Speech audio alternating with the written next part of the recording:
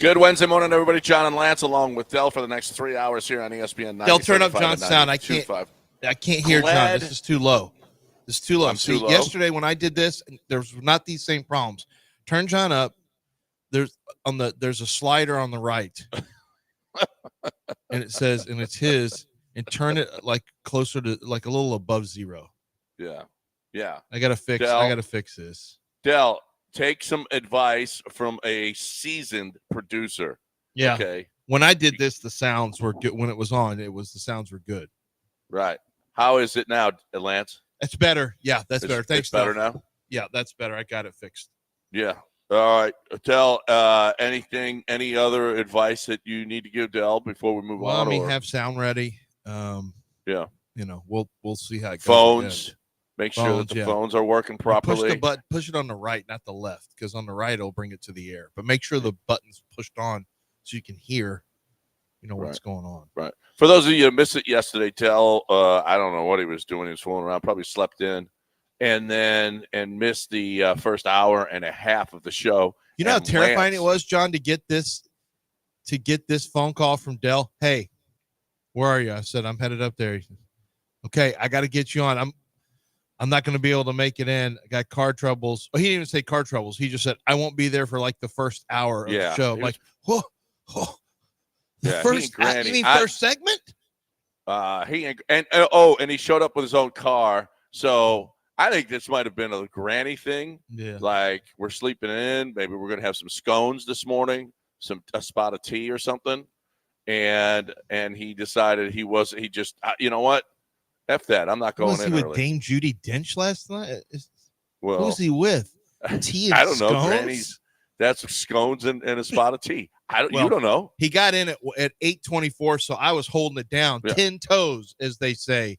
Yeah. Standing on business as a producer and a host, putting together high-quality content. And so for those of you that missed it, it might have been it's you need to go back and listen to that. Some say the best, morning. Some say the worst. Some say a lot of say the worst. Many say the best. It shows that Dell's not highly rated. Others say this gives Dell tremendous leverage in any contract negotiations moving forward. Contract? Yeah. I know they don't know how it works. Contract. Yeah, they don't know how. They think it's a CBA over here with. What did I sign? That the producers all have a union. The only thing I signed was we can use your image and likeness for anything. You can't do anything about it. What'd you get for your NIL? Nothing. It's just when you come back. Oh, it was new. It wasn't. I didn't have what to do. What image and likeness are they using? Like you can't. Like a video. Anything. Like Sam can come and torment them anything anytime you want to use.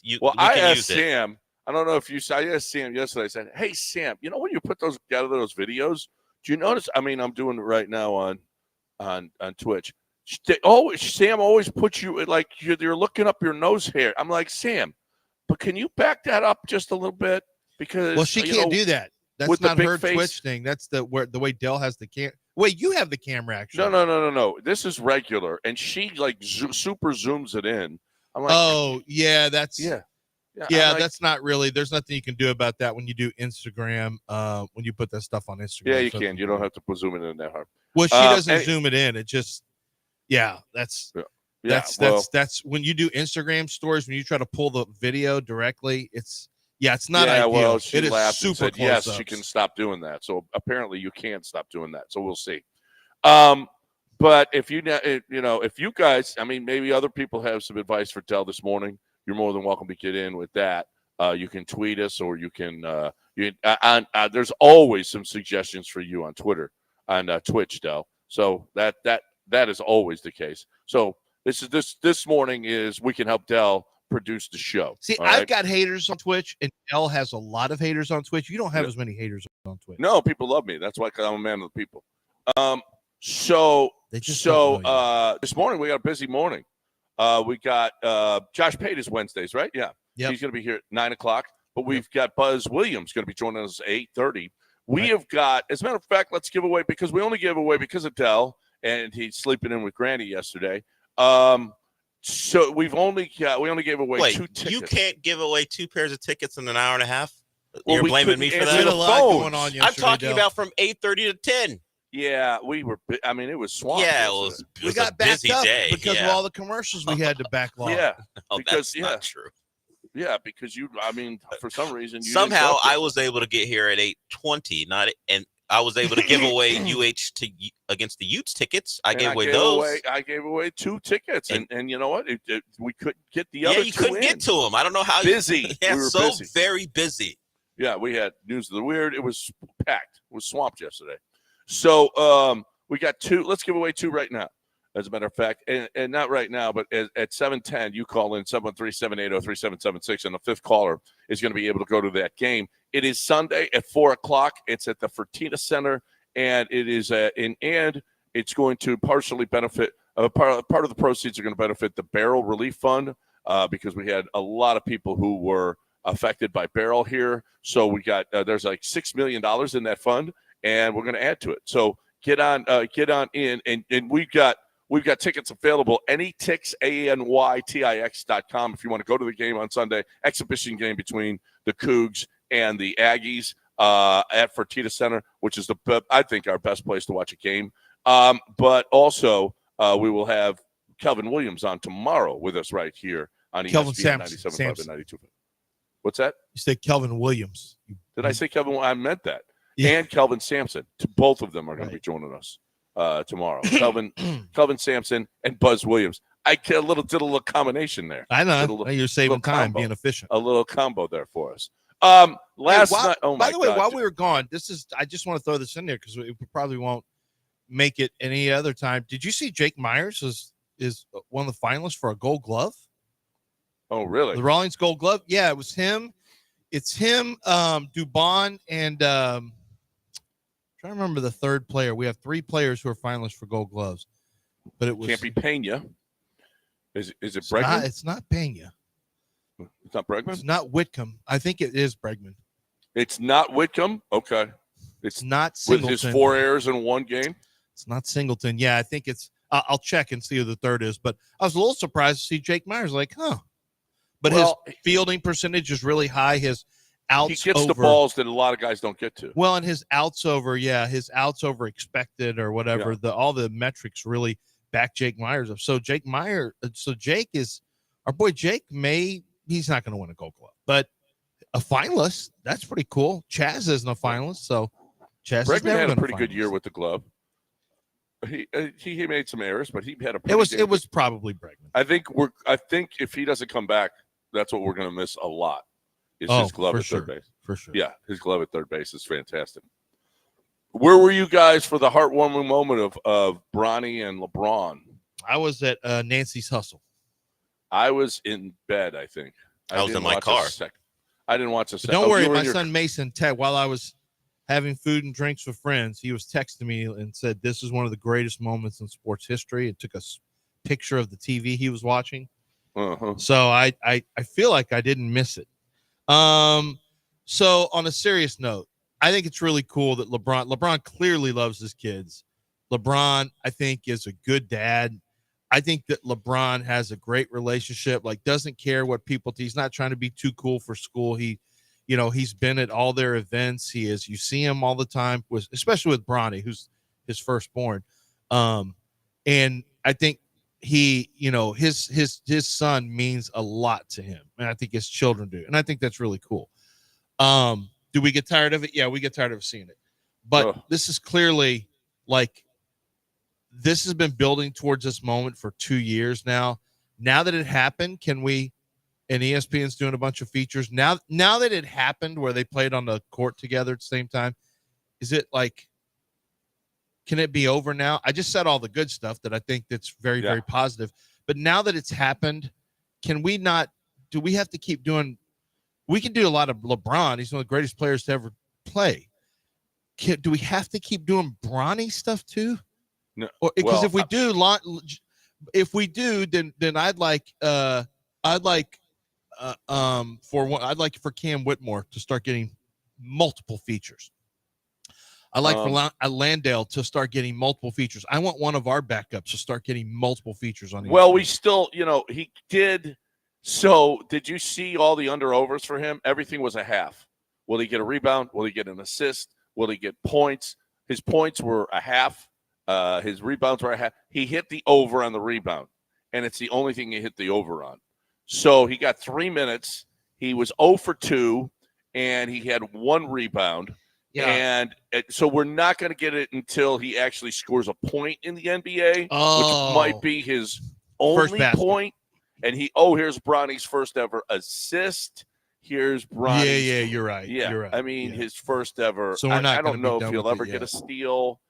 I mean, there was I was listening to the Lakers station before. Oh my God, there's one guy. Bronny's going to be the rookie of the year. He scored 17 points in a preseason game. Did you know that? Did you know he scored 17? You know how they the lost SEC guy called into Oregon when he was there, and he said, I'm here on business. Why don't you become a sports talk caller there and be anti-Lakers and anti-LA and be the Texas guy who's anti-LA? It's not a bad. It's not a bad angle to be. Well, hey, this is Houston, Johnny, and and this Bronny stuff. You guys are so stupid, and do your thing the way. Just be John, and then call in and just see. Well, I can tell you. Last night I played poker with Oral Hershiser, and I did say, "Hey, I'm from Houston." Wait. Who was? You said the Bulldog. I thought that was just some poker guy. No, who was Earl Hershiser? He's the Bulldog. I don't know if you heard. He ain't heard. I heard. Where was he in the picture? He was standing up. Oh, I was looking at the guy sitting down with you. I'm like, these guys aren't Oral Hershiser. Yeah. I thought the Bulldog was some like poker guy. I thought he was a British guy. The guy on the left, the chunky one. I thought, oh, that must be the guy that's always talking trash to people at the table. No. Anyway, I got a picture of him. Anyway, I asked him. I said, "Hey, you wish you were playing the Astros?" And he just went, "Oh, no." He said the Yankees are a much bigger team. I said, "Yeah, but it would have been nice, you guys maybe get some revenge."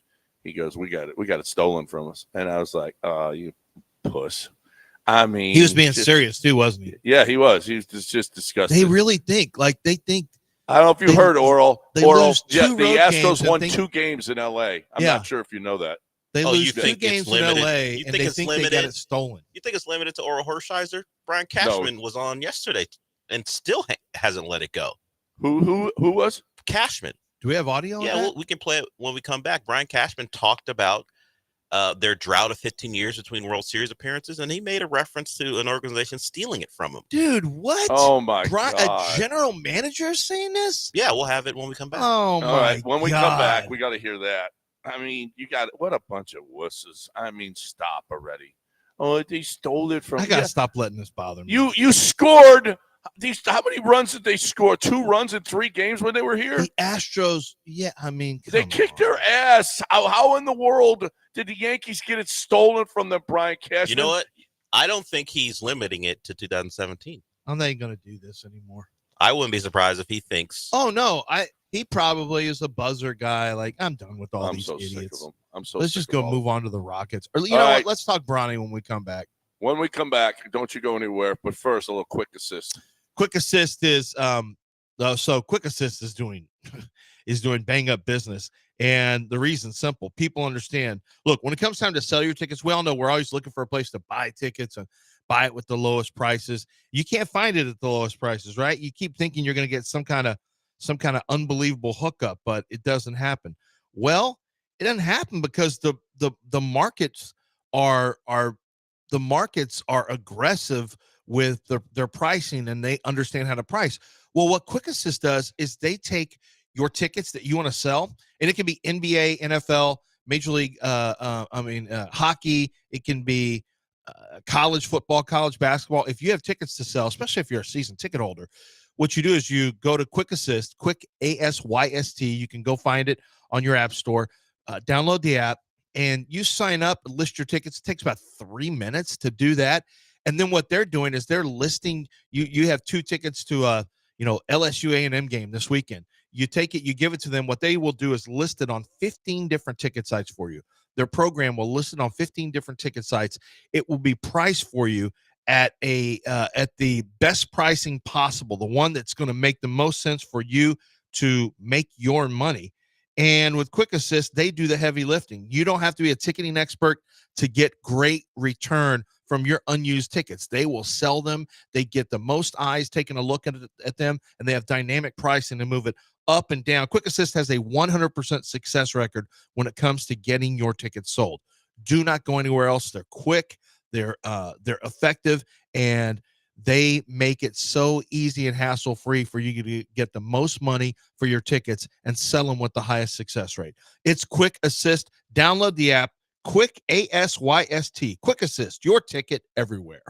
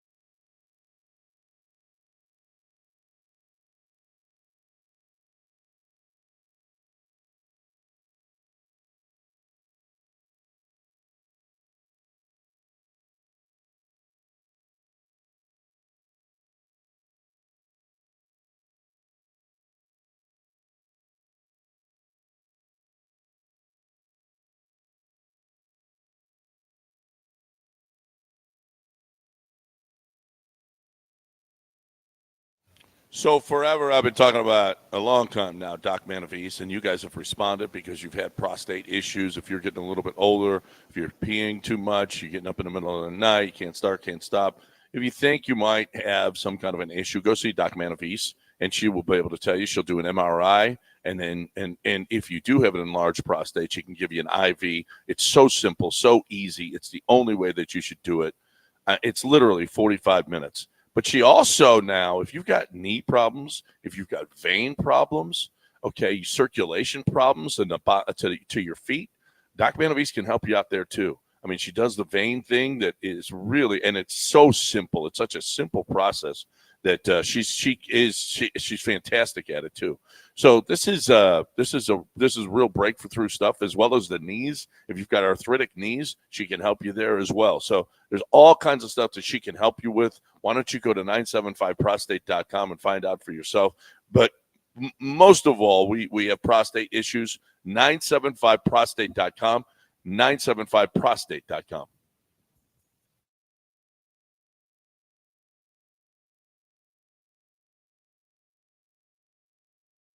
You're back in the Veritex Community Bank Studios with John and Lance on ESPN 97.5 and 92.5. Welcome back here on ESPN 97.5 and 92.5. John and Lance, along with Dell, here with you. No, the show is not Jason. The show is not, or no. It said, let's get back. Okay, stop reminiscing about yesterday, and let's get back to the John, Lance, Julian, along with Dell show. I mean, come on, Jackie. That's so weak. You're so weak. So that's see that now. How many times have I told you that Jackie's evil? He's not a good person. That he's an evil villain. I mean, how many times do I have to tell you this? And then he comes out with stuff like that. I mean, it's just evil that's running through his veins right now. He also got on Jameis Winston for his plea Jameis, I'm with Jackie on this one. Read the room. Sean Watson, I know what kind of great person he is, and I would never kick a man when he's down. And just Cleveland Brown fans kicked him when he sucked, and he sucked as a person too. Okay, he sucked twice as a human being and as a football player. Yeah, and I mean, when you're a star player who makes the most money and most is expected, and you're not good, you get booed. Like this is nothing new. I know that Browns fans think but this is nothing new. Think Browns players hated. have never seen this before. I mean, Browns players, yeah. I know it's nothing.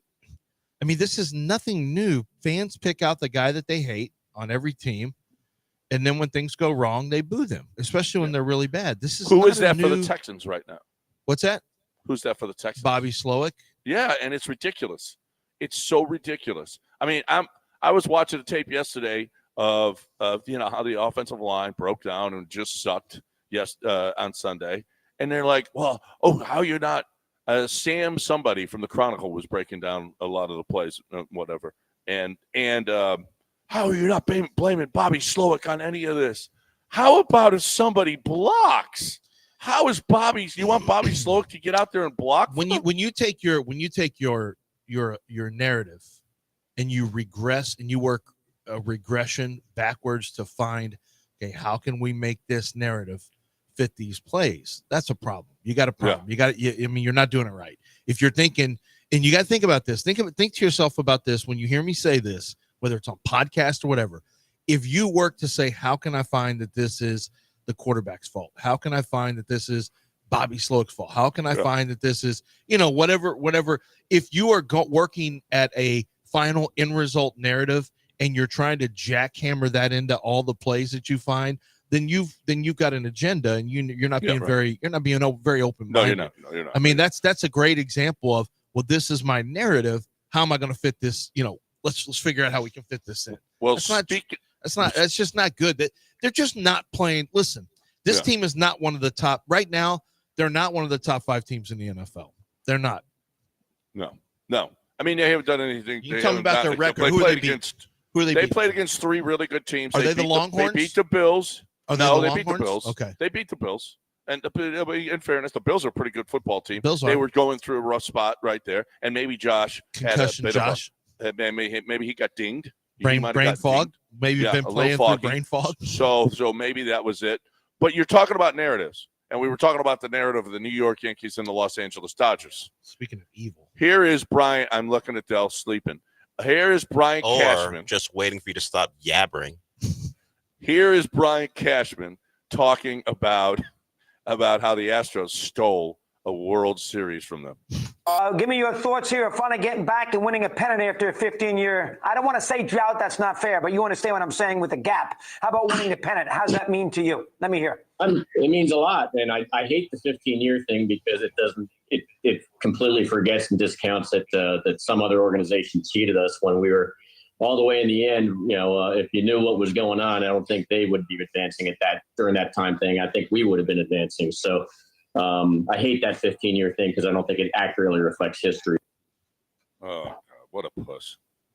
What a puss. I mean, honestly. General manager to do this. I mean, the Yankees literally were cheating again. Them and the Red Sox were busted cheating against each other. How are we doing this as a general manager? Yeah, and there's another report here about the Dodgers. They had a real-time live video right behind their dugout, which was illegal, and they're going back and they're looking and they're picking up signs from pitchers. Where'd you see that? In call real time. Call into the sports talk shows there and bring it up. Yeah, I mean, stop already. Stop. I mean, when is the madness going to stop? I'm so tired of these people. I mean, and I'm in the middle of it. It's just so gross. It's so gross. I hate them. I hate both these teams. Hate with a passion.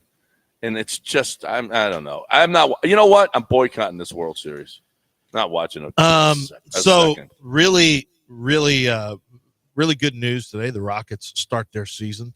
I'm going there with Chris Fisher. Chris Fisher invited me to the game from HRP. Oh, nice. And now it could be, I remember when Tommy got invited to become a made man. And he's like, cool, I get to be a made man. He was all excited. And then he walked into a room And he gets whacked. and he realized he was going to get whacked. He goes, oh, F. And then he gets whacked right then.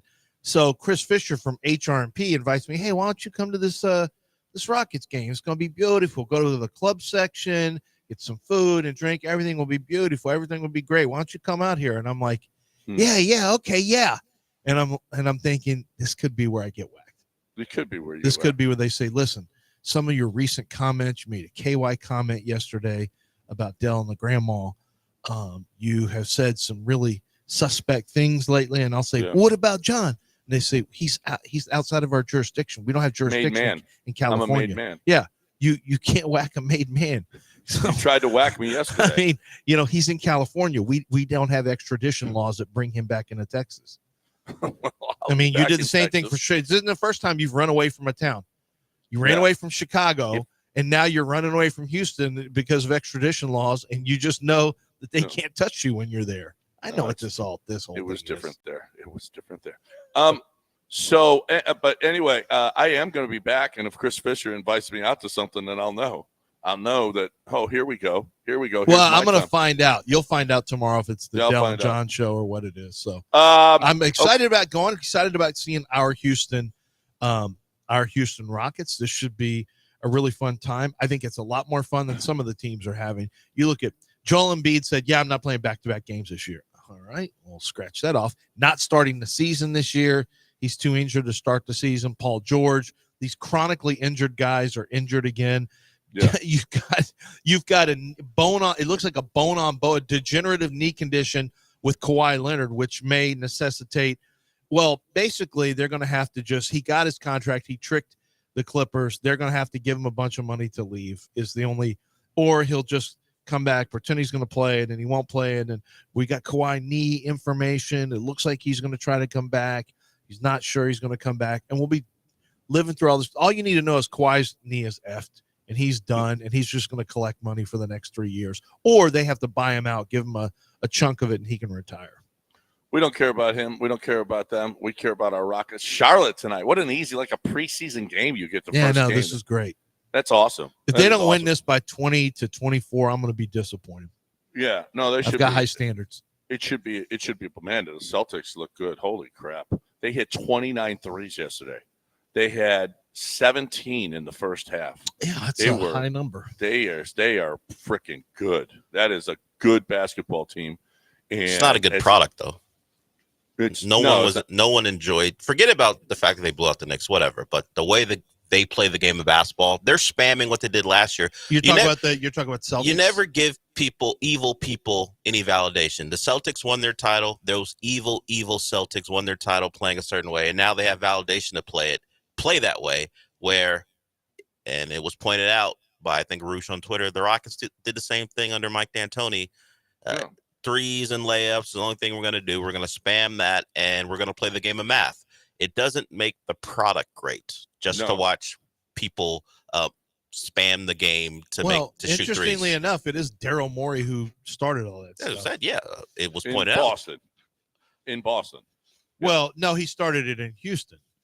Well, he was in Boston before. Yeah, but he was like ticket sales stuff, or he was doing. He wasn't really involved with. I don't think he was in ticket sales. Yeah, Daryl was not involved with front office stuff or any of that stuff when he came to Houston. I don't think he had some kind of other title, but no, he got that cranked up in Houston. He had mathed this out a long time ago. He had figured out that boop, boop, boop, boop, boop, boop, boop. He was the vice president of operations with the responsibility of setting ticket prices and developing analytical methods and technology to enhance basketball decisions related to the draft, trade, free agency, and advanced scouting. Yeah, he was in basketball. He was a ticket guy. He's a glorified ticket guy. A glorified ticket guy. I told you. Boy, you are bitter towards him. No, I just think he kind of was he at the door taking stubs, giving you. Oh my God! It's right there in his title. Dell just read the title. It does say operations. Tickets. He also worked with basketball to analytics. But the first thing mentioned was setting ticket prices. Yeah. Okay. He used analytics to set ticket price. Guess what? Dynamic pricing. Analytics. Okay. Yeah, no. And then now look what we have. Threes and frees. And he greeted people at the door. And then Walmart greeted. He said one day I have I have a dream that one man will stay out front with a 1-4 set and literally hold the ball for as long as possible, or we'll play fast. We don't have to, we'll get the ball up also. We'll get the ball up and we'll take early shots in transition. I have a dream we take early shots in transition. We will have one man with a beard run everything through him. We will give him all the money he could ever personally dream of and as many contracts as possible, a grand total of 5 if you're keeping track. 5 contracts with one team is a new record. No one's ever hit that number, by the way.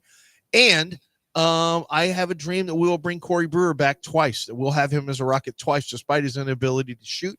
I have a dream Corey Brewer will hit the side of a backboard multiple times from the corner because he's that bad of a shooter. And I have a dream that that one basketball player, we get to a place where one basketball player can decide who stays and who goes, almost like it's what is it? The new movie, the Gladiator. Yeah, Gladiator. Commodus. Yeah, where he gets to do. James goes thumbs up or thumbs down on the coach. Yep. Daryl, Man, your bias has just leaked through. Daryl just made it all happen here. Yep. He did. You didn't think we could ever get to that point, John. Listen, you didn't believe Western Conference Finals. Yeah, you were enjoying Daryl for a while. Now it's no. all Daryl was a great, but the joke is Daryl did bring your fantasy league. No, I like Daryl. I think Daryl was a really good general manager for the Rockets, but he also brought to the league. Now, I think the James stuff got way out of control, to comic proportions for a guy who's an analytical guy, and he does this with James. That was, to me, that was crazy. And I don't. Well, we got a team that's much better. A much better team. It's a team. Yes, it's a team. And we will talk about them on the other side. But first, we got to talk a little underdog. Underdog fantasy, man, every single day it seems like something new is coming from Underdog Fantasy, new and better. And I'm like so blown away with what they're offering right now. I'm going to give you an example right now. Now, remember, you got World Series starting on Friday. You've got the NFL, a game jumping off on Thursday. You've got NBA is going today. So you can take a look at your favorite Rockets. You're going to watch Rockets, and you're going to go higher or lower for points, blocks, steals. They've got combinations like points and rebounds, assists, a half on a block shots, things like that. You go higher or lower. What you have to do is you have to pick if it's going to go in higher or lower. And if you pick them all correctly, or if you just pick most of them correctly, when you have your flex option, you are going to you're going to make money, and you're going to make money. It's real money. It's legal right here in the state of Texas. This is what you have to do. Pick your winners with higher or lower. And if you pick them correctly, you could win up to 1,000 times your original play. That is truly incredible. But the amount of features they have with profit boosters now, and your win now button where you can check out of one of your high and low combination picks. You can check out early and take your profit home with you. This is awesome what Underdog's doing. They continue to evolve to make it even more fun to play along with the games that you're watching. If you would like to be involved with Underdog Fantasy, which I highly recommend, simply download the app and use promo code Lance. That's promo code Lance. They are going to give you a chance to deposit right now and get up to $1,000 in bonus cash instantly. That's promo code Lance. Don't miss out on playing along with your favorite teams, your favorite players, and play to win. Must be 18 or older and present in the state where Underdog Fantasy operates. Terms apply. Conservative play. Call 800-GAMBLER. Visit ncpgambling.org.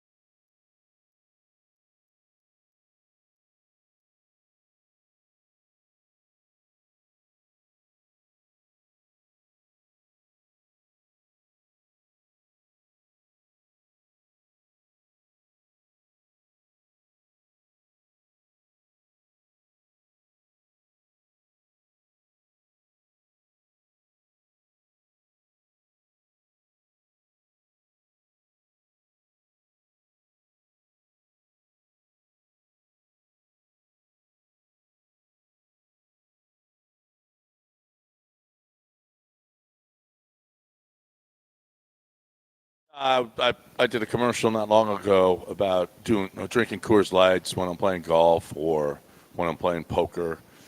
I'm not lying. I'm not lying about it. I mean, it was cold, clean, and crisp and refreshing yesterday playing a little poker. I'm telling you, here's the deal. If you're looking for, to me, the best way to get that beer that's going to have that same wonderful taste, that Colorado water, that same refreshness every time. I love me some Coors Lights. Love me some Coors Lights, and you'll love them too. It just hits different. I love them. If you're looking for the best way to enjoy whatever it is that you're doing, drink responsibly. But when you're watching your games, when you're playing golf, when you're whatever it is that you do for enjoyment, have a cold, clean, crisp, refreshing Coors Light. Have some on hand for when your buddies come over so that they can, you know what, they'll go, hey, I love that. There's a little Blue Mountains, let's go. And sit down and do whatever it is that you guys do. But here's the deal. Make sure that it's Coors Light. Keep Texas chill, baby. I love it. I think you'll love it too. Cold, clean, crisp, refreshing Coors Light. Climb on, brother.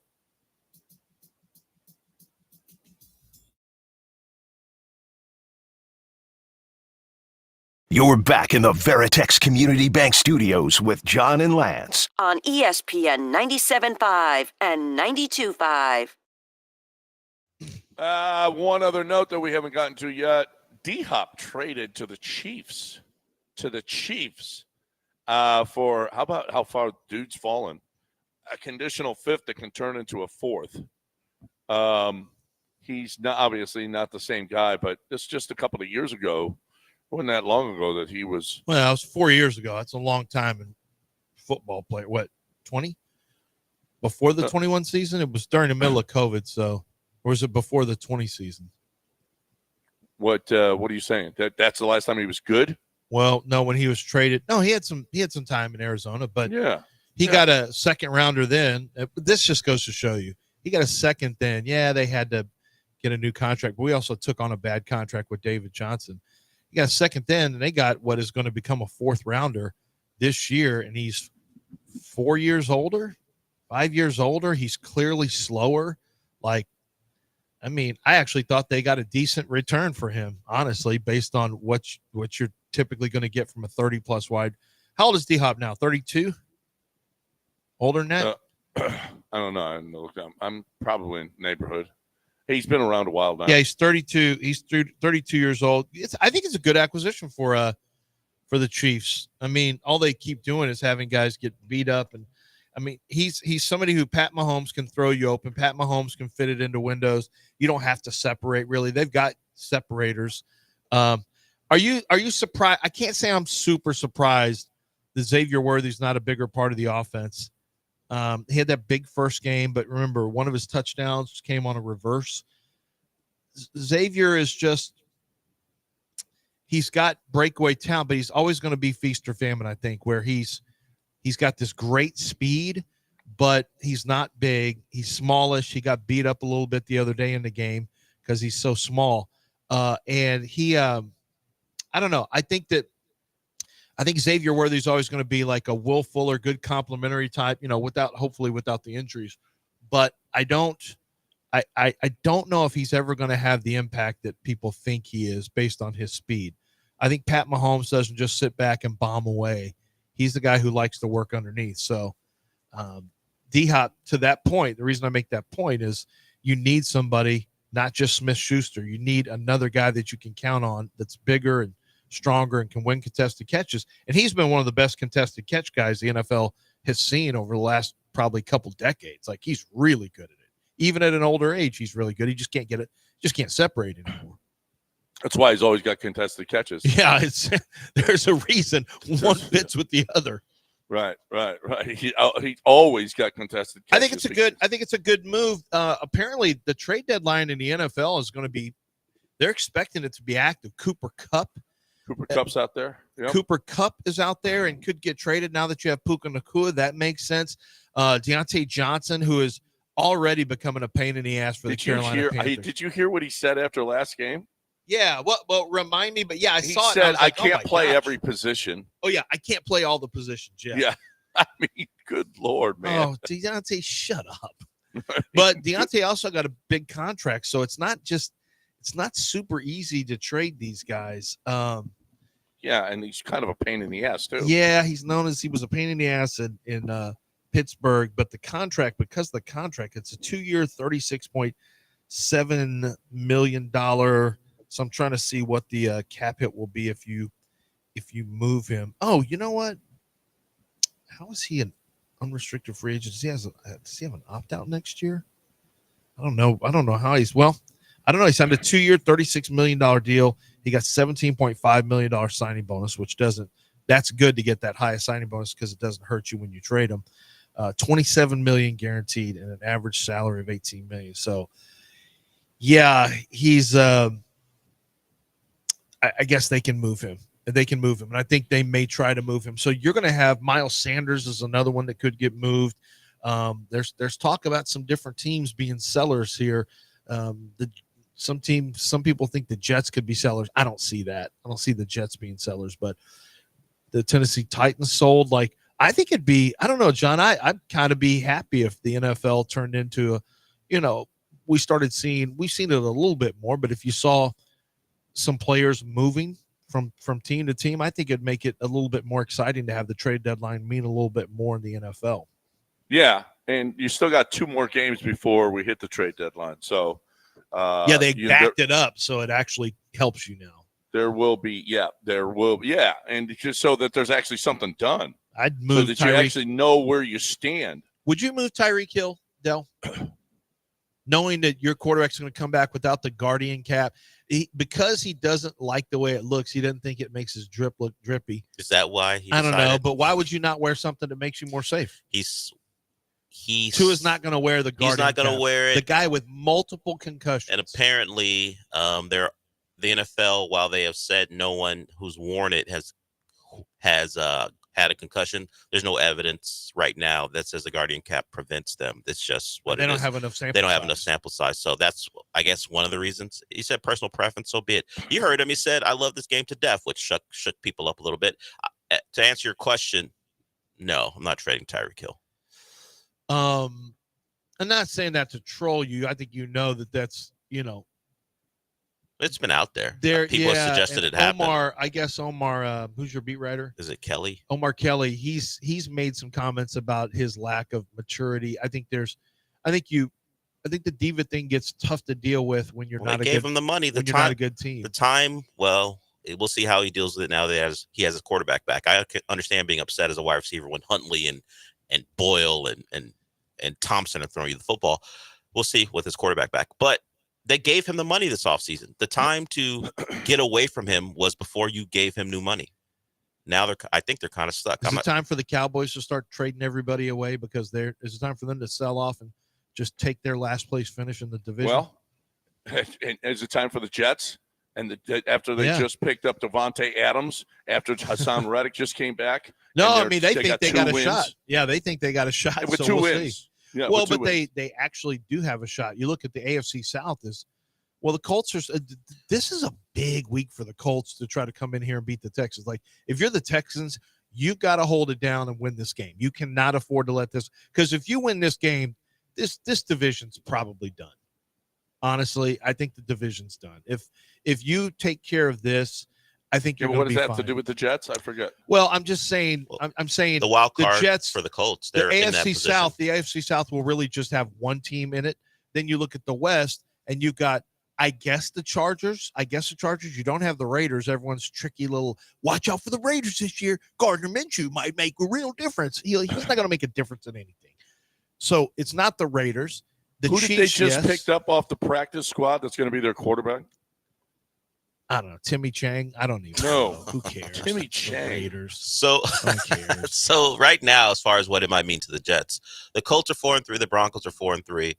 And so the Jets are 2 games back. So, and the Chargers are 3-3. So a Colts loss drops from the 4-4. So now you're just a game back in the loss column. So as for all the teams who have either struggled early with quarterback issues or just being bad, you would like the Texans to beat the Colts, to drop the Colts back and get them the 4 losses so you can be clearly in the race. Listen, the Jets with Sauce Gardner, and I'm not even going to say Aaron Rodgers because I don't think this guy looks the same. But let's just say Sauce Gardner, with Sauce Gardner, Quinnen Williams. Think about the star power. Sauce Gardner, Quinnen Williams. You've got Hassan Reddick now as a pass rusher. You've got Garrett Wilson and Devontae Adams, Brees Hall. Like, it's a freaking all-star team of talent. It's unbelievably talented from a team standpoint. So I don't give up. If I'm the Jets, you got to keep pushing forward. And the Texans, we're not talking any Texans now because Texans are not going to be involved in trade deadline, I don't think. Like, I'd love it if somebody wants J.C. Horn. If the Carolina wants to move J.C. Horn, would you consider? I would consider trading for J.C. Horn. Now, you're going to have to pay him. He's coming up on a contract, and he's had some injury issues. Yeah, how is he physically? Yeah, and so I'm saying that like as a fan, not really studying and analyzing what it would mean. But I'm just saying off the top of my head, of course, yeah.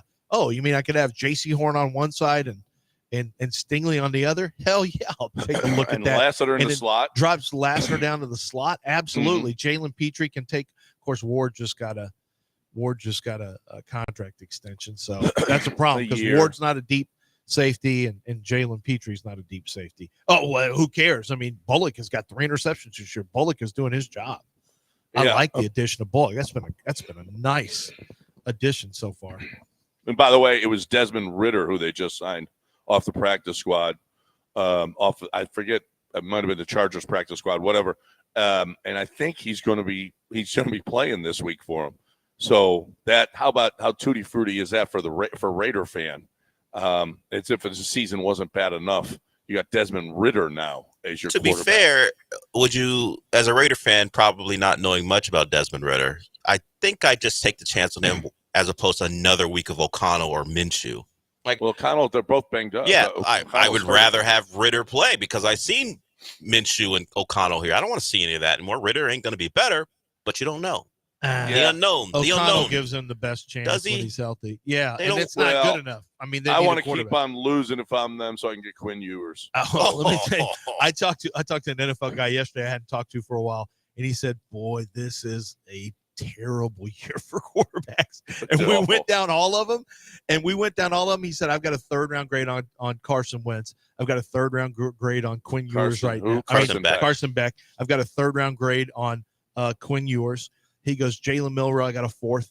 He said, Shador Sanders, he said, I've got a 1, but 1 with an arrow down because we're not, he said, this team doesn't need quarterbacks. So they still look at all of them and put grades on them. He said, that's the thing. When you need quarterback, when you don't need quarterback, you can be honest about quarterbacks. The problem is when you need a quarterback, you start like, oh, well, we can push that aside. You don't see as clearly because you become so desperate. Like, I wonder if the Colts with Anthony Richardson, to be honest with you, you look at Richardson and I'm like, man, he sucked again last week, but he hasn't even had 16 games of football. Like or 17. He hasn't played a full season yet. So the Colts, he doesn't give them the best chance to win, but you have to play him because he has to get his experience. So you're going to walk in here. Richardson's going to walk into Houston this weekend and just know this. Well, we've seen him already. He can throw deep. He's not a consistent passer short. You have to make him beat you. You cannot let the running game beat you. No. You have to keep him in the pocket too.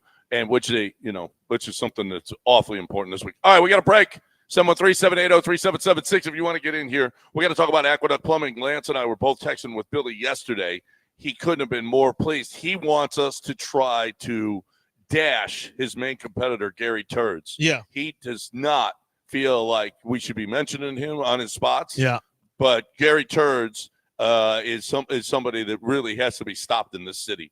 And Billy Brown can do that. Billy Brown can, if you've got stoppage in your toilet, Billy Brown can come and his people will come and they will make sure that stoppage is cleared up. They did that in my sink. I had a sink. Yep. Okay. I had a leak. I've had outdoor. I had pipes bust outside because of the weather. I mean, he's come and saved my life and he'll come and save your life. Yeah. Repiping. They can move gas lines for you.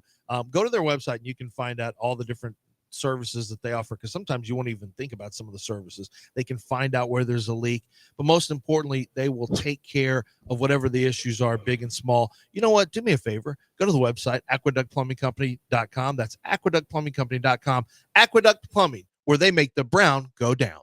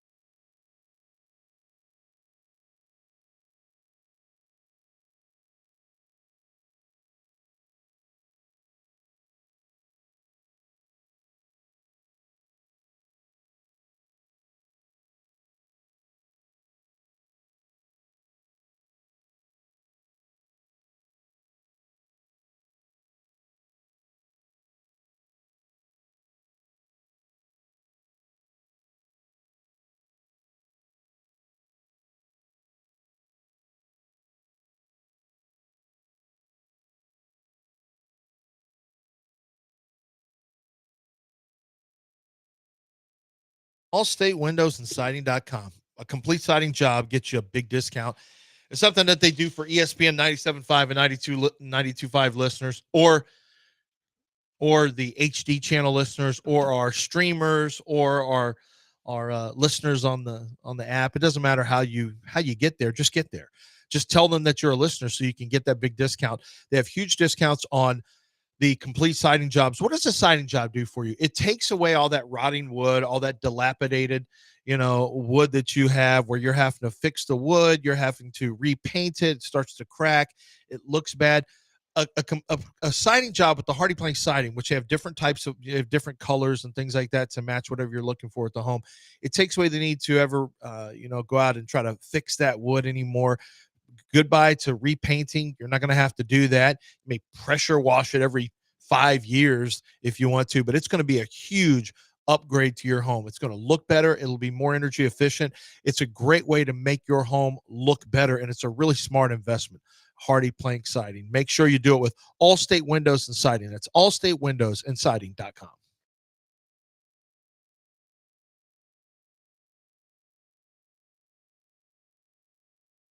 You're back in the Veritex Community Bank Studios with John and Lance. On ESPN 97.5 and 92.5. All right, welcome back here on ESPN 97.5 and 92.5. Someone 378-03776. We got a couple of callers that have been waiting. Southwest Jay is first up. What do you say, Southwest Jay? Hey, what's up, guys? Dare, glad to have you back, man.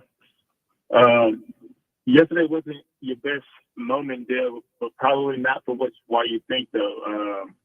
With you gone, the show could have went one of two ways, and the betting favorite probably was on a train wreck.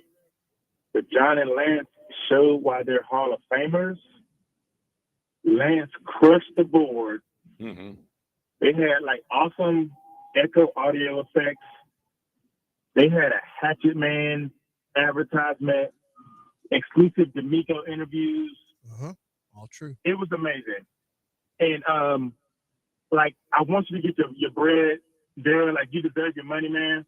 But honestly, if you wanted to, you could probably just show up for 10 and you'd be good, right? There it is. Because these guys, they crushed it. But let's not. Can I do that? Can I show up at 10? Hang up on Jay. Oh, okay. It also, everything he said was true except the part about me. Can you replicate the great performance day after day? Well, I wouldn't have a choice. Well, so let's give the people what they want. Well, the problem is there's some buttons I'm still trying to learn about pushing and how to get computer audio up. I'd have to ask the guy who's your Aaron Rodgers, Alan. He's your Brett Favre, and and Alan is on the come up. Okay. You are, who else is there? Aaron Rodgers is on the come up, is he? The young Aaron Rodgers. The young Aaron Rodgers. He's Jordan Love, maybe? Yeah, he's your Jordan Love. Yeah. You're Aaron Rodgers, and he's your Jordan Love. And Alan is just sitting there waiting. He's like, I don't know which buttons to push. And everything Jay said was right. Show was really, truly, even though the Hall of Fame committee called in to get rid of us yesterday during the middle of the show and rescind our thing so that we couldn't go to that Chili's, it's too bad. They can't stop it. No. Shouldn't we get somebody to train you, Lance? It's more competent on the board, like Abigail. Abigail, yeah. She knows. Yeah. She knows. B-Mac knows. George knows. Somebody who doesn't always go, oh, this won't play. Okay. Oh, yeah. Okay. Whatever. Computer's broken. Did your Cashman play? Yeah. Did your Cashman audio play? Yeah. Did any audio play from 7 to 8:20 yesterday? No, we didn't call. We didn't really want audio. Didn't you call for D'Amico and Lance? We had fumbling around for audio. Yeah, I finally got the D'Amico sound on. Yeah, but then Lance did a D'Amico. I did what he said. It was a reenactment. No, right. There's reenactments all the time on TV. We paraphrased Del. Do you think that's really the Menendez brothers killing people on that show? Well, no. Well, we know that's a TV show. I know, but actors. they took, and what I did was took what D'Amico said, and I did my own. It's you take artistic license, and that's what they do. The Menendez, those actors didn't actually kill people. You know that. That's actually a show. You're explaining that to me? Yeah. And so that wasn't actually, that wasn't D'Amico Ryan's. That was me doing D'Amico, but the same thing as Menendez brothers. Is that how we typically do it here? We have reenactments? No. we're doing a new thing, paraphrasing. Yeah, paraphrasing and reenacting. Paraphrasing. Paraphrasing is way better than exact quotes. Okay. So when They you take did too your long. Deion Sanders, It takes way too. that was another reenactment. Yes. Okay. Wasn't Yes. great. It wasn't a great reenactment, but it was. Okay. It was a reenactment. It And was a paraphrasing is so much better because you don't have to get everything right. You can throw some things in there, some artistic license. You can that's really what we turn do. it into an No, that's op-ed. what we do. I'm Yeah. not sure that people do that. What you got? Another caller on the board? Yeah, we got Chris is here. Chris Chris in the Woodlands. Yeah. Hey, what's up, guys? Love the show. Hey, Lance, your little visit tomorrow or tonight at the Rockets game, I wouldn't be fearful. First of all, you're a Hall of Famer. Yeah, they're not going to fire you because you're a Hall of Famer. Secondly, you would just hire John Daspit because your work conditions yesterday, you were put in a lose-lose situation, and you came out on top. Yeah. So I feel like maybe you were set up, and this is a reward tonight to go to this game. I was set up to instead of fail. maybe a punishment. So yeah, no, you're right. Yeah, you were, but you came out on top. So first of all, and I want to follow the stuff what Jay said. He kind of stole a little bit of my thunder, but yesterday was a great show. And, and if it just so happens with your car, and because someone doesn't want to buy a car from, Chastain Ford or one of those places, that you guys got this. I tried to get Dell to buy one from Hey. Gulf Coast Chevy Buick GMC, and he got close, and then he didn't, and now his car's just breaking down. And and these callers are really good callers today. You get what you pay for, right? Yeah. Nice job, Del. Nice job. A battery. Was the battery an issue? Yeah. Or was that an issue with the car? Or is it the starter? No, it's the We're battery. We're going to find out Have today. I ever had a problem with my battery on Not my that I've ever truck? heard. No. Well, if I did, it wouldn't go anywhere. Well, I did. Well, the car's first issue happened 5 years into its tenure, and it was a battery issue, not an actual car issue. I think I'm fine. Yeah. No. Twitch, does John Chris put his is right tongue about on the this whole battery thing. like with regular D cells? It's not that kind of battery. Stop. Okay. You don't put your tongue on the battery to. So let's break because we are late, and we've got Buzz Williams, bottom of the hour. We got to be on time at 8:30. So let's catch up here on breaks and talk about Maestro Dobel. Maestro Dobel is a tequila company that is. I had a cocktail yesterday, and I was at a place, and they didn't. I always check when I'm in restaurants to see if they have Maestro Dobel, because if I'm gonna have a cocktail, I'm gonna get it done with Maestro Dobel. And so they did not have that one. I was a little disappointed. I asked about it, and they said, "Oh yeah, we'll tell the beverage manager." I said, "Okay, that's fine."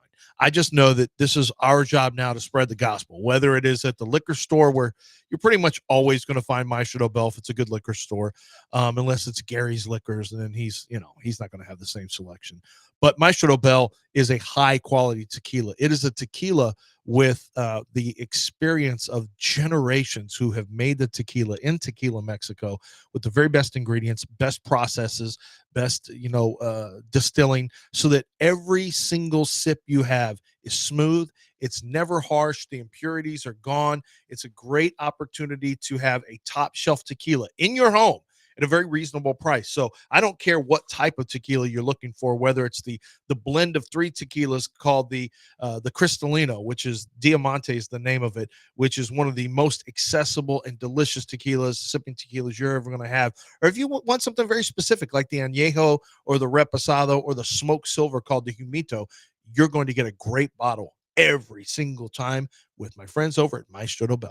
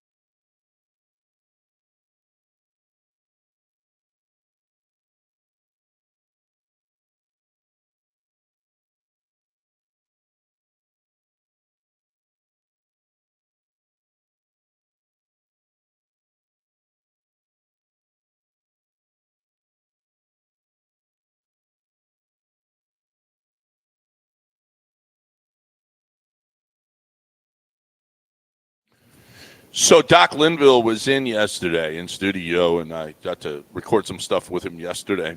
And it's more than just the hair thing, guys. Okay. How about the skin thing? How about under the eyes thing? How about the jowls thing? How about, you're starting to get, if you're 40, 50, 60, you're starting to get where, that skin thing is starting to hang and whatever. And Doc can clean it up real easy. And listen, you want to look good. So what? And especially if you're out there, you're single, you want to look nice. You want a nice head of hair. You want nice skin. How about he's also got this thing called Evolve that can work on your abs while you just sit there. It works on your abs, and I tried it. It is something. It is really, really cool. And, you don't have to work out. The thing does it for you. The machine does it for you. So that's pretty cool. He also got fat burning for you as well. So it's not just, and he's been working on women for years. Okay, on different parts of their bodies. Now he's helping out guys in every way possible. So, guys, this is a place to go. I'm telling you, the offices are beautiful. They've got wonderful, wonderful help. This is the place to go. Get your hair, get your skin, get your fat taken care of. All one stop. 975hair.com, 975hair.com.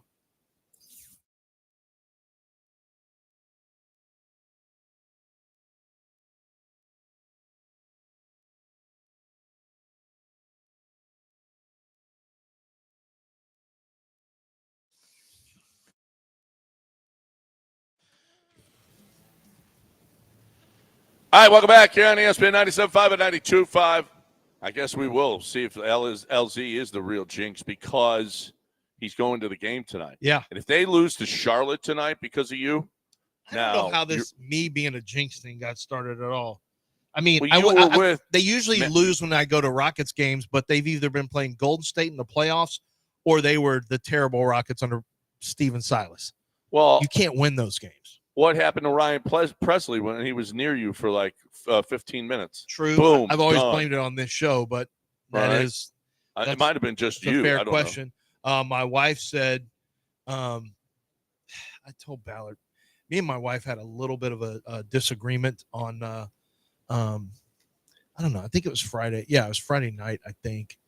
Maybe when did I go up to Austin? Yeah, I drove up there on Saturday to go watch a game. She didn't get to go. And we had a little bit of a disagreement. That's fine, whatever. And I went up there, and I guess I got a text from Chris Ballard as just a friend thing. He's like, well, I told him I was up here at the games with watching with his favorite fans, the Longhorn fans. And I wasn't with the fans. I was in the press box. And I said, and then he goes, I'm texting your wife and finding out why she's letting you go to that game. Because she thinks, she always says, I can't watch an Oklahoma game with her. I'm a jinx or whatever, which is ridiculous. I won them a national championship in 2006. I was there. They won a national championship. That's on my resume. Also at the Texas Radio Hall of Fame, won a national championship for an entire university. But he's like, and then he starts texting her. Hey, why'd you let him go this game? He's a jinx. He's like, don't text her. We're not. Yeah, not now. This isn't good. And it's in the middle of them getting beat. Of course he's texting. It's 20-0 or something. So it's already, we had an argument previously. They're getting beat 20-0. Like, what are you doing? Don't text. And he screenshotted. He said, I'm gonna text her. I'm like, don't text her. And of course he screenshotted what he texted, and he did. And what did he get back? I don't want him to go. He's a jinx. Just all what you would expect, that I'm somehow the jinx. And I'm like, I'm not Ted Cruz. Anything that you say, at least I'm not Ted Cruz, the super jinx, the super mush.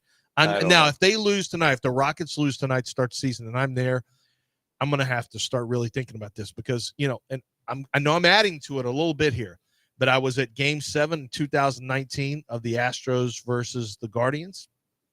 The Nationals. I was at Game 7.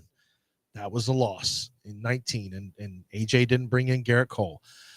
I was at Game 6 of the Dodgers and Astros in 2017. Loss. I don't even know if they scored a run. It was like 2-1, 3-1, something like that. I never forget they brought Ken Giles in, and the entire stadium went, oh. You could hear as he was coming in from the bullpen, everyone went, oh, when they announced he was coming in. I did go to a Yankee win. I went to a win where the Yankees, where Carlos Correa had that base hit and George Springer scored, or Altuve scored. You remember that one? Came at the very end, walk-off fashion. I was there, so that was a W. But I do have more losses than wins at the Astros playoffs. And let's face it, who has wins at home? If you're an Astros fan, how many wins do you actually have if you go to playoff games at home? You don't really have hardly any. You didn't in 19, did you? No. Did you win any playoff games if you were at home in 19? No. So is it really me, the jinx? Did you win any playoff games this year at home? Yeah. You did? You beat the Tigers at home? Oh, not this year. No. How about No. last year? How'd you do last year at home? No, terrible. Well, then how is I the jinx when the Astros can't win at home? I'm not even going to all those games. You go to more of them than me, Jinxie. I didn't go to any of the games this year. I didn't say this year. Last year I might have gone to one. I don't even. That was remember. an L. I might have. I don't know. Maybe I did. Maybe I You've didn't. been to more Rocket games than me. Loss. No, loss. I win all the time. You don't win with Steven win all Silas the time. Rockets. You win all the time with Steven Silas Rockets. That's a lie. Nobody did. Crash just sent us. I'm 0-6 in World Series games. Beat that. Crash is he's the one. I can't blame, but I just realized this as I'm talking. It's not him. It's not any of. It's somebody. It's one person for sure. It's Ted Cruz. It's definitely Ted Cruz. Ted Yeah. Cruz loses for the Cowboys, the Texans, the Astros, Aggies. Like, he beats every team. Who would you rather see at the game?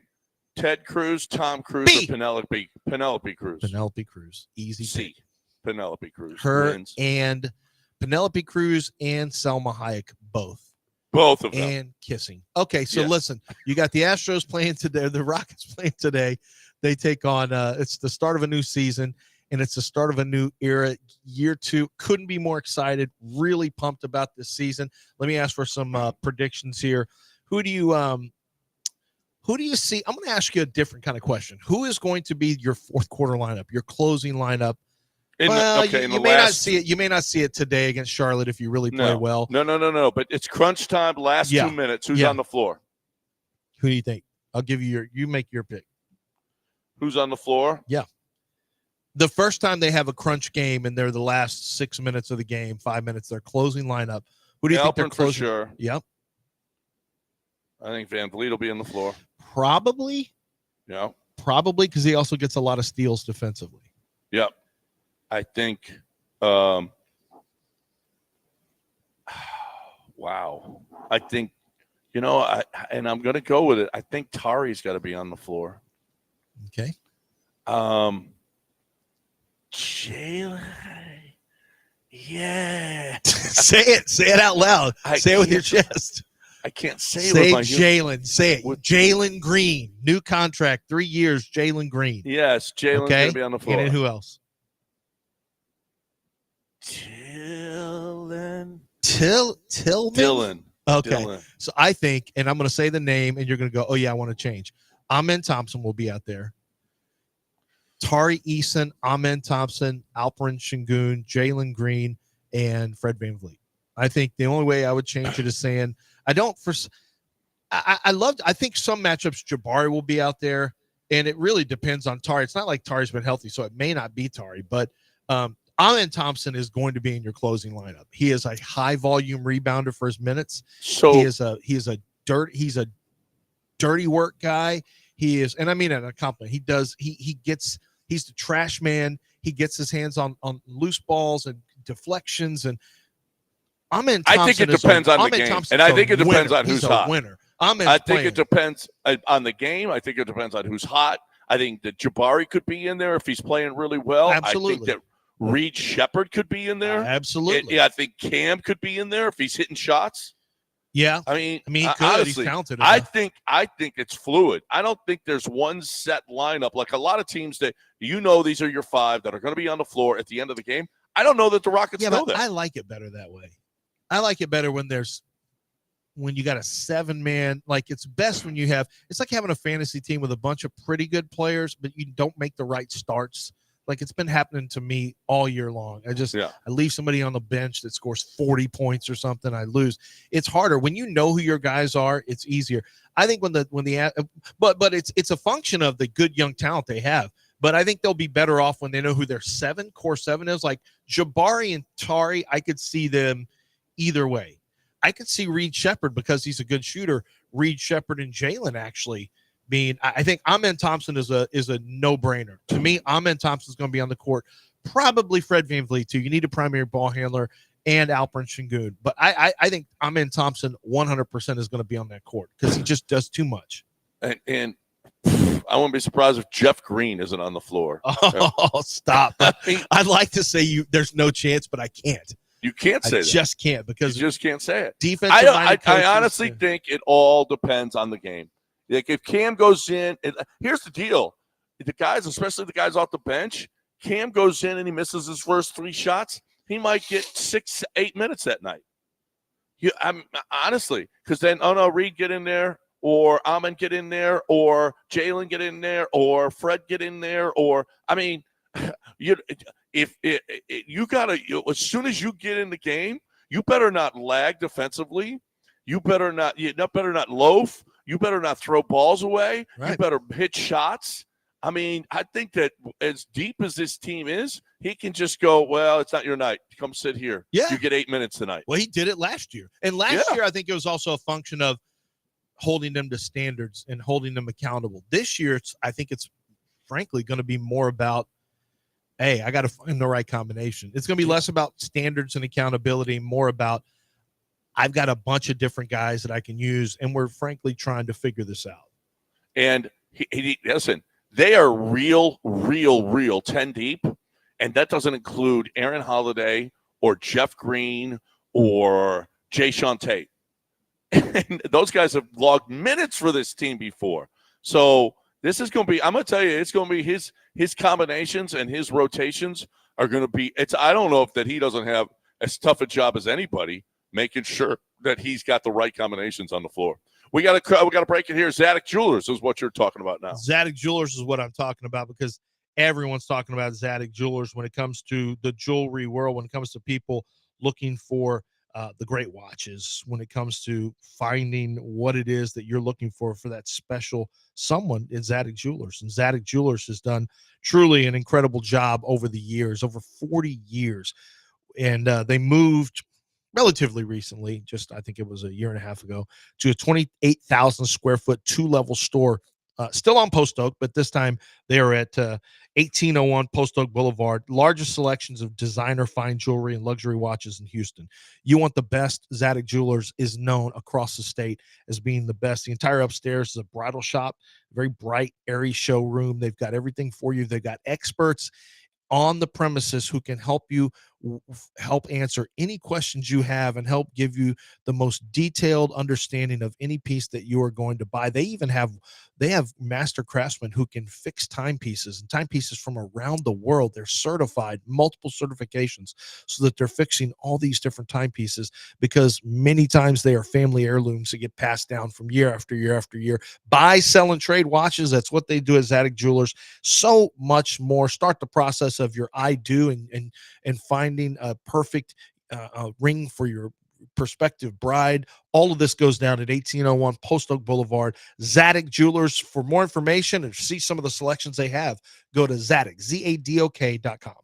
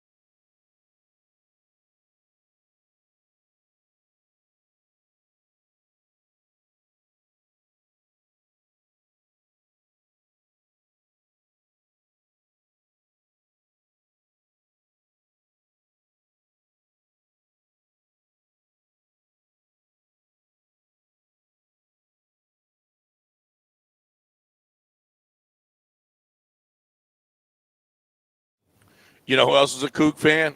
Patrick Chastain. He is. He went to. He's a Coug. Joe, Patrick, they're all the Chastain. They're big Cougar fans. And if you're looking for, I mean, it doesn't matter where you went to school. It matters on you want that car. You want a car that you want. A Ford is, I mean, I don't know that it gets any better than the F-150, okay, or the Bronco. And right now, this month, they've got ridiculous Bronco sales. I mean, it's just ridiculous what's on sale right now with the Bronco. $5,000 off all in-stock Broncos, $10,000 off Bronco Raptor in stock, $10,000 off Heritage Bronco limited edition, and up to $12,000 off on F-150s. The thing about it is, and anybody can say, oh, we'll give you this off, we'll give you that off, whatever. They're going to give you all the rebates that they can. You got the sticker price right there. They're going to give you all the rebates they possibly can. They're going to find ways to get you. If you've bought from them before, you've got a household rebate that you're going to get. I mean, there's so many different things that make Chastain Ford the place to go and get your car, okay? You join the Chastain family, you are going to get that square deal every single time. They're going to make sure that you get into that vehicle at the price that you can afford. Not what they want, as much money as they can possibly make off of it. And I love that about Chastain Ford. You'll find that out when you go there. Everybody finds it out. You'll join the Chastain family on 610 at Homestead, not Hempstead. It's just 5 minutes from downtown Chastain Ford.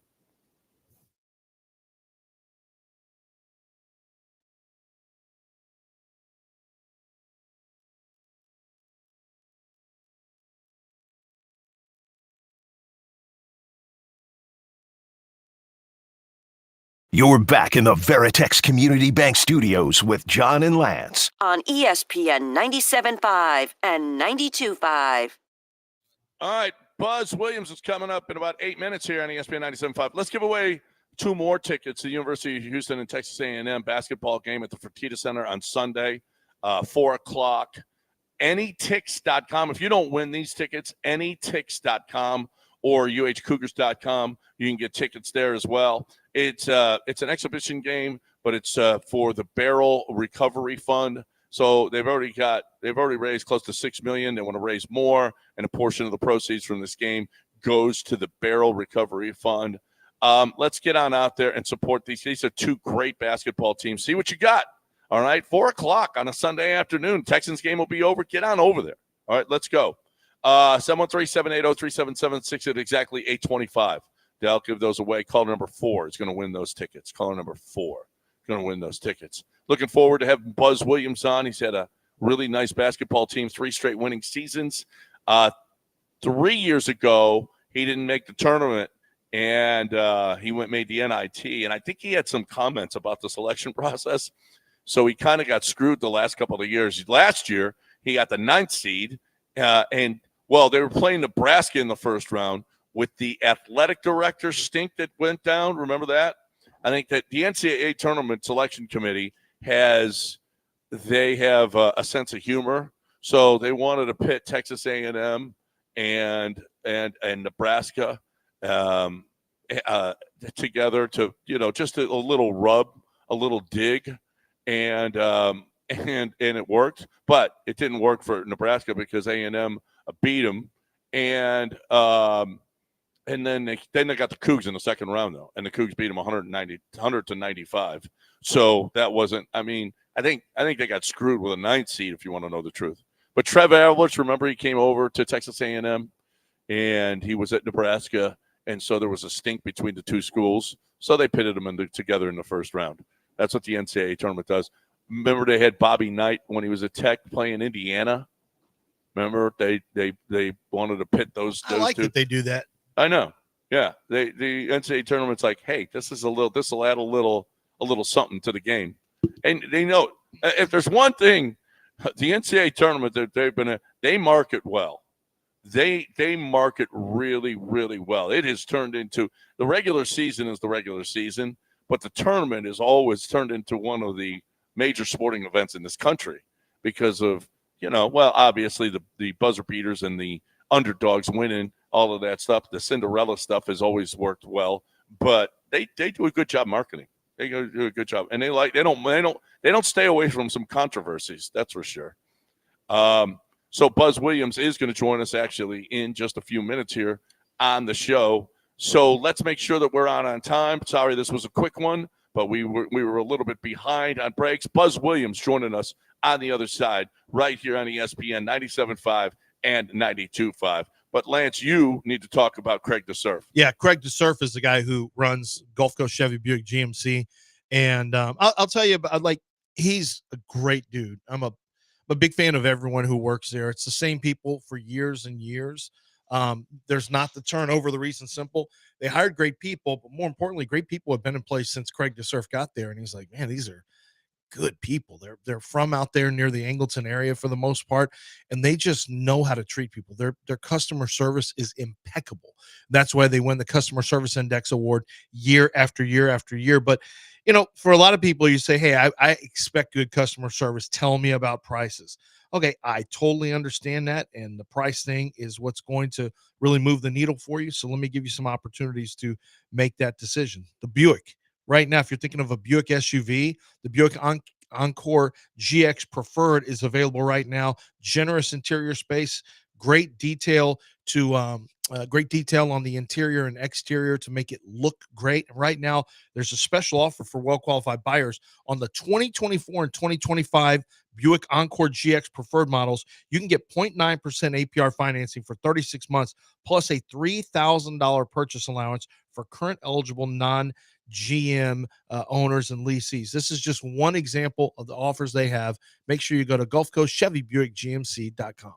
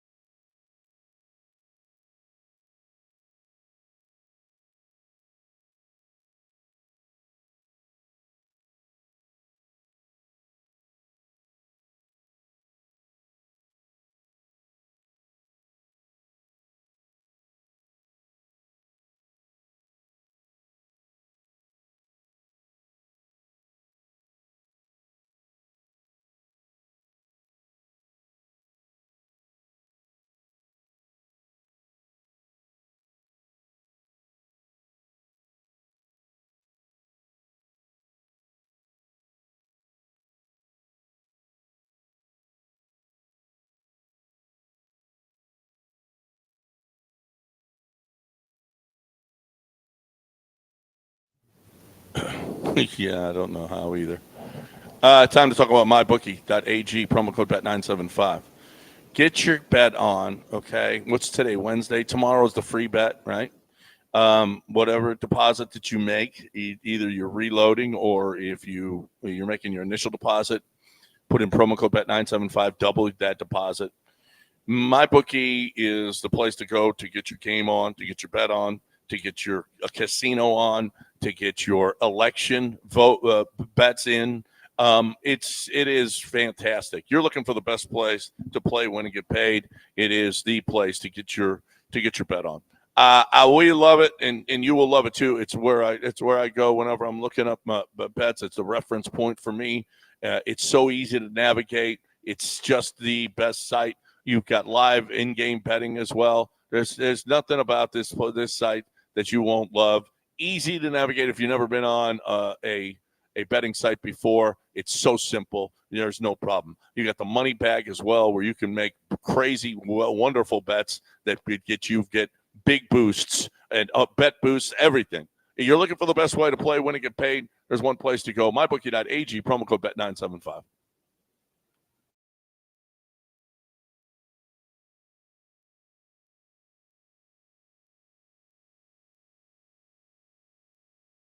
You're back in the Veritex Community Bank Studios with John and Lance on ESPN 97.5 and 92.5. All right, welcome back here on ESPN 97.5 and 92.5. Your home for the Aggies. Coach Buzz Williams joining us right now here to promote the big game on Sunday, exhibition game against the Cougs. He's been seeing the Cougs a lot lately. And here he is coming back to Fertitta Center to take on Kelvin Sampson's team. Coach, welcome to the show. We really appreciate you being here. You have a luxury a lot of coaches don't have. You got 7 of your top 8 players back. You've got your coaching staff has been in tech. By the way, how's Rock? We love Rock. You must be a good guy because people like to stay around you. No, that's nice of you to say. Good morning. I appreciate the opportunity to be with you guys. Rock wanted me to make sure that I said hello. He's standing right over here. I just walked off the practice court. I tell you, in addition to Rock, the rest of our staff has done a really good job of finding the right talent, but more importantly, the right character. And I think a lot of that has to do with our guys in regards to the vision we have for them and the partnership we have for not only their career as a basketball player, but also their life. But I also think it speaks to our players' parents. And I think our staff has done a really good job, and I've tried to follow their lead on developing really strong relationships with the sphere of influence of these guys, specifically their parents, so that we're always on the same page through the good stuff, through the bad stuff. I think with how the model of athletics has changed, I think the continuity ends up becoming a competitive advantage. I don't necessarily mean that means we're the best team or we're going to win the most games. But I think in how our program is built and how we operate, the longer you're in it, from a developmental standpoint, physically, mentally, emotionally, you should get better. And our staff's done a good job. It's 106 years that the staff members have been with me wherever we have been. And so that's for sure a positive example to our kids. I want to ask you this, Coach, because I think it's an interesting from a team building standpoint. You've been around the game for a while. Kelvin Sampson's been around the game for a while. You know, it's you just mentioned it, individual relationship with the player, and it's become a more player-centric thing as opposed to a team-centric thing. It is what it is. You can fight it if you want, but it doesn't matter. How do you handle – you've got to lean into that to keep everyone happy, but also, I think, to get the best out of your team. How do you balance the team mentality of team first versus today's edition of player, brand, and, you know, the stuff that you have to deal with in that regard? How do you balance those two? Yeah, this is my 31st year as a coach, and I've learned a lot over the last 3.5, 4 years because, to your point, however you want to articulate it, what we're doing didn't happen in the first 27 years that I was a coach.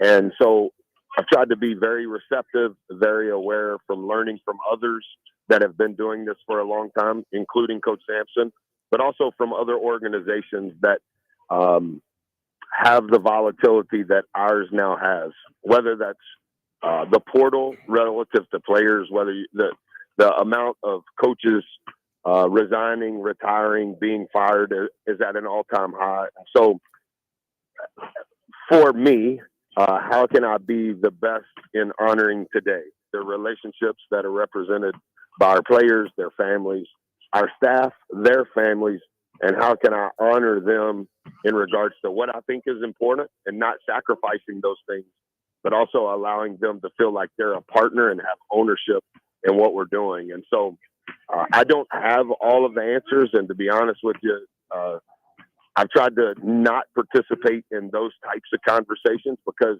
I don't think anybody has the answers.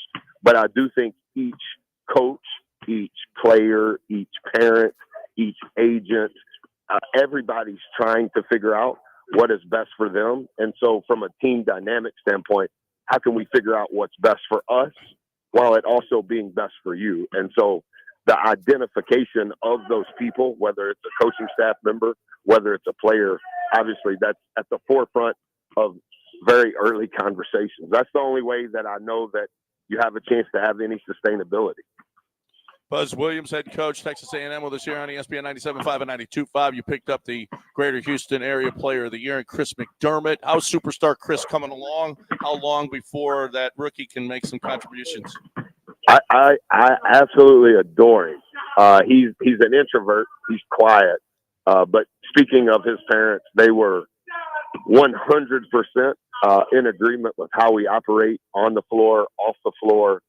Chris was all in as it relates to him wanting to be here. And I think that's really important in all of this. Like, do you feel as a player, do your parents feel as a player that what we do on a daily basis in every component of your life, does that fit how you've been raised, what's important to you, your values? And I'm excited about the prospect that he is. And I do think that he has a bright future. But as of today in late October, thankful that he's here and think that he not only fits us, but our kids love him at the same level I do, which is always a good sign. Coach Buzz Williams joins us right now, talking a little bit about his team. You got Wade Taylor, he's been a volume shooter. I was looking at some of his numbers just the other day, and the field goal percentage needs to come up a little bit. But he's a scorer, and he knows how to score, and he's a good free throw shooter. How do you work on trying to get him in a position to be a more efficient scorer this year, so that you can, so that everyone around you guys got off to a slower start and then really took off and came on at the end? How much do you focus on efficiency as it pertains to the college game right now? Well, our offense finished 25th in the country overall, but our field goal percentage, to your point, was like low 200s, almost 300s. And so a lot of the things that you are intangibles, whether that's free throw rate, whether we led the nation in offensive rebounding percentage. We were second in the country in turnover rate in regards to not turning it over. We shot more balls last year than any Division I team in the last 7 years. A lot of that was because we didn't give it to the other team. A lot of that is because when we shot it and missed it, we got it back. So I don't think it's just I think collectively as a group, we're trying to be more efficient in how we can score. We got fouled the fifth most in the country, but we didn't shoot it from the free throw line at the rate that you probably want to be able to. The year before, we were number one in the country in free throw attempts and free throw makes, and that was a big part of our offense. So Ford needs to be more efficient, but every player that we put on the floor needs to be more efficient. But under the framework of, we don't want to give the ball to the other team, like every coach. And then when we shoot it, we want to give ourselves a chance in our rebounding philosophy on what we do to have a chance to get it again. Buzz Williams, head coach, Texas A&M, taking on the Cougs at Fertitta Center Sunday at 4 o'clock. Anytix.com, ANYTIX.com, anytix.com, or uhcougars.com to go to that game to watch. And if you're an Aggie fan, that's fine. If you're a Coug fan, that's fine. But get on over there and watch the exhibition against the Cougs on Sunday at 4 o'clock.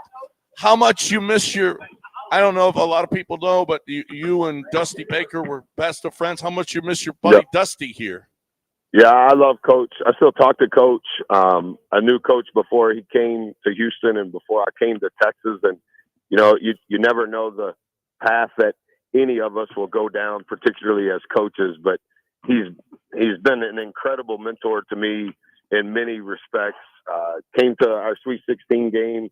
One of our Sweet 16 games, our second Sweet 16 year at Marquette.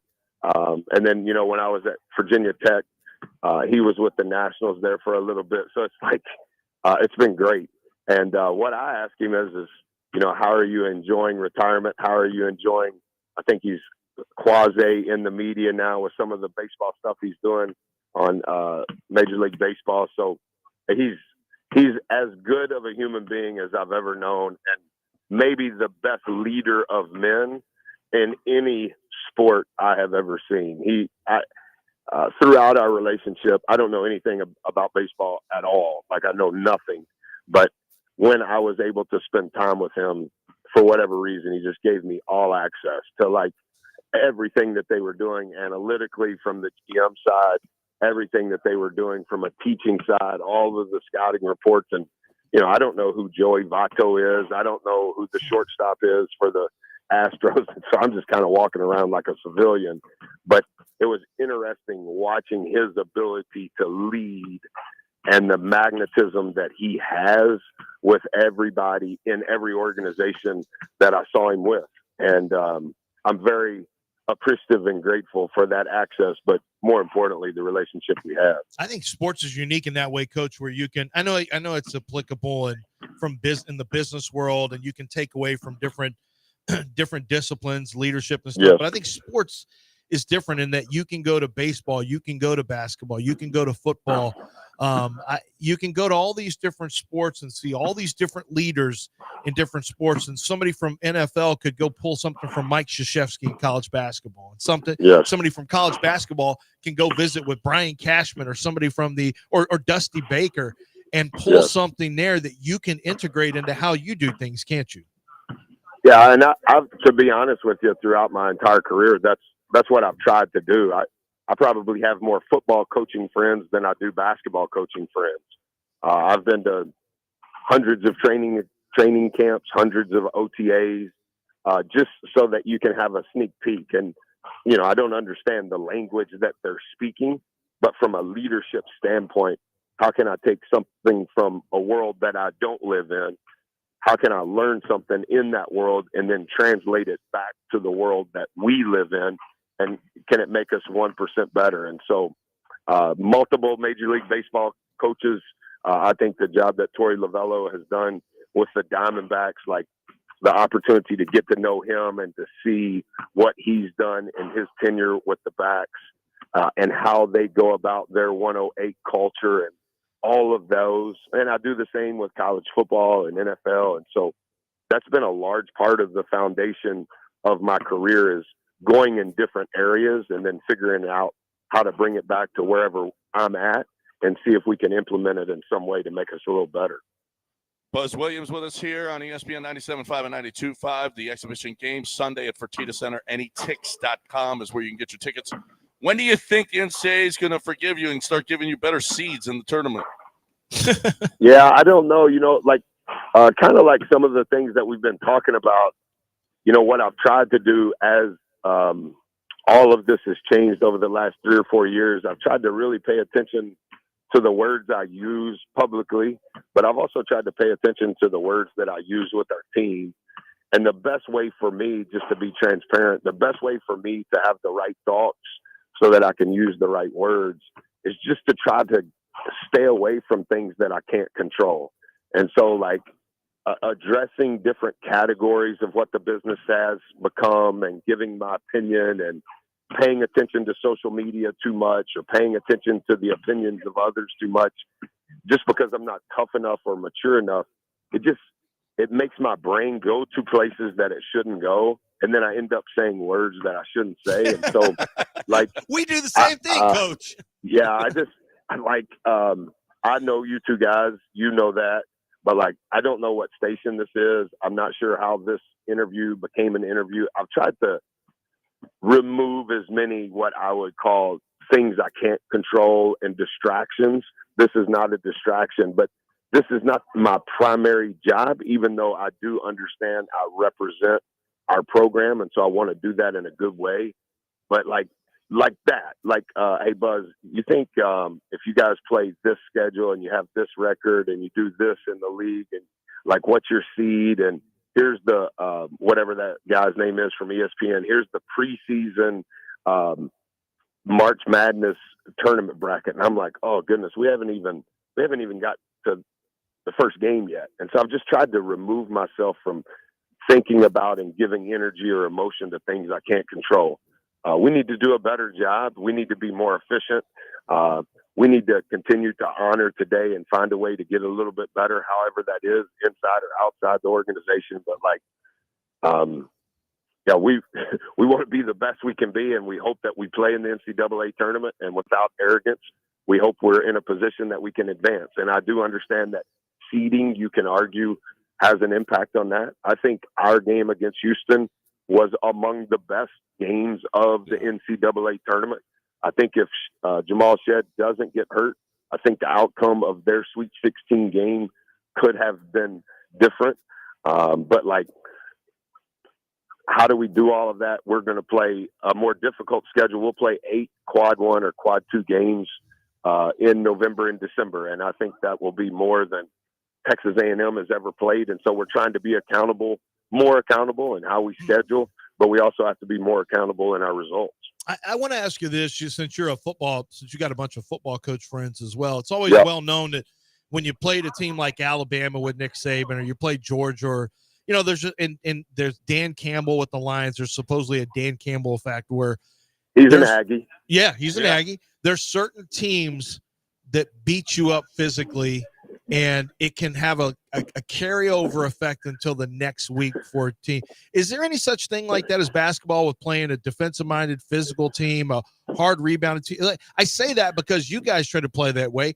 Kelvin Sampson is almost an outlier in the way that he gets his guys. It's like the Georgetown 40 minutes. Well, actually, Arkansas is 40 minutes of hell. Hoya paranoia, but he's physical. Hey, if we shoot and it goes in, great. But if not, we got to get all the rebounds and we got to make sure you never score. Do you feel an effect after playing a team like that? Absolutely. Yes, sir. I think that's 1,000% true in the NFL relative to what I know and what I've seen and learned. And I think anytime you play a team coached by coach.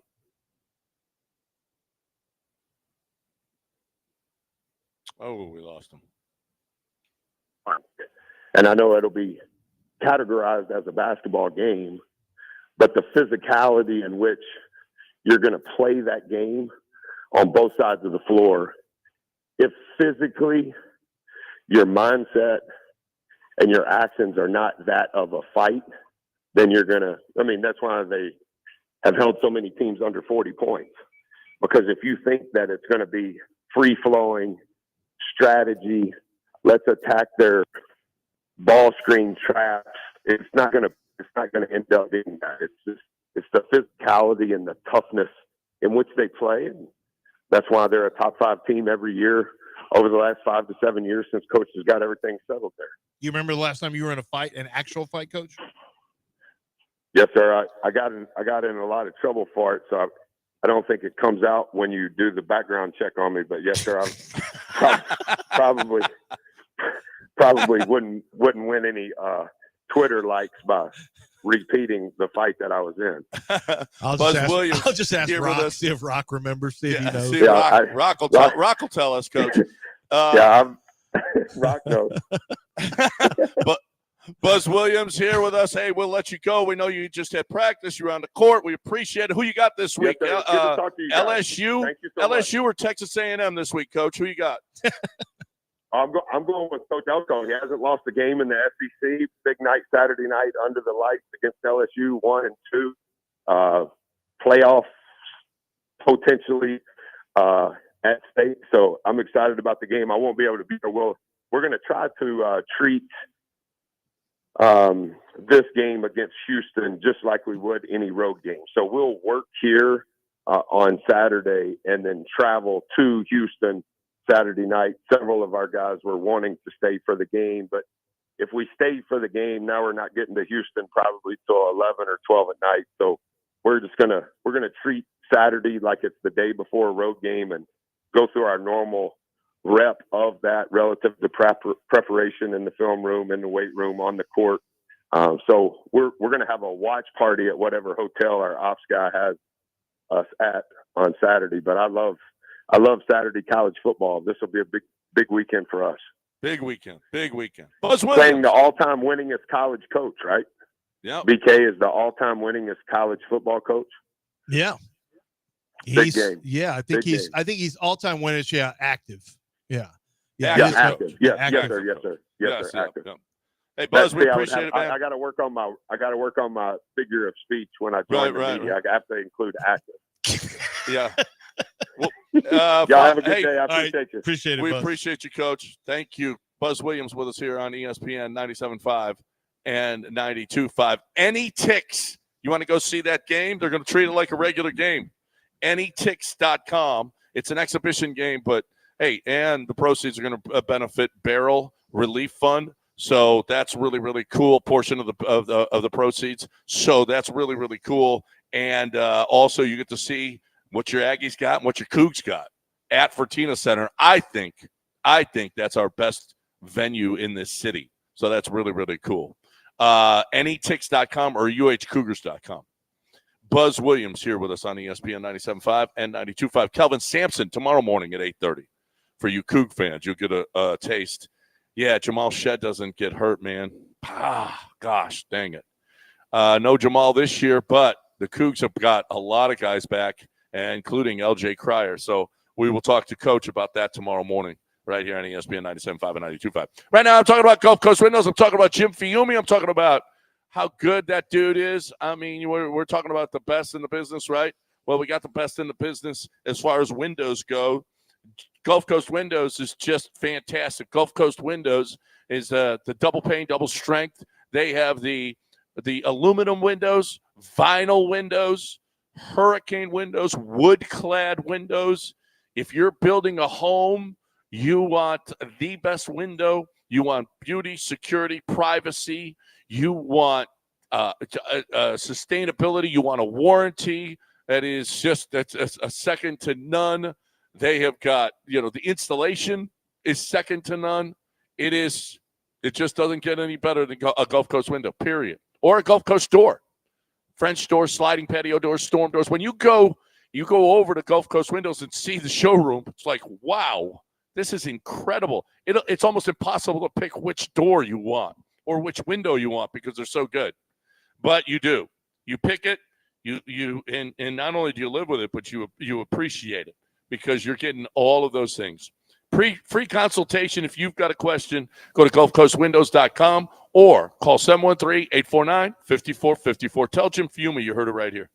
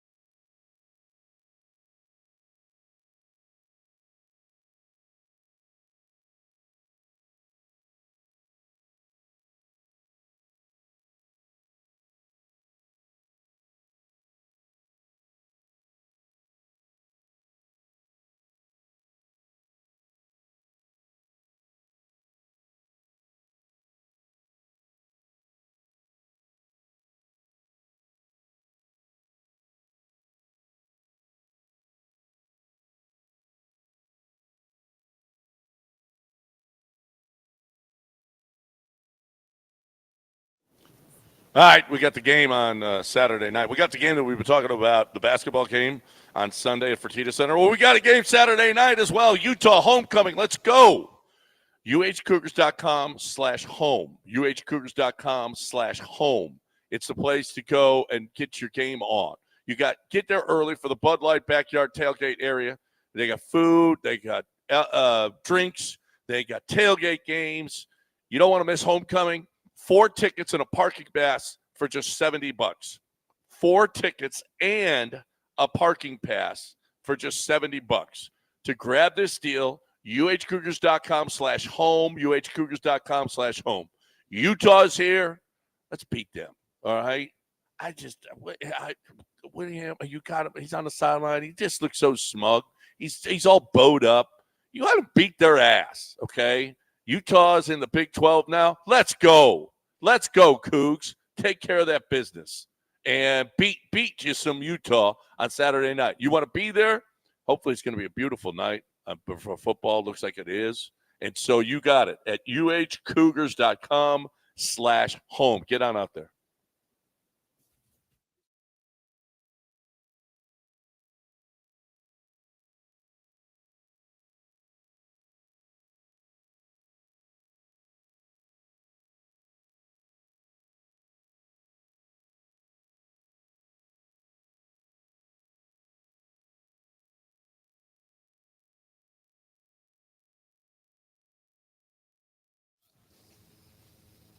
All right, welcome back. I just mentioned the Cougs game on Saturday night.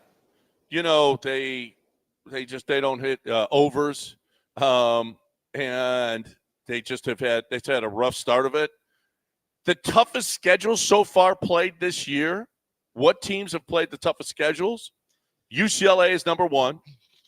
Alabama's number 2. Houston is number 3.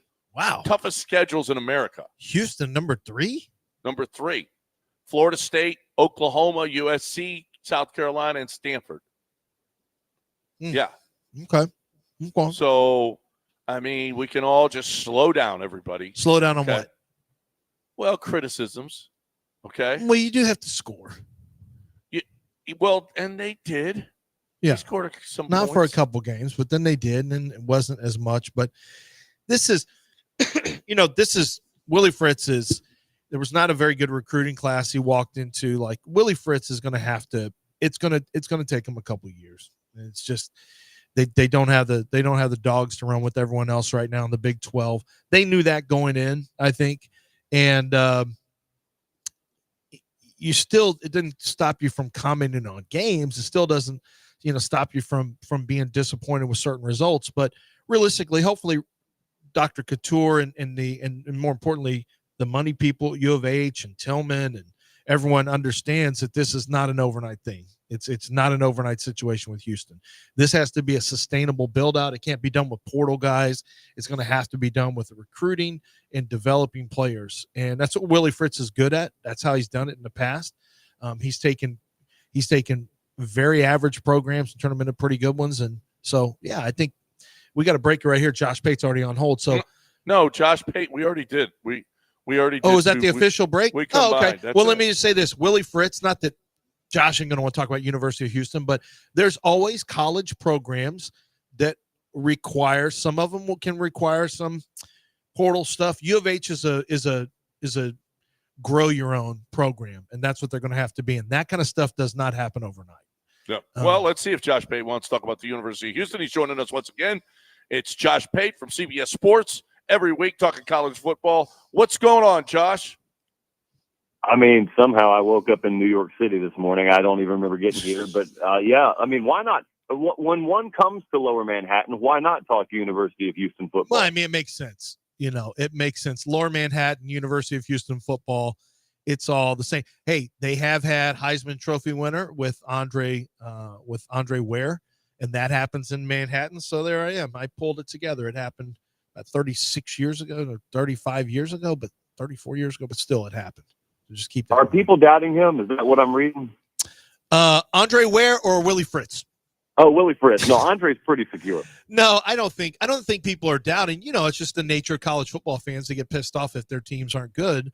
But understanding, how certain teams, like if you're Florida State, you're pissed. I get it, and you shouldn't have this kind of fall off.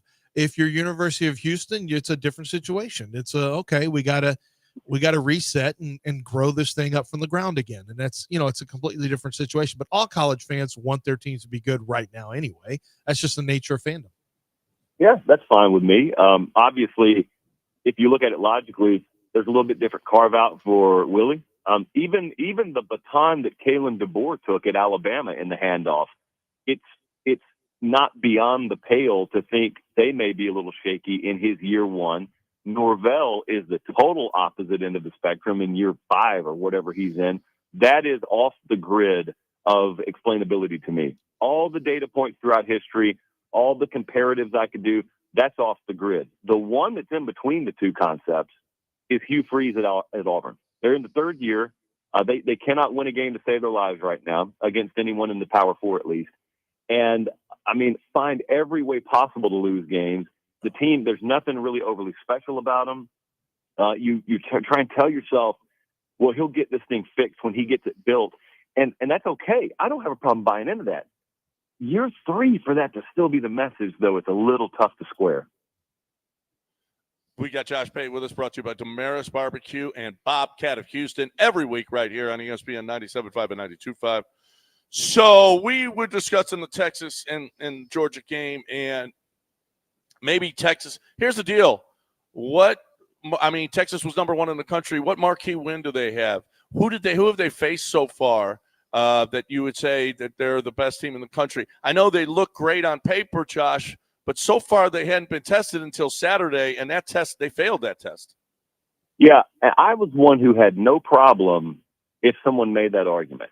My counter to it was I used the whole Usain Bolt middle school track and field reference, and we all know what that means. But for the few of us who don't know what that means, it's this thing I use every year to explain away the guy who runs around yelling, so-and-so hasn't played anybody. Because you can't just yell that at every team in the early portion of a college football season, or else you'll just drive yourself crazy. So if I took Usain Bolt and I put him in a middle school track and field event, he would smoke all the middle schoolers, obviously. You could either look at that one of two ways. You could say that is one of the best athletes on the planet, regardless of who he just raced. Or he hasn't raced anyone, so I know nothing about him. I looked at Texas, and I really thought, regardless of the quality of opponent, they were that good. I just believed that they were that good, and I believed it was a matter of time until they got the opportunity to show it, and the Georgia game was the opportunity. And they didn't show it. So I was wrong about Texas. And then the other side of that is Georgia scaled up. Georgia hit the gas for the first time defensively this year to that degree. Guys, I don't know if you watched the week before, they were fresh off a game where Mississippi State hung 31 on them. And Van Buren, that quarterback there, and Mississippi State is its own conversation we should have, by the way. But they moved the ball through the air against Georgia. And the two facets that I couldn't trust with Georgia is they had given up chunk plays through the air defensively, more so than they had at any point in the last several years, and they could not consistently run the ball. And then they go in there and they run the ball well enough. They completely stone Texas on the ground. They harass Quinn Ewers and or Arch Manning all night. They expose Texas's offensive line like I didn't think they would be exposed. And the net result is they just controlled a game on the road in Austin. It's a circle game. It was supposed to be Texas's sort of coming out moment as a big-time national championship favorite. And now Texas gets to understand what it's like for everyone to write them off. And who knows, maybe it just put them in the most opportune position imaginable. I don't know what that game would look like if it happened again, and it may not happen again. But if it does, I'll tell you the one thing that stands out to me is Georgia had, by my memory, 6 scoring drives. 4 of those 6 drives began in Texas territory, and another one started on the Georgia 45-yard line. So if you can find a way just to make them drive the length of the field alone, then that would be a great start. But on the other side, Beck turned the ball over again. Carson Beck's been very inconsistent all year. So it's not like Georgia's a team without warts. It's just that we confirm Texas also has big warts. Let's be honest about this. Carson Wentz had no touchdown passes and 3 interceptions, and they won by 15 at Texas. That's a concern if you're Texas. But I also think when we're really honest about Georgia, you can look at it. You mentioned the Mississippi State thing, which is very, and look at the 74-yard touchdown to Ryan Williams to lose the game against Alabama. Let's also look at this. Okay, last year we know what happened to Florida State in a bowl game where their guys stayed and decided to pummel Georgia. They wanted to just pummel Florida State, and that's what they did. Then they get to the beginning of this season. They beat Clemson. They kind of pulled away in the fourth quarter and looked like a comfortable win. That's the only loss Dabo and his team have. You went into Texas and won by 15, despite the fact that your quarterback didn't play all that well. And you came back from 28-0. It gets lost in all of this is the incredible comeback Georgia had. They would have won that game if not for a great play by Ryan Williams and a kind of a bungled coverage, I think, there at the end of that one.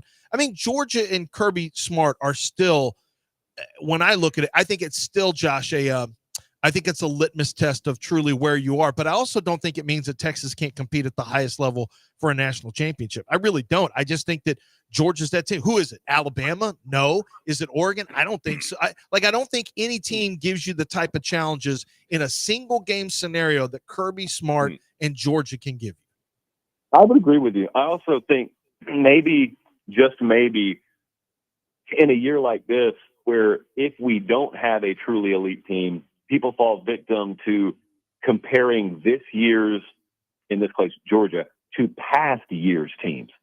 They used to do this. I remember they used to do this with Bama a lot in the last few years under Saban. They'd look at an Alabama team and, they're giving up more explosive plays than they used to. They don't stop the run as well as they used to, this and that. This team wouldn't be nearly as good as the 2015 team. Well, they're not playing the 2015 version of themselves. They're playing whichever other team lines up across the ball from them. And similarly, that's the case with Georgia this year. So you just mentioned a really good point. You could either look at it as, wow, they went into Texas and they benefited from a lot of short fields, or you could say, well, they forced it because they forced turnovers. And by the way, Carson Beck didn't play worth anything, and they still found a way to win by double digits on the road. So what happens if he has himself a good game if they play again, or if they play Ohio State, or if they play Oregon? I agree with you that that's the number one program in America. That doesn't change week to week. That stuff shouldn't move at the speed of water. It should move at the speed of honey in terms of opinion. So I agree with you. And look, it also may be that this day and age, you're kind of adopting more of an NFL mentality in that the team that's ultimately going to win it could be week 6 or week 7 until they really hit that A-game gear. Josh Pate with us here on ESPN 97.5 and 92.5. What do you think of this LSU A&M game on Saturday? I think it comes down, this is not going to be groundbreaking analysis. I think it comes down to the quarterback position. And if it does, I trust LSU more. So Wigman, I was there for the Missouri game a couple of weeks ago, 3 weeks ago, I guess, when he looked as good as I've ever seen him look. And then he threw 2 or 3 picks last week, but he had 4 more interceptable balls that he threw. It could have been a disaster on the road at Mississippi State. And instead, they ended up getting the win, probably more narrow than people expected. But I'm telling you, that game could have been a lot worse than that. So be happy to have the win. You come home now. If you could just tell me you'll get consistent performance out of him, I'd pick A&M to win the game. But if you can't tell me that, and he's thrown multiple interceptions in several games, if you can't tell me that, I do trust Garrett Nussmeier. And unlike A&M, I don't think LSU has to run the ball effectively. I think A&M has to run the ball. I think LSU would like to. They did it well enough against Arkansas. I mean, surprisingly well enough. They outrushed Arkansas significantly, and I did not think that would happen. I trust LSU, and I think that defensive staff, whatever they're getting paid, you just go ahead and pay them more right now. Just get ahead of the curve. They are well above their skis in terms of what that defense should be achieving this year. And they are a really good pressure team now as well. They don't give up a ton on the ground. So it's a big challenge. And I don't think most of America even understands you got the teams tied for first atop the SEC playing this week, not last week. It's not Georgia and Texas. It's LSU and A&M. So I'm glad that one gets the primetime treatment. I'm really excited to watch that one. And Josh, you're not going to go? I am going to be in Vegas Friday night for Boise UNLV, and then I'm going to be at Vandy for Texas Vandy Saturday. So I will disrespectfully fly right over College Station. You know what's funny, though? Boise and UNLV is a sneaky fun game. It's a sneaky good game. But UNLV is known as the quarterback who just took off in the middle of the season, but now they got a passer in there, and they've got a great wide receiver. Really, really good wide receiver over there. Of course, Ashton Genty, to me, is I made this comparison like 4 weeks ago, and now it's really picked up steam just because I think statistically other people saw it. I just was watching. I'm like, dude, these are numbers like I was seeing with Barry Sanders, where you legitimately can't believe the numbers you're seeing. And Ashton Genty now, but he's way faster than Barry Sanders. So that's going to be a really fun one. By the way, before you speak on that, I just want to say there are two types of people in this world: those who see it with Nussmeier and those who don't see it with Nussmeier. I'm a guy who sees it with Nussmeier. I agree with you. When I'll go to these games sometimes, there are a ton of NFL scouts at these bigger games, and you'll get a chance to talk to them on the field beforehand or in the press box or whatnot. And it seems like Garrett Nussmeier's name always comes up with those guys. You're not even at an LSU game, but eventually it comes up with those guys. And it's really funny because they kind of say the same thing you just said. It's that even within their community, sometimes they'll say, man, there are those of us who see it and those of us who don't see it. And inevitably, if someone's saying that, they are one of the people who see it. I agree with you, man. I still think because of him, LSU is one of the big wild card teams out there. Because you tell me, man, if he gets hot in November, if he just runs off a string of games in November and they're playing good enough defensively, you tell me LSU couldn't make a surprise run here. They got a good enough roster. They got a plenty good enough staff to do that. Yeah, I think it'd be easier if Perkins were still there. But, I could – look, all you got to do is get in a tournament. You got a shot. You really do, because I do think there's a tier one, but I think it's a little more uneven than people think now. I'm not sure on Will Howard. I'm not sure on Dylan Gabriel. The quarterbacks, Quinn Ewers and Carson Beck, are not playing all that well. And Alabama, I don't even know if they're going to be in the 12. Listen, LSU's playing better defense without Harold Perkins. Guys are where they're supposed to be. Whit Weeks is a maniac. The Honky Badger. The Honky Badger is amazing. Badger is such a great nickname. He is incredible. So that LSU defense has changed since Harold Perkins went down, Josh. I don't know how anyone would argue with that. And it flies in the face of conventional wisdom, because this is a guy who, 2 years ago, you're coming in and you're asking, could this be the defensive Heisman winner we've all been waiting for?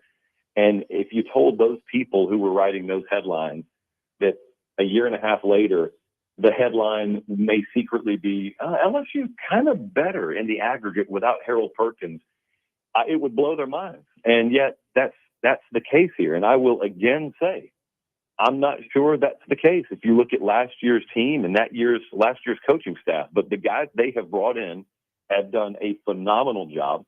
And I don't know what kind of postseason awards they'll be up for, but they ought to be up for any one of them they qualify for. Josh Pate with us here on ESPN 97.5 and 92.5. Does Vanderbilt give Texas a hard time on Saturday? Well, it comes down to basically the same thing it came down to with the Bama game.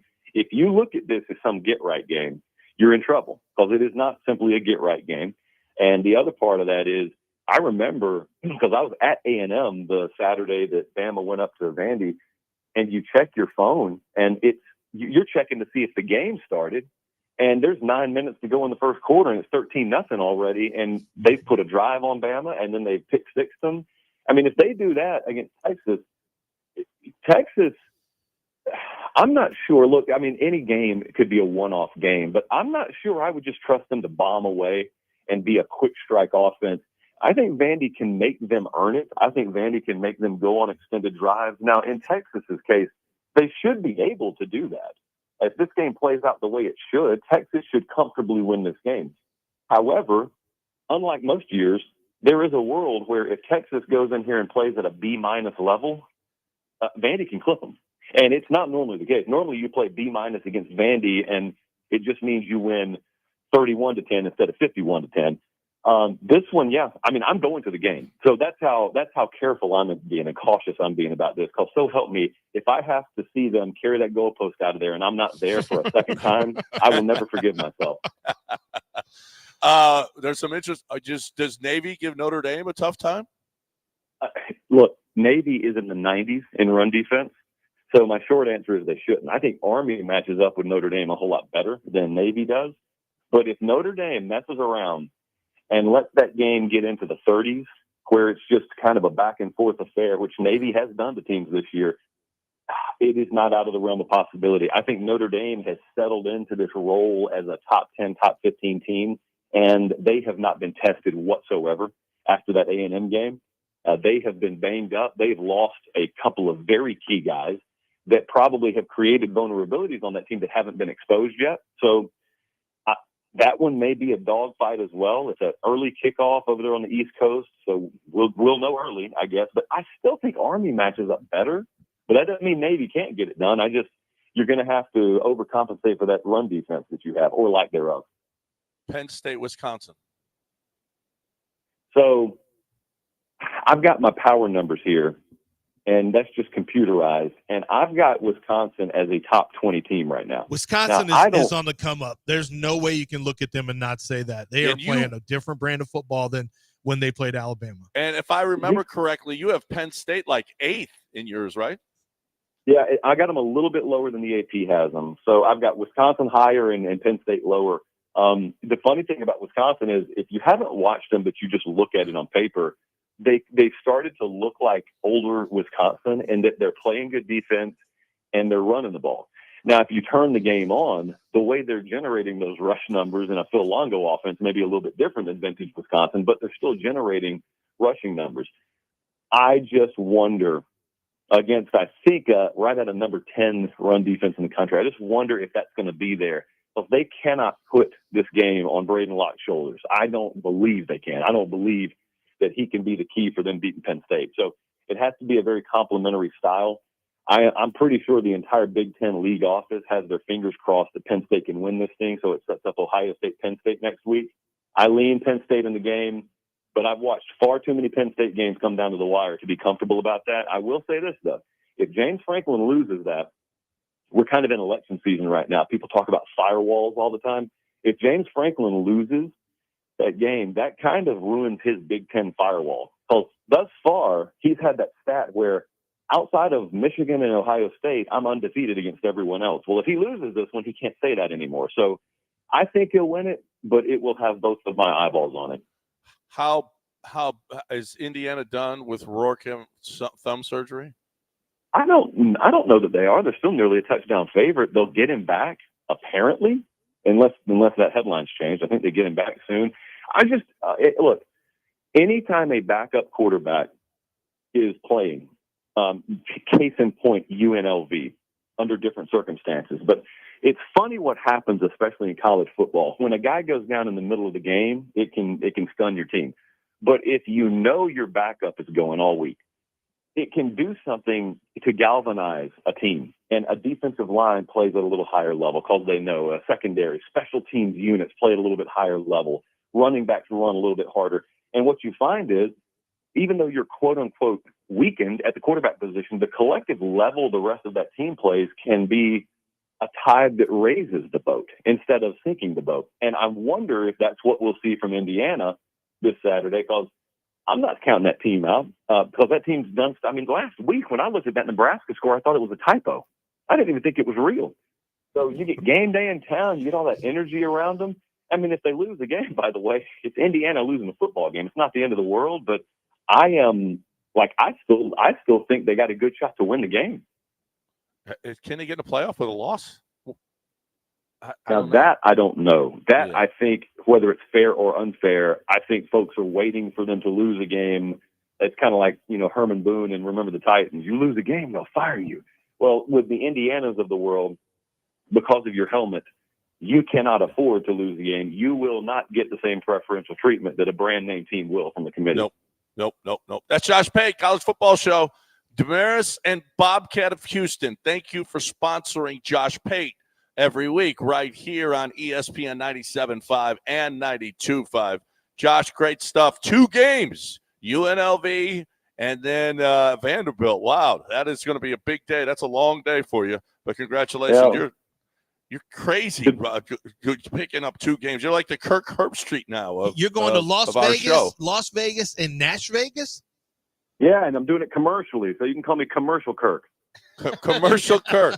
You're the Kirk Herbstreit of this show. We appreciate it. Not for long, Josh. Give it about 2 years. you'll be flying Yeah. high. Yeah. Let's give it about 2 years. I'll drop the Lance coupon code with NetJets when that time comes. Do that. Wheels up, baby. We'll do wheels up. All right, Josh, man, we appreciate it as always. Thanks. That's Josh Pay. I just got confirmation Tillman Fertitta will be joining us at 9:45 to kick off the pro basketball season tonight. Nice. At Toyota Center. So we got Tillman Fertitta at 9:45 with us here on ESPN 97.5 and 92.5. Right now we got HRP. When Lance is going, and he doesn't know, Chris Fisher, who is one of the head honchos over at HRP, has invited Lance to go to the Rockets game tonight. And Lance thinks it might be a setup. Like Tommy, he's going to get whacked. Well, I don't think that's the way HRP goes about it. All right. They're going to deal with you and your problems at work, and they're going to do it in a professional manner. They know how to do it legally. So the EEOC doesn't hopefully get involved. I mean, you never know whenever you have to fire a person, but make sure that you're doing it right. Make sure that you're following all the rules. Make sure that you've got plenty of reasons. And HRP is here for you to help you through all that, guide you through all of that, because there's a lot of technical stuff that goes on with actually getting rid of a problem employee. So HRP handles that for you. HRP handles all the payroll for you. HRP is great at that. You, my friends, benefit from what HRP does every single day. We do. We benefit from it. And we've had plenty of people who HRP handle their business, who are their clients, who have come on here and given testimonials about what HRP does for them. Let HRP do it for you. Let them handle all of that payroll and HR stuff, because that's not your business. Your business is whatever your widgets are. Let HRP handle the stuff that you don't know. HRP.net, 281-880-6525 or HRP.net.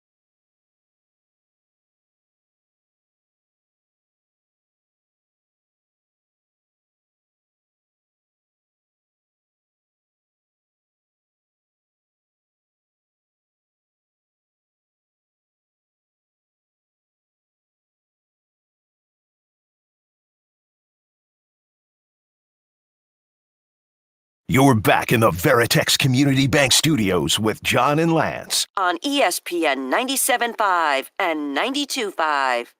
The Cougs basketball team is going to be in action on Sunday against the Aggies, and we've given away tickets for that. Well, the Cougs football team is in action against the Utes of Utah. You heard John talking trash about Kyle Whittingham earlier. If you want to go see that game in person, now's your chance. Caller 5 right now to 713-780-3776 wins a pair of tickets to watch the Cougs versus the Utes, and Zach Wilson's little brother will be playing quarterback for the Utes, so they're very hateable, if you know what I mean.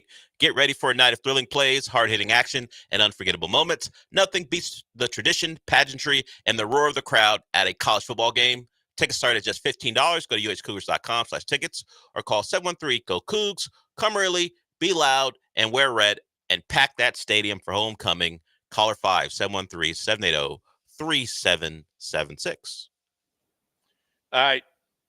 I just wanted to go back and look at 2017. Maybe the Yankees, they scored 3 runs in 4 games here in Houston, but the Astros beat them the first 2 games 2-1, 2-1. Oh yeah, all those big hits off trash can banging. Do you want to play Brian Cashman again so people know what you're talking about? Well, Brian Cashman, we didn't get there in 15 well, here, years. We'll because play the Astros, they cheated us. Shut up. We'll play what he actually said. Where was this, by the way? What was this? This was Mad Dog. Oh, yeah, it was Mad Dog, yeah. I don't tell you I haven't done it in 15 years, but other than 70 years in 15 years. Like, okay, that's Mad Dog. It's clearly Mad Dog. So I got a double dose because I played poker last night with Oral Hershiser. And what kind of player is he? He was pretty good. He's not afraid. You know, we're playing a 5-5 table. Dude's probably got millions of dollars. I think he just likes to go and play, but he's playing at the same table with me. It ain't like he's playing in a high-stakes game, you know? So I don't think he has to. He's raising to $40 or $50. I mean, that's not like that. That's not big-time poker like he should be playing with his money.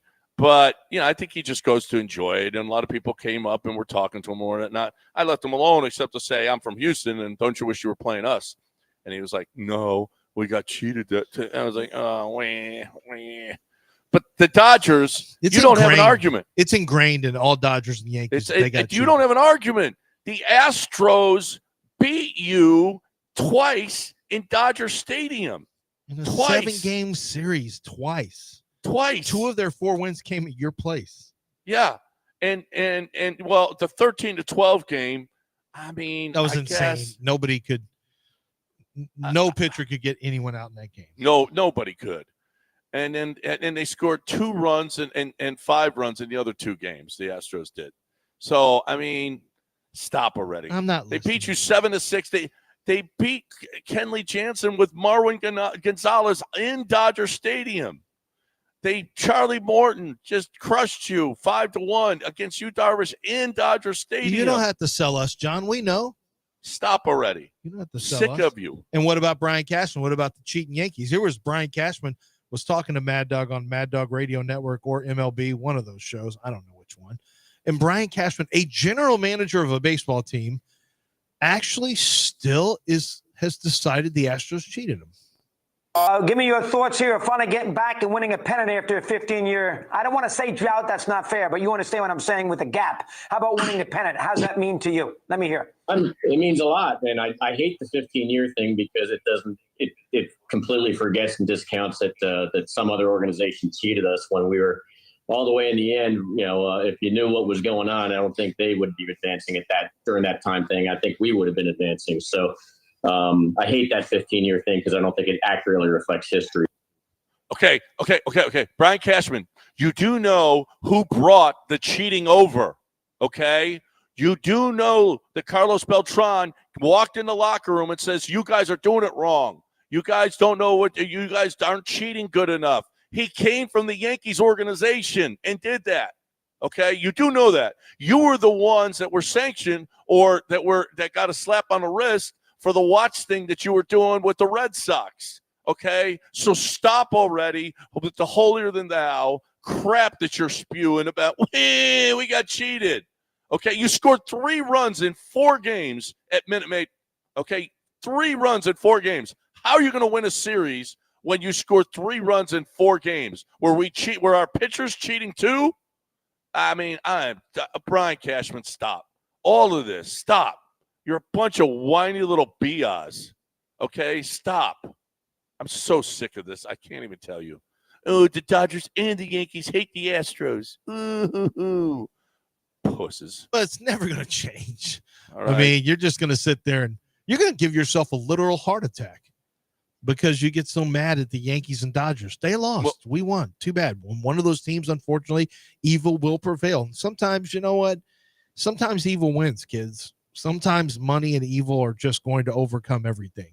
And this is one of those tough lessons that kids are going to have to learn that, unfortunately, either Davey Roberts or Boone, they're going to win a title. And it's unfortunate. It's unfortunate for America. It's unfortunate for the children. It's unfortunate for society. But sometimes evil does win. Good, ultimately, we hope will prevail. But evil, this is a long war we're fighting for good to beat evil. It's a battle. It's not the war. So we'll see. I don't know. I mean, we got some breaking news, Del. Breaking news.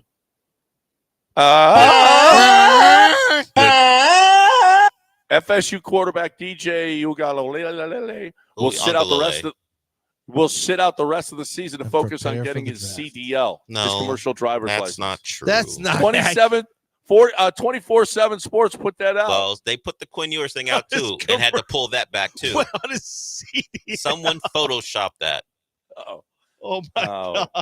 What are you doing, John? That should be used on everything now. Let's combine breaks here. Tillman. Well, we actually do have some breaking news. The Texans have signed former Eagles and Bucks linebacker Devin White. Ooh, wow! I wonder what that means for Alshire long-term injury. Well, I don't know. Christian Harris. What about or his? you mean? Hey, where is Christian Harris? Oh, here. You ask that question. I'll be D'Amico. Okay. So, D'Amico, you just signed veteran and former Super Bowl champion Devin White. What does that mean for your linebacker outlook, particularly Christian Harris? For our linebacker outlook, particularly Christian Harris, you ask this question every week. No, I just did it. You just signed Devin White. You ask me every week. No. We'll let you know. Oh, okay. That's all right. We got a break. We got a break. You're going to combine breaks here, Dell, because we got Tillman Fertitta joining us at 9:45 right here on ESPN 97.5 and 92.5. Right now, we got Coors Light to talk about. That's right, Coors Light, cold, clean, crisp, and refreshing. Love me some Coors Lights. You will love your. Hey, the weekend is coming up. It's Wednesday, right? Tomorrow we got football. Friday we got football. We got basketball tonight. We're going to drink some Coors Lights. We're going to watch our games. We're going to have a big time. We're going to really enjoy ourselves. We're going to keep chill. We're going to keep it chill because we got cold, clean, crisp, and refreshing Coors Light. I love my Coors Lights. You will love your. I played poker.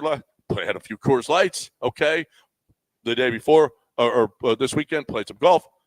Had a few Coors Lights. It's what we do. It's what we do. You are going to, if you haven't tried it, you need to. If you have, I think you got to love it. Cold, clean, crisp, refreshing Coors Light. It is the world's most refreshing beer. Climb on, brother.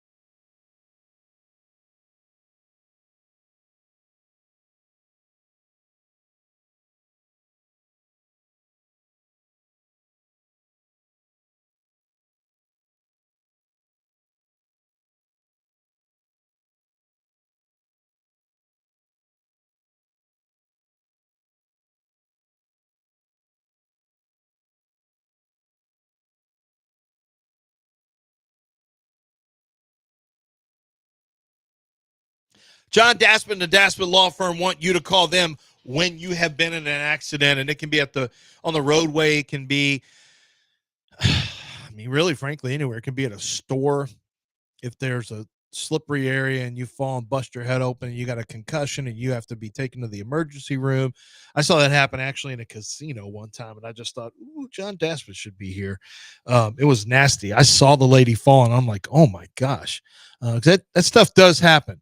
And it happens a lot out with refineries. It happens a lot with offshore accidents, and the insurance is in place to help take care of those injuries. The problem is the injuries a lot of times are very severe with high hospital bills, hospital stays, MRIs and CAT scans needed, the things that really end up costing a lot of money. How are you going to pay for that? I mean, it's not your fault. You should be able to have those bills paid. John Daspit's going to make sure you get all the service you need, all the care you need. He's going to make sure it's paid for. He's going to get you your money that you're not going to be making because you were injured on the job and you can't work right now. He's also going to take care of your pain and suffering. He gets big recoveries for people who have been badly injured because guess what? It costs a lot. It costs your family. It costs you in terms of not just the medicals, but just the time missed from work and your own health and your own peace of mind and well-being, because many of these injuries stick around and can be with you for the rest of your life. There's even, unfortunately, loss of life that he has to get involved with too. But John Daspit's the one to fight for you. His law firm is 60 plus, and he is doing the best job across the state of Texas at taking care of people as he passionately pursues justice. It's John Daspit and the Daspit Law Firm. Call 713, call now.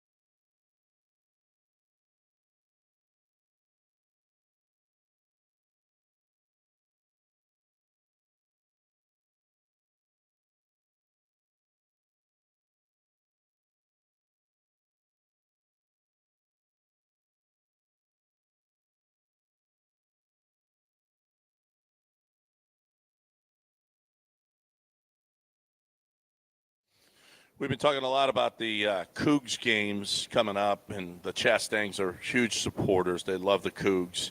I see Patrick and Joe and Mandy and Dennis and Meredith and young Mac all at the games, and the Chastangs just love their Cougs, and they've been part of this community forever.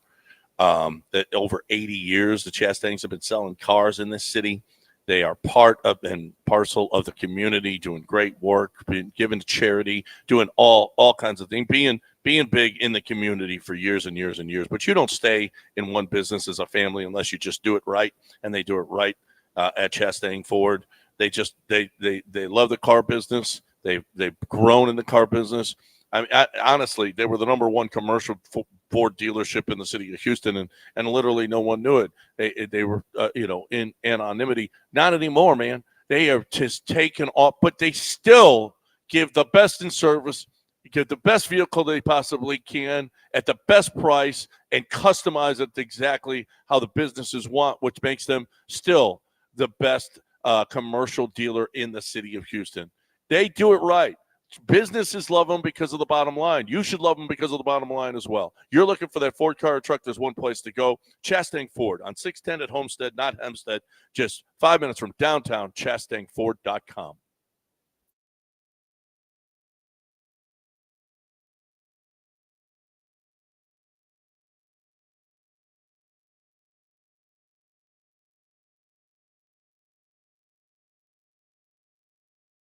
You're back in the Veritex Community Bank Studios with John and Lance. On ESPN 97.5 and 92.5. Houston Rockets, Charlotte tonight. Houston and Charlotte tonight on right at Toyota Center. Lance is going to the game with Chris Fisher from HRP. So there, he's going to be at Should the be game. packed. I'm excited about it. The whole place being packed. That's going to be really cool. No, the excitement for this basketball team, I think, is real in the city. I mean, now it is a tough man. The Lakers looked good last night. That's scary because I thought they would be a good chance for one team to fall out of the play-in. But the Lakers look like they're rejuvenated. They got Dalton Connect now, and Austin Reeves and AD looked really, really good last night. And LeBron. They're going to be tough, man. It doesn't get. This is as good as the West and deep as the West has been in a long time. So it's not going to be easy. But the Rockets can make that kind of Sacramento jump this year. They can. Hopefully, Sacramento falls off and the Rockets can. Well, fall Minnesota. Like I'm interested to see what happens to Minnesota getting rid of Karl Anthony Towns. We'll see. I mean, that could end up having a big impact on them. I do think Anthony Edwards is one of the most spectacular players in the league, but we'll see what that means for them. It's also one game. Hey, people try to tell you LeBron understood. Bronny is going to really add a different level of chemistry to that team. He played 3 minutes and yet they look like a championship level team. Bronny made the difference yesterday, John. You doubted, and yet here we are.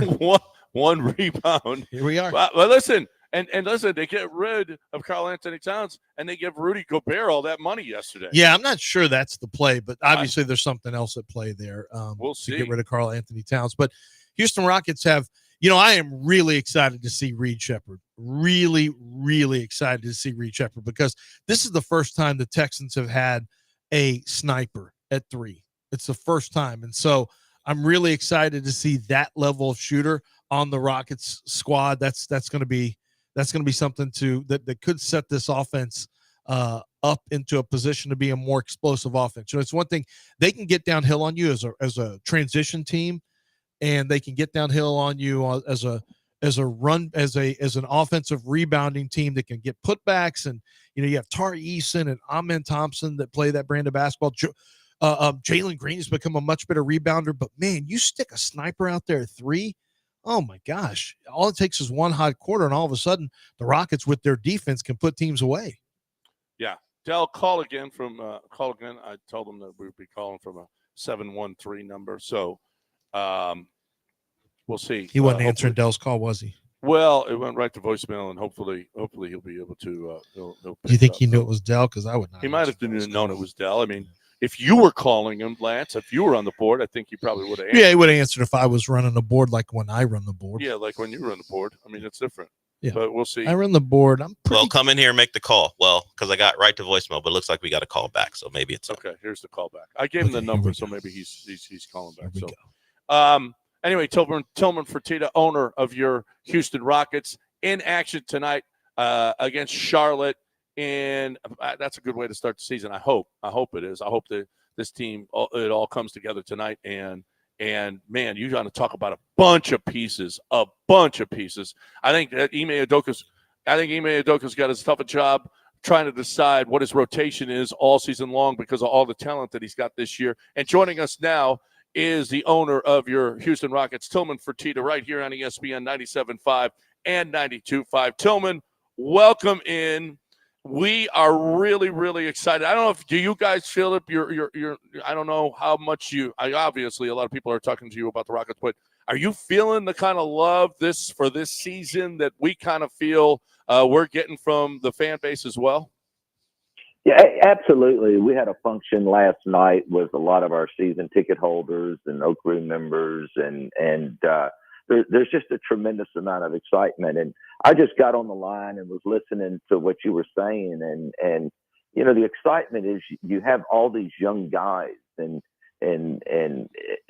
you just, one of them will step up to be an all-star, and that's the difference. But what's most exciting is that when we can take some injuries, is that this year, when you look at your 14th and your 13th and your 12th and your 11th player, you know, that's like Aaron Holiday and Jeff Green and Jayshawn Tate. And these guys would be in rotations in most teams.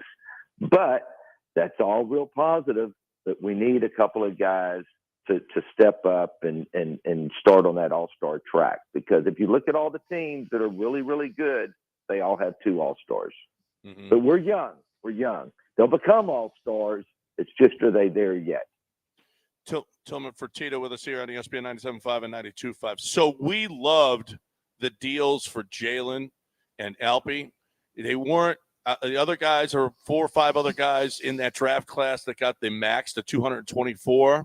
You got 185 million, 106 million, a 3-year deal with Jalen and a 5-year with both of them had player options on the last year of those deals. Talk about those deals, Tillman, and how we think they were team friendly. Do you? I wouldn't say that they're team friendly. They were team friendly, but they're player friendly too. When you have a guy like Alpy that, making, it's a tremendous amount of money, $5 million, because he wasn't a top 10 pick. And now he's guaranteed $185 million over 5 years. That's pretty player friendly too. I know they're happy. Let me tell you something about these guys, and I have a tremendous amount of respect for them. They know that we have a bunch of young future stars, and they know the way that the cap is in the NBA now, that you cannot go into the apron of the tax. And that's why Steve Ballmer could keep Paul George and send him to Philly this year, because you cannot be there. It's so punitive. And we don't want to have to get rid of a star or two of this young group. And what we're trying to sell these guys on, if everybody keeps progressing the way they're progressing, this team is going to be a championship caliber team in a few years. But if you take the pieces, any one of these pieces out of it, it won't be, most likely. And so everybody wants to stay together.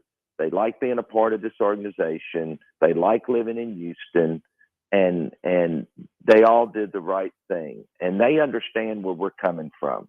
They totally understand. And the contracts are structured where if they become that all-star and that superstar, Alpy has a player option that he can opt out a year early to go try to sign a max with us, and the same with Jalen.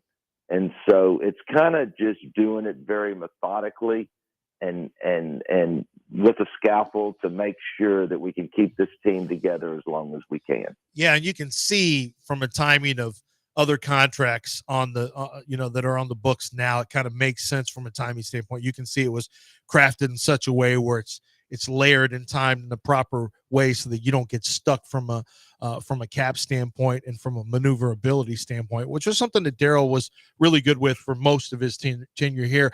Tillman, I want to ask you, as somebody who lives in Houston, and Tillman Fertitta, the owner of the Houston Rockets, joins us right now. As somebody who lives in Houston and a Houston sports fan, I look at, John and I have talked about the fact that the Astros kind of put out there a blueprint for how it could be done, going from good organization to really downtime to rebuilding with a young core. And it's hard not to look at the Rockets and see similarities to what the Astros did when they were on their way up. Championships are not guaranteed for anyone, but do you look at it the same way? Do you see what the Astros did and follow that and see similarities with how your team is kind of moving along? Well, let me just say this. When it was explained to me that and I watched it before we had James Harden, we were in NBA purgatory where, you're a 7th, 8th, or 9th. If you get in the playoffs, you're immediately eliminated in the first round. we didn't want to go there again. We could have taken some players back from James Harden and been an A seed or not gotten in, but won 38 to 42 games. And that's just not where we want it to be. We either want to be challenging for a championship or setting yourselves up to challenge for a championship, or be working toward the other way to be able to get there. And so, yeah, I mean, we've watched it done in the NBA, but knowing how it worked for the Astros. And remember, since I've owned the team, this is the first year that the Astros aren't in the American League Championship series. And everybody's got to understand that all you can do is set yourself up to be one of the top 2 or 3 teams in your conference and then hope for some luck. And watching the Astros, as good and as dominating as they have been and still are, in the 7 years, they only got 2 championships. And it's not only because it's so hard to win one. And so you need some luck as well as trying to do everything right. It's hard to win championships. And so all we're trying to do is the right thing. And what they've done over there has worked out tremendously. And it's surely a good model for anybody. Tillman Fertitta with us here on ESPN 97.5 and 92.5. I saw you before the season last year, and you guys were realistic about what was going on. You know, I think we talked about maybe 39 wins. You ended up with 41 wins, and there were a couple of losses in there that you maybe, could have been 43, could have been 44 wins. This year, is there you guys? I don't know. I mean, it's a tough West, Tillman, but it seems like the sky's the limit for this team now, and that's even realistically, it's the sky's the limit. Well, I don't know that the sky's the limit, but I think that we're very good. You're going to see us offensively rebound unbelievably. Tari and Amen statistically are 2 of the best offensive rebounders in the league the last 2 years, and then the fact that you brought Steven Adams in. And he's the best offensive rebounder over the last 5 to 7 years. So we're going to run. We're going to get offensive rebounds. We made very few changes on this team, but the 2 changes that really are going to help are we get Tari back for the full year. He only played like 10 games last year. Amen didn't even play the whole first half of the season. He was hurt. And then you didn't have Steven Adams, and he didn't play at all last year. So having Tari, Amen, and Steven Adams are going to be huge. Plus, once again, when you have young guys, you want Alpy to take the next step. You want Jalen to play like he did the second half of the year. And you want Jabari to take that next step. And you want Cam to take that next step. And that's how you continue to get good. You've got these young guys have got to keep taking the next step. If they don't take the next step, then we won't be much better than last year. But as long as they keep taking the next step, then anything can happen. A lot of people excited about Reed, too. Yeah, I mean, let's not even, talk about him. I mean, I'm going to tell you something. He has days in practice where he leaves everybody with their head spinning. And, he's a rookie. And if you remember all these guys as rookies, you're going to see him make mistakes. And it takes these guys to catch up with the speed of the NBA game. But you're going to see Reed have some huge games this year. The one thing he can do is he can shoot, he can pass, and watch how quick his hands are. You'll see him create a lot of turnovers. He's a lot like Amen and Tari, where you see deflections, where he might not even necessarily get the steal, but he's the guy that deflected it where somebody else gets it. He's going to be a great player and become that shooter that we want him to be. Mm-hmm. Tillman Fertitta with us here on ESPN 97.5 and 92.5. I know you're really excited about the new facility.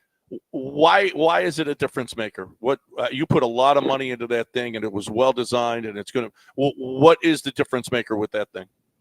Well, it's just a place where the players want to train, and before they used to have to use the facility at the Toyota Center, where there's a second court that most fans don't even realize it's kind of below the ground that you go and you work in, and it's hard to get in and out.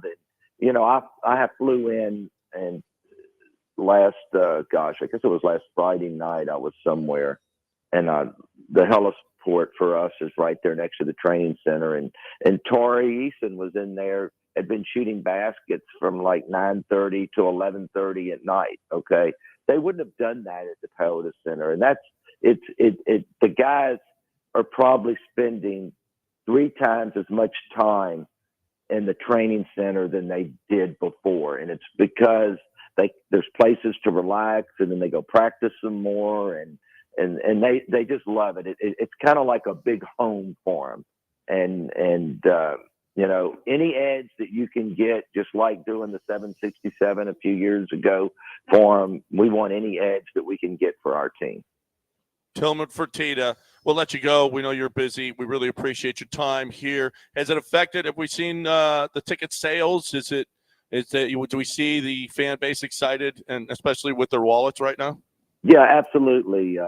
Ticket sales are already up like 12 to 14% this year, and the fans are getting really back into NBA basketball in Houston. But I have to, give our fans a lot of credit that, even those previous years, you never walked into the Toyota Center and didn't see it, near capacity. We always have had a good crowd, even the last few years, and you never saw rows and rows of empty seats. And I appreciate the Houston fans, and it truly is. We're here to play for the fans, and we want everybody to come out and support them. There's nothing like a loud a fan base when you're in somebody's home arena. I know we get it from certain teams, and we want our fan base to be. We want the Toyota Center full, and we want our fans to be as loud as they can be. So thank you, everybody out there. We appreciate you. I know this. We're as excited as we've been in a long time for this basketball team, and looking forward to the start tonight. Thanks for joining us, man. We appreciate it. Thanks for hanging this morning, and best of luck this basketball season. Thanks, guys. Great talking to you. Yeah. Tillman Fertitta right here on ESPN 97.5 and 92.5 as we get started with the 2024-2025 NBA season. I'm excited, man. That's going to be fun. I'm going to watch that game. You're going to be there, Lance. That'll be, I think, hopefully it'll be a sellout. And it's a Charlotte game. It's not normally a sellout. It's a Wednesday night. That's, difficult for a lot of people. But opening night should be a lot of fun. Should be a packed crowd there tonight. And you guys got good seats. Chris said you guys got pretty good seats. Yeah, I'm looking forward to. I don't care if the seats are good or bad, John. I'm a man of the people, so just being in the building's good enough for me. You're so full of it. Yeah, you were in the press box at the Texas game eating. Yeah. How was the food in the press box? Not great. It wasn't? No, yeah. It wasn't. They had some tacos from some places. They just threw them on there. By the time I got there, it took a little while. I had to go down on the field and for a while, but no, the press box is not the best seat at Texas, Georgia. That's not a great. No, because you're isolated from people. You don't have to touch. No, I'm the third row. I can't even see. I'm watching it on TV. You have to. Hey, Diamond Club, enough, Diamond Club. You can't tell people. You can't say that screaming at people from your Diamond Clubs. No, and your floor seats. Right up against. I'm next to people. Right. Yeah, right people there. with jets. So what? I mean, those are people too. They don't count. People who have their own jets don't count as man of the people. Yes, they are. You don't see. They're people too. Okay, rich people are people too. Okay, so stop already. Rich lives matter. Okay. You'll be one of the first ones eating cake. John thinks. See, the problem for John thinks they'd let him in when the purge happens. They're going to keep you outside. John's out during the purge. Oh, I'm out. I'm out. I'm realistic about it. Your friends aren't going to let you into their. Oh, I'm the last. I'm the last in. Trust me, I know that. They're like, hey, funny man, make us laugh. But when bleep pops off, they're going to leave you out with the rest of us. Oh yeah, no, absolutely. I'll be out there. No, absolutely. I'll be pounding on the window though. At least I'll be up against it. Let me into your panic room. Let me in. Let me into your panic room. All right. We are done. The MAPE show is next. We're featuring Dell right here on ESPN 97.5 and 92.5. That was that was news of the weird. It was weird getting Tillman Fertitta on any show in this city. So that wasn't easy. So that was why it was weird. That took the place in News of the Weird because he doesn't do many shows, and especially in the morning. So we got a little lucky there. GiveMeTheVin.com is what we're talking about now. There's another rich guy, Sean Clay Wolf. You know why he's rich? It's not because he gouges you. It's because he pays you more. How about that? How ironic is that? John Clay Wolf has a lot of money because he pays you the most for your vehicle.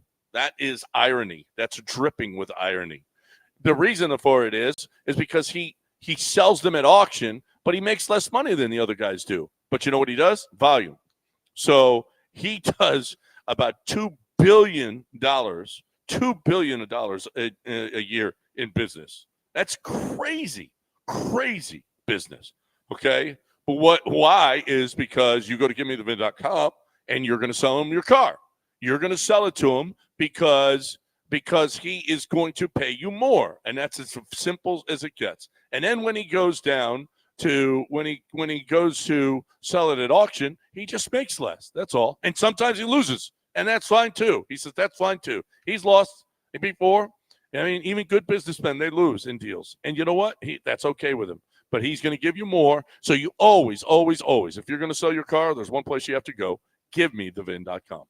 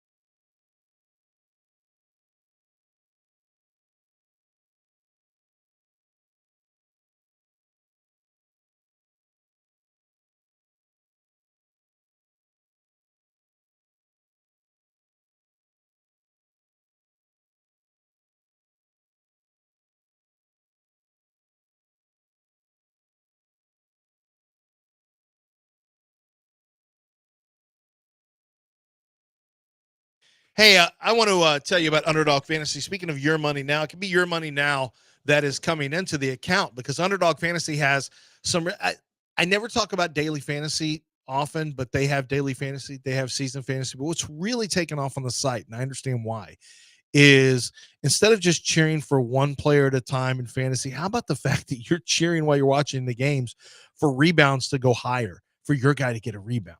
How about you're cheering for your baseball player in the World Series coming up on Friday? You're cheering for strikeouts to be higher. How about you're cheering for a total basis to be lower for a guy like Aaron Judge? That's fine because you go higher or lower in the cash pick'em game and you got a chance to win up to 1,000 times your original play. We've got profit boosters. You now have a win now feature where you can stop everything that you were doing and take your money and your winnings.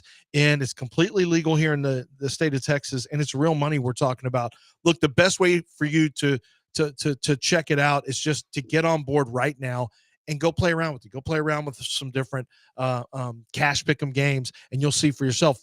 All you have to do is use promo code Lance, make your first deposit, download the app, make your first deposit.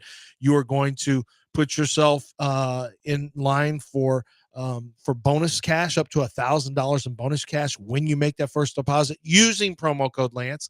And it's so much fun to play along with the games you're watching. Don't forget, you can play along with football, basketball, baseball, all going on at the same time. It's a great time of the year.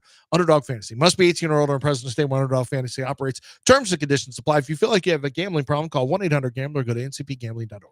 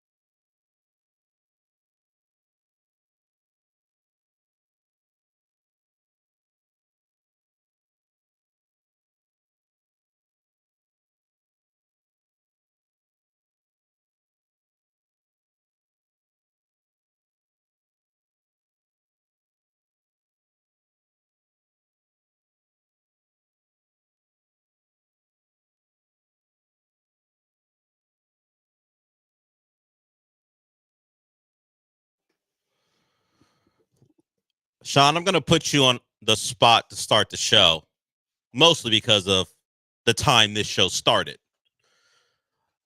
I need you to do a quick impromptu calculation in your head of the people who work here that would take this the worst, starting their show nearly 10 minutes late. Just think of include yourself. You do a show, The Bullpen, with B-Mac and others, depending on who's available. Joe George has been on recently when you guys are in Lake Charles. Give me a poll. You don't have to go through the entire lineup per se, but of all the people, maybe give us a top 3 of people who would take this the worst, most poorly, knowing their show started like at 10:10, already up against the break, just because John and Lance had to talk to Tillman Fertitta. By the way, Tillman Fertitta joined John and Lance very late in their show. We're going to have sound from Tillman Fertitta.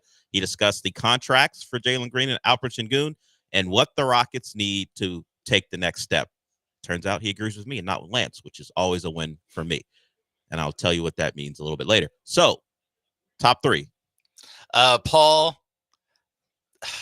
I think the Killer Bees would be tied, honestly. They both would be. I just want to say the Killer Bees because I've always done a show that immediately precedes them. Oh no, maybe just when Connor and Beard was the thing. I did not do that show. But Paul Gallant Show used to lead into the Killer Bees. Gallant George now leads into the Killer Bees. They don't like it when they're like 3 minutes late.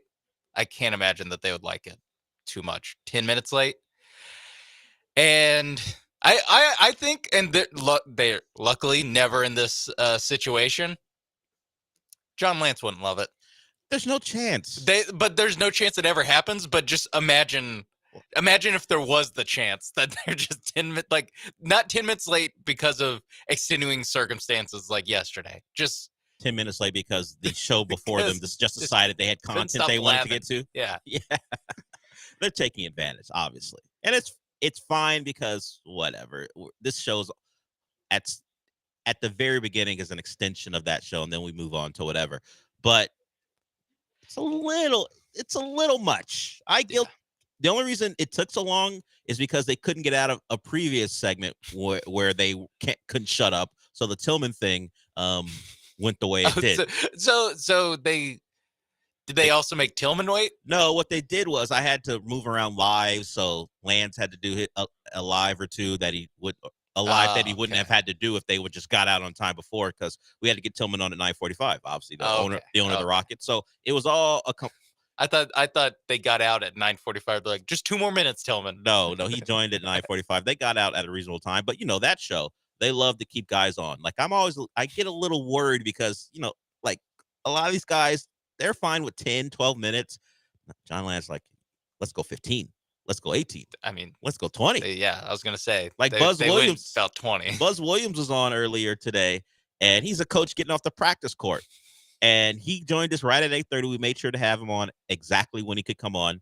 That thing went to like 8:49 or something. I was like, ooh. Well, they're a chummy bunch. Yeah. They like to chit chat, and there was always one more aside or comment that kept Buzz Williams on. Thanks to Buzz Williams for joining us. Since you put me on the spot, this isn't really putting you on the spot.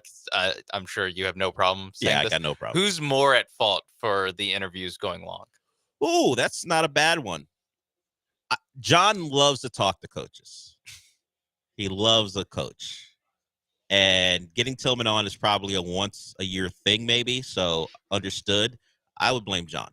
Okay. Now, Lance is a wordy question guy, but John loves to talk to coaches. So John's the problem. Lance if we were going to call it a problem. Lance would be the problem if you go like 2 minutes over. The reason you go 10 minutes over. It's because of John. Okay. It's because of John. Got it. It's fine. It's fine. They're Hall of Famers, if you haven't heard.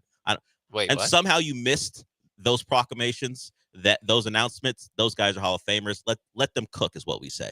Let them cook. Yeah, I mean, LeBron James is also a Hall of Famer, and he gets to have his son on the team. It's kind of the equivalent. Going into another guy's show this deep is the equivalent of somehow manufacturing a scenario where your son gets to play in the NBA. Yeah. Now if they start having their sons in on on shows. Well, have you not heard from the Zerline Brood at different? I mean, like co-host, like where they're like, John's out today. Dell, you're still producing, but I would welcome it. To be honest with you, I wish they would go that route. Get JT up here. He's a God-fearing individual. I'm not kidding about that. He's been in Destin, Florida, prophetizing to the good people of Destin. Bring JT on here to talk about his experiences. Former college quarterback. He'd have things to discuss, like, what if you got benched for a famous quarterbacks? Well, at least their name is famous. How would you respond? I mean, he's kind of the Arch Manning, though. It's true. His dad's a Hall of Famer. That's Kuppa's not a Hall of Famer. Well, yeah, but he comes from a famous family. Yes, he does come from a famous. They both family. come from famous families. So that is why, I don't know many people who are just tuning in at like 10:03 for this show when it normally begins. But if you're wondering, hey, what the hell is going on? That's what it was. Tillman Fertitta joined us. Or if you're a podcast listener, you're like, wow, they're complaining a lot for for something that does not matter to me. That's true. Well, now you know why. And it was a unique scenario. You get the owner of the Rockets on. You want to talk to him. That's understood. And we will play some of that sound if you missed it from Tillman Fertitta's time here. And with the Rockets starting tonight against Charlotte, that is just more evidence that the NBA season has begun. I can't say that the NBA would be fond of what was opening night, at least particularly the opening game. The Celtics are a bad product, not because they're not great, dominant performance against the Knicks, but you can't let bad people succeed, or they will like test the limits of what you can take. The Celtics, everything's a three or layup thing. Happened, and it happened to great effect last year. Those guys came through. Tatum and Brown won themselves a title. That's why we have the thing we have to close the show, which just speaks to how corny Tatum is. Brown ain't that far behind, to be honest with you. We did it! That he mimicked every memeable thing he could in a span of like 18 hours to celebrate his first title. So when you allow those guys to win a title, this is what we get. That show yesterday, if you want to call it that, all we're going to do is take threes. It's effective. It happened here in this city. What they're doing isn't new. That's what Daryl Morey and the Rockets with Mike D'Antoni were doing at their best. You have a central figure in James Harden, and no mid-range until Chris Paul got here. It's threes and layups or dunks. That's all we're looking for in free throws. In fact, the Rockets were like threes and frees, not necessarily even layups, but those were the things they pushed. And the Celtics are at a point where we're just going to take this as far as we can. And the Knicks had a bad plan. You have all these switchable defenders. That's the reason you got all these guys to confront the Celtics tactics and try to take advantage of them. And you're playing the drop, or you're letting Karl Anthony Towns get exposed. It's a bad plan. But the Celtics at one point I saw were like 19 of 34 in the first half.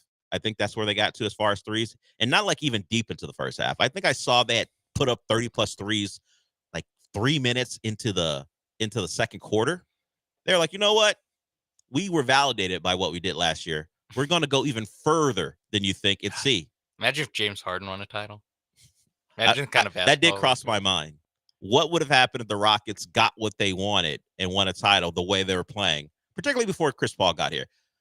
Because Chris Paul added a different element. But if it was the heliocentric James Harden thing and we're going to win a title that way, could you imagine the level they would take it to say, hey, you can't say nothing to us. I mean, we won. I mean, even like the 2018, like imagine if Chris Paul, the personality, also won a title. Oh yeah, that like, too. Yeah. Like, talk about you can't talk to me like that, Chris Paul. Yes, I can. I won a title. Yes, I can say whatever I want. You got nothing to say. The last thing you had over me is gone. Yeah, little did we know that. I mean, that's just how he talks. Yeah, it doesn't matter. He will talk to whoever he wants to, and he'll bully European players if he can. That's part of his bag too. So it was a blowout. The Celtics spent the last 8 minutes of that game trying to break the 3-point record, and the only thing I rooted for was them not to get it, and I got my wish. They're the little things, Sean. Yeah, we're gonna do something this today that I'm introducing, and it'll be a week thing because the whole point of it is Hater of the Week. So you can bring your candidates to the table at any point today and throughout the week. 713-780-3776. I was inspired by it because I heard some Joe Flacco sound when he was on the Manning cast, and Joe Flacco is a surprise hater. So I'll play that sound a little bit later, so you guys can give yours if you think one should be represented. But I was hating so hard for them not to make it. Like, get out of here, Hauser, Pritchard.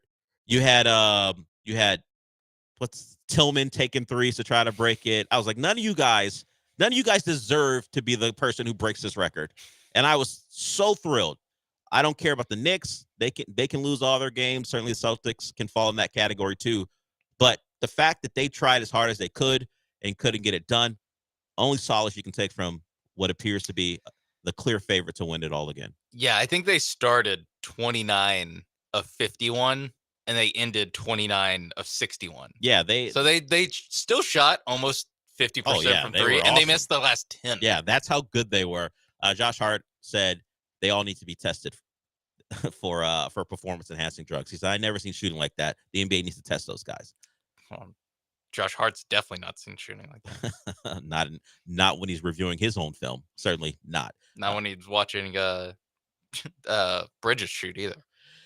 Yeah, the Mikal Bridges thing is going to be something that gets pointed at all year long. Now, he found a way to make some stuff inside the arc. I think he even knocked down a couple threes, but I saw a tweet from someone that said it looked like the Monstars took his talent. That's the way he was playing yesterday. I saw someone say he shoots like he just got new arms.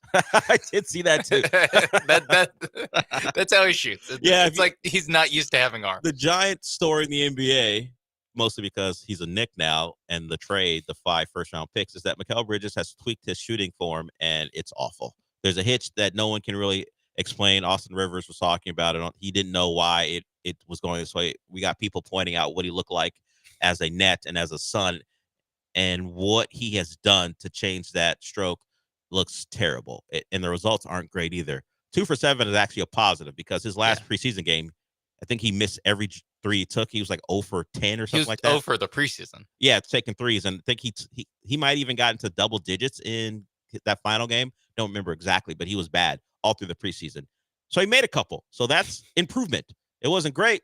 The whole effort from the Knicks wasn't great. And then the following game, I mean, the LeBron thing I don't care that much about, but the win was actually the bigger deal. The Lakers in game 1 look really good. They handled that Wolves team, who certainly has high expectations, but is going through some transition. I think I saw a stat that this was the first time the Lakers have started, I think 1-0 in the LeBron era, or maybe they're 0 for the last couple 5, or I don't know. Has he been there for 5 years? I think he has. 0 for their last whatever in the season opening game. They always just lose the TNT opening night. Let's have a good Lakers team on. face the Lakers, because that's normally what it is. Yeah, it is that. It's have a good team face the Lakers. And Normally the Lakers are a mess. And the good team was like, thanks. We'd love to start 1-0. All right. Not for the Wolves last night. No Towns, obviously. He's in New York and got blown out. And then you had Julius Randle and Dante DiVincenzo out there getting smothered by AD, who had a great night, which all leads to tonight, full slate. Rockets have Charlotte. We'll play some sound from the 2 guys who got big deals, and we'll also play sound from the guy who's paying them. Tillman Fertitta had thoughts on the contracts. He did kind of push back on the thought that these are team-friendly deals. When you're a guy cutting the check, nothing about giving guys $100+ million guaranteed is going to feel team-friendly. But he got into it about that, and also what the Rockets need to take the next step. There's some thought that just growth from within can get that done. That is part of the plan for the Rockets, but also not just growth. There needs to be a substantial jump, according to Tillman Fertitta, from one of their 2 new highly paid guys if they want to get to where they want to get to this year. So we'll certainly hear from him in a little bit. Other things, we got some Texans news, some actual news. They made a signing. Now, a guy who was on the street because he got cut by the Eagles, but he is a linebacker of some name. We'll talk about what Devin White might bring to the Texans. Does that mean that Christian Harris is further away than we would want? He is not going to return this week, so that's another week without Christian Harris. Aaron Wilson had some reporting on injuries concerning the likes of Nico Collins and Kamari Lassiter, where they stand. So a lot to get to. We're just getting started here on the show.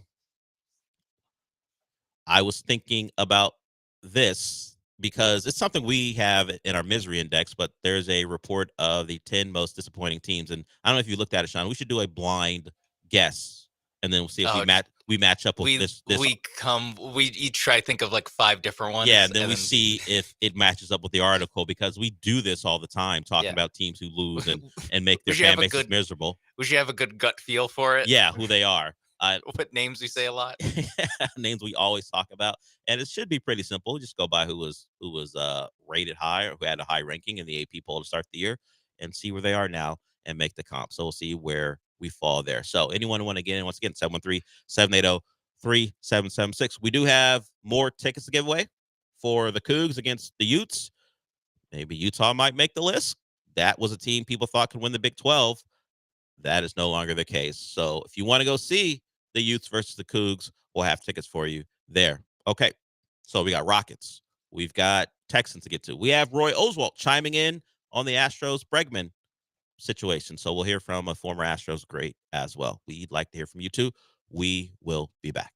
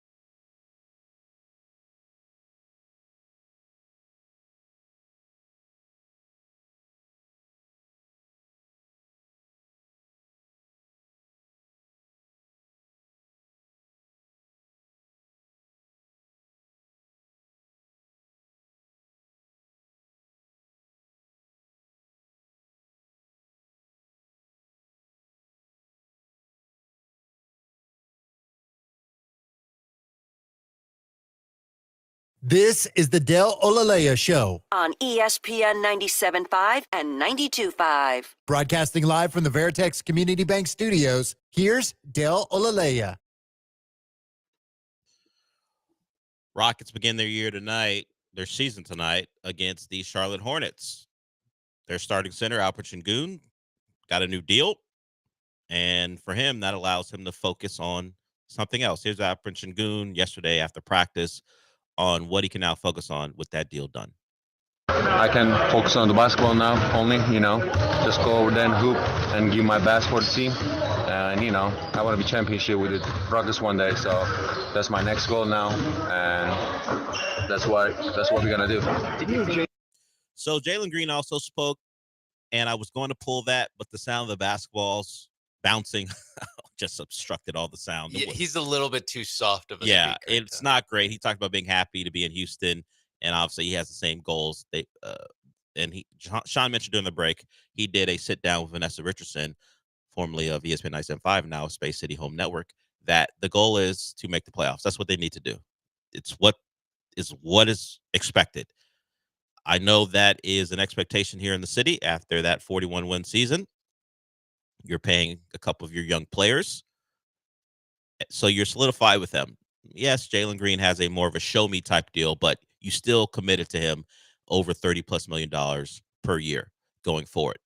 So the playoffs are the goal. Well, we had Tillman Fertitta, the guy cutting those checks, on with John and Lance, and he discussed what needs to get done to make sure that happens. Here's Tillman Fertitta on what needs to happen from an internal improvement point of view to make sure the Rockets reach their goals. At a function last night with a lot of our season ticket holders and Oak Room members, and there's just a tremendous amount of excitement. And I just got on the line and was listening to what you were saying, and the excitement is you have all these young guys, and you just, one of them will step up to be an all-star, and that's the difference. But what's most exciting is that when we can take some injuries, is that this year, when you look at your 14th and your 13th and your 12th and your 11th player, that's like Aaron Holiday and Jeff Green and Jayshawn Tate. And these guys would be in rotations in most teams. But that's all real positive, but we need a couple of guys to step up and start on that all-star track. Because if you look at all the teams that are really, really good, they all have 2 all-stars. Mm-hmm. But we're young. They'll become all-stars. It's just, are they there yet? Tillman Fertitta on this morning with John and Lance. And that's kind of been my stance when I talk about this Rockets team and what they can become and what people's expectations are and how they align with how the league goes. Whether you think they're going to beat their over, which I think is like at 43.5, at least at a couple spots, or you think this team is a 6 seed, or maybe you think they can push for 50 wins. Who is going to be the guy who elevates them to a point where that's a reasonable expectation? Because you look around the league, and Tillman told you, the really good teams have all-stars. Let's forget about the really good teams. Let's forget about the contenders. The playoff teams, the teams who aren't scrounging around in the play-in area, and even those teams have all-stars, whether they were all-stars in the recent past or they were all-stars that season. Let's go with the Pelicans. No one thinks the Pelicans are great. They had Zion Williamson, who made an all-star game in 2023. You had Brandon Ingram, who is can be a subject of derision. He was an all-star in 2020. That's a bit ago, but he has shown he's capable of that. Go to the Kings. I completely forgot that he was on all-star. Yeah, go to the Kings. Sabonis, Fox, those guys, all-stars. Do the Rockets have, and that's a team who is a 46 type win team, make the 6 seeds. They were a 3 seed a couple years ago, and then they got beat by the Warriors, but they're in the range where you think the Rockets can compete with them. They have guys who make all-star teams. Who is making the all-star team for this Rocket team to make them a clear playoff team? And hell, as I said, let's look into the East. The Heat have Bam Adebayo and Jimmy Butler. They were a play-in team. Now, injuries played a part in that, but even them, 2 guys who have made multiple all-star teams. One guy Well, a guy who's led a team to 2 finals, and Bam was his running mate there. We're a 7th seed. We're an 8th seed, actually. Scratch that. We're an 8th seed. The Magic. You would think Magic aren't so great, right? Ben Carroll, all-star last year. So when we talk about making and taking that next step, the Rockets need to find an all-star internally, because that's where it's going to come from this year. If we want to consider them not even a serious contender, but a serious playoff team. They have some options, but even the owner's telling you one of them needs to do it. And that's why I kind of want to temper what I think about what they can be. I get the depth. I get the talent all across the board. You heard Tillman talk about guys who, at least in his eyes, could be in rotations around the league, are like the 12th and 13th guy. Aaron Holiday is like, shh, hey, quiet down calling me a 12th and 13th guy, please. Knock it off. Hey, watch it. Wait, then what's Reed Shepard? Well, I think we know Aaron. I think we know what he is. No. I'm Aaron Holiday and Jayshawn Tate. Hey, please don't label me as a 13th guy. I'm not looking for that. He could have just said there's some guys on this team that would be, 7th, 8th men that are going to be our 12th and 13th. Why he could have just said that. Hey, media training. Please don't single us out. You got Jeff Green's old ass. What if he did say that? We got Uncle Jeff. He's old. He could play in a playoff rotation, but we'll barely play him. Yeah. If I had my way, he may play him in closing time. He was better than Jabari some games. Hey. Quiet down. Hey, we got a core 7. You're right, but come on. Quiet. We got a core 7. Stop telling people old Jeff Green was better than one of our core members. Okay, jokes aside. But he has a point of view, and I don't think it's wrong. Now, if we had to guess, Şengün or Green, who is an all-star this year, Sean? Who is the guy we're going to point to and go, this is the reason the Rockets are a top 6 seed? I think it's more likely to be Şengün, because he wasn't close, but he was putting up numbers that get you on the edge of the list kind of guys. So I think Şengün. I think what really is going to happen is that there's going to be debate amongst who gets credit, and there might be not severe vote splitting, because if you're good enough, obviously teams get 2 guys in the All-Star game all the time. But when you're the new, 6, or I think even a 6 seed is I don't know if they can really get that high. I'm thinking playing games. I'm thinking get ready for some playing games. This is what I'm thinking, but the thinking among people who are very positive about this team, it's about, hey, we should be a playoff team who doesn't even have to worry about the play-in, and then they will, oh yeah, but the West is really strong, but still we should be one of those teams. Yeah, and a little bit of the West is there's going to be a team that just gets nuked by injuries, Memphis last year. I brought it up yesterday. The Warriors are really just a Curry 4 to 6 week long injury from just being out. Sure, that could happen. And same thing with the Lakers, who we saw last night. So I think that is where the depth actually is kind of a benefit. But I agree with Tillman that you still do need guys to be not just step up, but be real guys night in, night out. Honestly, if they could just be baby's first De'Aaron Fox and Sabonis, if that can be Jalen and Şengün, because the skill sets aren't 1-to-1, but they're pretty similar between those guys. If just fast ball handler and European big man who can pass, that's very simplifying it, but that's the overall the 2-man game kind of stuff. They make it work. Yeah. And De'Aaron Fox was not a good shooter for the first 7 years of his career. He certainly found it as the Kings took a step up. Now they've added DeRozan, so they have added some talent there. But if you talk about the team as a whole, you look at them, and that's top where to bottom, you might go the Rockets at least are more talented. From 1 through 10. Yeah, and that's where the Aaron Holiday's our 12th guy. That's where that sets in, is over the course of an 82 game schedule. You're going to have guys out. We're going to see it with Philly tonight. Their 2 of the 3 best players are out. Tyrese Maxey might be better than Paul George. But 2 of the 3 best players are just out night 1, already not healthy. Yep.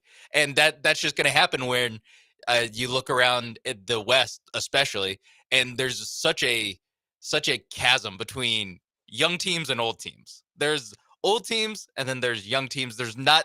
I mean, maybe the Nuggets are the ones where it's like most of their guys are still in their prime. Well, maybe give it. Oh, in the West, yeah. In the West, yeah. Maybe the Grizzlies. You might throw them in there too. Yes. Jaren Jackson, John Morant. Now they're obviously relatively to most of us. They're young, but as far as the NBA is concerned, they've been around long enough. Yeah, I mean, John Morant is still like 24, 25. Yeah, but I get what you're Desmond saying. Bain, all those guys. They're young veterans. We'll call them that. Young veterans. Yeah. They're like the youngest. They're not a young team. Sure. That you can get. But yeah, for the most part, you just go down the list. Like Phoenix, kind of an old team. LA, both LA's old teams. The more we talk about it, I don't think we have to worry about the Clippers that Not much. so much. I think the Rockets should be better than Clippers. Warriors, old team. Then you have the Nuggets, the Timberwolves, mostly a young That's team. enough. Yeah. Their best players young. And they started a lot of young guys, but they do They're a bit also older now. Most of the role players are older. Yeah, and DiVincenzo, Randall are obviously veterans, not old players, but they're on the up. They're in that upper 20s Gobert was area. Yeah, drafted So over yeah, 10 years ago. there are teams, but to your point, there are some drastic things as far as old and young, and then we throw in some of the other contenders with the Nuggets and the Wolves. Well, we need an all-star here to take a step. Does Şengün have a new way to get there? I think it's going to be infuriating for people who aren't Rockets fans if he's going to be prolific at this, because he was taught something in the offseason that may make him more efficient and make him a guy who lives at the line. Here's Şengün about that move. We saw you using kind of a new move in preseason where you would hold your arms out and kind of draw the fouls by going through defenders, kind of like James Harden, Joel Embiid. Did you look at some film of those guys in the offseason to add that to your game? Coach Cam, he's close to players like Darius and all those players, so he taught me that move, and it's hard to guard for the bigs, because I play with the 7', 7'1", 7'2". They have long arms, and it's just hard to do for me, but it's another bag in the court for me. Alperen Şengün, foul baiter. Welcome to 2024-2025. I mean, that it's not, if he actually becomes Joel Embiid, and that's going to be an issue, or not like with the injuries and stuff, just the actual offensive He has game. such a high approval rating around the league from people who just watch the Rockets, fans of the Rockets, just generally Alperen Şengün. That name gets thrown out there. Yeah. You hear all positivity about he can be one of the next great ones. Lance does the baby Joker thing, but a lot of people do that too. He's not alone. He's not alone. If he becomes a foul baiter, oof. But it'll be great as far as his game and scoring, but as a product to watch, not that he should be concerned about that much. Yeah. It's going to turn on him if he becomes a foul baiter. But that's how you turn 21 points to per 27, game, 25. Yeah. That's how you become a guy who lives at the line and becomes an all-star. Hey, Tillman, you want an all-star? Boom. Let me get to the line 13 times a game. I know Tillman doesn't have any problems with his all-star shooting a million free throws. Yeah, he's lived through it. He may not have been born in it, but he was maybe molded by it. So there it is. We'll hear more from Tillman Fertitta, because a lot of talk was about the contracts and how beneficial they were for the Rockets. He doesn't really align with that type of thinking. But if you missed the entire interview, you can hear it on the podcast page. It was the final segment of the third hour of the John and Lance Show. Tillman Fertitta joined the show. We'll probably get to that final clip from Tillman in the second hour. When we come back, we will talk about what's going on with the Texans. They made a signing. What does it mean for their current linebacker core? And we'll have an update on some of their other injured players like Kamari Lassiter and Nico Collins, with practice beginning here shortly. So we'll get to that when we come back.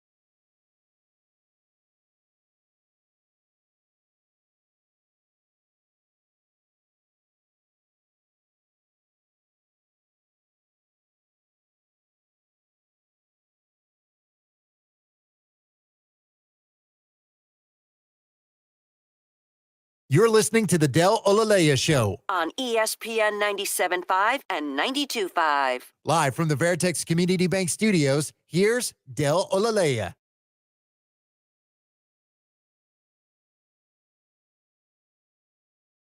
We'll get to the Texans news here.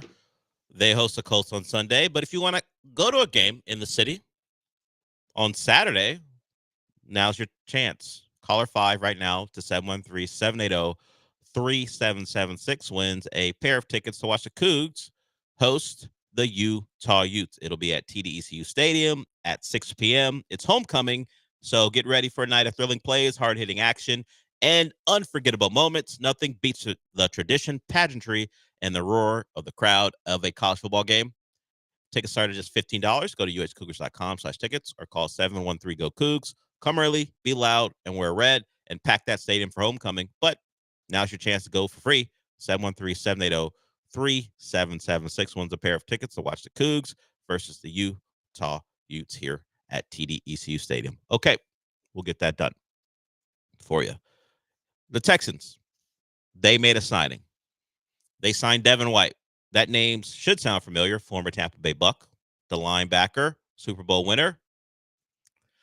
There's a reason he was out in the street. It's because when the Eagles signed him this offseason, they didn't play him down in the regular season. Devin White lost the chance at starting the job to Nakobe Dean, the former Georgia Bulldog, and Zach Bond. Those are the two linebackers they're featuring in Philly under new defensive coordinator Vic Fangio. When you hear the name Devin White, you think, oh, I remember that guy, but he has not played it down to football all year long. But the Texans are in desperation mode for linebackers. They've got issues there with Al-Shaair being down and Henry To'oTo'o, who, according to reports, don't expect him back this week coming off the concussion. We'll see what he feels like later in the week, but they're saying he was still a little bit sensitive to light. I saw that report earlier this week. So Devin White is needed at least even for just a body. Even if it's just going to be Hanson and Neville Hewitt again, you need another linebacker, and they make that signing. Christian Harris is the question mark beyond To'oTo'o and Al-Shaair. When is Christian Harris coming back? Someone screenshotted the Texans website, and it said and it had Christian Harris' name under designated to return. What does that mean? That was posted 4 hours ago. In the meantime, they signed Devin White. Devin White, I don't want to call him washed, but Philly had a real need at that spot, and they got to look at him in camp and said, nope, not here. You can't play for us. No thanks. No thanks. We appreciate what you've done, but you did it for Tampa, not for us, so you're not going to play for us. Vic Fangio has complete control of that side of the ball in Philly, and he said no. We know D'Amico likes a reclamation project. He brought in Okudah and C.J. Henderson. One of those guys is still here. Yes, it's Okudah. He's just hurt, so he didn't play either. But at least he has an excuse. What's Devin White's excuse? Not good? That's what his excuse was in Philly. He's not good, at least for that system. He's only 26, by the way.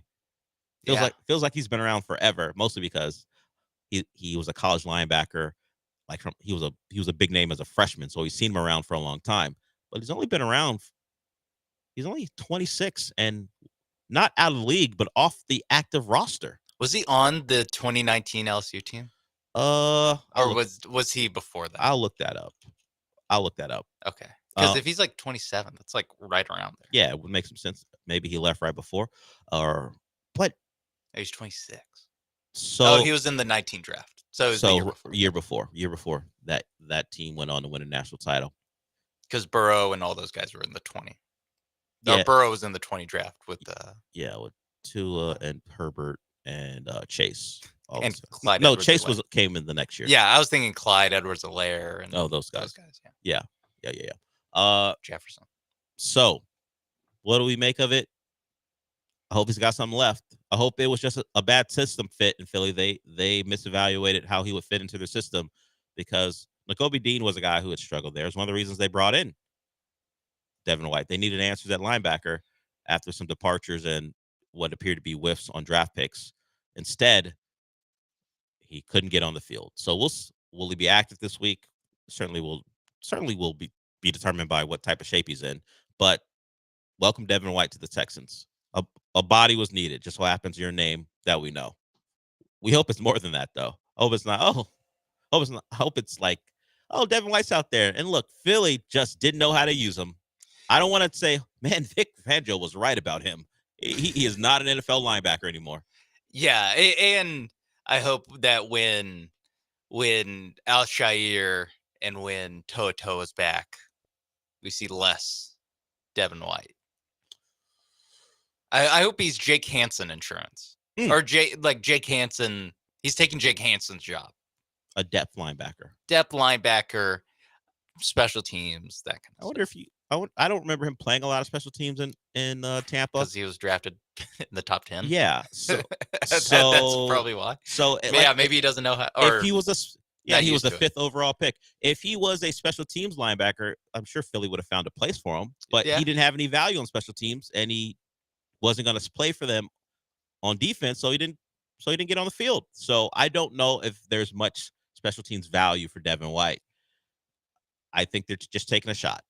They're like, we don't know. Just get talent. Just get him in here and see. Well, they've done it before. It didn't work out. Turns out they were fortunate to draft Kamari Lassiter, who's now down, or they would have been in real trouble. Beyond Jeff Okudah's injury, the Henderson-Okudah thing wasn't working out. But Kamari Lassiter did. He's just hurt. And Aaron Wilson has some reporting there saying he's getting better. Don't expect him to play on Sunday, but he's progressing well. Kamari Lassiter. Same for Nico Collins. At least at this point, they're expecting him to be back when he can, as soon as he can, off the 4-game IR. So that's good news. I am a bit concerned that there isn't a definite for Kamari Lassiter, but all I can go is by what is out there, and they're saying he's progressing well enough that he should be back pretty soon. Yeah, is that the situation where it's actually kind of the opposite of Nico Collins, where we felt like, oh, Nico Collins be out a week or two, and he'll be back, and then when he gets IR'd, you're like, oh my God, he's gonna be out a month. It's so sudden. Are we doing the opposite with Kamari Lassiter, where if he was just IR'd, we would feel better about, oh, this is gonna be a 4-week injury, and then he'll be back because he's already missed 2 games. He got hurt in the Bills game. So 2 games. 2 games and probably a third. So he could have been IR. So yeah, instead of carrying him on the roster, you could have put him on IR. It won't make any sense if he's not back by the 4th game that he would have missed if he was on IR. So we'll see. They took a chance. They think they didn't want to make that decision. Good. Thankfully, they did it with Nico Collins. The Bucs didn't, and now Mike Evans is not expected back before their bye, which I think is like week 11 or something like that. So he's going to be down for a while, as opposed to resting him, maybe not putting him on RI, but not pushing him out there when he was limping before the game, according to one of our callers. Now that thing popped, and he's going to be out quite a while. The Texans avoided that with Nico Collins, and he appears to be well on his way to being back when that IR stint is over. The Chiefs made they made a move for a former Texan. We have not talked about that at all. So we'll get to that in the second hour. We'll hear more from Tillman Fertitta, who joined John and Lance from, the show, obviously, from 7 to 10. He joined them at 9:45 to discuss his Rockets. So we'll get to more from Tillman Fertitta as well. We also have a giveaway, a 4-pack of tickets to the Cougs versus the Aggies. That's a charity game. That'll be Sunday at the Fertitta Center. And it is called the Fertitta Center, right? Okay, making sure. I've said Fertitta so many times. I didn't want to make a mistake there. Fertitta, it should have been a Fertitta Arena, but Fertitta Center also works. Who am I to disagree? Irwin Center of all things. Is it the Moody's? What's it called now? What's the Texas basketball arena called now? I think it's Moody Center. So yeah, who are you to have a problem with Center as a basketball name? Well, I think for Fertitta Arena is just more fun to say. But I think Fertitta Center is a better name, but Fertitta Arena may be a more fun name. Yeah. But I don't mind Center, and that game will be there. It'll be an exhibition, but Buzz Williams, who joined the show, the John and Lance show earlier today as well, said they're going to treat it like a real game. Like they're going to go through the same routine they go through as far as preparation, where they're going to stay, all those things. So the Aggies are coming in with serious intentions. I don't think we should be doubting the Cougs on that either. Kevin Sumlin will join John and Lance tomorrow as well at 8:30 to discuss the season overall and that game against a team they're very familiar with after playing them last year. Okay, hour one, we're done with. We'll come back with some Astros commentary. It's not really news, but Roy Oswald has chimed in on the Bregman Astros situation, and Brian Cashman may have pushed the scales in the Dodgers' favor for who you should root for if you don't know who to root for when it comes to that World Series between two teams you really hate. We'll hear from Brian Cashman, the GM of the Yankees, in the second hour. We will be back.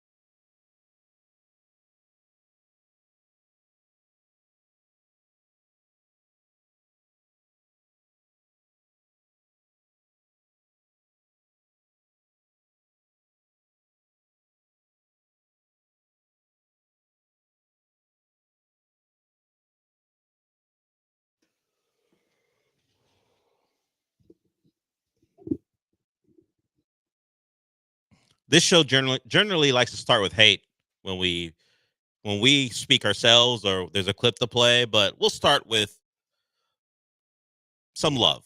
some love for Roy Oswalt from Roy Oswalt, directed at Alex Bregman, and really a call to action for the organization. That organization being the Houston Astros. Roy Oswalt took to Twitter, and this popped up on the timeline. I didn't even know Roy Oswalt had a Twitter. Well, I'm not following Roy Oswalt. There's not a real reason for me to follow. I'm not taking shots. It's just no real reason for me to follow a former Astro. For his thoughts on the current team, obviously. Oh, obviously. And whenever he has signings or Yeah, something that's in the area. I seem like that type to show up at a player signing. I mean, maybe, Who do you think? if he's in League City. What maybe. player do you think could get me out to a signing? That's such a great question. Like convenience wise, yes. Let's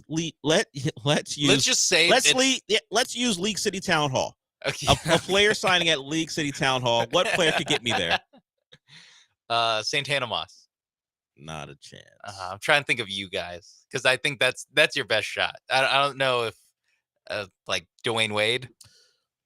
Maybe he's the one. I think Dwayne Wade's the one guy that could get me out, and I wouldn't even want to sign anything. I wouldn't even want a picture. I'd just like, hey man, appreciate you, and that'd be about it. That's all. Just, Dap.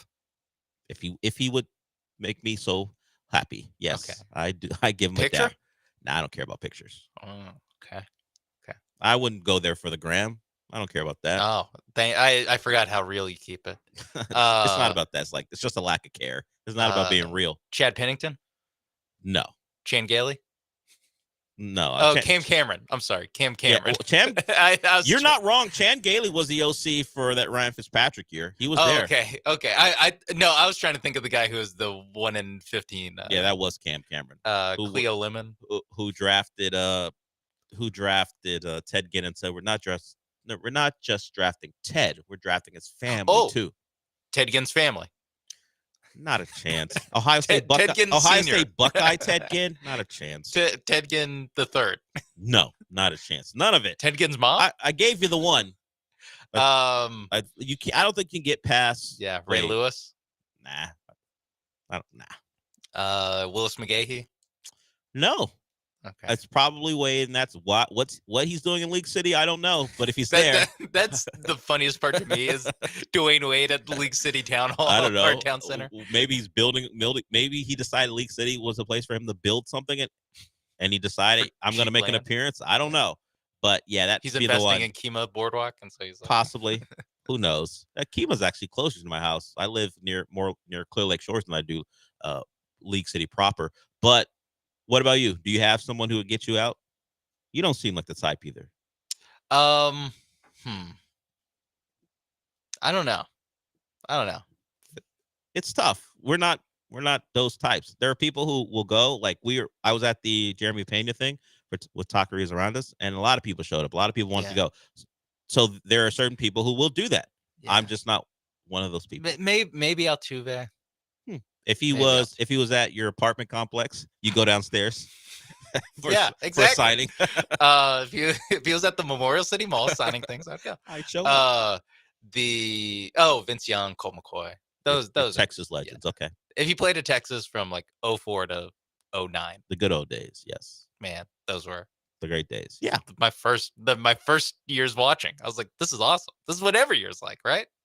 Hey, I know the feeling. As a kid. Oh, maybe Gerard Hurd.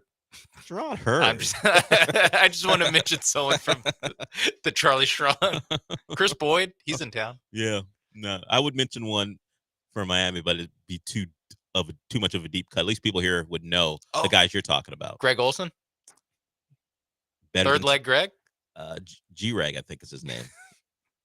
Part of the 7th floor crew. Yeah, if he was on the 7th floor of an apartment complex, would you go up? Only if he. I don't think they would want me up there. No, only if there's a live performance of the song.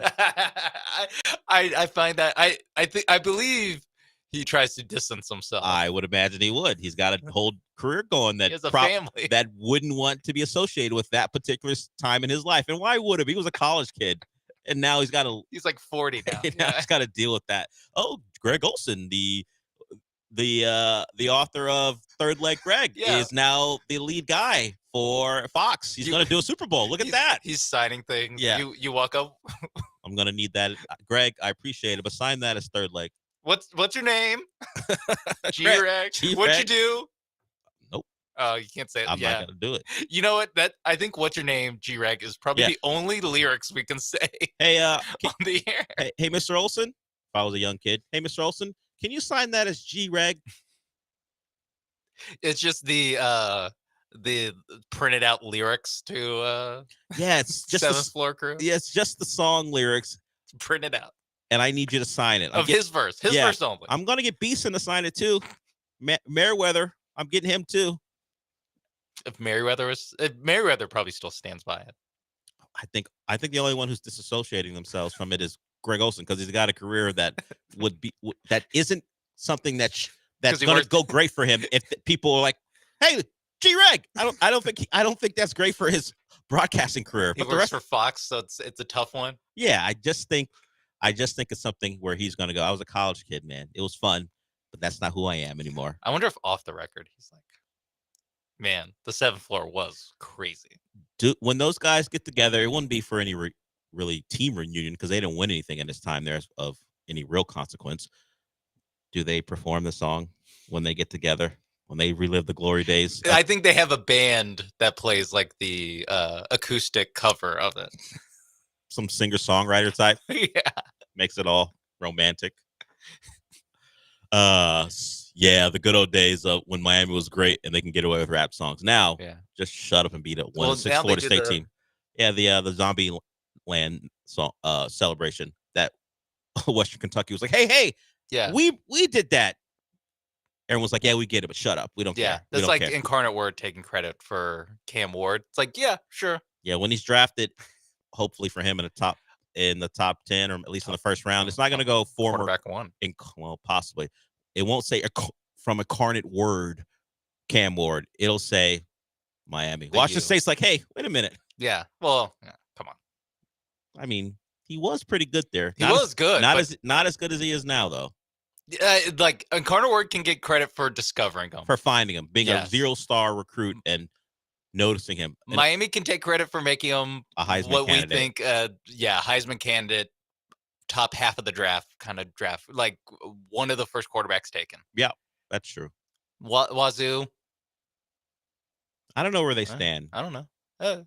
Did they? Well, his almost beat them in the Apple Cup. Almost beat Washington in the Apple Cup. His highlights at Wazoo will come up when he gets drafted. But it might be one of those things where this is where he's improved from. Yeah. But his highlights, like Lance, who will break him down, will have to go back to his Wazoo highlights and find some positives and a negative to see how he's developed at Miami. Does he? Because I remember with Bo Nix, he was like, I will. He had to wipe away everything. Yeah, he's like, I will not watch Auburn Bo Nix. Well, that was a different guy. Well, yeah, Bo Nix spent, was it 1 or 2 years at Oregon? 2 years. Okay, so at least. So I think he would have to go back to Wazoo because just for 2 years. He's only been Miami for 1. He's only going to spend 1 year there. That makes sense. We were going to bring this up until we diverted to whatever nonsense we just got into. What Roy Oswalt tweeted was this.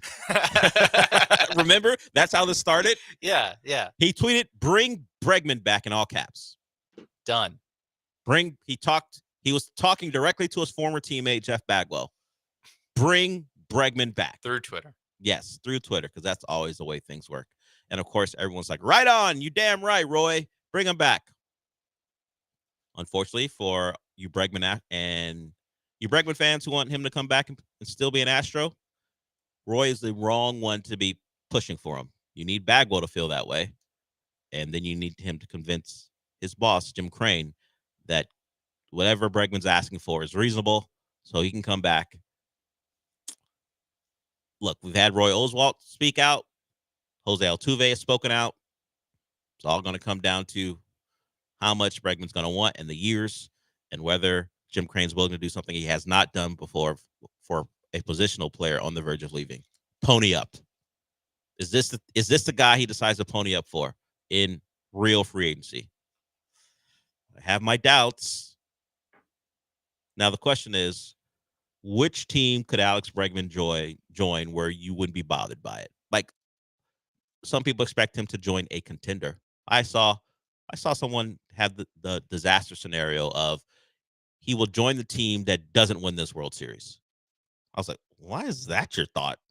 You Kevin Durant of the MLB. I don't know if that's a definite. I'm trying to think which team I'd be like, okay, look, Bregman got his bag. Does Toronto need a third baseman? Just send him up there. Send him up there with George. I wouldn't be bothered by that at all. There should be a team that's like, we just signed 2017 Astros. Yeah, do it. That's what we do. And if the Blue Jays want to be that, go up there. Toronto. What if you sign with the Tigers? I wouldn't be bothered by it so much.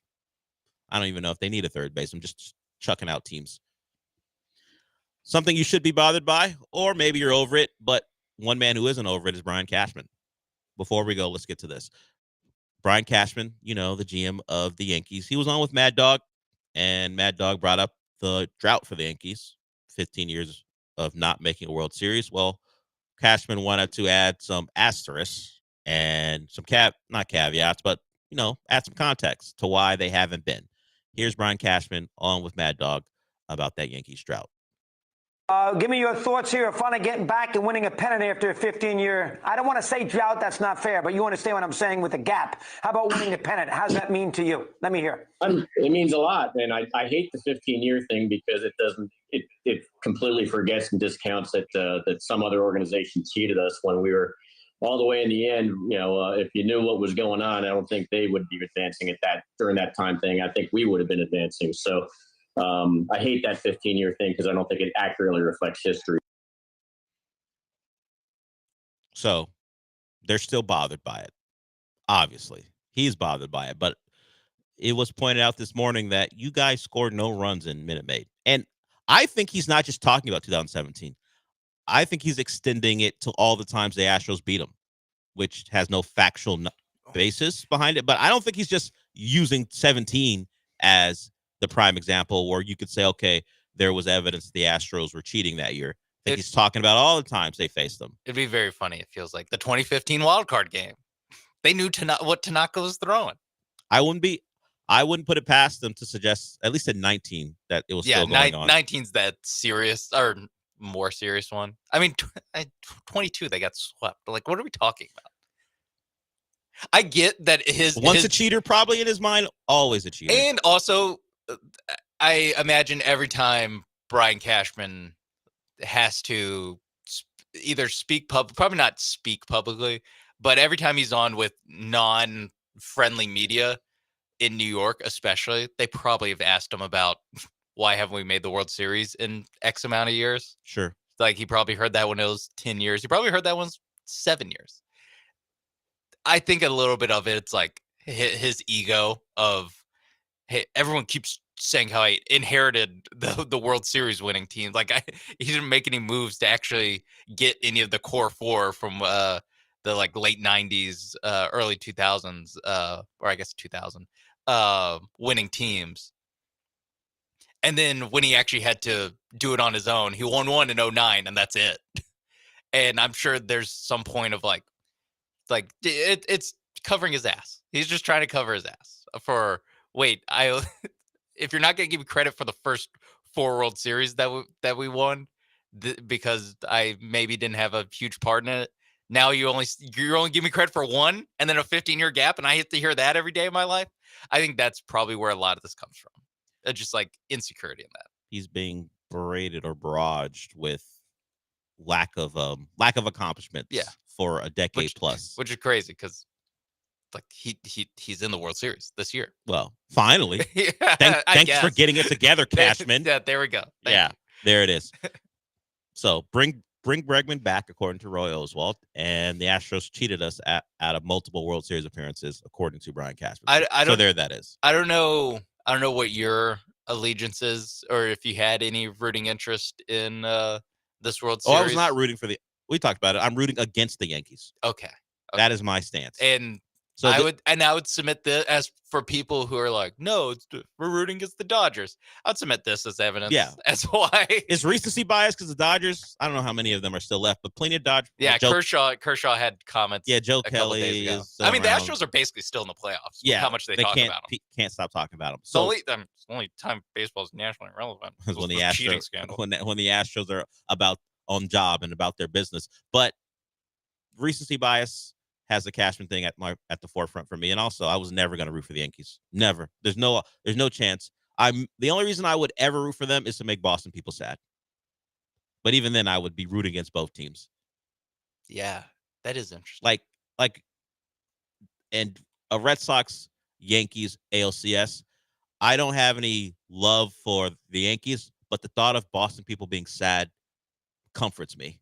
Yeah. So I may root for the Yankees only for that reason, because it would be the worst for them to lose a series. I think I generally, when it's Red Sox Yankees, I generally root for the Red Sox. I did until I got more of a taste of Boston people.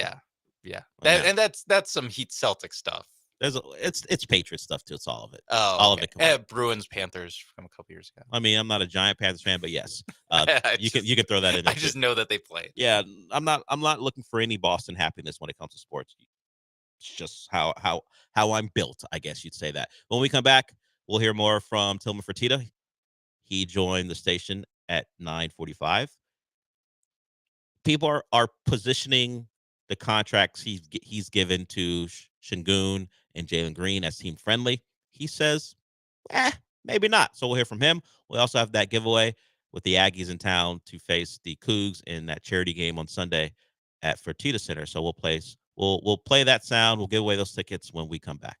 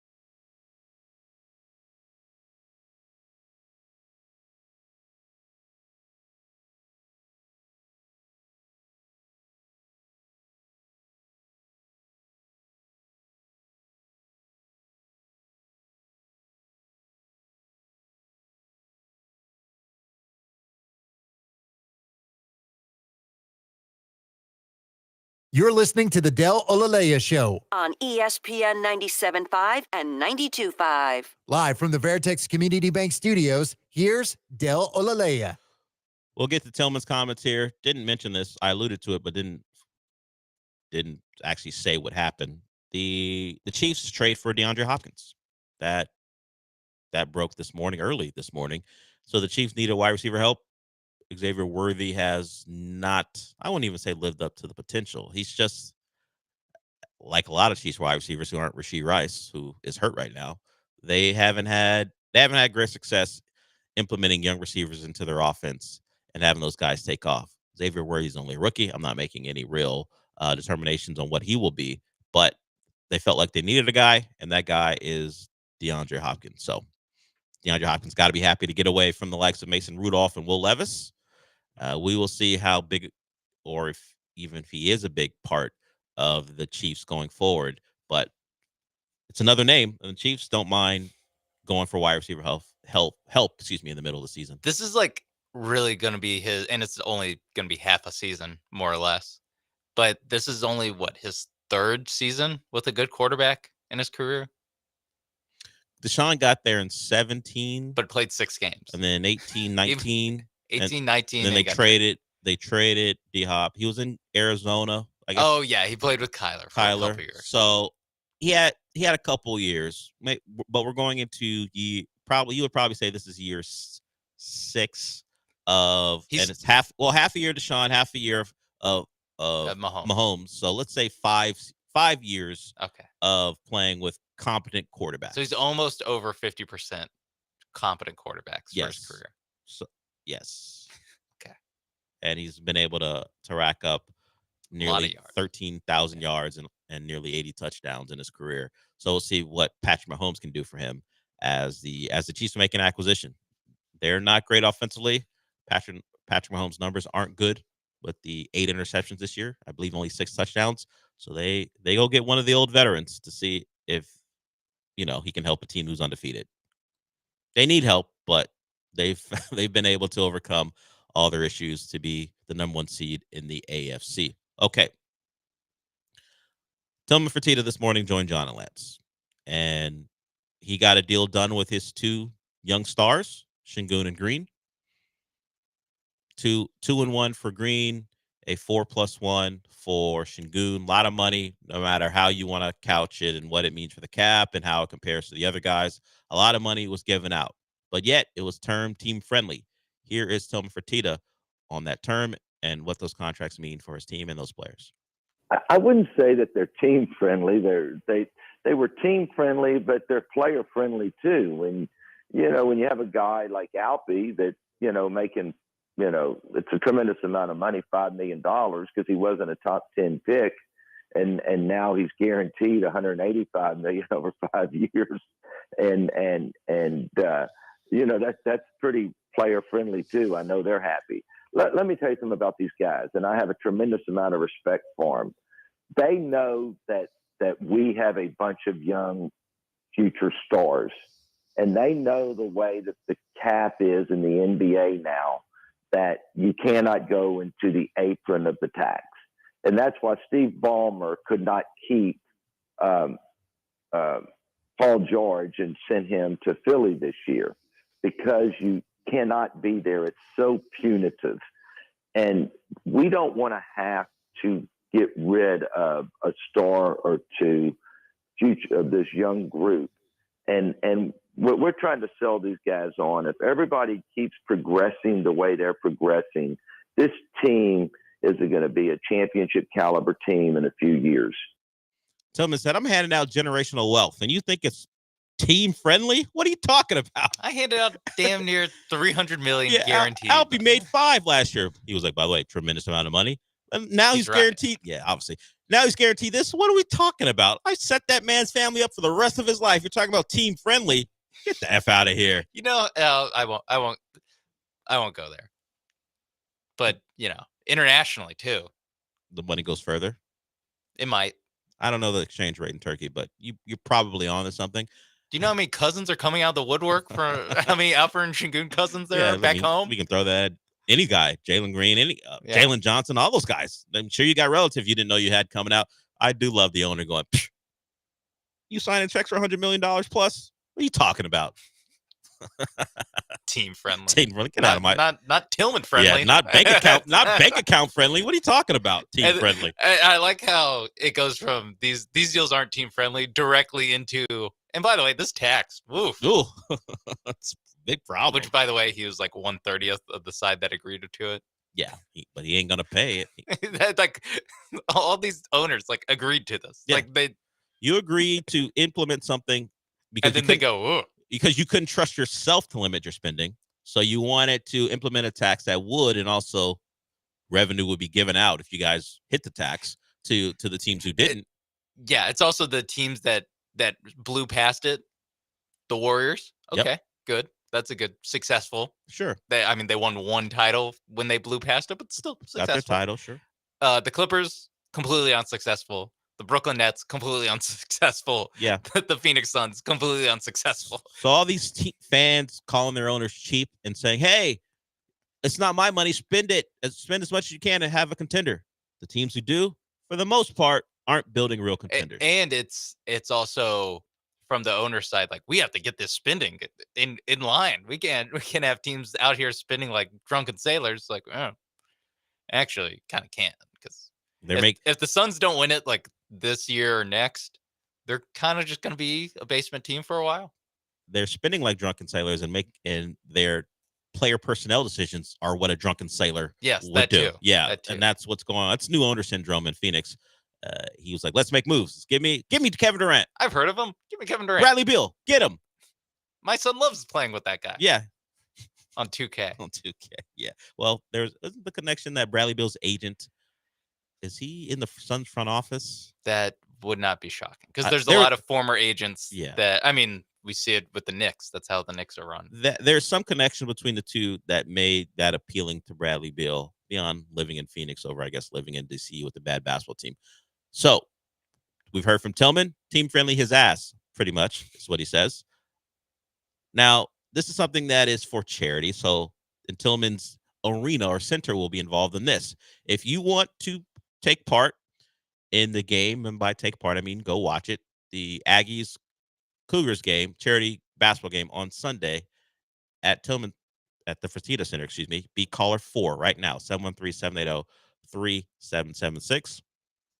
Buzz Williams and his Aggies are in town to take on Kevin Sumlin's nationally ranked Cougars, top 5 Cougars, to be more specific. And if you like Ken Palm, he has them as the best team in the country. If you want to watch those two go at it on Sunday, call in right now. And Buzz Williams has told us they're going to treat this like a real game. All the things they do to prep for a game on a normal Saturday during the season or Sunday during the season, they're going to prep for it that way too. So the Aggies are bringing serious intentions, and I imagine the Cougs will too. So it's 4 p.m. at Fertitta Center. Proceeds from the game will benefit the Greater Houston Disaster Alliance Hurricane Barrel Recovery Fund, which assists those who were affected by the storm. Tickets are available at uhcougars.com/tickets. And it's a 4-pack. Sorry, I might have said a pair. 4-pack of tickets. So bring 2 other people. I think we have our winner there. So we're going to be doing that every day this week, as well as Gallant George and the Killer Bees. Great cause, and you're going to see good action. Cougs, Aggies in town, 4 p.m. after the Texans game. Watch your Texans game. Head over to Fertitta Center to watch the Cougs and the Aggies. Okay, we got a couple more segments to go. We'll hear my submission for Hater of the Week. You guys can be Hater of the Week if you want, if you got something to hate on, or you can bring something to the table. We'll be doing that throughout the week. I put Sean on the spot this morning when I told him about it. He didn't have to have an answer today. He can have one at any point when he thinks of one, but we're doing Hater of the Week here. And mine, mostly because it's very surprising, is coming up when we come back.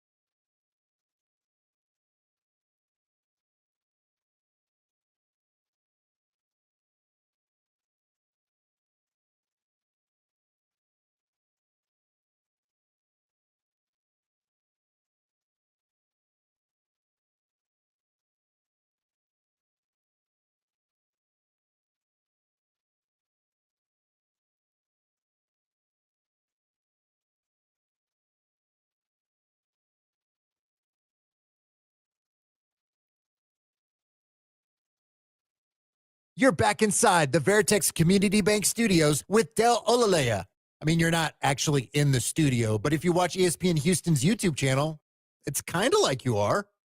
No, not really? Okay. Okay, so this occurred on the Manning cast during the Bucks Ravens game. Joe Flacco, former Raven. We all know that. Current Colt. The best quarterback on that roster, but he can't play because the starter is a top 5 pick. I think I'm comfortable in saying that.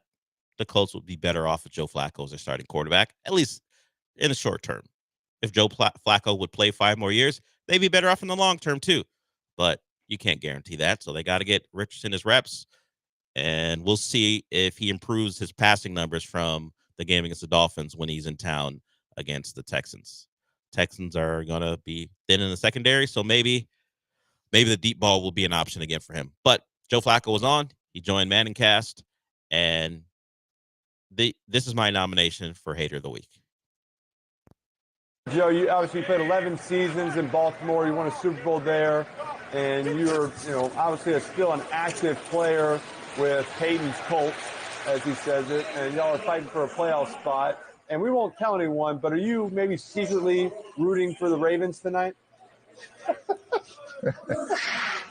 Eli, I don't know how you felt when you guys played, but I literally wish all other 31 teams could lose somehow. So whatever team I'm on, I'm all for. I don't root for a single other quarterback. I don't root for a single other team. So right now I'm on the Colts, and that's about all I can, muster up. So Joe Flacco, no new friends. The one that got me was not even other quarterbacks. That's a fraternity, right? Those guys all root for each other. Not Flacco. I don't care what any of you guys do. I don't know how you guys could all go 0 for 1 this weekend, but if it could happen, I'd root for it. I respected Joe Flacco. Yeah. It's my favorite thing about you. Nope. Are you rooting for the Ravens? No, I'm a Colt. I mean, he's probably not even rooting for Anthony Richardson, if you want to be honest. Get that guy out of here. I want to play. I mean, he's in the AFC still. Like, there doesn't make any sense for him to be rooting for the Ravens. It would be kind of crazy. Yeah, Peyton, you're allowed to root for the Colts because you don't play for them. When he played, he probably didn't root for the Colts. Yeah, when you rooted for when you're playing for the Broncos, were you rooting for the Colts, Peyton? Yeah, that's how it flip it on them. Yeah, and then not get invited back to the man. Then never make another appearance because that would be awful. But Joe Flacco, respected all of it. I don't want to see Joe Flacco here on Sunday because regular season Joe Flacco against the Texans, I don't like it. And Christian Harris just won't even be there to pick him off. Neither will Steven Nelson, right? Did Steven Nelson get the other one? So I think it was him. I think it was, yeah. So those two guys who tortured him in that playoff game aren't even around. Let's make sure Anthony Richardson stays upright in the pocket, and I think it'll go pretty well for a Texans team who needs to bounce back. Joe Flacco walks in there. No. The Colts, when you watch them play without Flacco and Richardson is out there, all you hope for is he makes a decision to throw the football early. Because if he does, unless it's deep down the field, and it's probably not going to go well for the Colts, if he holds the football, he can break a tackle, he can escape the pocket, and things can get a little chaotic for you defensively. But Richardson making quick decisions, well, I welcome it. He'll throw that thing into coverage. Yeah. I do have a nomination for hater of the week. Okay. It's at least hater of the day. I don't know. I don't know if it rises to hater. Yeah, I mean, haters pop up at any point. Every day a hater is born. Yeah, it could fall down the podium depending on what happens. Yes. So Roger Clemens yesterday afternoon, I think, at 4:30, tweeted, on a flight, have a few hours to answer some questions. I'll try to get to as many as possible. AMA kind of thing. Understood. And A, he didn't really answer that many questions. B, he answered like 5. B, they're all pretty standard. Like, yeah, I always dreamed of pitching against Reggie Jackson, and I think one day he did. He got asked best and worst ballparks he's ever pitched in, and he said Anaheim was always in pristine condition. Didn't touch the negative side to that until he got one question. Okay. Best home plate umpire during your playing career. He goes, not Angel Hernandez. every other one are positive, or he ignores the negative part of the question. He couldn't hold off. Angel got They him. didn't even ask him the worst. They asked him the best, and he said, not him. Just so you're aware, I mean, I may not even pick a positive because I don't want to single anyone out except for this. I want to, you know who I do want to single out? Aaron Hernandez. Not Aaron, Angel Hernandez. Excuse me. That's a different Arguably Hernandez. even worse. Well, one of them's just a bad umpire. The other, murderer. But hey, maybe he murdered your team in a game and you can't stand him. Exactly. Murdered a potential great pitching performance. He butchered Roger Clemens' ERA one year. Yeah. I just thought that was funny because they're all very standard former athlete, like, man, not looking to start anything. Best pitch in baseball. I'll tell you what, it's strike one. That's another one that he said. Oh. All right, Roger. But then not for whatever reason. We know why. We know the reason.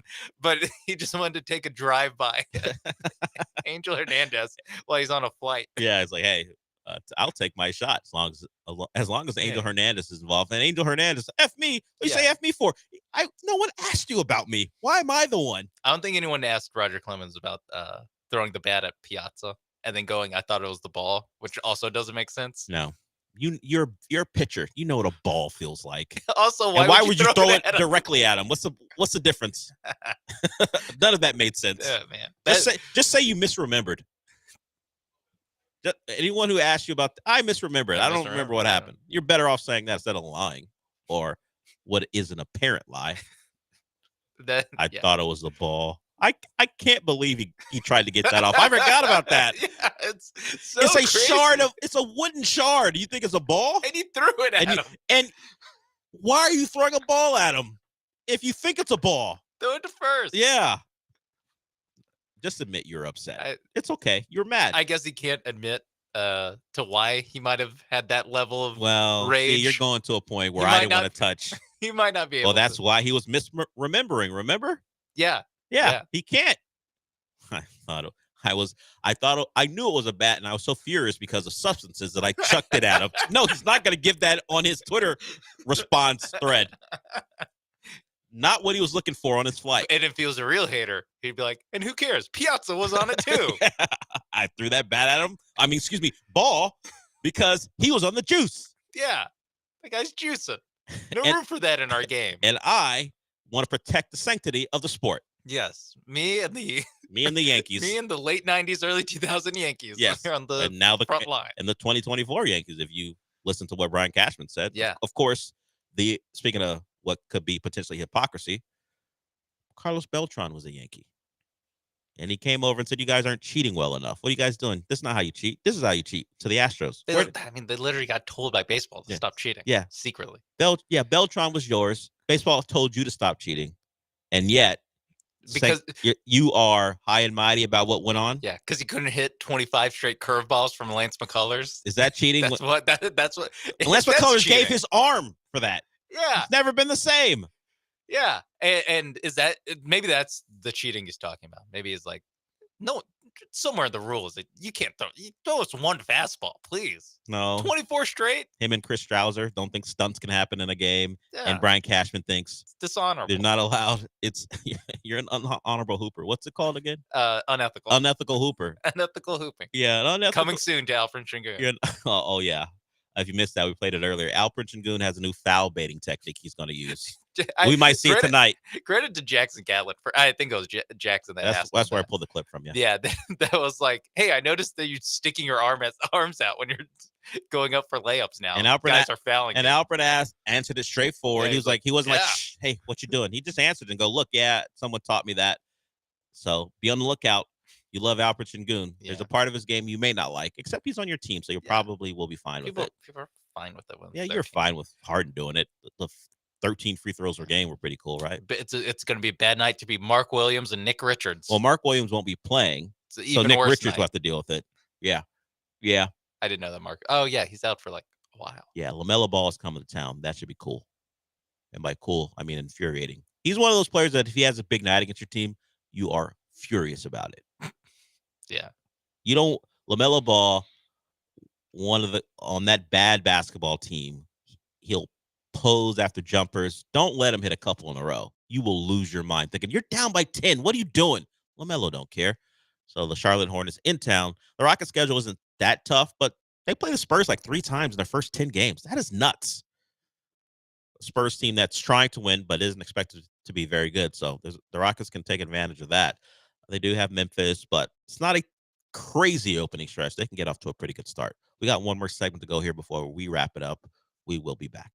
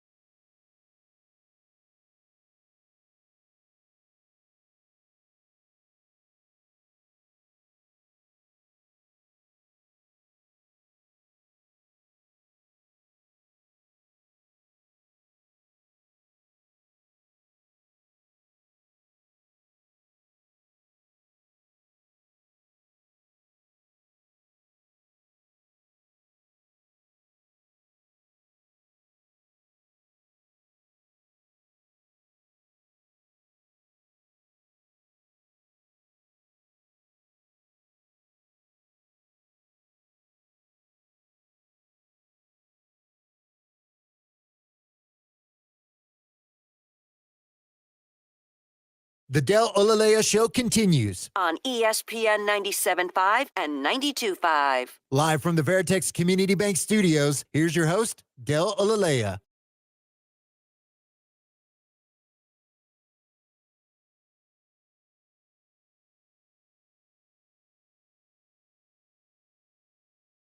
Final segment of the show. We'll save the guess who's been the most disappointing team in college football for tomorrow. We can do that at any point. There are no games of consequence between now and tomorrow. FIU did play Sam Houston State yesterday in their Vice U uniforms. The uniforms weren't sad, but the environment was. There weren't a lot of people there for their special game. It was a Tuesday night football game. Not a lot of people in Miami, which is where FIU is. We're going to show up to a bad FIU team anyway. But you throw it on a Tuesday night. There's just so much to do on a Tuesday night. Not even. It's just we'd rather be someplace else. That's all that was. Uniforms aside. Rather stay at home, root against the Celtics. By the way, yeah, true. By the way, 10-7 the final in that one. Yeah. Not exactly. Sam Houston, not on our miserable index. Yeah, they went in there and got a win against a bad football team with pretty cool uniforms. They had Vice U in all around the stadium, but in the end zones, the uniforms had Vice U on the helmet. It was in the colors of Miami Vice and the colors you see from the opening of that TV show from long ago, if you remember it, or you watched it on reruns, and also from the Miami Heat Vice uniforms that they wore for like 3 straight years: pink, blue, white, stuff like that. So, in Vice City. Yes, obviously that too. GTA, yes. I don't know if I would like to be Vice University. Yeah, I feel like that's probably not something that goes on the pamphlet probably not at the college fair at high schools. So do we have sex workers handing out pamphlets and and drug dealers as well. Gamblers. Yeah. When you say Vice, all I think of is Vice Squad and what those officers do, at least in movies and TV shows. Miami Vice, yeah. Yeah. So it's probably not the branding the professors were looking for when they're trying to tell people where they work and why administrators are saying, "Hey, come to Florida International." Yeah. Why do we have a pimp at the job here? Vice, a professor, with a goblet, or maybe they are the professors. Maybe you never know. Maybe pimps and scallywags are the ones. Maybe the professors and their off-duty activities were the reason these uniforms came about. Mm-hmm. But you can check it out if you type in Vice FIU. You'll find the uniforms. They're not bad, just on a bad team who I think they're now 2-6 as they drop a game to Sam Houston State. I'm going to Vice University. What are you majoring in? How to get this money. 10 toes down. Yeah, counting bread 101. Yeah, all the things. All the things. It's a nice concept, but if you start to dig deep, you're like, huh. But it is Miami already they has just have it. the word Vice on the middle. And on the helmets, it says Vice U. Vice? Miami already has a problem with that stereotyping. Just lean into it. Okay. Yeah. And FIU unluckily for them, they don't get thought of as Miami. No, they don't. But also kind of luckily for them. So they don't catch all of the could you imagine if the U walked out with we're Vice University now? You mean that they would shut down the football program? You mean just a couple weeks after they went out to Cal? What do they call? What was the game? Commies versus Coke or something like that? Yeah, something like that. Something like that. Or was it convicts versus communists? No, they didn't even use convicts. They left that to Notre Dame and their nonsense. It was it was. It was woke versus Coke. Yeah, woke versus Coke. There it was. Yes. Coke came out on top. Coke always. The game ended 3 a.m. Eastern time. Yeah, Coke would come out on top. Yeah. Of course it would. However long that game took. And they got better the later it got. Yeah. They had more energy later in the game. Do another bump in that second half. Got it done for the Canes. They will host a. That Cam covers his nose when he. I don't know. Don't talk about the Heisman candidate like that. How dare you? All right, we're done for the day. Gallant and George are up next, followed by the Killer Bees. What do we do, Sean? We did it! We did. I'll talk to you tomorrow.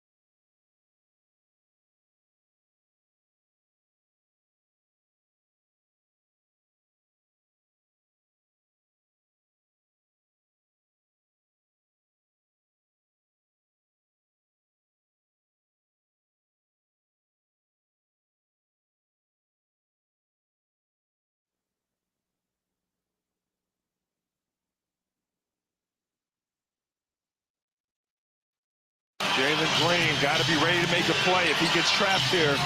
Splits it. Drives. Oh, the English. Oh, how about the touch by Jalen Green? That is so stupidly fun. That is from win number 10 of an 11-game win streak by the Houston Rockets when they took down the Oklahoma City Thunder in what was probably the most fun game of last season. And now they tip off the 2024-2025 campaign tonight at Toyota Center against the bum-ass Charlotte Hornets with a tip-off at 7 p.m. The vibes are so good right now with this team. I don't think we have high expectations for them, but I think we all believe that this is going to be a very watchable team. And I do not see how this team misses the playoffs, George. I have reasonable expectations, and I think those are reasonable expectations, Paul. Make the playoffs, not the play-in tournament. The play-in tournament's for losers. Do something real with your season. Do something real with it, Paul. I don't know if we can quite look down at the play-in tournament yet. I just don't like it in general. That's a problem. I agree with you there. I will gladly take the play-in tournament to make the playoffs. But I think that right now, you are looking at one of the friskier and more fun teams in the league. And I think best of all, to be consistent with what Ime Udoka has been trying to preach to this Rockets team, I like that there are so many guys on this team that are going to have to essentially battle one another for playing time. You will probably, over the next year, couple of years, essentially be having a sort of tryout for who's here long term. And I think that can only make this team tougher and better. I mean, you look at start with Fred VanVleet. Like his contract could be up at the end of the season. He's got to worry about Amen Thompson. You've got Reed Shepard. You've got Cam Whitmore. Like basically, you have Jalen Green and Alperen Şengün. Those are your two main guys now that you've paid them. You got Fred VanVleet will be your starting point guard. And you have Dylan Brooks. And even like Dylan Brooks should be feeling some pressure this season. Because you're right. There's so much talent. The core 20, whatever we're at now, 8, 7, 6, whatever they want to call the core of the Rockets, these young players. You're right. It should be a real competition for playing time, for minutes, for valuable minutes. Not just because I'm most curious about the end of the game. Like, how does that competition within the team play out? If you are in a 5-point game and there's 2 minutes left, who are the 5 guys on the court? Because you know it's going to be Alpi and Jalen, but is Steven Adams in the mix here? No, Steven Adams definitely not in the mix. I think we could rule him out. I think keep asking questions though. I feel like you're going with some more names. Will Dylan Brooks be in it? Because he can't shoot. Like he can play great defense. He thinks he can shoot. He thinks he can. And Cam Whitmore thinks he can play defense. So, like, which one wins that battle? The end of the game is going to be the most interesting part of this season early on as they try to figure out their final rotation in crunch time. Who's going to be on the court and who's not? I'm with you there. I like that you can definitively look down at a Charlotte Hornets team tonight. You're in a tier above them, possibly multiple tiers above them. Now, the Hornets aren't very good, and there's been all sorts of bad vibes with them since they rebranded. Honestly, there's just been bad vibes since they existed. At least Michael sold the team. Like maybe they'll be in a now that Jordan's gone, ruining a franchise. Like maybe they'll be in a little bit of better direction. Literally have never made the Eastern Conference Finals. As a franchise. Sad. Like not since the Bobcats, since Alonzo Mourning and Larry Johnson. Those guys never made the third round. Who are the best players they've had? Kemba Walker? I just named 2 of them. Okay. Alonzo Mourning and Larry Johnson. But they Kemba don't count. Walker. They're not even from these. I mean, those are the Hornets that moved to New Orleans and became the Pelicans. They have that history though. I get that. But it's a different franchise. Yes. It in the 2003 iteration, like since 2003. Kemba Walker. Gerald Wallace was really good for a little while. Okafor or Gerald Wallace was pretty good. Emeka Okafor. I guess LaMelo Ball. Mason Plumlee. See, you should win tonight. Yeah. You should win rather convincingly tonight. This team just loser franchise all time, and you are turning yourself back into a winning franchise. I like Ime Udoka as a coach. I'll give Rafael Stone a lot of credit for cleaning up the mess that this roster was, especially in a post Kevin Porter Jr. world, things have aged very well for this team. And now this year is about figuring out who sticks around for the long haul. I think the what impresses me the most about it is just the success rate in which he hit with his lottery picks. I mean, Alperen Şengün, he was the 16th pick in the draft, and you just got a 5-year, $185 million contract. Mm-hmm. You typically think that's the top of it, and they got really unlucky a lot of times in the lottery where they would get the second or the third pick, and they never landed that first overall pick. But they've done a really good job of cultivating talent and building, like we're talking about, that inner competition. And now to see what's next is how much they grow in year 2 of Ime Udoka. That now that he's established this culture of playing hard defense, of being a tough basketball team on the court and not dealing with people's nonsense when they're trying to start fights and going at people all the time, like the feisty Rockets. That's one thing I hope doesn't change this season. Yeah, I want them to get in fights every single Yes. game. We all did predictions for tonight's game, and both of you guys see it being a little more high scoring than me. I want the Rockets to not be like Rockets. I want the Rockets to be post World War III. I want the Rockets to get in rock fights. The rock fight Rockets. Just start punching people. Rockets rock fight. That's not going to roll off the tongue. I think that their hashtag this year is Rockets Liftoff, which, okay, that makes sense. It's the liftoff of a new generation. But I want them to get in rock fights every night because that's the kind of basketball that I like. And I know that I am in the minority here in terms of liking that, but this is why I am so much more open to jumping aboard this bandwagon, because they're not a bunch of softies like I felt like the Daryl Morey, Harden, Chris Paul Rockets were. And I know they had the 1 year, but I just hated the way that they played, hated the style that they had. I want a team that wants to fight people. And guess what? This team literally does. I think they're generally likable. I mean, I really don't think there's anyone. I know some people don't like Jalen Green. I do like Jalen. Like, I think he has his flaws as a basketball player, but he's really the only guy that there's people on social media, at least. I'm giving him a fresh start this year with the way that he finished it off. But you're right. It is mixed. And of course, he did not handle certain moments last year very well. He was god-awful until all of a sudden, February, March, he started to just blow up. I will say, as far as the core 7, you're right. They literally have Dylan the villain. Yeah, but he's our villain No, now. but I guess. Well, do you like him now? Is he likable? He's likable as long as he's on the Rockets. Do you two like him now? I'm not all the way in. I'm like 95% in on. Come Dylan on. Brooks. I think I'm like 80%. He actually did not shoot that badly. Yeah, he had a couple of good games last year. There's a while where he's like over 40%, where the entire time you're like, this is not sustainable. Well, the start of the season last year, the start of the year when they were. He was. I was like, wait a minute, who is this guy? Yeah, like, okay. This is not the basketball player I thought they signed. Yeah, I'm like 80% for Dylan Brooks. 80. I can't get all the way there yet. Okay.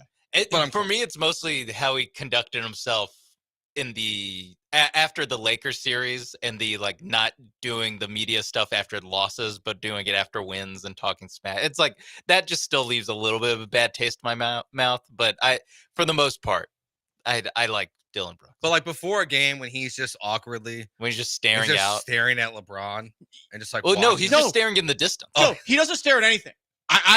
I went down courtside at one of the Rockets games I went to last year to try and figure out what he was staring at. I was just walking around, and he literally stares at nothing. Looking over his shoulder. Okay. Yeah, he just stares off in the distance. I think I like that more than now 85%. I like it more than it being some sort of intimidation factor. Because guess what? You're not going to intimidate LeBron. But Sorry. it's like a team intimidation factor. Like people are just like, what's wrong with this lunatic? Yeah, it's a little bit of like, oh god, it's where you're in the layup line, you do the layup, you're running back to half court to get the end of the line, and you look and you're like, oh god, we have to play this psycho. That's what it's for. Yeah, I'm excited for this season. I'm with you, Paul. I think the expectation is to make the playoffs. I think they will make the playoffs this year. You look at the teams in front of them. They just missed it last year by 5 games. Most years, 41-41 gets you into the play-in tournament. And the only team behind you that should also have the expectations to make the playoffs this year, I would say, is the Grizzlies. They should have some talent, but the teams in front of you, We saw Klay Thompson leave Golden State. Like, what do they look like? I don't really believe in the Sacramento Kings. Maybe Mar DeRozan keeps them in the playoffs. The Pelicans are one Zion cheeseburger away from their season being ruined. He to his credit, he finally is in shape. I know, which is scary for the league. The Lakers, I think they won last night. Like, we'll see how their season goes. You're a half game back of the Lakers right now. Yeah, they're the best team in the Western Conference right now. Got to start climbing up. Yeah. Climb up those rankings. The Rockets ahead of the Timberwolves, though. How about that? All right, Timberwolves dead. Western Conference Finals for the Rockets. Rudy Gobert got a fat new contract. Didn't look good last night from what I watched. Yeah. That's the thing with some of these extensions is like you don't feel great about paying guys like Greed and Şengün who like haven't really done much to like definitively be worth $35 million. But then you see teams re-sign like a 30-something-year-old big man, and you're like, ugh. Rudy Gobert. Talk about rock fight basketball. Rudy Gobert is for the rock fights. Okay. Yeah. I mean, he is. I can't believe that Minnesota is committing to him further. So you're right. I mean, you do not want to commit to somebody like Rudy Gobert. I got a push notification from the ESPN app not because the Celtics skull bleeped the poser ass Knicks with 29 threes. Didn't get it for that. Defending champions who actually matter. I got a push notification for nepotism in the NBA. So I'm glad that they at least stopped giving me push notifications for the WFing NBA. But, oh, great. Bronny's coming into the game. And he came in early, right? He played like 3 minutes last night. Yeah, I think it was 3 too many. 4 minutes left in the second quarter. And that was all he played last night? I think so. This is so stupid. He shouldn't even be on the team. You shouldn't be in the league. Wasting a roster spot. I like that they got it out of the way, but yeah. He's their Boban. Like he's going to be the guy that Lakers fans are going to be chanting at the end of games when they're winning or losing by a lot of points, going, Bronny, like. And then LeBron's going to be playing like the last 2 minutes of the fourth quarter so he can play with his kid. Who was that random white guy on the Cougs last year who would come in at the end of games? Ryan Elvin. Yeah, he's their Ryan Elvin. What's Elvin? He's coaching the Cougs, right? But at least Ryan Elvin scored 9 points at the end of the game against Kansas. Yeah, he could hoop a little bit. He could knocking down free throws. Yeah, he was wet. I mean, I don't think Bronny James will ever score 9 points in a game in his career. How about that? Oh, I like career total for Bronny James. Outside of the month of March and April, I think I'm with you. Okay, fair enough. He's scoring like 3 points a game in the summer. No, but Malachi Flynn scored 50 points in a game last year. And 95% of our audience just went, who the hell is Malachi Flynn? Yeah. I said, who the hell is that? I don't either. No idea. Sounds like the bad guy in Children of the Corn. He looks like a bad guy. I think Malachi the little bastard with the black hair, or was he the giant ginger? I forget. Ever seen that movie Children of the Corn? Yeah, don't love it. It freaked me out the first time I saw it.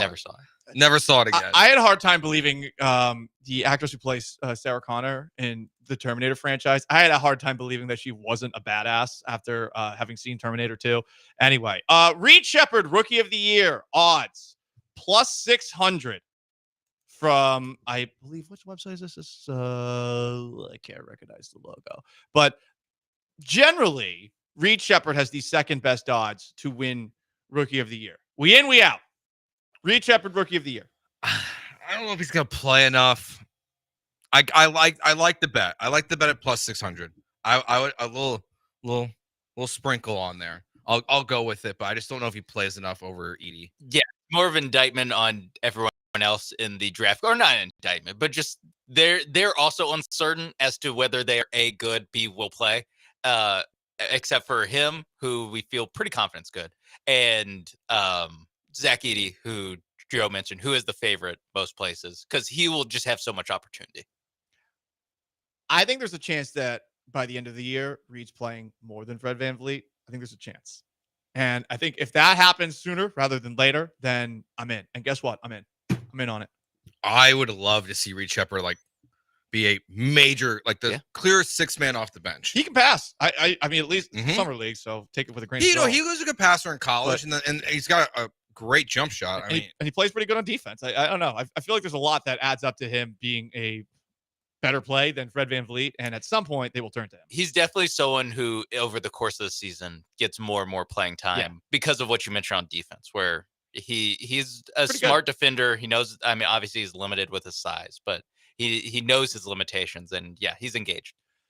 He's Joe George. Sean Mapes behind the glass. I'm Paul Gallant. Gallant and George, ESPN 97.5, 92.5. We're going to be doing prop bets for the Rockets all show long. Houston Texans did something today. I hate it. I'll tell you what it is next. Let's talk about O Athletic, oathletic.com, O Athletic on Instagram. You can find them, 767 North Shepherd over in the Heights. They offer over 100 classes per week. They start up early in the morning. They pick back up around 4:30, so you can go after your workday. They got some classes on the weekend, too. So if it's hard to get to the gym, consistently and take time for a class during the week, that is something you can do on the weekend. If you're like, that's something for me. I work at home on the weekends. I'm not making the drive, but if that's for you, they got classes for you. You can get a personal trainer as well, 1 to 5 times a week. They will work around your schedule. It's the gym for me. It should be the gym for you. Don't wait till 2025 to start working on your goals. Do it right now at O Athletic.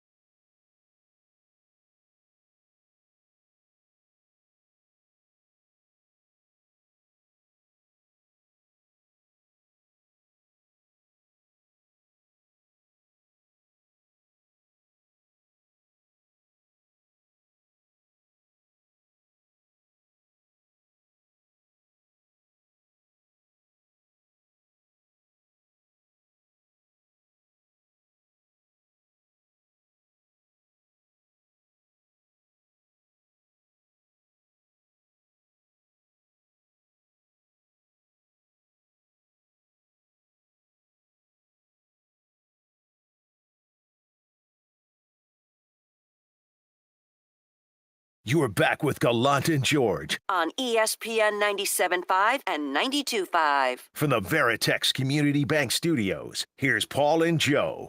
I'm done with the game. I just have to come in here and answer all the questions. I'm done with it, and I've moved on. Just give you guys, after you guys watch the film and got all the criticism, bring it on. But it's good. I'm on to the next. All I'm thinking about is the Colts. That was D'Amico Ryans at his Monday press conference. That's right. It is Wednesday. That means the Texans are 0-0 again. On to Indianapolis at home. Can we say 1-0? No. Oh. No.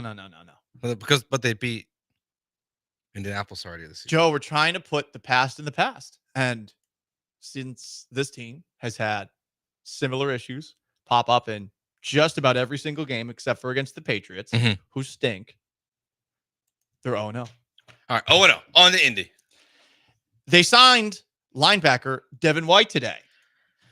They did. I do not like this move. Why? Now, first off, it's a bad sign for Azeez Al-Shaair and Christian Harris, the injuries they're dealing with. A lot of people thought after some transactions they made yesterday that the Texans were going to bring somebody back from injured reserve, and they were hoping it was going to be the first time we see Christian Harris all year. And maybe that still happens, but instead, they sign a Buccaneers linebacker who used to be very good. He played at LSU, and his first couple of seasons in the league with the Tampa Bay Buccaneers, 2019, 2020, 2021, he was really effing good. He helped them win in that Super Bowl against the Bucs. He was all over the field in that game. He was a second-team All-Pro that season, a All-Rookie team player his first year, a Pro Bowler in 2021. But since then, he's been more of a bad teammate than anything. It doesn't seem like the effort's been the same. And if you want to know where he's at right now, on a struggling Philadelphia Eagles team, which he played for earlier in the year, he did not get on the field once. Not once. Yikes. So they bring this guy in, and I just feel this is not the kind of guy you want to bring into the locker room. I know that you've done it to an extent with Stephon Diggs, and Diggs has been a model citizen, and maybe Devin White can be a model citizen here. But I don't think Devin White's that good anymore, and I also don't think he's a good teammate. You want to bring this into a team that's underachieving right now? I'm out. It does reek of desperation a little bit. And to be honest, when you look at this last game, I thought Jake Hansen and Neville Hewitt were okay. They were okay. I thought Hewitt was very good. Yeah. Hansen, he was there. I noticed him. I thought Hewitt played his ass off. I mean, the Pro Football Focus numbers, like when they did their top graded Texans, they had Hansen in their top 5. Interesting. So it's like they thought it was a good weekend.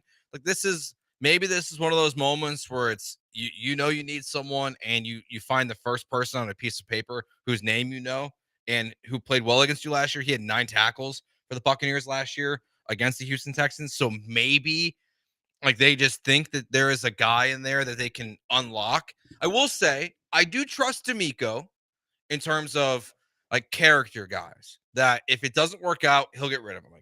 So like I don't think this is not Kevin Porter Jr., right? Where he's going to come in, be a problem, and they're going to keep him around. If he comes in, does not work hard, is not a good teammate, they will just cut his ass. Do we have evidence of that, though? It's kind of his personality that I kind of bet on it. It's wishful thinking. And it is wishful thinking. It kind of goes back to, we all like D'Amico Ryans. We all expect him to do what we think is the smart move, even though he's not very good at game management decisions. Maybe is it Steven Nelson a little bit? Like even though there was the drama around it. He was a free agent, though, Yeah, but there was like the drama around the Nick Caserio vest. But like once they got it all set and once they started playing football, everything was fine. So maybe it is wishful thinking. 100% wishful thinking. I don't think D'Amico cut him. I feel like Nick Caserio thought to himself, he's asking for too much, and clearly no one around the league feels Nelson's all that good. That's why he's not playing right now. Yeah. So, and there's a reason why Devin White wasn't playing. Mm-hmm. Like it was not last week he got cut by the Eagles. It was a couple weeks ago, I think it was. Right. He's been sitting out there for a little bit.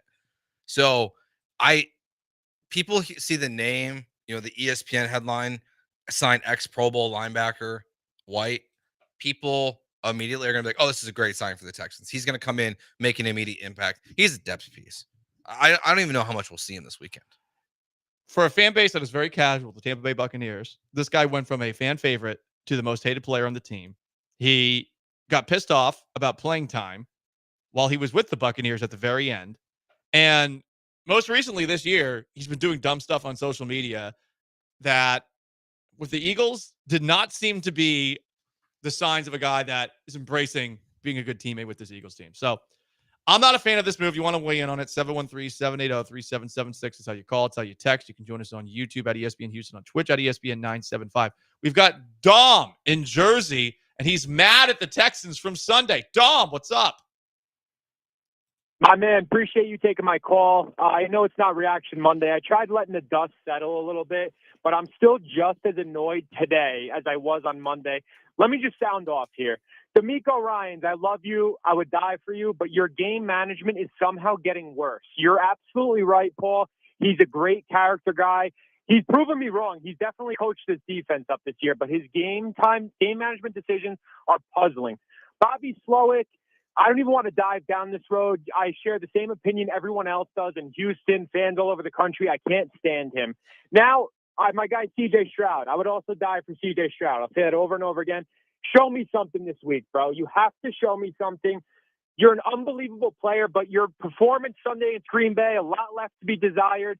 The attitude on the side, I'm not used to seeing that from you, CJ. So I want to see the CJ Stroud that I know and love. Now, the offensive line. I don't have an issue with mistakes. I understand mistakes are going to be made. What I have an issue with is not taking pride in your work and not being aggressive, not looking at the other guy on the other side of the football and say, I'm going to beat you on this play. Laramie Tunsil's too worried about his pregame outfits, his postgame outfits. Finally, Paul, just wanted to let you know, I am 0-11 seeing the Houston Texans live. I've been to the H multiple times. I am going to be at the Jet game on Halloween. I'm also coming down to the H for the Lions Sunday night game. So this week is a must-win game. I appreciate you taking my call, bro. Go Texans. Dom, do not be a stranger. That was fun the whole way through. I do have questions about how many Texans Dom would be willing to die for. At least 2. 2. Two. I think 2 is about the right number. Maybe a third. And maybe Nico Collins. That's it. Tom Brady is the only athlete I would consider dying for, and even then, I don't know. Joe Mazzulla? I do like Joe Mazzulla a lot I feel now. like Joe Mazzulla might be your number one more right ring? now. One more ring. I need another ring from Joe Mazzulla. Okay. I need another ring from Joe It Mazzulla hasn't to won get there. enough for you. Well, yeah. I mean, right now he's still on the same level as Doc Rivers for my beloved Boston Celtics, who smoked those bum-ass New York Knicks last night. Die for Doc Rivers? Dom, if they're 0-11 when you go, Please don't go. it's kind of a sign. Now, I appreciate we got a Texans fan up in Jersey here, but if they're 0-11. Yeah, I'm like Tom. Thanks for calling. Joe's here too, by the way. I don't care. It's fine. But hey, we'll both be at the Lions game. Let's get a beer, Dom. Let's get a beer. I want to meet you, especially if you're gonna make the Texans 0-13. If he loses, Tom, if they lose those next 2 games, you can't go anymore. If you go to 0-13 as a fan going to Texans games, you have to be banned from attending to see them in person. I'm not gonna go that far. I am. But this is Joe's bad vibes. Like Joe He's is 0-11. Joe's a little superstitious. Yeah, He's but 0-11. 12 times the charm. That's what we always say. No, I said if he goes to 0-13, then he's banned. Okay. If he look 1-12, I'll take it. But I'm not gonna lie. The Jets game is not a log, and I am a little concerned that the Texans blow that one. Amir Omar comments, really bad take here on White. Shocked. White has elite skills. Imagine that we all thought of Christian Harris before D'Amico got here. I thought Christian Harris was good before D'Amico got here because I have eyes. And some people believe I'm a football savant. It's fine. Not everybody could see what I can see, but hey, you didn't grow up watching a 6-time Super Bowl champion. It's fine. I mean, Christian Harris also was like a rookie? Right. He was also a rookie, but I thought he looked good. I know I'm in the minority there, but I thought to myself, this guy flies to the football and he hits people. That's what I want out of a linebacker. Devin White is not Devin White anymore. You're buying a used car at this point, and it looks good online, but why is this souped up car only $8,000? Right? It's one of those things. What's actually going on underneath the hood? That's what you got with Devin White here. And look, hey, throw something at the wall here, but clearly not a good team guy. And I don't think he's the same player anymore. And he hasn't played a snap since last season. Right. I will say I am 100% a victim of seeing a name I recognized from 3 years ago in the NFL and being like, oh, okay. Like, oh, Devin White, there's might be something there. I think like maybe the last like 2 or 3 years, I finally no, actually what it was when Nick Caserio was signing them all to 1-year deals. Guys I know from 4 years ago when they're good to 1-year deals and they're still at 3-14 team. That's when I was like, actually, if they're free agents in the middle of the season, probably not good. Yeah. And there's an article on Crossing Broad, and I guess he's deleted all the tweets, but it was a list of 5 or 6 tweets that Devin White had from the sidelines, essentially, while he's not playing for the Eagles. Yeah, that's bad. Oh, I didn't know that. Yeah, that's what I mean. There's enough over the last 2 years with him where you're wondering, okay, you're bringing him onto a winning team. Do you really want this guy around if things aren't going 100%? Because right now, things are not going 100%. I know you're 5-2, but we've all been nitpicking a little bit, right? Mm-hmm. Especially after this loss to the Packers. So I don't know. I don't like the addition.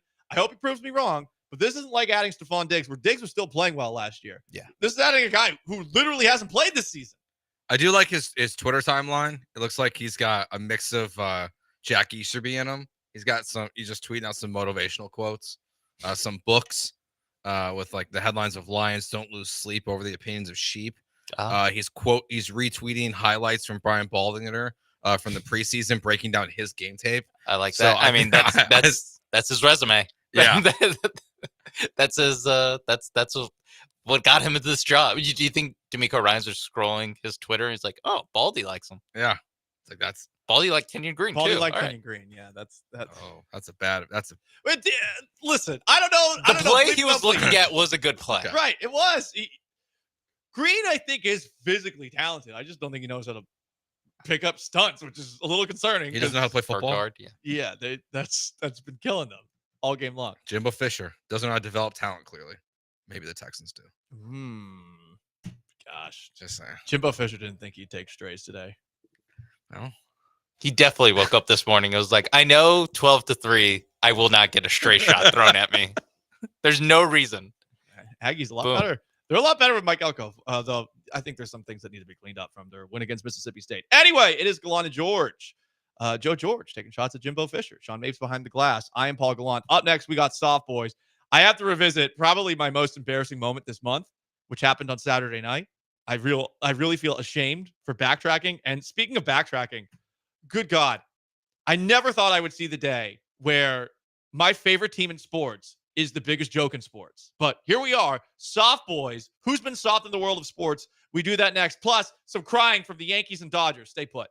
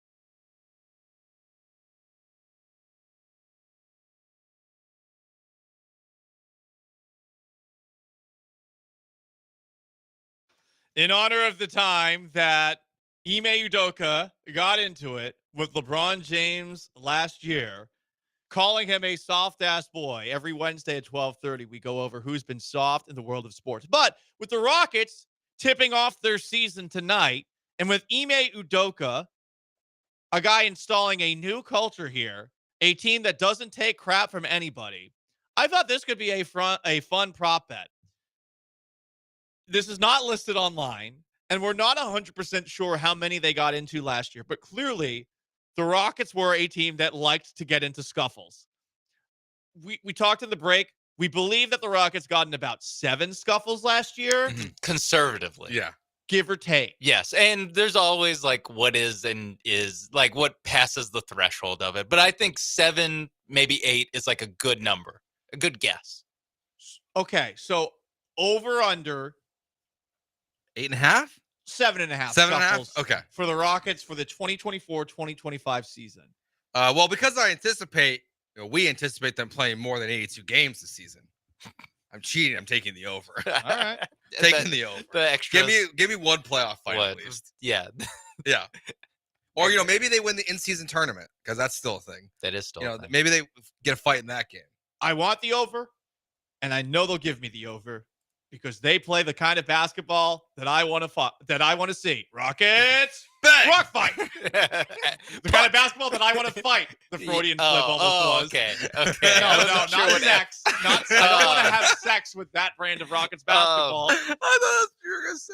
No. As far as the over/under, I mean, even if it's 10, that's 1 every 8 games. That's doesn't that seem low? 1 every 8 games. Especially who's on this team. When you say it like that. And they're going to be good. Like, we see it a lot of times where these, like, brash young teams, the first year that they're actually good, think the Memphis Grizzlies. They did it actually a couple years. But these first time these teams are good, they let the old guard know about it. They talk. The team you brought up is why the over is easy. Yeah. Dylan Brooks, Steven Adams. And they play him 4 times. And, I mean, shoot, you mentioned, Sean, the chirping when you think you're good. I mean, you had last year while the Rockets were in the midst of that winning streak. That's when they're doing it the most. They're talking trash to the Golden State Warriors. Who was it from the Warriors come out to play? Tari Eason. That's it. So, yeah, I think we're all in agreement they're going to hit the over. Follow up. Who's going to start the most of these on a team that features Dylan Brooks and Cam Whitmore? Both of whom, Cam like sneaky high level. I'd also say Amen Thompson. He's kind of feisty. Thompson's feisty. He's like quiet feisty. Steven Adams. I think he finishes it. I'm starting to think that 7.5 might be a low number. Like as we're talking this out, maybe every 5th game. I'm gonna go. So that's 16. Give me Cam Whitmore. Starts the most of these. I think that it's going to be Brooks. Old reliable. I also think it's going to be Brooks, and some of it is just the minutes per game. This is where just how often are you on the court, and I think Dylan Brooks is at least going to start the season as a starter, probably. But he's definitely. I feel comfortable saying he's going to play more than Cam Whitmore. So yeah, give me Dylan. Also, the body of work. The body of work is one that has everybody in the league wanting to fight him. Exactly. Yeah. He's going to walk in. He's going to goad some. Walking into the stadium, people are going to want to fight him. If he goads it, does it count as a scuffle started by the Rockets? Dylan Brooks starting a fight. I think so. Dylan Brooks shoving somebody or something. If Dylan Brooks looks at a player, they're going to want to fight him. That counts. When's the first one? How long are we waiting for this? I hope. Let me look at their schedule. I mean, they play maybe tonight. So they play San Antonio back to back on Saturday and then on Monday. That's normally a recipe for these teams are going to be sick of each other. other. For sure. Dylan Brooks and Chris Paul are definitely going to fight in one of those 2 games. A week from tomorrow, they play the Mavericks. I think that's the last possible one. Like they might get in a fight in that game. Is LaMelo Ball playing for the Hornets tonight? I believe he is. Yes. Oh, I mean, come on. First game back. Someone's got to say, "Welcome back to the NBA." I think for both Gen Z icons. Oh, and they played the Warriors on November 2nd. Like they're gonna get in a fight. They might be at 4 by next week. Oh, that would be awesome. They play the Spurs a 3rd time 2 Wednesdays from now. Yeah, they play all their Spurs games within the first month basically.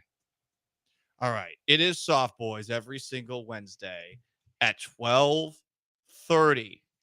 I'm so embarrassed of my New England Patriots. Drake May looks good, but this is a disaster. And the sooner they pull the plug on their current head coach, the better. Gerard Mayo, after losing to the Jacksonville Jaguars in London, unprompted, said this to open up his press conference. What I would say is, look, we're a soft football team across the board. We talk about what makes a tough football team. That's being able to run the ball, that's being able to stop the run, and that's being able to cover kicks, and we did none of those today. I mean, they're 7 games in, Gerard. Yeah, he's in trouble. It gets worse. So I already miss Bill Belichick. And Bill Belichick was on the Pat McAfee show, and he completely disagrees with Gerard Mayo. what he said about the team being soft. Here's Bell. I'm kind of hurt for those guys because to call them soft, they're not soft. They were the best team in the league last year against the run. And those guys went out there and did it, even though we couldn't score many points offensively. So I don't know. I feel bad for the defensive players on that one because those guys, that's a tough group. I don't think Belichick likes Mayo, and there's some things going on behind the scenes that makes it seem like they picked Bob Kraft picked Gerard Mayo as a successor to Belichick. We're talking like 2019 because they went on a retreat to Israel together. Not even kidding. You can't make that up. And last year, there were meetings that Mayo was having with Kraft when it was determined that they were probably going to move on from Belichick after the year because they weren't going to do it in the midst of the season. So there's clearly some animosity that Belichick has towards Mayo here. But this is where I think it looks worst of all for Gerard Mayo. It's one thing to call your team soft after a game, but hey, maybe they were soft. What if you do this a couple of days later while on WEEI for your weekly coaches interview with Jermaine Wiggins, former Patriots tight end, setting him up for this? Gerard, when you say after the game, because we've been talking about this and we're trying to figure it out, that your team is soft. Playing soft. Playing soft. Yeah, I should have said. And let me just go ahead and correct that. We're playing soft. Okay. Because if you look at the first, going back to training camp, like there was definitely some toughness all around the place, and we still have the same players, and we just got to play that way. We're soft too. We're playing soft. Yeah, but we're not soft. We're playing soft.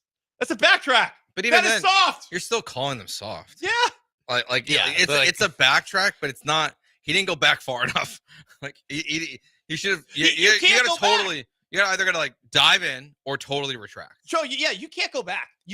There's no retracting. You call your team soft. They are soft. You can't say we're playing soft. We're not soft. Okay, first off, what? Wow, I mean, what a difference between those two things. But second, you can't go back. That is soft. This is softer than the Patriots on Sunday. And the thing is, like your locker room, I would imagine like they're pissed they're being called soft. Yes, but maybe try to use it as motivation. I don't know, like double down, or the way to backtrack without backtracking. Because yes, saying that they're not soft, they're playing soft. It's like, I'm not calling you a liar. I'm saying you're lying. Is to go, well, they're not up to my standard of toughness. That's the way to be like, maybe they're not soft, but I want them even tougher. That's the way to do it. But yeah, no, Gerard Mayo doesn't look good. You think he gets fired after the season? I would, but I don't think they will. I think because of what Paul mentioned, that he's Kraft's hand-picked selector or successor. I think he gets another year. They're a disaster. They're an epic disaster. I mean, apparently guys are going out and having fun in London, and they all feel like the energy in the game kind of cratered after the first quarter where they were leading 10-0. You got Jalen Polk, who claims he has the best hands in the NFL, dropping 2 passes on Sunday, and then afterwards putting on his Instagram story with just a peace sign like bye. You got all the wide receivers are bitching and moaning. I thought that was 2 for the drops. It should have been. He really opened himself up, though. Listen, I know everybody's been waiting for this for years, and enjoy it because like they're a disgrace. They're an absolute disgrace right now. I didn't think that'd be this bad, though. I didn't either. I thought it'd be like a tail off. Did I, man? Like, especially when Drake Mays played good through 2 weeks. That's the only bright spot. That's the only bright spot. Drake May doesn't look like a disaster. They deserve to be called soft, but Mayo backtracking on that, I think, is even softer. Yeah. Chris Christie, you know him, a New Jersey politician who happens to be a Dallas Cowboys fan. People like him, we discussed this after the show yesterday, that are the reason that everyone hates Cowboys fans. It's Northeastern Cowboys fans who are the absolute worst. Cowboys fans from Dallas, I feel like, are rather self-loathing and kind of honest about what this team has been since their last Super Bowl victory. But Chris Christie said that Dan Campbell had no class while the Lions were running up the score on the Cowboys, throwing passes to offensive linemen and doing all sorts of hilarious trick plays. I love Dan Campbell, a.k.a. Man Campbell. This is what he had to say when asked about that after the game. Chris Christie was really mad at you about the Cowboys, being mean to the Cowboys. So you ran up the score. I'm sure you heard the comments. What's your reaction to being mean? No, it's the only thing. The last time somebody called me classless, I was drinking wine out of a bottle. All right. So but no, it's all good. I'm not worried about it. That's my kind of coach. Drink the wine right out the bottle. Christie had said, depends. If you're by yourself, maybe. Yeah, I'm hoping that other people have a bottle too. Yeah. Well, yeah. You say everyone's rich, got a nice bottle of wine. Everyone just gets their own bottle. Well, if you're doing it from a 750 milliliter one, if it's one of those like double servings ones that you can buy at the grocery store or something like that, that is totally fine. But if you're doing it from the 750, it's a lot. You better be in the right setting. Are you calling him classless? No, I'm not. I'm just saying you better be in the right setting because people will shame you. They'll call you classless. It's very easy to also be, oh my God, we should just send a wellness check on this person.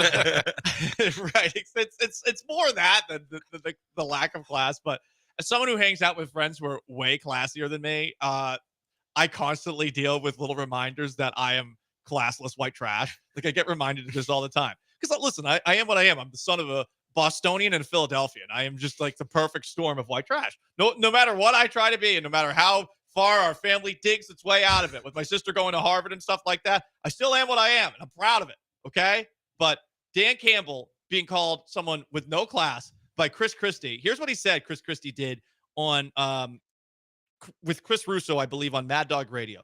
That's Dan Campbell. He's got no class, never has, so it's fine. Look, Dan Campbell, that's the way he is. And what goes around comes around. That sounds like a threat. By the way, Dan Campbell played for the Cowboys. Does he not remember that? I wouldn't be shocked if he wasn't. Chris Christie wasn't in the know? If he wasn't locked in on who the backup tight ends were. I think it's classless to be a fat slob who's a leader in our country. And that's what Chris Christie is. What's he doing on Mad Dog, though?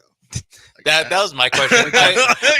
Oh my God, what if it was to talk about the Yankees in the World Series and also the Cowboys, him being a Cowboys fan, just literally being the joke of the bandwagon sports fan of, I'm sure that you've seen this on Twitter where people making the joke that no matter who wins the World Series, Cowboys fans will be happy. Yeah, for sure. Yeah. They'll be very happy. And their Lakers started 1-0 last night. Boom. So. Everything's coming up bandwagon. Mm-hmm. Soft Boys continues. Who's been soft in the world of sports? If you listen to the show on Monday, I told you about something that went down on Saturday night. So I don't remember doing this, but it's on video, and I did do it. I was with a couple of my friends, and one of my friends decided to start recording us. I don't know why. I think he sent it to a couple of our other friends. It was right after Georgia had beaten Texas. And I guess, I don't remember doing it, I threw up a horns down. My two best friends who are diehard UT fans and have welcomed me aboard the UT bandwagon were incensed and lit me up on the text line to the point where I felt bad and sad. I felt like I let my friends down. So I didn't apologize just once. I apologized multiple times. Who's soft here? My friends for getting mad at the horns down, or me caring about what my friends think and backtracking and apologizing? I'm going to say, in my opinion, it's the latter, and I've been beating myself up over it for the last now 4 days. Just in case they're listening, this is Joe speaking here. Friends, super soft. Super duper duper Charmin soft. Yeah. Guys, relax. It's horns down. Brian and Sean talk to me every day, and I think I threw it up 10 times while we were at LaBerge together. The funny thing is, this is why I believe that people take horns down so seriously, because these two friends of mine, they take it very seriously. I think your friends are psychopaths. I didn't say it. I mean, maybe now this is gonna also be mean, or can be interpreted as mean. I'm not calling them old, but they are old. They're in a different generation of Longhorn fans that I've been around. Everyone in my generation, like the late 20s kind of, and I'm sure the younger ones too, have absolutely no problem with it. Like, it is just a joke, the horns down thing, to everyone that I knew and went to college with. Yeah, I would imagine these are the kind of guys, once again, Joe speaking here, not Paul, that are crying with joy that Vince Young has been named a member of the 2024 SEC Legends class. Congrats to Vince Young. It just means more. SEC Legends. Means more. They were there when Texas won the Natty, so maybe that's part of why they're Yeah. as diehard UT. I always felt bad for, and drawing it back to the Cowboys, I always felt bad for the people my age that were Longhorn fans and Cowboys fans. Cause I'm like, everyone just hates your football team and is glad you're bad. And you didn't get to see any of the winning. You didn't get to see any of it. One last one in soft boys. And remember, the Savannah Bananas Invitational begins on Friday. There's a team from New York and there's a team from Los Angeles playing for the right to play against the true icon of baseball in a post-Houston Astros making every single ALCS world. It's the Savannah Bananas. So these two teams have an opportunity to play against them. The New York team is still thinking about 2017. Gotta look ahead to what's right in front of you. Here's Brian Cashman. Give me your thoughts here of finally getting back and winning a pennant after a 15-year, I don't want to say drought, that's not fair, but you understand what I'm saying with the gap. How about winning a pennant? How does that mean to you? Let me hear. It means a lot, and I hate the 15-year thing because it completely forgets and discounts that some other organization cheated us when we were all the way in the end. If you knew what was going on, I don't think they would be advancing at that during that time thing. I think we would have been advancing. So I hate that 15-year thing because I don't think it accurately reflects history. I mean, dude, get over it. Get over it. Please. Focus on the team that's in the World Series right now. I suppose if you're the GM, it doesn't really matter how focused you are. But like, okay, the Astros cheated. Fact. Carlos Beltran brought the sign stealing scandal with him after coming from the New York Yankees. Also, fact. As Josh Reddick pointed out on social media, he tweeted, "Hey, Brian, why did your team score less than 5 runs at Minute Maid, but scored all those runs in New York?" Because the Yankees suck on the road, or sucked on the road during that time too. Yeah, that's the thing. That they lost. I think they scored 2 runs in the last 2 games of the ALCS in 2017. 2017 in Game 6 and Game 7. Like, guys, you got to hit. You got to score runs to make a World Series. This is just, incredibly soft. I honestly think that Brian Cashman just takes the whole 15-year drought thing personally. I think that's what it is. Because it's his fault. Yes. How does he still have a job? That is what. Well, also because he didn't the first title run in the 2000s. He didn't develop or he didn't sign any of those guys. The core 4 were already there, and so I feel like he feels like he doesn't get enough credit for that. And then also it's like when you strip away credit for those 4 rings, then it's so it's 1 ring in 25 years of being the GM of the Yankees, including a 15-year stretch where you didn't make the World Series. That's why I think he's so very soft about this. Keeping this going with the Savannah Banana Invitational starting on Friday. The Los Angeles team is also bitching and moaning about 2017. In a story published by The Athletic on Friday, Jason Stark, who was in the visiting clubhouse after the Dodgers had beat the Mets 10-2 in Game 4 of the NLCS, asked the players if they could think of a better 1-2 hitter combination than Shohei Ohtani and Mookie Betts. Kershaw said this, Clayton Kershaw, noted Dodger postseason choker, who's probably more than anyone, including the Astros, prevented the Dodgers from winning more World Series, seeing as he is an absolute choking dog loser in the playoffs. Quote, "I'm trying to think of teams that I pitched against. Like the best teams. I mean, leadoff-wise. Altuve and Bregman were good, but they cheated, so that's not really the same." What a pussy. I mean, this guy sucks. Hey, when the Dodgers lose this World Series because of Clayton Kershaw, is he going to say that? Is he going to put the Juan Soto and Aaron Judge and Giancarlo Stanton combination here? Or is he going to accuse them of cheating too? Because he probably would. Well, I mean, they're probably the ones cheating, considering who's on their roster. A bunch of cheaters.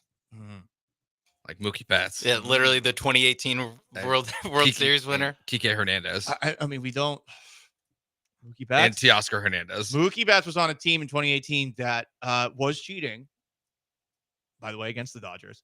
And on top of that, Shohei Ohtani, was he cheating the game by gambling? We don't know. What a You'll never know. story that just started the season and just completely vanished. It did totally vanish. Unreal. LA, really hardcore, tough sports market. I really don't know who I want to see win this series. I hate the Yankees, so I guess I'm rooting for the Dodgers by default. Yeah, it's just the Yankees fans. I'm rooting for. Well, that would be Careful. wrong. Are you rooting for Bane? Yes, a Bane-like scenario. Yeah. I'm rooting for the complete dissolving of Major League Baseball. I want the league to just fold. Well, can somebody steal all of their money and make it fold? The league is going to prove right now if it has any real value. I heard Jeff Passan say this, and I think it's actually a really good point. Like, they try to pretend like their sport is still like nationally relevant. It's not. Well, you now have the Yankees and the Dodgers in the World Series. Your ratings should double from what they were last year. 9 million people on average watch those games. Yeah, it should double. But once again, more people in Japan will watch this World Series than people in America. Yeah, that's unfair. They get to add that in there. Like, oh, our international audience is up for the World Series. Shut up. It's just because of the Dodgers. I hate baseball right now. I really do. I mean, I don't really like it as it is, but this is just the perfect storm of terrible. And these two bitching, whining franchises in the World Series, they deserve each other, but they do not get my eyeballs. I refuse to watch it. Gallant George, he's Joe and Paul, Sean behind the glass. That is Soft Boys every single Wednesday at 12:30. Up next, more Houston Rockets prop bets? Texans talk? Stay put.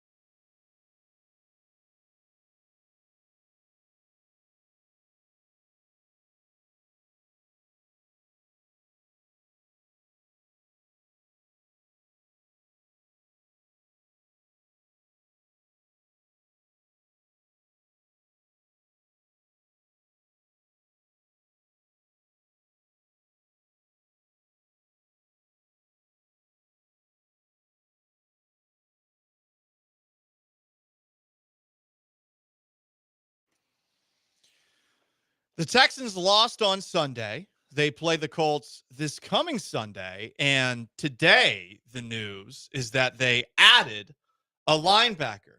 Some people were wondering if a couple of transactions, one of which opened up a roster spot, meant that maybe Christian Harris was returning from injury. Instead, we saw that the Houston Texans signed linebacker Devin White.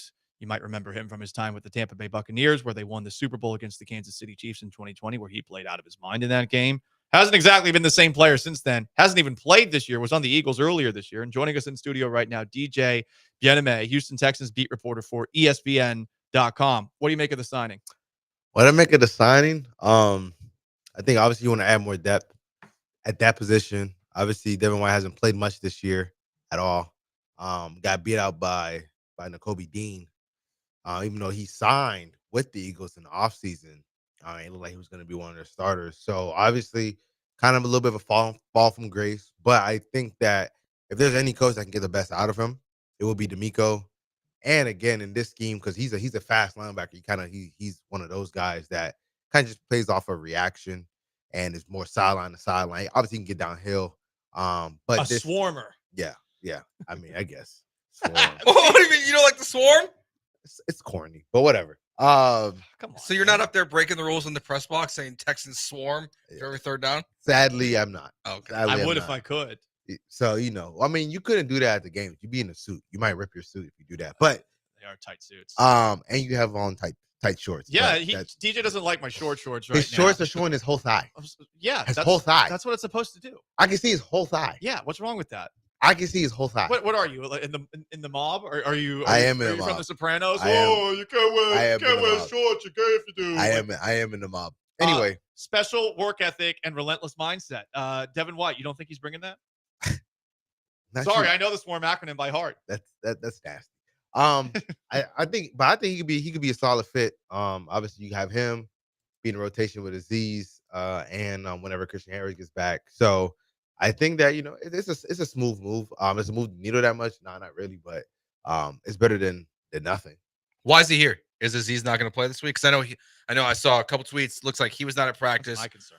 To'o did return to practice, still technically in the concussion protocol, but that's obviously a good sign. Yeah. That means most likely he'll be cleared for Sunday. Right. So is he here because Aziz Al-Shaair is not ready this week, and Christian Harris, they have still not opened his return window? Yeah, absolutely. And I also think that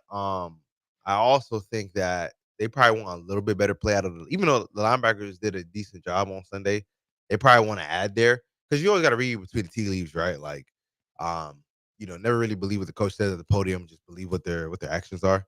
So again, like, if the linebackers played as well as it appears by the naked eye, right, he would have had an interception. Jake Hansen looked fine. Why would they bring in Devin White and release somebody off a 53-man roster, keep somebody? Because again, you could have put Devin White on the practice squad. They didn't. They released Rashad Weaver and then brought in Devin White onto the active 53. So he's gonna be active this week, most likely. And again, like, this defense, I don't think it's that hard for a linebacker to pick it up. Obviously, there's some things that can make it a little bit difficult, but again, like, a lot of it is just kind of when it comes to filling in the gaps.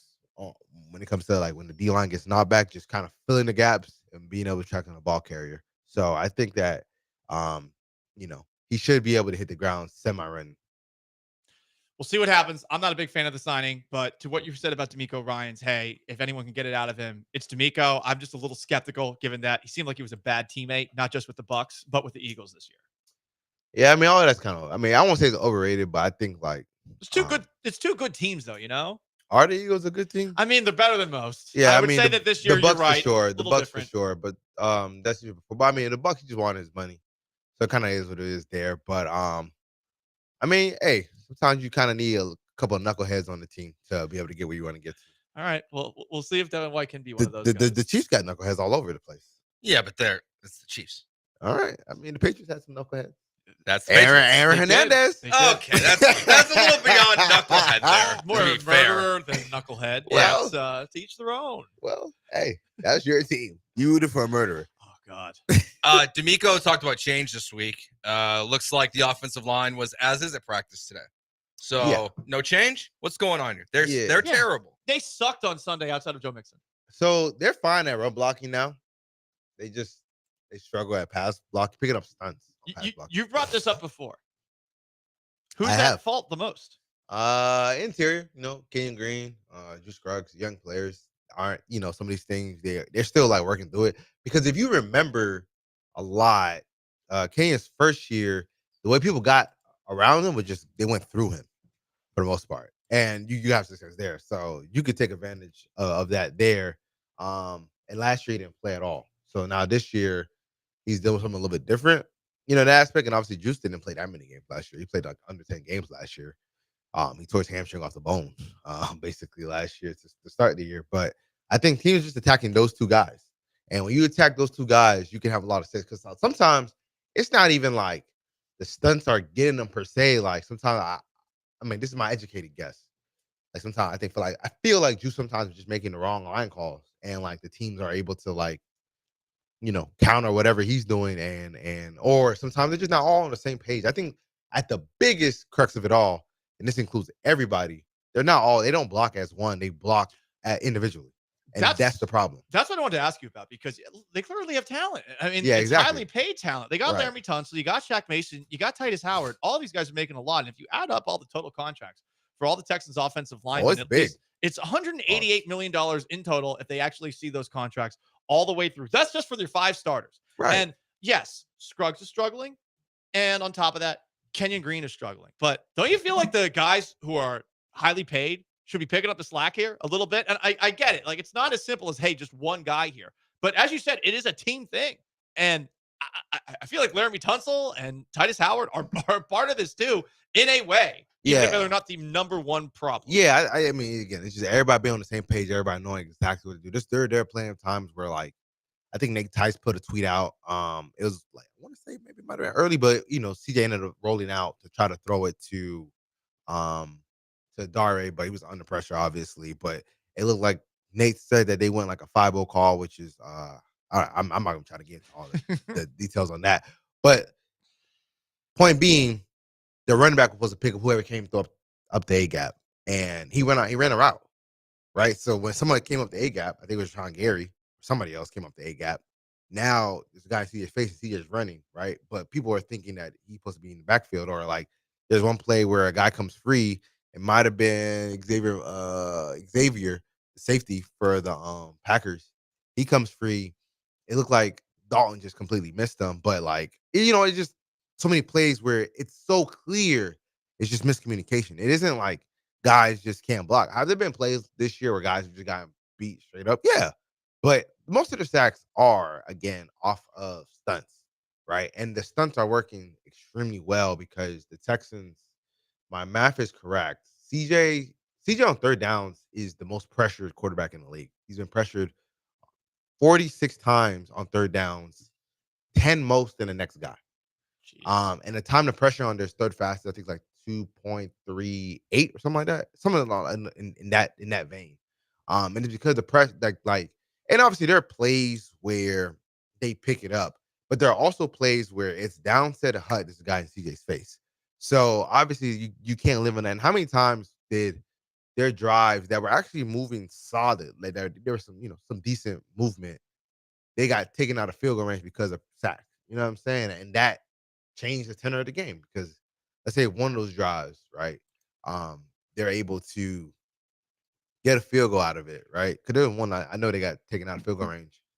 They make that field goal. Now, when they kick the field goal at the end of the game, instead of going up, what was it, 1? Yeah, instead of going up 1 or something like that, 1, they're up 4, and now the Packers will go score a touchdown, which throughout that game had been a little inconsistent for them. You didn't know if Jordan was either going to give the ball to the Texans or the Packers. So, like those little mistakes, and again, there's like 3 to 5 plays each game that determines the game, whether it turns to a blowout or whether it's a nail biter. But it's like 3 to 5 plays, and some of those plays are what cost the Texans ability to win. But they're 7 games in, so if you talk about change, are we talking about a coaching change because the offensive line coach is not getting his guys coached up properly? Because it seems like they don't know what they're doing, or Drew Scruggs needs to be replaced, or Kenyon Green needs to be replaced, or some of this need to fall on the shoulders of CJ Stroud, where he needs to take over, because there are a lot of quarterbacks who are the ones calling the protections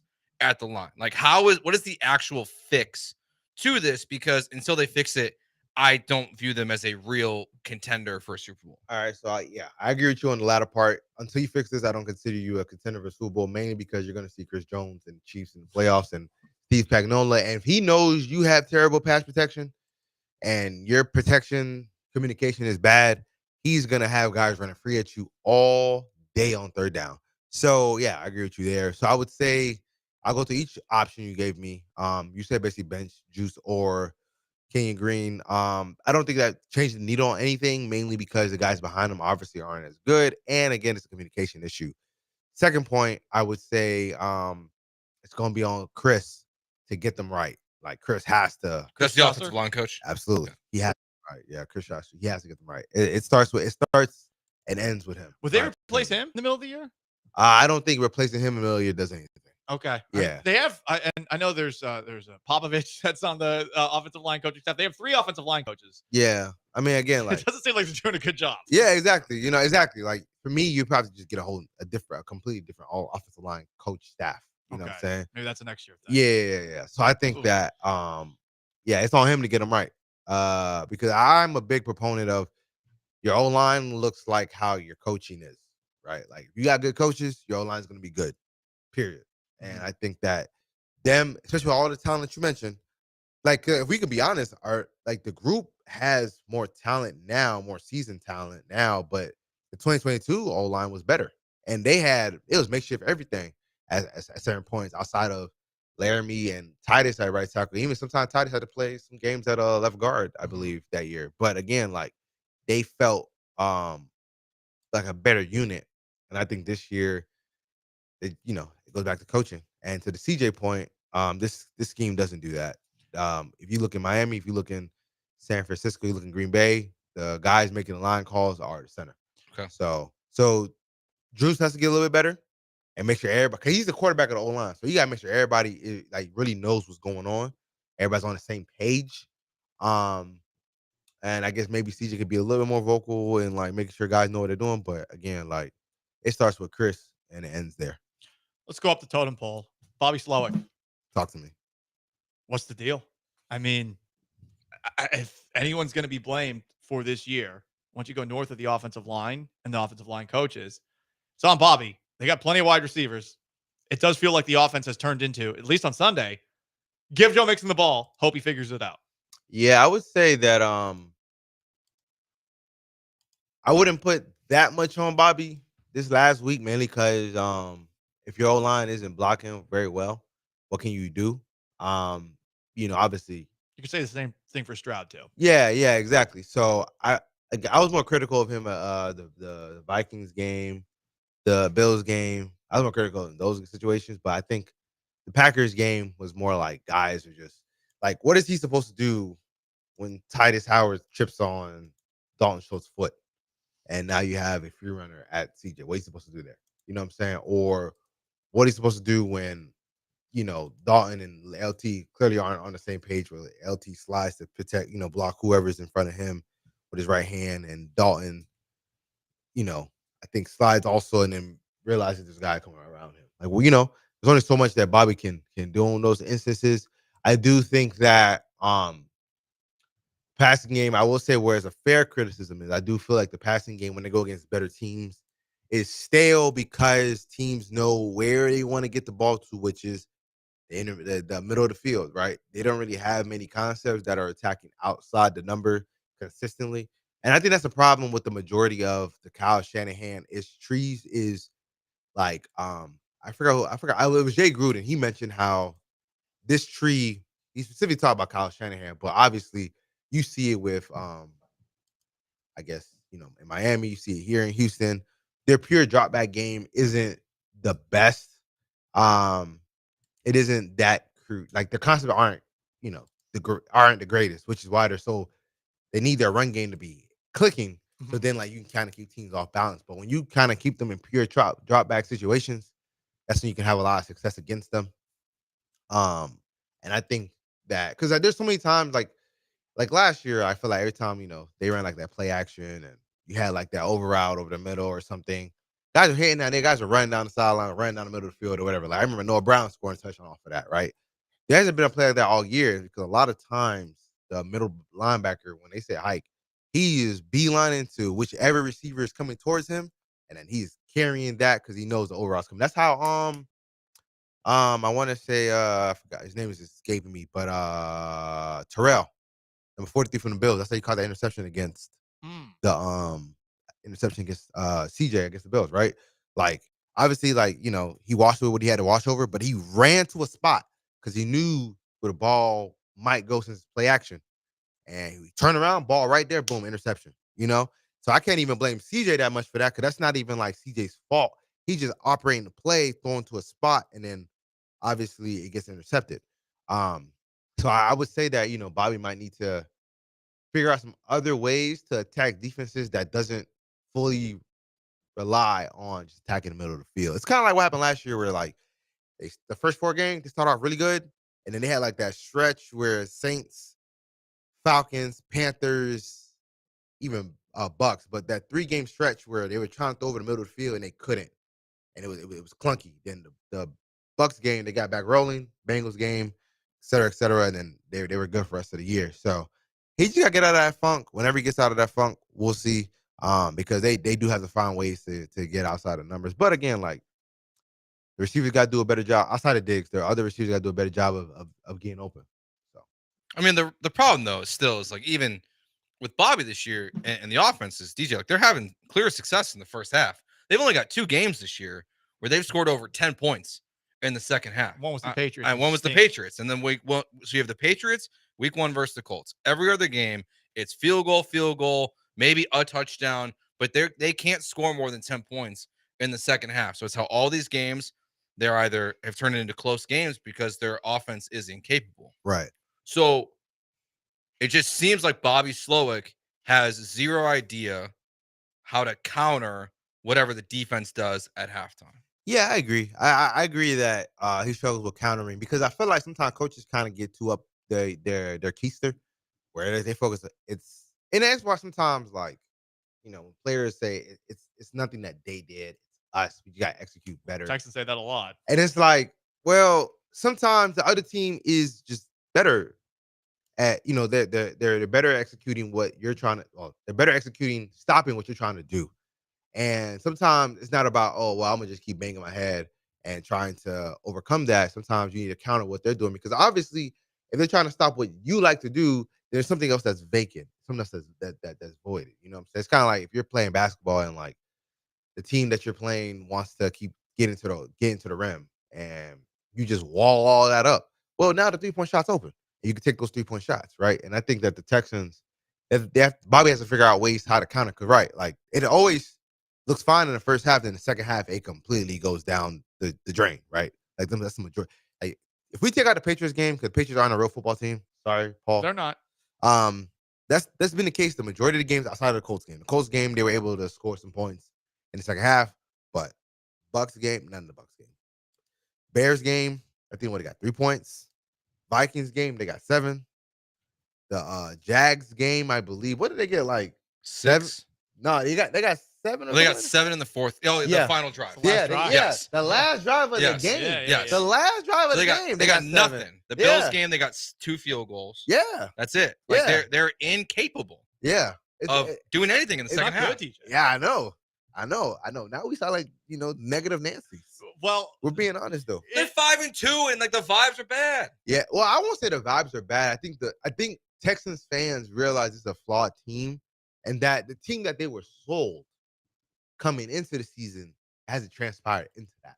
Right? It's supposed to be this high flying, explosive offense. Like defense was whatever. Like regardless of, it was about because was the offense going to be high flying, and I still think they will eventually get to that point. But it felt like it was the Nico Mixon show for the most part. Like if those 2 guys are on with CJ, then all right, you're good. But so far it just doesn't feel like Bobby's done the best job of putting everybody in position to eat. Do you think it'll change Sunday against the Colts? Yeah. At NRG Stadium. Do you think that this is the game where they actually blow up? Blow up? Oh no, they need Nico for that. Okay. Oh no, they need Nico for that. I mean, again, got me excited for a second. No. It probably when Nico gets back, because it probably when Nico gets back. But I mean, because at that point they'll have Nico, they'll have their big four. Can't really say five because Dalton hasn't done much this year. So they're big four. Well, hey, big three. Because Tank hasn't done much either. So, What is it? What is it? See, it's so bad. It's funny. They are 5-2, and I'm even allowing the people that have been criticizing them to get to me because but I feel the same way. We were built something that we have not seen anywhere close to, and yeah. I'm sorry, you got a quarterback in C.J. Stroud. Shouldn't he be able to overcome the offensive line? Shouldn't he be able to overcome? But he does though. Last week was the first time he wasn't able to. So that's concerning. Yeah. Well, I mean, it is. It's fine. It's fine to admit it. It is concerning. What are they going to do? No, the O-line is, the pass protection is concerning, absolutely.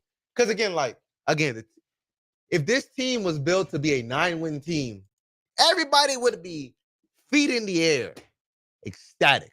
I don't know. Cartwheels. If they were built to be a 9-win team, absolutely. I don't know. People be ecstatic right now. 5-2, you expect to get 9, right, Sean? If you expect to get 9 wins and you are 5-2, you'd be like, oh my God, we only got 4 more wins to go. But this team was expected to be a Super Bowl team. And it's like, yo, they can't pass block.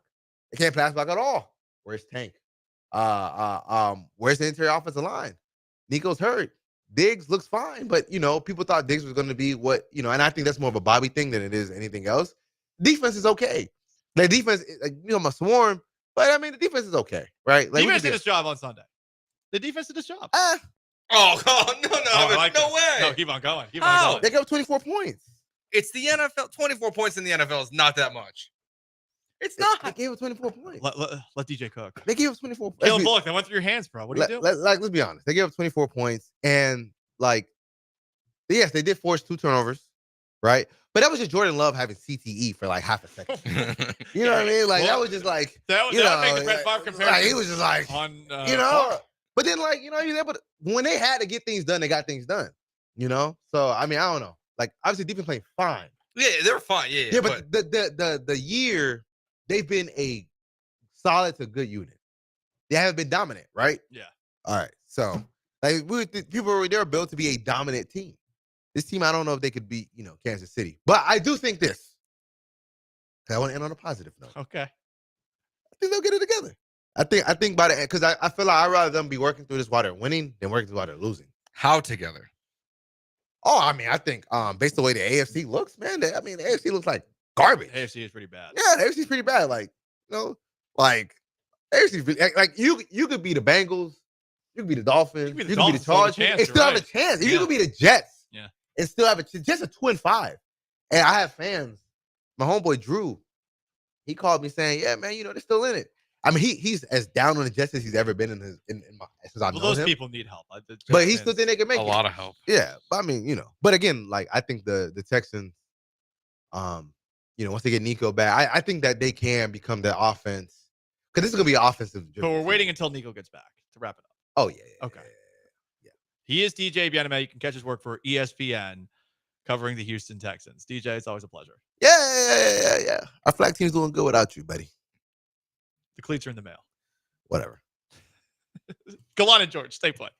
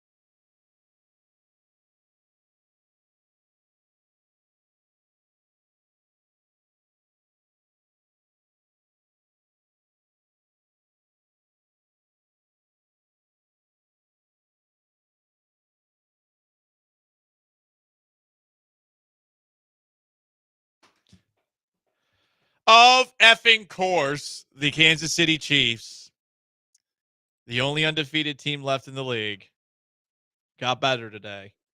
They are working on finishing a trade with the Mark-ass Tennessee Titans, where they will get DeAndre Hopkins, former Houston Texan, for a 2025 fifth-round pick that becomes a fourth-rounder if the Chiefs reach the Super Bowl and Hopkins plays 60% of the snaps. Tennessee will pick up $2.5 million of Hopkins' remaining $8 million salary this year. It's expected to be completed at some point today. This will help him a little bit, but I just don't think he's the same guy anymore. I think we could put DeAndre Hopkins in the 2:30 segment today if we wanted to. I didn't think Kareem Hunt was the same guy anymore, and he had 2 touchdowns on Sunday. Anyone goes to Kansas City, and they immediately go back in time. McCole Hardman literally got cut from the Jets and then caught I don't know if it was the Super Bowl tying catch or the Super Bowl winning catch, like later that year. I think it was the winning catch. They need a possession receiver. He's a possession receiver. He might not be the same possession receiver, but he is definitely better than what we've seen in Tennessee because Will Levis is doo-doo and Mason Rudolph is worse. Yeah, Mason Rudolph starting. Is he starting this weekend? He started last weekend. Maybe they don't know yet. All I know is that is 2 free wins for the Texans this year. The Titans, they stink. Yeah, especially when they get them because I think they're both late in the season. They play on the 24th of November, so after the Cowboys game, and then they play the last game of the season. It can't be really much worse for the Chiefs passing offense. Patrick Mahomes, I think, has 6 touchdowns and 8 interceptions. Some Denver Broncos fans are passing around some they're not misleading stats. They're just the yards, touchdowns, and interceptions of Bo Nix versus Pat Mahomes. Oh, gosh. Bo Nix has better numbers than Pat Mahomes. Now that's surprising. That's crazy. Better than Mahomes? Oh. No, Next at 2:30. Don't even. I feel like somehow, some way, before the Texans-Chiefs game in December, this audio that you had right there will be used as bulletin board material. That team is obsessed with bulletin board material. They're obsessed with it. Yeah. They are. It's why they are as locked in as they are. I still feel like they're going to win the Super Bowl. They haven't even played well yet, and it's so funny. We say the same thing about the Texans, but totally different standards. The Chiefs have not played well on offense yet, and they are undefeated. It's incredible. And they'll probably win their 3rd straight Super Bowl, and DeAndre Hopkins will be the MVP. And we'll just be sad watching on the sideline. Oh man, we're definitely gonna have a Stephon Diggs 2.0 looking at the AFC Championship game. Watching the confetti fall. Yeah. No, I was thinking, especially if the Chiefs do knock out the Texans, are we gonna? How many should Texans fans root for DeAndre Hopkins in the Super Bowl? Conversations we're gonna have that week 0 between the Super Bowl and the 0. No, we'll probably have to have some. Yeah, we still talk about Deshaun Watson like twice a week. Yeah, it's his fault though. I think he's a scumbag. Honestly, we might be done. And we're definitely done for a while. Just kidding. Jameis Winston officially starting quarterback for the Cleveland Browns. There we go. We almost made it 5 seconds. So they're going to definitely get better, right? Yes. They're better. Playoff contender? Cleveland Browns? They're 1-6. They're 1-6. The season is over. If they're 2-5, probably still no, but maybe. You could talk me into it. No. I mean, look, they play the Ravens this week. You get an upset win. Chargers, Saints, Steelers, Broncos, Steelers. It's not that hard of a schedule. It's not that hard. It's not what the Colts are about to go up against. And same with the Jets. The Colts and the Jets, the Texans' next 2 opponents, have brutal schedules ahead. Oh, really? Including the Houston Texans. Yes. So we'll see what happens with the Browns. But Jameis officially starting after weirdly being demoted to 3rd string. Welcome back. We'll see how long that lasts. Honestly, they are a fun car fire to watch from afar. They are a disaster even if you take out Deshaun Watson. Mm-hmm. Like they're not this awesome team that's getting held back, or this awesome and well-run team that's getting held. Like, no, Jimmy Haslam, I'm familiar with your game. You'll screw this up somehow. Cooper Kupp trade rumors still happening. Cooper Kupp acknowledged them yesterday, as did Matt Stafford with the Rams. Yeah, there was this weird, like, fake rumor floating around that people were starting to buy into that Stafford could be traded. But if I were the Dolphins, I'd trade for Stafford right now. Yeah. Tua's coming basically back. do the Goff trade again, where it's like we'll trade our disappointing quarterback on for a better quarterback for Matt Stafford. Yeah, Tua for Stafford, just like Goff for Stafford. It worked out well for the Lions.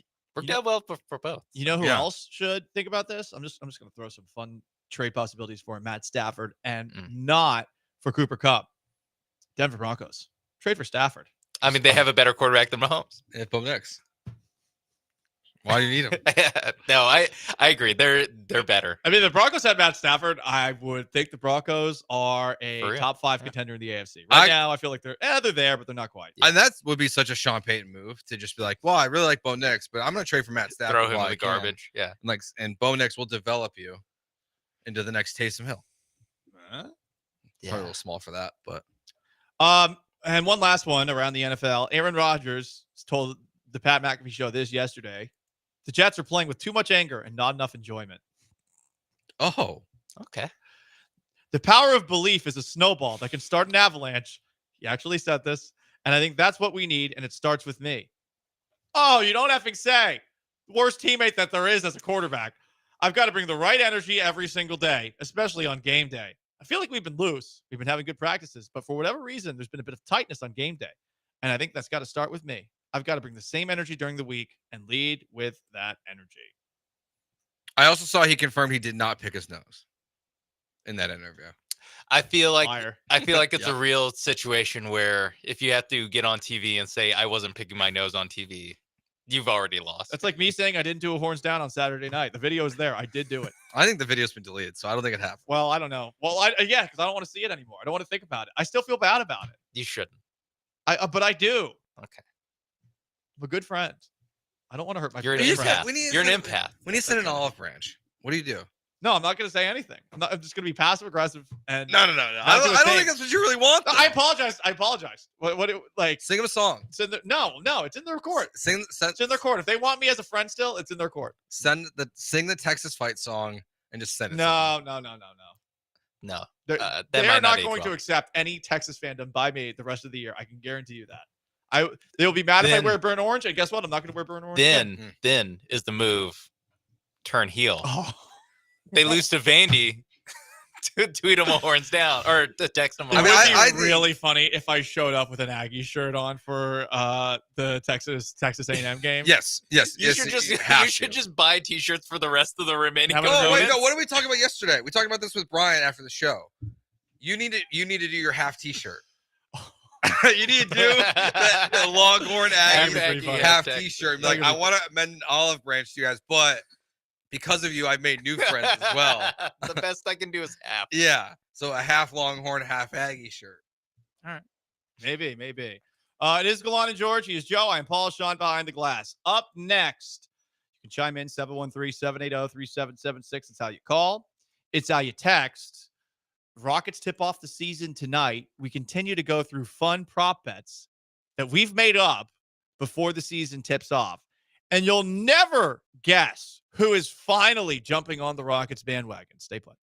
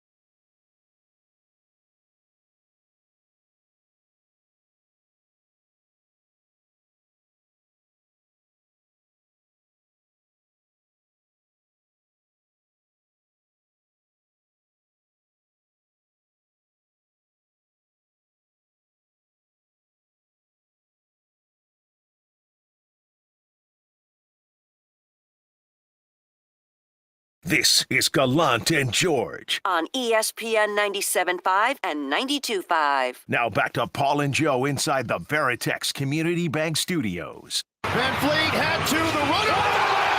He banked it in. The bank is open in Salt Lake City. It's Craig Ackerman and Ryan Hollins on the call of the Rockets' 11th straight win last year. In March, it was Fred VanVleet who had a runner that was from maybe 2 steps inside the three-point line to ice a victory for the Rockets against the hated Utah Jazz. They tip off the 2024-2025 season tonight at Toyota Center against the Charlotte Hornets. We've been doing props for the Rockets all show long, some real, some fake. But I never thought that we'd get to the day where these two are on the Houston Rockets bandwagon. Ladies and gentlemen, Bill Simmons and Ryan Russillo on an episode of the Bill Simmons podcast last week. They added Reed Shepherd. This is the most fun depth chart to look at of any of the 30 teams. Şengün, Jabari, Dylan Brooks, Jalen Green, Van Vliet as the starters, Shepherd, Thompson, Eason, Whitmore, Russillo's guy Landell, Steven Adams, Jayshawn Tate, who I sneaky Tate, like for a Frey while. had him 12th. Yeah. I didn't even write him down. Jock Landale, the Spurs didn't know how to use him. Is there a bigger high ceiling, low basement team than this? You could talk me into 35 wins. You could tell me they're going to win 51. Well, I don't know why they're going to win less. Why are they going to win less? I don't know. They love him. I forgot Jayshawn Tate was on the team until they just said that. I'll be honest. He's not going to play much this year. And Chuck Landale also not going to play much this year. Maybe if Steven Adams really is not playing, but I do agree with that with what Simmons said, even though I think they're going to make the playoffs. At the end of the season, if they won 35 games, I would not be surprised. Wow, Joe, you're pouring a cold bucket of ice down my shirt. If they won 51 games, I also would not be surprised. Because they're still so young. And like maybe the West, maybe we're being too mean to the West as like a quality conference. It wouldn't just totally shock me if they took a small step back. It would shock me if they had 50, but it also would shock me if they had 35. I would just tighten the window a little bit. Okay. Where it wouldn't shock me if they won like 48, but that would be surprising, but not like, oh my God. But then, yeah, I like Russillo said, I don't see how they get much worse. I don't see how they're probably going to be within 4 games of 500 is probably where I would put it. Joe, to what you were saying about Jayshawn Tate potentially never playing, right after they talked about how much they like the Rockets, they talked about him for about 6 or 7 minutes at about the hour 20 mark on the Over-Unders Part 1 podcast that they did. They talked about him for a while. It was a nice conversation. I enjoyed it. And I know that a lot of Rockets fans, they cannot stand Simmons and Russillo for a variety of different things that have said. I think Bill Simmons slandered Jalen Green. Mm-hmm. Ryan Russillo has always slandered James Harden. It's made me feel like me and Ryan Russillo are best friends. Whatever the case, this is Russillo and Bill Simmons talking about what could be a problem for the Rockets this year. They have too many guys. Yeah. All those guys I listed are like, I'm better than that guy. I should be playing 30 minutes a game. They have a lot of I should be playing 30-minute a game guy would be my fear. This feels like a veteran and look, Stone's did an awesome job with the roster. He has. Okay. But there's also people that would tell you, like, you can't do it this way because now you have 15 guys all thinking they're supposed to be in the Hall of Fame. Yeah. But, I mean, whatever. I'd rather like have Cam Whitmore's their 9th guy. Yeah, and I guarantee in practice, he's like, I'm killing everybody in this practice. Right. Or he's looking at Reed Shepherd the first day of practice, being like, I'm going to lose minutes to this guy. And then Reed Shepherd makes a 28-footer in his bumpkin. face. Yeah. I love that Russillo added that in there. He's being sarcastic there. I am curious about that. They do have a lot of players, and some will be miffed by not playing. And I think this is actually a good thing for the Rockets. Iron sharpening iron. This team will be very tough. The guys who, I guess, make the cut in the 7, 8, 9-man rotation or whatever, I think they're going to be a lot better. But there are going to be some guys who are left out in the cold. And when a team's not winning 50, 60 games, some people are going to be pissed off about that. Especially when you're going to have nights too when, like your Fred VanVleet's going to take a night off because it's a back-to-back game. He's just not going to play that day, and you're going to have rest days, and that's when Cam Whitmore is going to go in and he's going to drop 30. They're right. It is a potential problem that Ime Udoka and Rafael Stone are going to have to navigate this entire season, and that's what this year's all about. Is like who's on this roster next year. Like who is because everyone thinks they're going to trade for a star next offseason. Right. That's the nuclear option if Jalen Green is not as consistent as everyone wants him to be. And I'm curious about Jalen Green because there's all these guys, is now that he's gotten paid, what happens when they bench him in the fourth quarter because he's not playing well and they want someone else to play? Well, that leads us to our Houston Rocket fun prop bets for the 2024-2025 season. How many times will Jalen Green be on the bench in crunch time this year? Let's set the over-under at 1.5. I'm having a hard time seeing it happen. I'm going under. I think he figured it out at the end of last year as far as how to play with this team. Maybe I'm a little bit too naive, a little too optimistic here. I think he figured it out. He didn't figure it out when Şengün was playing. That's true. That's the thing. Is the idea that he really had his best month as a pro when the best player on the team wasn't on the court, and in March where we've beaten that into the ground at this point. So that's where I'm like, I don't know how much to buy. I mean, obviously I don't think he's gonna, we talked about it, I don't think he's gonna average 28 and shoot 40% from three for an entire season. I'm not quite sure if the job is if Daniel San has fully mastered the crane kick now. I'm gonna go over 1.5. Wow. Joe George, not a Jalen Green guy. Confirmed. I think I'm also going over. All I need is 2 out of 82 where it's a close game, and maybe it's all these guys that Russillo and Simmons are listing off where, hey, Fred VanVleet's having a good night and Cam Whitmore's having a good night, and then you need someone to guard, so you have either Thompson or Brooks out there, and then Şengün and Jabari. And it's like where it doesn't take that much to get benched in this on this team, because like you said, there's so many guys that are going to be competing for playoff hopefully for playoff minutes, but also for being on next year's Rockets team, being the cornerstones going forward, that they're gonna have to make some hard decisions sometimes. Let's do some more props. Okay. I'm going to set the number at 0.5. I don't.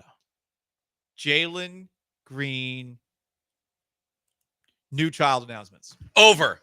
Hit it. Damn, Joe. Look, man. Look, celebrating his contract. This is a long season. They play basketball until what, June? April? The last game of the season is what we're doing for all these props. Okay, so middle of or late April. So I have till late April. Yeah. Let's say until Cinco de Mayo. Okay. So that gives me a 6-month window to get a baby announcement. He just could have already got started on the process. Yes. Because we think the number of kids right now is 3. Unconfirmed. I thought it was 2. There's 3 announcements last year, but I don't know the validity of. So we think we're at 2. We just got a new contract. Sometimes you celebrate. Those kids are not going to want. You celebrate new contracts. Yes. Yeah. So. Great. Now I can afford to have another kid. I was just saying, they probably did a lot of. Celebrate new contracts, Joe? Care to elaborate? I mean, no, my kid's from when I was making $12 an hour, so I can't totally relate. But it was a bump. I got the raise to 15, and I was like, let's go, baby. Maybe it was I got the raise to 12 from 10. Yeah, and I was like, here we go. $2 an hour. Home of the Astros and Rockets, pay me like I'm poor, yay! Playing some saucy music in the background. That's really just I'm making almost double minimum wage. So I'm just saying, 6 months. I'm gonna say over. Celebrate the new contract, Jalen. I say Congrats on under. the sex. I say under. I think he's going to be focused this year. Exactly. Can't talk Locked about in. next year, but I think it's once the. To be fair, it could have happened before the season started, even. So, season hasn't started yet. Yeah, that is true. I'm saying from here on out, baby announcements for Jalen Green, who has allegedly had 3, 2 confirmed. I'm going under. I'm going under as well. I think he's locked in, and I know his last name's Green, but I don't think he's Irish. I don't think he's Whoa. packing him in that much. Whoa. Hey, what's the difference between you and your sister? By the way, Paul. One of them, one of us went to Harvard and is a pediatric ears, nose, and throat surgeon. I meant age difference. Oh, 1.5. There's only 2 of us. Now, our mother and father are one of 5 and 8, respectively. 5 and 8. Yeah. I don't think I even want more than 2 kids. I don't even know if I want 1. My wife wants 3, and I'm 3. I don't want to be outnumbered. By what? By children. I don't want 3 kids to 2 parents. Oh. That seems terrifying. To be honest. That's a you decision, buddy. Yeah.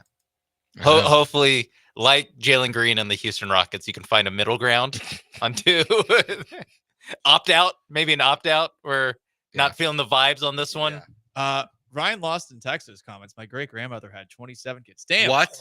My great grandmother had 24. So you got me beat. Yeah. It was a farm in Prince Edward Island. Yeah. Listen, you need work hands, and the occasional child is going to get carried off by a bear or maybe an eagle. So you know, next man up. I'm just iron trying to sharpens iron. find out the math on that of how you. There has to be twins and triplets in there. Twins. I don't think so. I think it was just So 24 different creating pregnancies? free labor. I mean, like, at what point do you like stop raising the kids yourselves and the kids just raise each other? Child 5. Yeah. Did she have more kids or animals on the farm? Doesn't matter. You lose count after a while. But Joe doesn't want to get outnumbered. Honestly, I don't want 3. Imagine 24. Adding 20 more to it. Jalen Green's got nothing on my great grandmother. Nothing. Facts. Mother of the century. Although Ryan Lost in Texas got her beat. Also, guess where? Farm. Again, you're on a farm, have lots of kids, free labor. There's no child labor laws when it's family. Hashtag family. That's true. Sure. Would help the staffing at my wife's restaurant. Is that why she wants 3? Get them behind. Get some little waiters and bartenders. Oh boy, Sean Hayes behind the glass. Joe George to my right. I'm Paul Gallant. It's Gallant and George, ESPN 97.5 and 92.5. We'll continue to do some fun Houston Rockets prop bets as they tip off the season tonight against Charlotte. Stay put.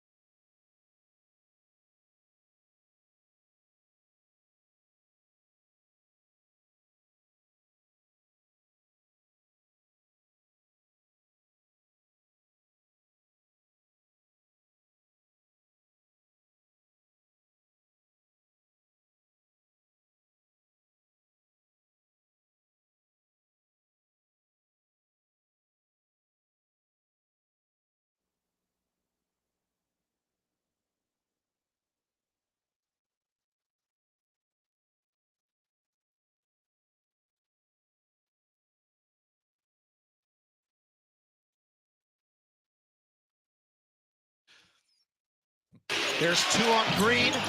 Now drives on Dort, turns him back, pulls back, shoots. Tough shot! Oh, tough my shot! goodness!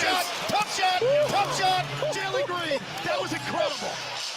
You got to be kidding me. Rockets tip off their season tonight at Toyota Center against the Charlotte Hornets. That 11-game win streak that they had last year in March. A whole lot of fun. That's from win number 10, a win over the Oklahoma City Thunder.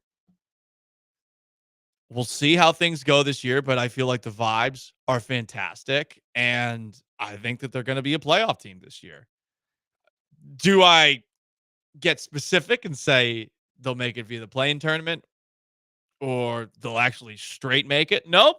I just think they're going to make it. I can't see how they miss the playoffs this year with the way that Ime Udoka has put this thing together in such a short period of time. And then on top of that, with the depth that this team has, I feel like it's going to make everybody better by the end of the year. Do you consider just a semantics question, I guess, consider the play-in tournament making the playoffs? Like, even if they only play in one game and then they lose as like a 10 seed? They win their play-in series, yes, I count it as making it. Okay, that makes sense. I don't count it as making it, though, if you make the play-in tournament. Like, you're not raising a banner. If you do, I will break into the stadium at night and set it on fire.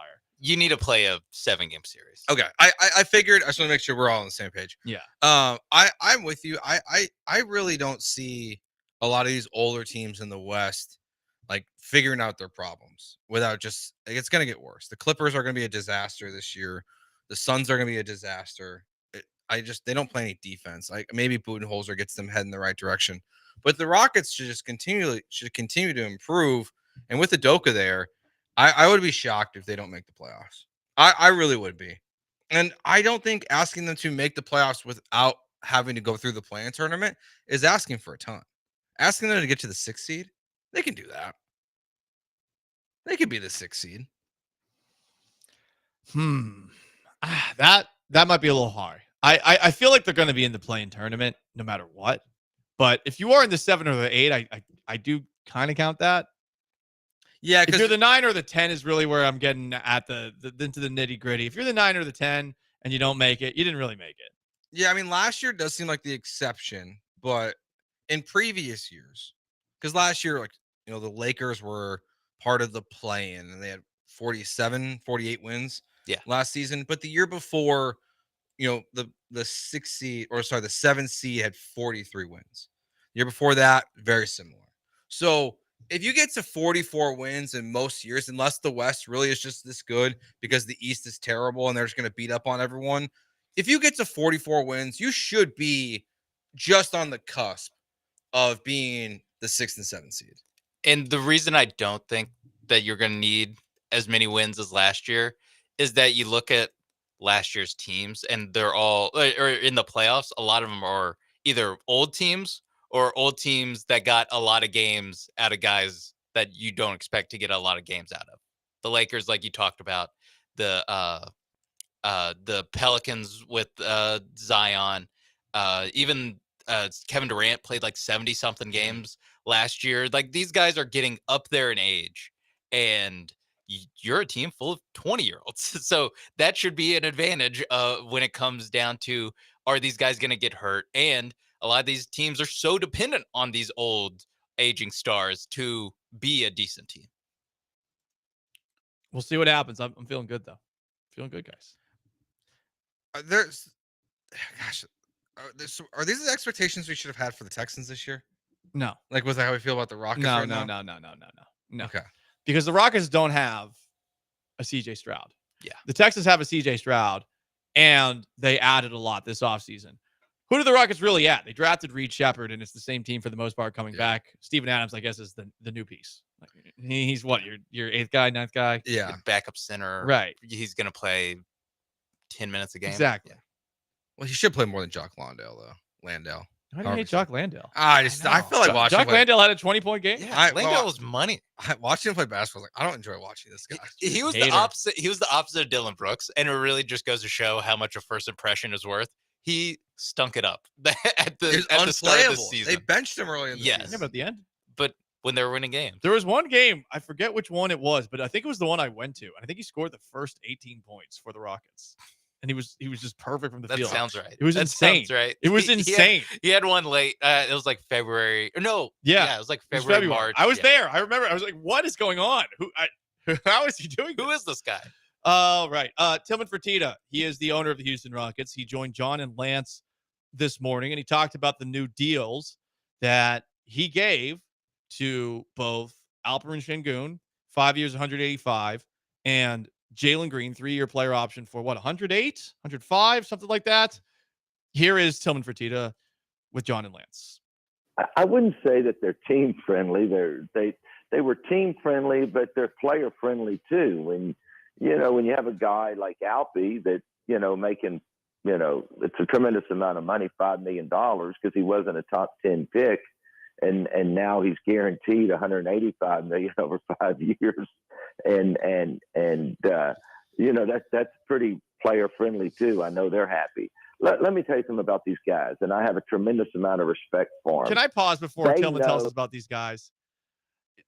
I love it when rich people feel like you called them poor, because that's 100% what Tillman Fertitta must have felt right there, hearing that these are team-friendly deals for Jalen Green and Alperen Şengün. Or the idea of like, so you kind of got a discount. He's like, I just guaranteed myself $300 million for these two guys. Yeah, he's like, these are not cheap contracts, guys. Discount. And it's funny because when taking issue with this being a team-friendly deal, and clearly a little sensitive to the idea that he's pinching pennies, he in turn proves that that's what he's doing here. He's saying, "Oh, these are actually great deals." And you cut him off. He's about to sound even more kind of, hey, keep in mind the finances guy. Here's more Tillman Fertitta with John and Lance this morning. They know that we have a bunch of young future stars, and they know the way that the cap is in the NBA now, that you cannot go into the apron of the tax. And that's why Steve Ballmer could not keep Paul George and send him to Philly this year, because you cannot be there. It's so punitive. And we don't want to have to get rid of a star or two future of this young group. And we're trying to sell these guys on. If everybody keeps progressing the way they're progressing, this team is going to be a championship caliber team in a few years. Well, we'll see on the last part. There's a lot of things that have to go right for that to happen. But interesting, he's talking about other owners' finances along the way, acting like he's in the same stratosphere from a wallet standpoint as Steve Ballmer. That's just wrong. Or Ballmer's the richest in the league. Or even the amount you're currently playing. Like, he's talking about the second apron. It's like, you had cap space 2 years. No, but last offseason. So much, which is why they gave Dylan space. Brooks that ridiculous deal and Fred VanVleet that ridiculous You're not deal. spending that much. They also would have kept Paul George if they gave him a 5th year. Yeah, that too. Like he wanted to stay, and they said they did it for basketball reasons. I'm glad Tillman was on. That last part made me chuckle. Yeah, they also the Clippers did it mainly for Kawhi Leonard reasons, where it's like I think the party's over with Kawhi Leonard for the most part, and it's like, should we sign another guy to a long contract to be terrible in a new arena? More Tillman Fertitta with John Granado and Lance Zerline on our station this morning. He said that the Rockets need all-stars. At a function last night with a lot of our season ticket holders and Oak Room members, and there's just a tremendous amount of excitement. And I just got on the line and was listening to what you were saying, and the excitement is you have all these young guys, and you just, one of them will step up to be an all-star, and that's the difference. But what's most exciting is that when we can take some injuries, is that this year, when you look at your 14th and your 13th and your 12th and your 11th player, that's like Aaron Holiday and Jeff Green and Jayshawn Tate. And these guys would be in rotations in most teams. But that's all real positive, but we need a couple of guys to step up and start on that all-star track. Because if you look at all the teams that are really, really good, they all have 2 all-stars. He's advertising his young. wares. We're young. They'll become all-stars, It's just, are they there yet? That's Tillman Fertitta. I cut him off there. He's advertising what he's got so that he could potentially make a trade for one of those guys by talking about some of those players who probably aren't going to play as much this year. And he is right. I mean, you're looking for that. And if Jalen Green does not become the kind of player who's an all-star, they're going to trade him for one. Şengün, I feel like, just given the deal that they gave him, 5 and 185, they're going to keep him. Green, just given the flexibility for Green specifically that they have, I think they look at this as a thing that they could use, a contract that they could use to trade and go get somebody that has proven he can be consistent, and maybe Green will be able to figure that out elsewhere. Yeah, best case scenario, the two guys that signed, and actually the core 7, they all turned into all-stars. But I mean, A, that's not going to happen. But B, even if one of these guys turns into an all-star, that still is like, okay, that's a good start when it comes to, like you said in the other clip, trying to win championships. Also, yeah, all-star. All-star this year, probably not. How about all-NBA? Like, that's what they need. They need an all-NBA guy. Oh, yeah. Like, that's what they really need. Like, they need at least one guy who, at the end of, I think these comments are interesting because it feels very different than Tillman at the Ime Udoka press conference. At the Ime Udoka press conference, he talked about phase 1, phase 2, and phase 3 and getting to phase 3 as fast as possible. He's much more measured in these comments. He's saying years, and it's not. He knows it's not going to happen this year. So they must feel like they're actually in a really good place where they feel really comfortable with like that their goal. They're going to obtain it, but they know that they're not ready fully right now to put their pedal to the metal and try to get it right now. But if Jalen Green doesn't, would you be surprised if they don't have an all-star this year? No, not at all. I don't expect them to have. Yeah, you don't think they're having an all-star? You don't think Alpe's gonna be an all-star this year? I mean, look, in the West, it's so hard. Yeah. There's what, 13, 14, 15 spots? 12. Okay, yeah. But there's normally a couple injuries. So there normally is like 15. It doesn't count if it just like the play-in tournament doesn't count. Okay. It's not an all-star Okay. if you're coming in. Okay. The Pro 'Cause Kevin Bowl Durant has a strained MCL. Okay. It's really gone downhill in the NFL where the quarterbacks that There's like end up being 17, Pro yeah. Bowlers. Tyler Huntley, Pro Bowler. Yeah, exactly. So, but it's not quite as bad in the NBA, but In the West, it's also hard because a lot of the guys that are maybe on the bubble and are also, like we said, on the bubble of the playoffs, it's like LeBron James, who, breaking news, guys, LeBron James is going to be an all-star this year. Well, Bronny. Steph, Bronny's not making all-star team. Will he lead what if he leads the fan vote? Stop. There's been so many fan votes that were like, I mean, Andrew Wiggins was actually a fan vote all-star one time. the fan vote does help Alperen Şengün out because of his diehard militant fan base. I didn't say it. I kind of wanted to. Thank you, Sean. His Go fan base in Turkey. I'm not saying anything today. We got all it off our chest yesterday. We're all good. I got very close to maybe getting Dell in trouble again.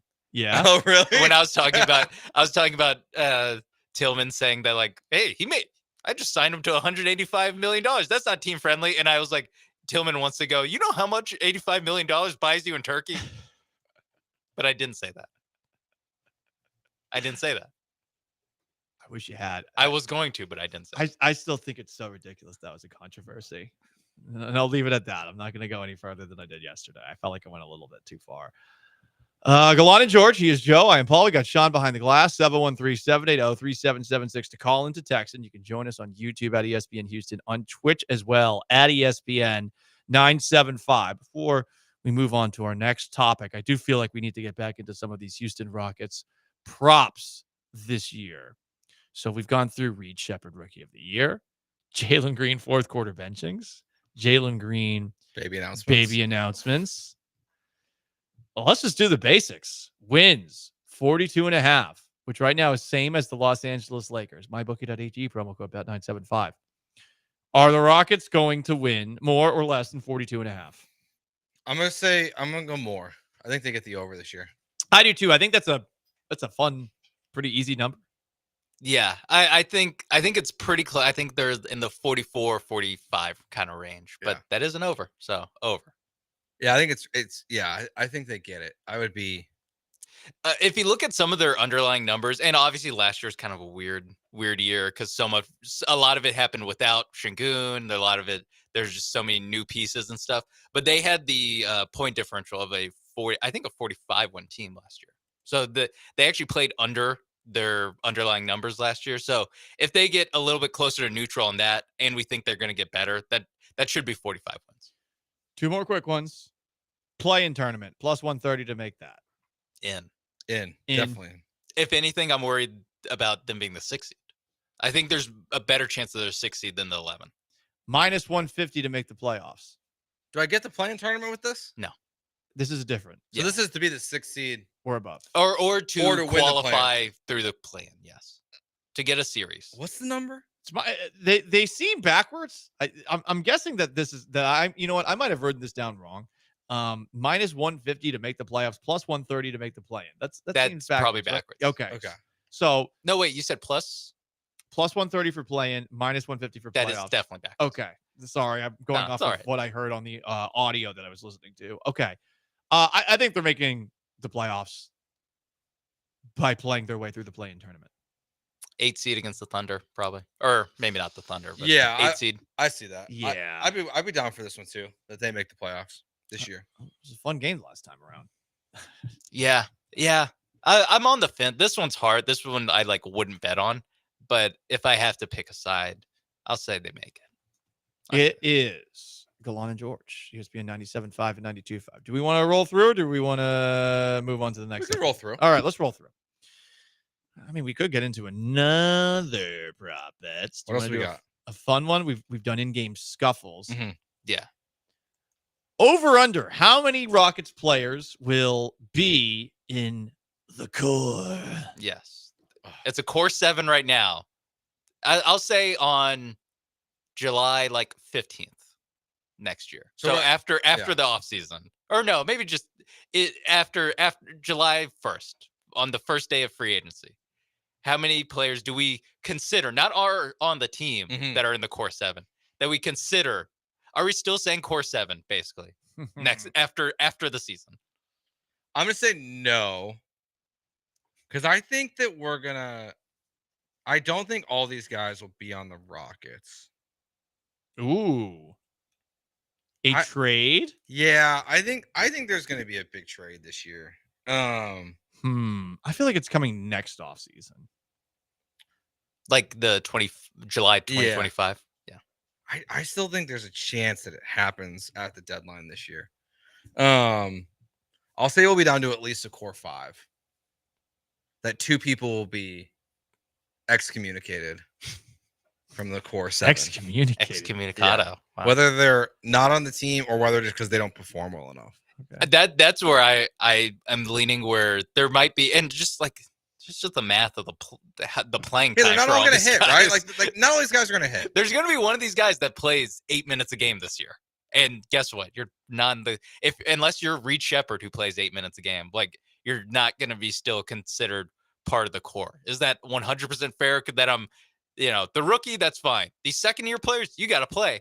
No, but that's also when we were talking about re-signing these guys, you're not going to be in the core. You're not going to get re-signed if you don't play. So I also think we'll be I think it will really be a core 5, but there probably will be still 6 guys on the team.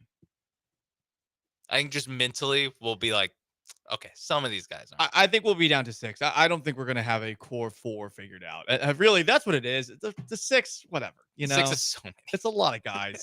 It's really always about a core 4. There's usually 2 to 3 starters and 1 to 2 guys off of the bench. They're the most important players for your team. I mean, so we know Jalen and we know Şengün, they're auto part of this, right? I mean, if we're talking about guys who get traded, Jalen, yeah. Okay, so we know Şengün's auto part of this. Şengün, I say Şengün, and I don't really see any way that other than stinking it up that Reed Shepherd isn't at least, and this is a little bit of just he's the new car on the block, but I feel like he's also just going to be part of the core, viewed as part of the core next year. One last Houston Rockets prop bet in this segment. Last year, the Rockets shot 35%, 35.2% to be specific, from outside. That was 23rd in the league. A number I would like to see happen is 37%. The Miami Heat shot that last year, and I believe that ranked them 12th in the NBA. Can the Rockets, over under 37% from outside, be a plus 37% from outside shooting team? Because I think that number right there is going to determine how many more wins they have this year. And if they get into that 50-win club, they're going to be shooting around that from outside, I think. Oh, that's a good number. I'm gonna go under. I'm so. under as well. I feel like Reed Shepherd is going to help change things, but there's still a lot of shooters on this team, Jalen Green specifically, Yes. that I don't trust. To answer this question, I went to the sports reference page for the Rockets, and just last year's Rockets ordered by 3-point attempts. Because what you want is the 3-point attempts to be from all the good 3-point Was shooters. Dillon Brooks number one? No, Jalen Green was. Oh. Jalen Green was number one at 33%. Oh, God. So if Jalen Green is also still number one, but is at 35%, now we're getting closer. Now we're getting closer. Especially with how much he shoots. Yeah, Van Vliet was second at 38, almost 39. Oh boy, he was 38 and 39. That's surprising. I wouldn't have guessed that high. Jabari was 36. Not bad. And then Dillon Brooks was 36. Honestly, higher than I expected. Exactly. 36 is honestly for a guy like Dillon Brooks, 36 is perfectly fine. Cam Whitmore's 36% was higher than I also thought. Yeah. So, I mean, 37% over under. Yeah. Sean, what are you saying? I'm going to go, and they shot 35 for reference. So they basically need to get 2% better. I think with Reed and with Jalen Green, either shooting less or being better, I think they get over. Okay. I'll say they'll just miss it. I think they're going to go under. I think it's going to be rather significant. I bet it's more. I bet they're 35% plus, but I bet they're maybe like 16th, 17th in the NBA or something like that. Yeah, they're 35.2 last year. Yeah, so right. So maybe they get 1% better. Let's get to 36%. Okay. Baby steps. Baby steps. Gallant George, ESPN 97.5, 92.5. Up next, it's a Washed Watch Wednesday. Is the newest Houston Texan washed? Plus, Joe's got some more for us to ponder on. Stick around. Hey, if you like these prop bets or want to hit some action this year, LeBurge Lake Charles, great place to do it. ESPN Bet, the sports book there. They've got great food. They've got good drinks. Carbox, Crawford Bach is there on tap. You got the 24-foot video wall, 19 betting kiosks. And you can use the ESPN Bet app while you're there as well. So it's super easy to go in, place a wager, cash out. One of the things we learned last time, look, maybe it's like this everywhere. I don't know. The casino, the sports book closed down, taking bets at one point while we were there watching a late college football game. Just walk over to the casino, cash it out there as well. So you got plenty of options while you're there. It's always a good time. We'll be out there the 16th and 17th doing shows from noon to 2 on Saturday and then 10 a.m. to noon on Sunday. When you leave Texas and bet on your Texas teams, make sure you do it at ESPN Bet inside LeBurge Lake Charles.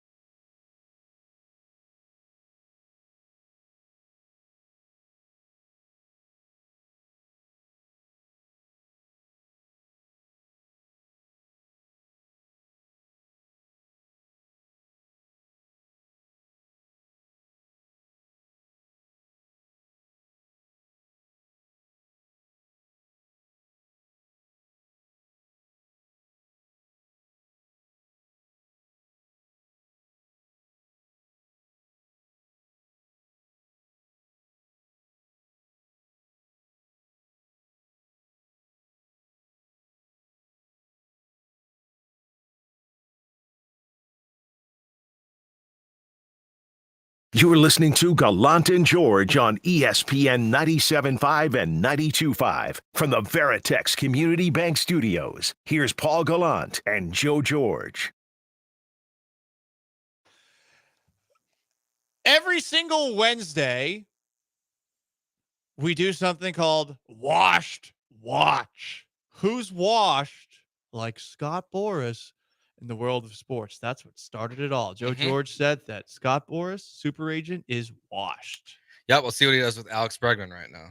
See if we can get a good contract. I hope he's washed. He has Roy Oswald on his side. And you then see that Roy Oswald tweeted about? Yeah, Roy Oswald said bring back Bregman, and then there was a follow-up from Roger Clemens that said bring back the Killer Bees. I don't know how those things are correlated. Bregman's last name starts with a B. I also think Is there another B? Is there another B? No. There's no B in Kyle Tucker. And Brian Abreu. That's always my favorite when you try to lump in a first name. Yeah. Brad Osmus. The problem with Roger saying bring back the Killer Bees is the Killer Bees is what's killing the Astros. Well, no, maybe it means bring Lance Berkman into this Letterman Jacket Skull and Bone Society. So he's the one that would correct Bagwell and Biggio from their disaster mistakes. You got to have three. It's the rule of three, right? It's like rock, paper, scissors. Mm-hmm. Anyway. Or bring the Killer Bees 3 to 6 back. Bring it back to the Astros. Or just back. He maybe, I don't know when he tweeted it, but maybe it was after the show. He's like, or like during a commercial break. Yeah. All right, here's the first one I got for you. Hit us. Devin White. Ooh, I love this. Washed watch. Hasn't played football in 2024. He didn't, at least this season. He didn't get on the field for the Eagles, and I don't think he's been the same player since he was a Pro Bowler in 2021. I'll also say this about linebackers who are Pro Bowlers. Very often, they are Pro Bowlers because of what they've done in years before than they are in the year that they were named it. I bring that up because having watched Bobby Wagner in Seattle, the Bobby Wagner that I saw in Seattle was not the Bobby Wagner that was the best linebacker in the NFL before I got there. But he kept on getting elected to the Pro Bowl and having conversations with a former Seahawks linebacker up there. We both were in agreement. He just wasn't the same player that he was. So I think Devin White got to the Pro Bowl in 2021 because of that. He was awesome in 2020. He was awesome in 2019. He's only 26. So he's young, and theoretically this can all turn around. But he didn't play at all for Philly this year. And last year, he got benched in Tampa Bay. I think he's washed. Yeah, I kind of want to. I hope this is one that we're going to regret denouncing this early. But I'm with you here.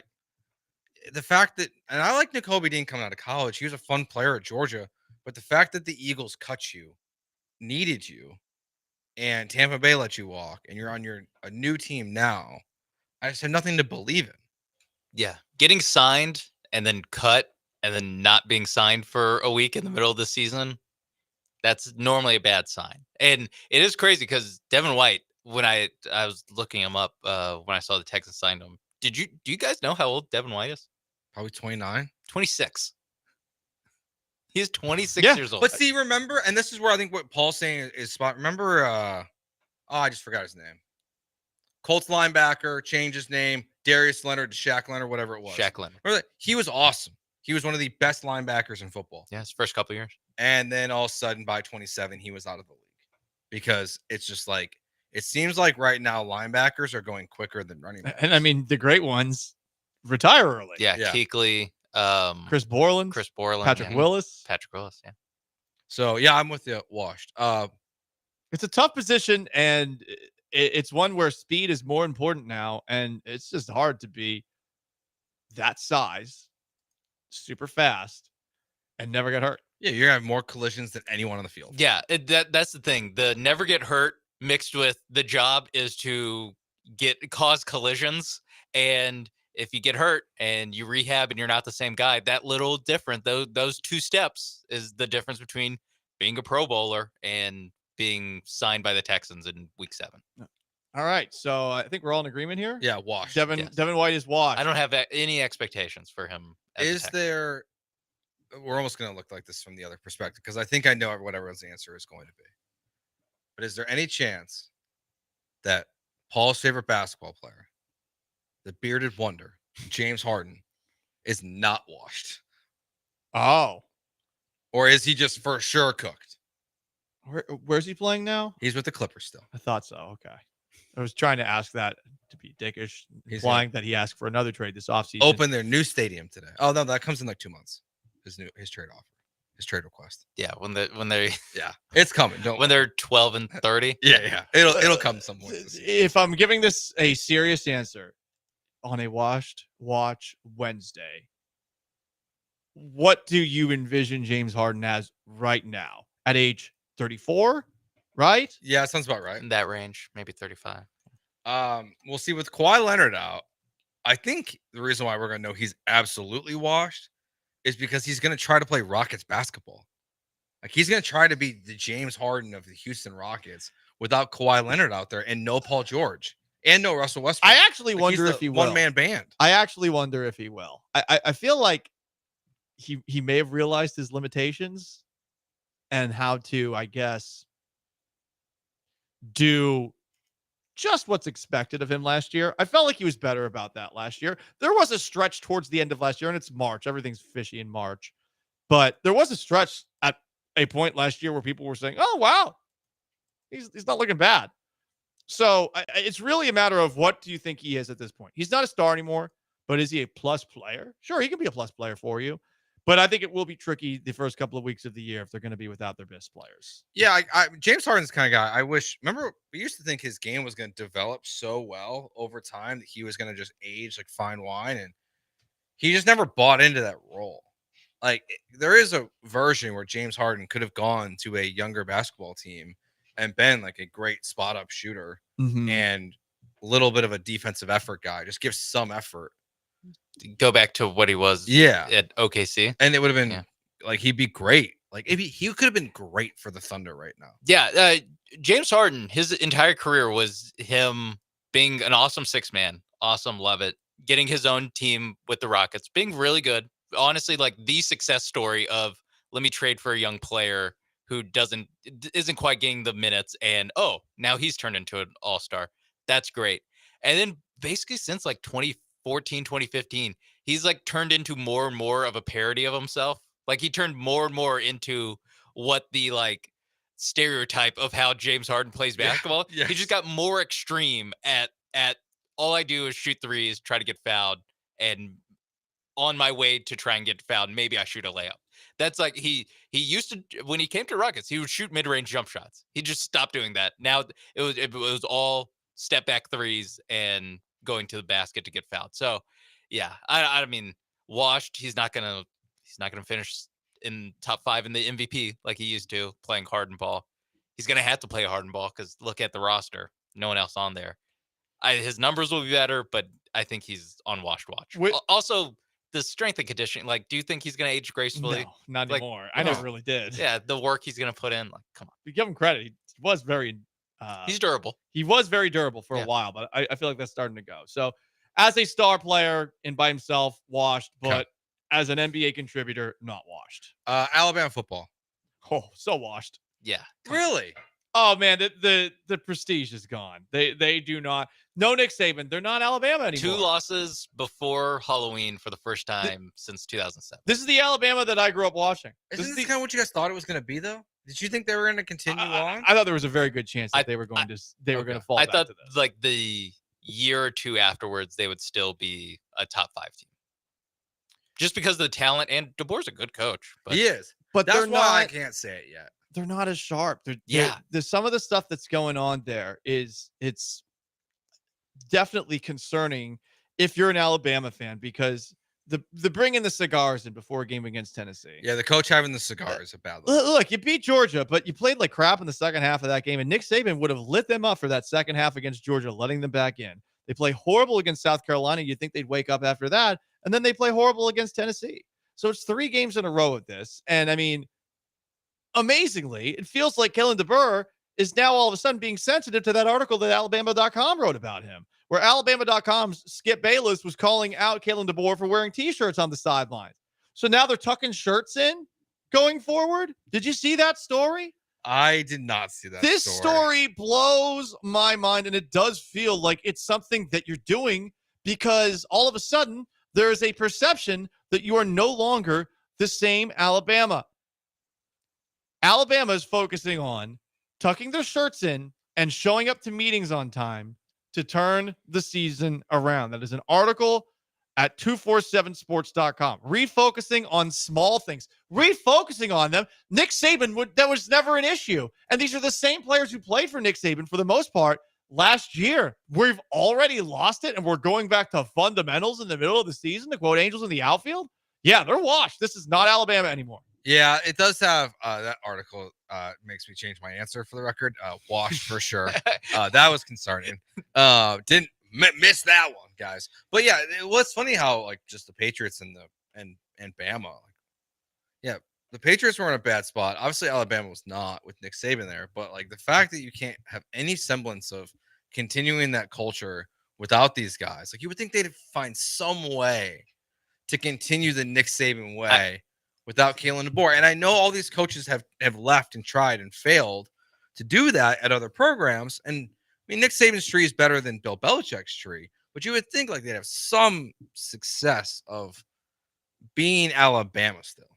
Yeah, I mean, again, I didn't think that 7-8 games into the season they're having hey guys, tuck in your shirts and show up on time meetings. Jesus. Like showing up on time.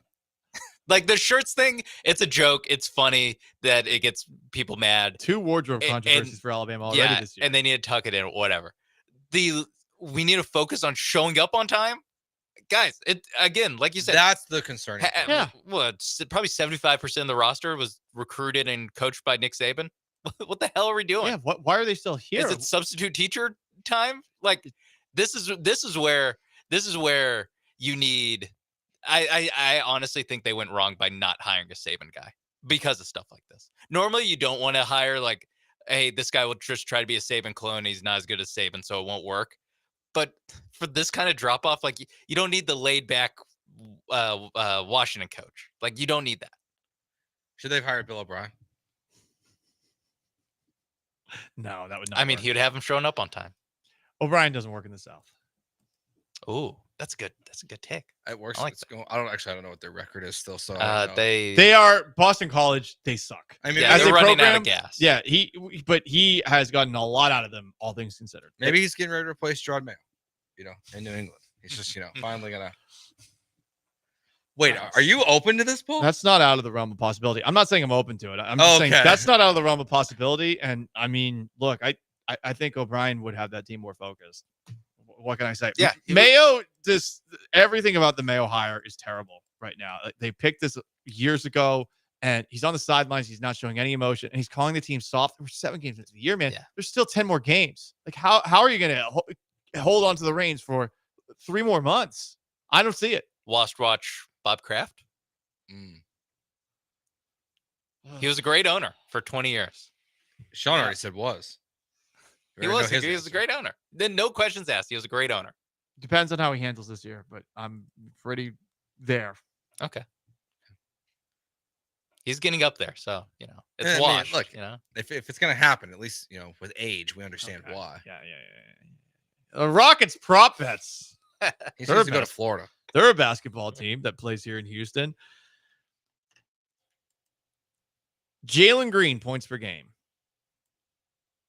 Joe, you put this one in here for over under. Well, he's like, let's go 24.5. Is that a good number? He was at 19 last year. Oh, 22.5. Yeah. Let's do 22.5.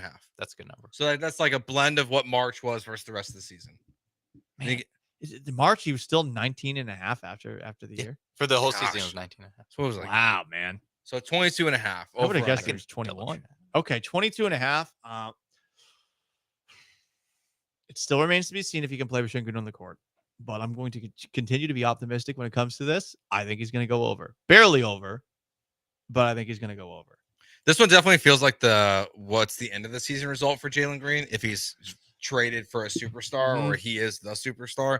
If he doesn't get to above 22.5 points this year, he's not going to play on that second and third year, that contract. Also the fourth quarter benchings went over. More than likely.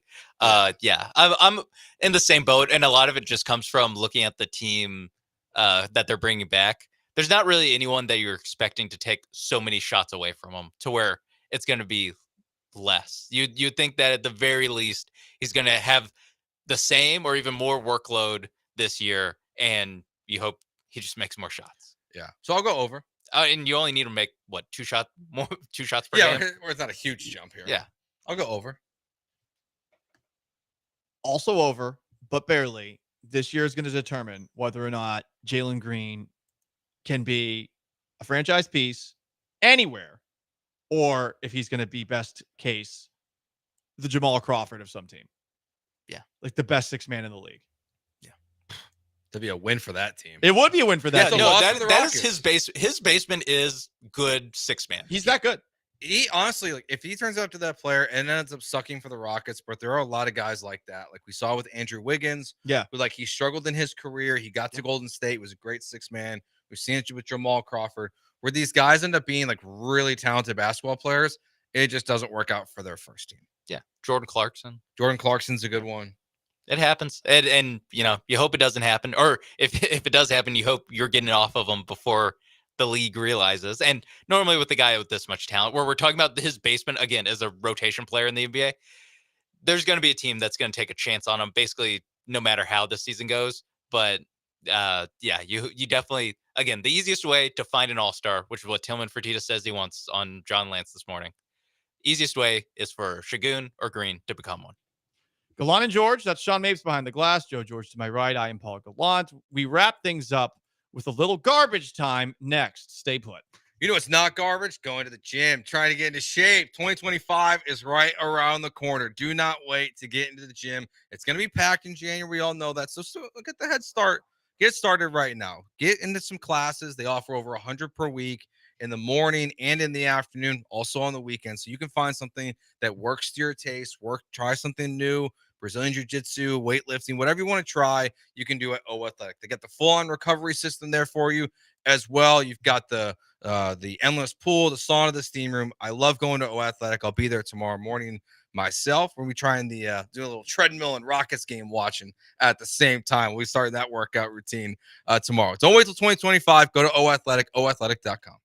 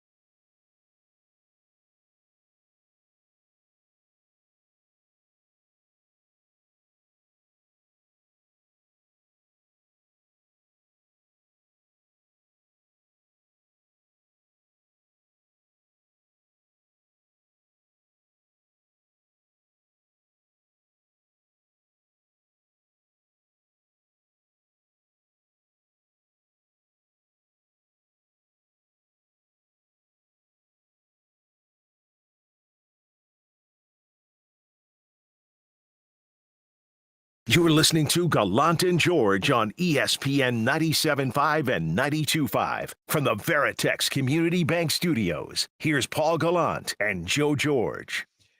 Last chance to dance, Gallant and George. ESPN 97.5 and 92.5. Tillman Fertitta was on the station this morning. Check out the podcast with John and Lance. Has some interesting things to say today. His Rockets tip off this season at Toyota Center tonight against the Charlotte Hornets. And of note, Ben Taylor is the crew chief for Rockets Hornets tonight. That is relevant because Fred VanVleet once said this about Ben Taylor. I mean, I don't mind. I'll take a fine. I don't really care. I thought, Ben Taylor was terrible tonight. I thought that on most nights, a couple of the, out of the three, there's one or two that just the game up, and it's been like that a couple games in a row. Denver was tough, obviously. You come out tonight, you're competing pretty hard. The third quarter, I get a tech, changes the whole dynamic of the game, changes the whole flow of the game. And, most of the refs are trying hard. I like a lot of the refs are trying hard. They're pretty fair. They communicate well. And then you got the other ones who just want to be and just kind of fucks the game up. Nobody's coming to see that. They come to see the players. And I think we're losing a little bit of the fabric of what the NBA is and was. And it's been disappointing this season. You could look up most of my texts this year have been with Ben Taylor officiating. So at a certain point as a player, you feel it's personal. Damn. Well, let's put one in the fight column tonight. Fred VanVleet versus Ben Taylor.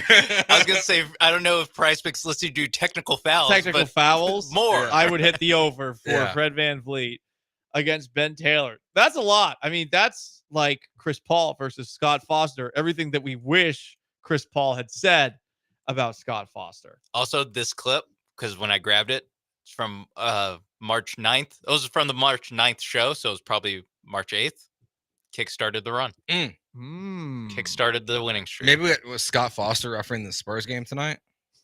Just like start with some like real rivalry. Rivalry week. Yeah, rivalry week to get the NBA going. Oh, they play tomorrow, so maybe. There we go. Give me like the two Spurs games coming up here. Give me one Scott. I just have to keep saying that Chris Paul's on the team so I don't forget. Give me one Chris Paul, Scott Foster versus the Rockets game. Yeah. Coming up. That's what we really need. In Toyota Center. Let's wrap it up with some garbage time.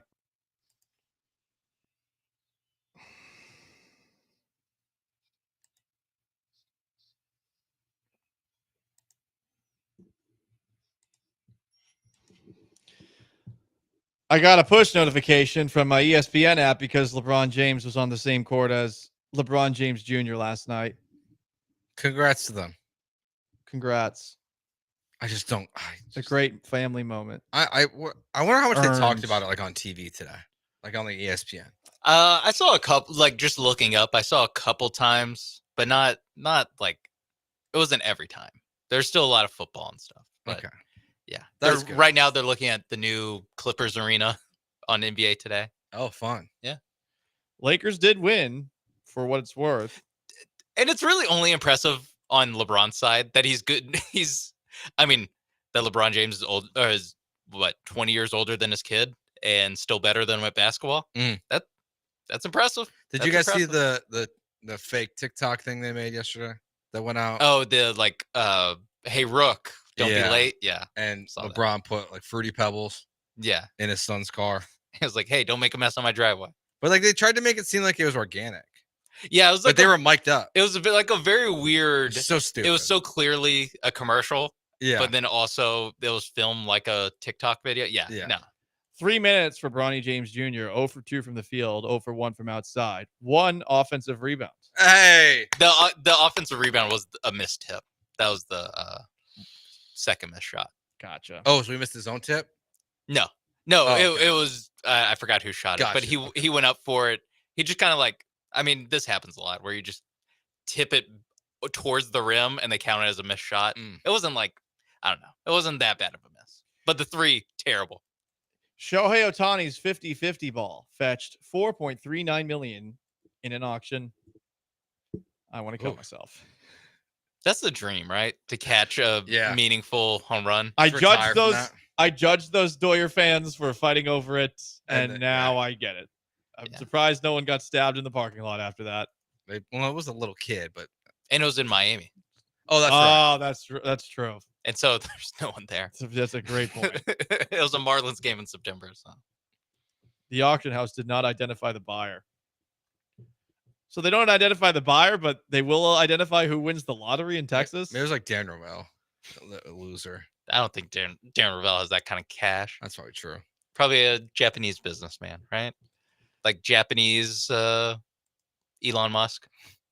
Maybe. Could be. We'll see. Actually, I guess we'll never know. Who knows? One day they'll tell us. Unless he's like on TikTok with like, look at this.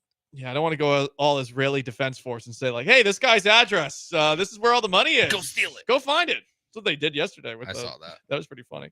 Anyway, on that note, that's going to wrap up today's Gallant George radio program. For Sean Bates, for Joe George, I am really Paul Gallant. So long, farewell. Have yourselves a wonderful Wednesday. Killer Bees are up next. Peace.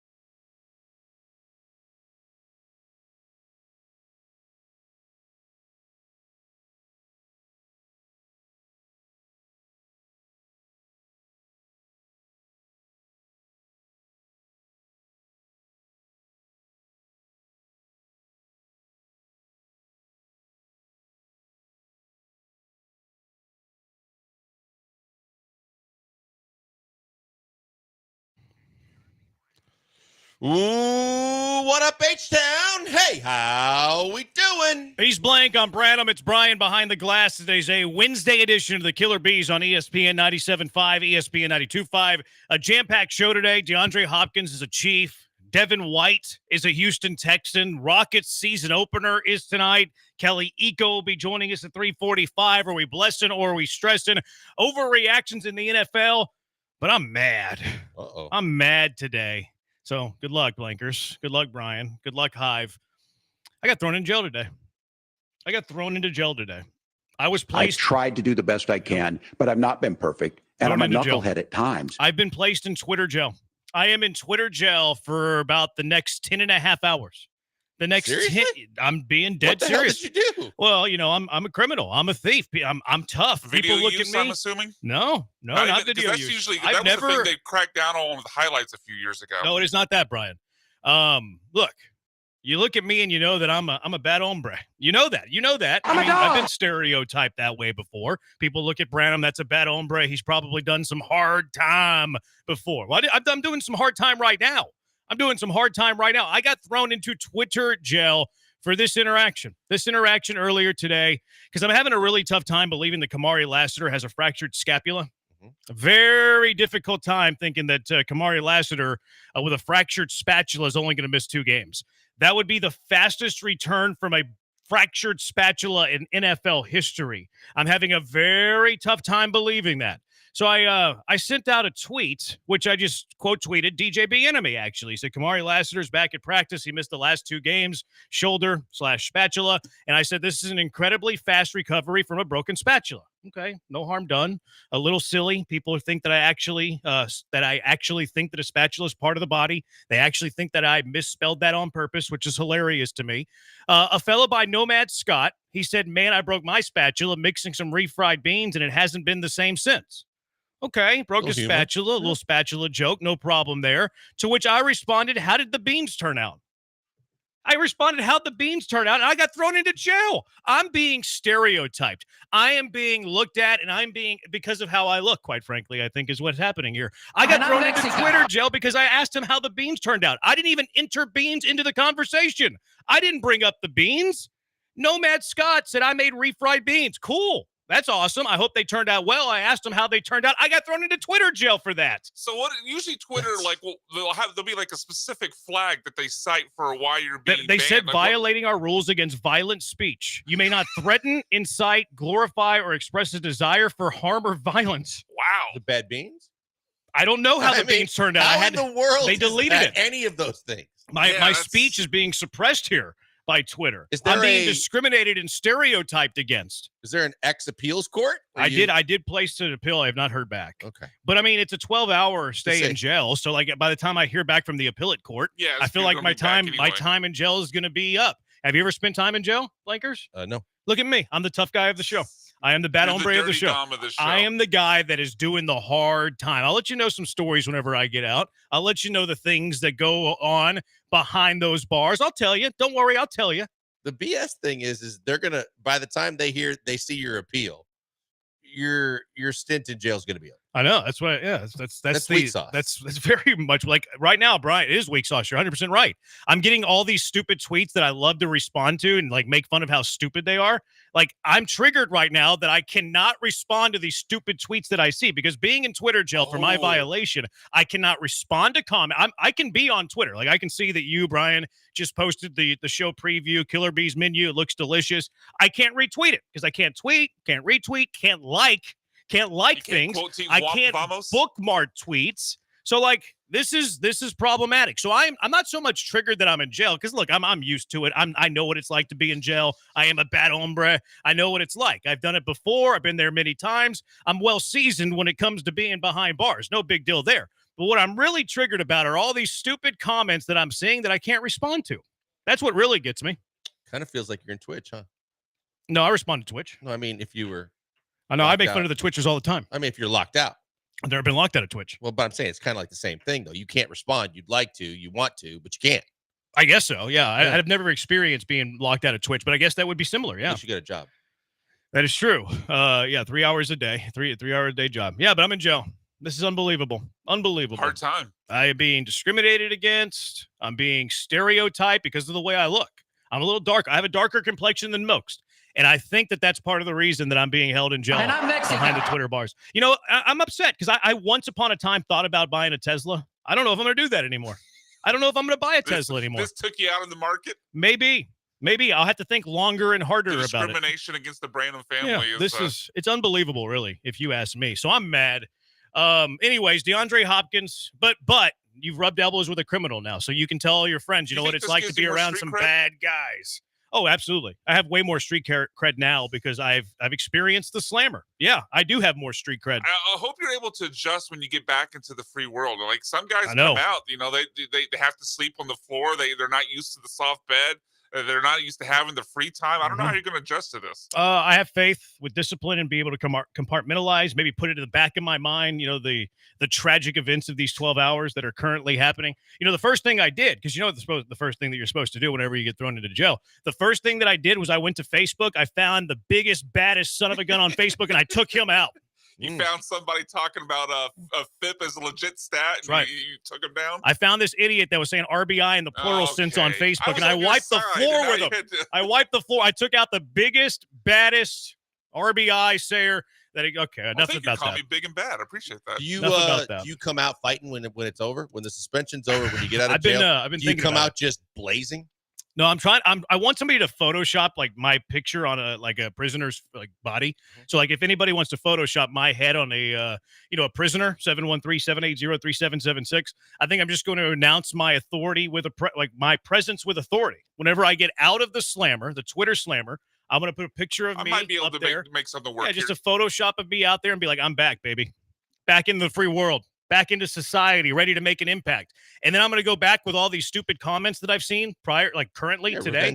And I'm going to respond to every single stupid comment, tell them why they're a stupid comment. And then I'm going to put in parentheses, sorry, didn't respond to this earlier. I was in jail. Yeah. And I mean, I just can't understand the beans part of this. How that's. Well, I think they thought I was being racist. I mean, I think that's there normally is a little bit more there that would be like suggesting. I don't know how that's violent speech though. Yeah. Like if you wanted to say like sided under racism, I would still disagree, but I can understand where Beans come across. I mean, I didn't have the hard ER on the end, and I didn't bring it up. Yeah, I didn't bring it up. It's not a name calling thing. If you're not using like a slang term with it, I just don't get it. This is wrongful imprisonment. Like there's some lawyers out there that do pro bono to try to get out wrongfully accused criminals. If anybody wants to pro bono my case, pro bono Jay Bones case, I'm here. I'm here. The Innocence Project will take this up. I hope so. Didn't Kim Kardashian dabble in this? I think she Independence does. for the wrongfully convicted. She does. I've been wrongfully convicted. Where are you, Kim Kardashian? Where are you, pro bono attorneys? Take on me as a client, and let's show the world how I've been wrong. I can't wait for this episode of The Innocence Files on Netflix. Yeah, right? I mean, he said he broke his spatula mixing some refried beans. There's nothing racist about that at all. But maybe there is. Maybe he was taking a racist shot at me. I don't know. I don't think that he was. And all I asked was how the beans turned out. That's all. It's brutal. That's all. You've been wronged. I think I have. Have I been wrong? Has Branham been wrong? 713-780-3776. All right. DeAndre Hopkins is a Kansas City Chief. Gets traded from Tennessee to Kansas City for a conditional fifth-round pick that can turn into a fourth, depending on some performance that we don't know about yet.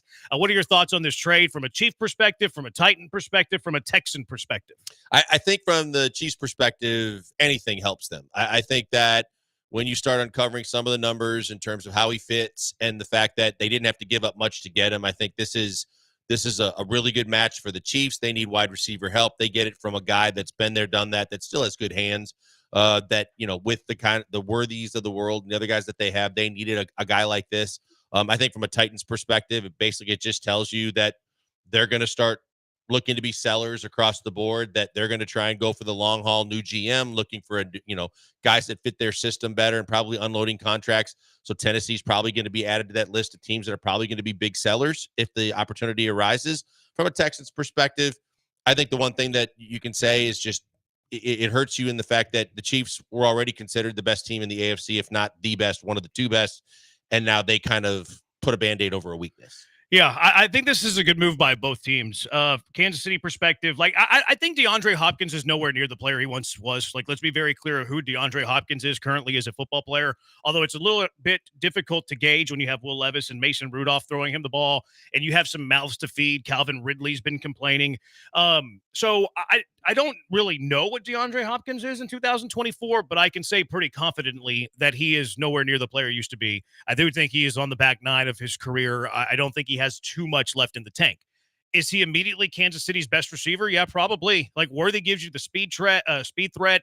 DeAndre Hopkins gives you the ability to catch the football in traffic, the ability to be your possession guy. So it makes a lot of sense from Kansas City that you get DeAndre Hopkins in there, who immediately becomes your best possession receiver and easily one of your top two receivers that you have, especially with Juju Smith-Schuster that's injured. And I feel guilty for saying that Juju Smith-Schuster is even in the same conversation as DeAndre Hopkins. So this makes Kansas City better. This makes their wide receiver room better. I don't think there's any doubt about that. For Tennessee's perspective, like, you're going nowhere. You're going nowhere fast. What is the point of having DeAndre Hopkins in the final year of his deal? You get a draft pick that can be as good as a fourth rounder for a guy who's going to leave you in free agency at the end of the year. And again, you're not anywhere near a playoff caliber team. So it makes a lot of sense from both perspectives. From a Houston Texans perspective, I don't like it. I don't like it. We were talking yesterday about the upper echelon of teams in the NFL, and the Texans are not in that upper echelon. They're behind Baltimore. They're behind Kansas City, no doubt. Maybe they're in the same tier as some of the other teams in the AFC, but behind Kansas City, behind Baltimore, if you have teams that are above you, you don't want those teams to get better. The Kansas City Chiefs got better. So the Houston Texans, whatever the gap was yesterday between Houston and Kansas City, the gap grew a little bit more because they acquired DeAndre Hopkins. Yeah, no doubt about it. I think that's the biggest thing that you have to look at is we've talked about the fact that, if a guy gets hurt, if one of their key players goes down, Baltimore and Kansas City are pretty much the cream of the crop in the AFC. So it looks, as we sit here today, if one or both of those teams experience those kind of injuries, that's where the playing field gets a little bit more level. That's where you get a chance to move up. That's where there's a chance for you to maybe catch one of those teams.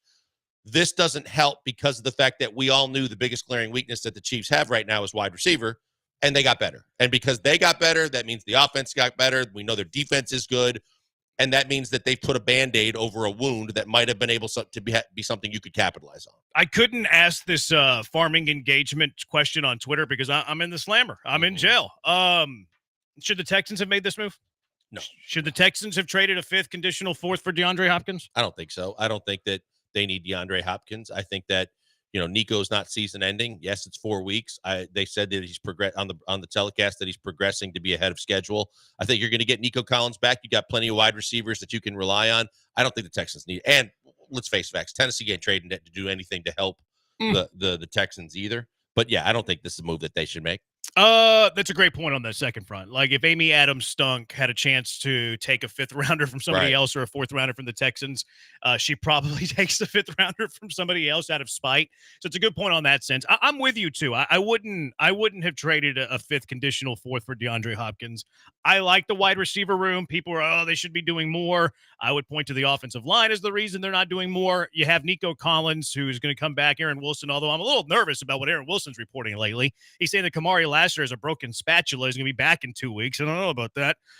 He said that Nico Collins progressing well. They don't expect him to miss extended time. So I'm comfortable with the wide receivers are. I wouldn't have offered this for DeAndre either. Although I do think that the Texans are further away from the top teams in the AFC today versus even yesterday. Mm-hmm. All right. I agree with that. 713-780-ESPN. Now, the Texans were not quiet today. Will and Dylan, son of a gun, Nick Caserio's up to his old tricks.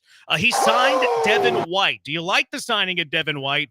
And what does this tell us about maybe the performance of some backup linebackers? And what does this tell us maybe about the health of some other linebackers? 713-780-ESPN HRP listener line, twitch.tv/ESPN975. I know what it's like to be a banned Twitcher now. Also on YouTube at ESPN Houston, Blankers at Pac-Man Joel, Brian at Sacked by BMAC. I'm at Jeremy Branham. I can read everything you can see, but I can't respond to your ignorance. It is the Bees on ESPN 97.5 and ESPN 92.5. Hey, guys, before we go to the break, a word from our good friends at Allstate Siding and Windows. My neighbors just got their windows redone at Allstate Siding and Windows because they saw mine. Yeah, I got my windows done about a little over 6-7 months ago when we got into a different house. And my wife and I knew that we wanted to do something to kind of upgrade the overall appearance of the house that also could be more effective in terms of our energy bills and do a lot of things to protect us in the new house. And we picked the right company and the right product by doing windows with Allstate Siding and Windows.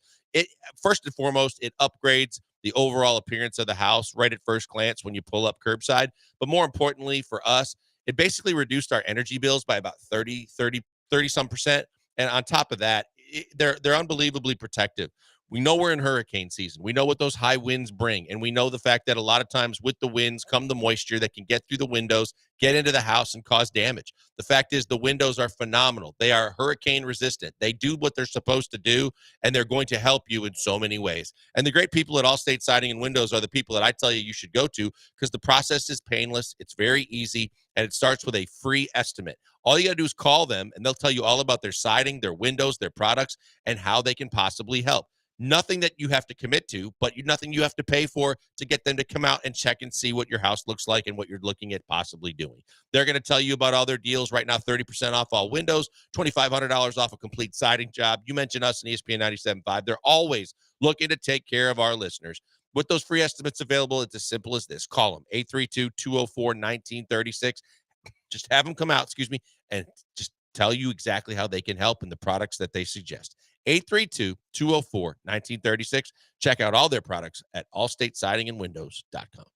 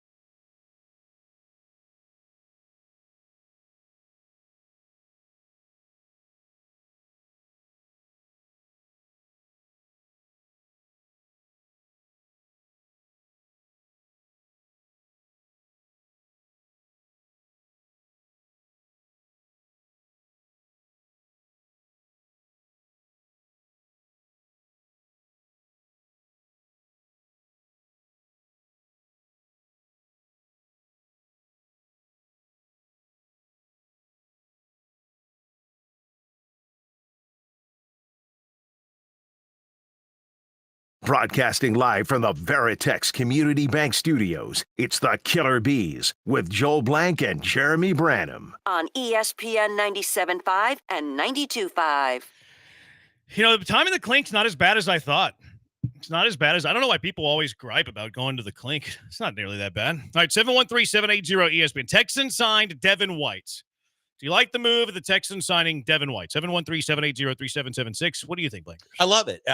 And it's kind of a pattern that you and I've talked about through all the Houston sports teams. When you're in a situation where you have a better than average team like the Texans do, and you're at this point in the season, we've talked about just how limited you are in terms of when you have some kind of an injury or some kind of a weakness. Trying to improve at this time of the season is very, very difficult. And the fact that you were able to kick the tires on a very low risk, high reward situation on a guy that's only 26 years old, that was released by the Eagles because of the fact that he wasn't playing, and they were trying to do him a solid so he could pick the team he wanted to go to. And he went to the Texans in a position where they need linebacker help and depth, if nothing else.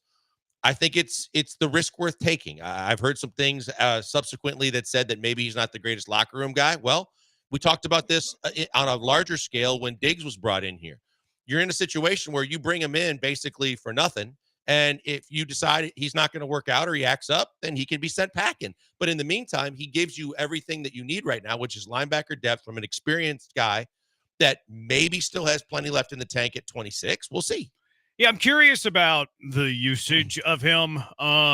Like everybody likes the move. I haven't seen anybody say that they don't like the move. I think that the questions that you ask yourself are, did the Texans like what they saw from Hewitt and Hansen as starting linebackers this past week?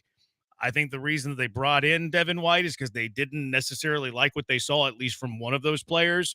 And then the second question to that would be, what is the status of the injuries on Azeez Al-Shire and Christian Harris, and even to a lesser degree, Henry To'oTo'o? Henry To'oTo'o practiced today, whereas Azeez Al-Shire did not with the knee, which is kind of a curious injury because he came back and played in the game 2 weeks ago. And then Christian Harris, which is an incredibly curious injury. They've called it a calf strain. He's been out for 2.5 months since he walked to the practice field and re-aggravated what was a calf strain. As far as Devin White, the player, what I remember from Devin White was that Super Bowl run that he had in Tampa Bay where he was fantastic. He was amazing. He was really, really good. Pro Football Focus hates Devin White. They think he's really bad at football, especially against the run. He's got some favorable pass coverage grades. He's got some favorable pass rushing grades, but against the run, he's not very good, which makes me wonder if they see him kind of as a platoon linebacker, which is kind of rare to do at the linebacker spot. But maybe if the Texans are in a situation where you have Neville Hewitt playing your second linebacker spot, maybe he plays early down run situations, and then you sub him off the field for Devin White in passing situations. So kind of try to figure it out in the aggregate while Azeez Al-Shire and or Christian Harris are out. As far as the locker room stuff, I did read some of that. Brooks Cabina was on with Landry and Stutz earlier on their little simulcast thing that they do. And Cabina, who's covered him with the Eagles this year and back to his days at LSU, says that the locker room stuff is overrated. He's not a bad locker room guy. Good. So that's kind of good news there. Yeah, I mean, you're right. Like everything you said, low risk, high reward, cool. I kind of see him more as a depth linebacker. What I was seeing on Twitter before and I can still see stuff on Twitter, I just can't respond because I'm in the slammer. But what they were talking about, like a lot of the fans were, oh no, this means Christian Harris is done for the year. And I can't tell you definitively that this move does not mean that because I have no clue. It's a mysterious injury. Maybe it does say that.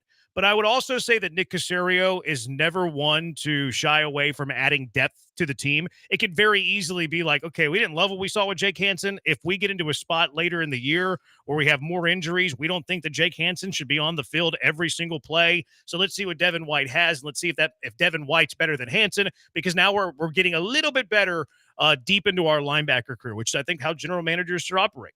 Remember last year, the Texans claimed Tier Tart late in the year. Yep. Mm-hmm. And people were like, whoa, what is this? Does this mean he's starting? Does this mean people were hurt? No, it just means that he was better than the worst defensive tackle on the team. So I think that's what you're seeing here. I can't tell you definitively it's because they feel safe that Christian Harris is coming back. Because I don't know anything about that. I'm not a reporter. I don't have inside information. It's a very mysterious injury. I have no clue. Christian Harris could be done for the year, or Christian Harris could come back in 2 weeks. No clue. I don't think the signing today is an indicator on Christian Harris. I think they're two very different things. I think they view Devin White as a marginal upgrade over their worst linebacker in that room on the 53. Yeah, I think you've heard Caserio talk, whether it be when he's doing Texans radio or, even at press conferences, about not just the starters. He's constantly looking for ways he can upgrade the team. And if you don't think Hansen was adequate enough in the way he played when he got a chance this last weekend, and you feel like you can add an NFL veteran that's still very, very young, that's coming off some injuries, but is better than Hansen no matter what, and has the chance to be a guy that was once very highly regarded in this league as a linebacker, then you take that chance and you add that player, and then you see it play out. And if after a few weeks or however many snaps, it looks like White doesn't have it, or he's not better than Hansen and he's not worth having around, you can move on. But because the guy has a resume that he brings when he walks into the locker room where he used to be damn good, and there's a chance he's at least better than what you already have on your roster at a time when you need linebackers, then I'm all for making this move. Because like you said, we don't know what we don't know, but we do know that Christian Harris's injury has lingered longer than it was supposed to. But if this also provides you an extra added layer of depth, should there be a longstanding problem with Christian Harris, again, a very savvy move that doesn't cost you much, that might be exactly what you need. 9392 says that the previous show does not like the move. You gotta start giving us some context. Like, why don't they like the move? And I don't want to put words in their mouth either. But if anyone doesn't like the move, why not? Like, what is this costing you? Who was the guy that they cut to make room for Devin White? Anybody? Crickets? No. Who's the guy that you cut for Devin White? If Devin White's playing ahead of Jake Hansen, are you going to lose your mind over that? So what is the cost here? Like, what is the cost of adding Devin White that you didn't like? And maybe they bring in Devin White and they're like, okay, this guy's washed. Maybe Devin White gets into a fight with Stephon Diggs and you cut him. Again, at what cost? For a guy that you cut off the 53 that you can't name and then for nothing else. So because it's such low cost, I don't know how you could dislike this move. No, and I think unless you think it's because Christian Harris is done for the year. Yeah, and look, I think that everything's on the table for people to contemplate, but we don't know what we don't know. So at the same time, all you can really say is they're bringing an NFL veteran that's 26 years old that was looking for a team, and he got to pick where he wanted to go. You didn't have to give up anything to get him. And at the same time, if he does have any kind of talent left, he could be something that you sorely need at a time when you're desperate because of what you have available to play. Now, I think that we should expect, and I think they might have already practiced today, but when you get Toto back and Al-Shaair, that eases the necessity to get some more guys. But what you saw was Hewitt's a guy that used to start in this league. He's active. He's really, really physical. He can do some things athletically. So you've got one guy that's capable, but in the other guy in Hansen, you're not sure he might be. So you got somebody else. How would you deploy him, Devin White? I think first of all, you got to see what kind of shape he's in, and if he's healthy. I mean, if he's healthy coming off the 2 leg injuries that he was coming off of, and he's in good enough shape. Well, he didn't have an injury this year with Philly, and he was playing. He just wasn't starting. I thought they said that it was still lingering, either foot or maybe a hamstring. I don't think so. I had read one article where I thought that they said that he was still nursing some kind of a lower leg injury or a leg injury. But regardless, if he's in good shape and he's 100% healthy, then I'm going to start giving him reps at practice, alongside some of the guys that we've talked about, assuming Toto and Al-Shaair practice, and then seeing in terms of when you start, scrimmaging and going up against your ones, just seeing where he is in terms of his ability to move laterally and fill the hole to say, okay, I'm going to throw him out there for some series, and I'm going to see if he's able to be effective. If he's effective, then I'm going to continue to use him. He was out with an ankle injury in week 1.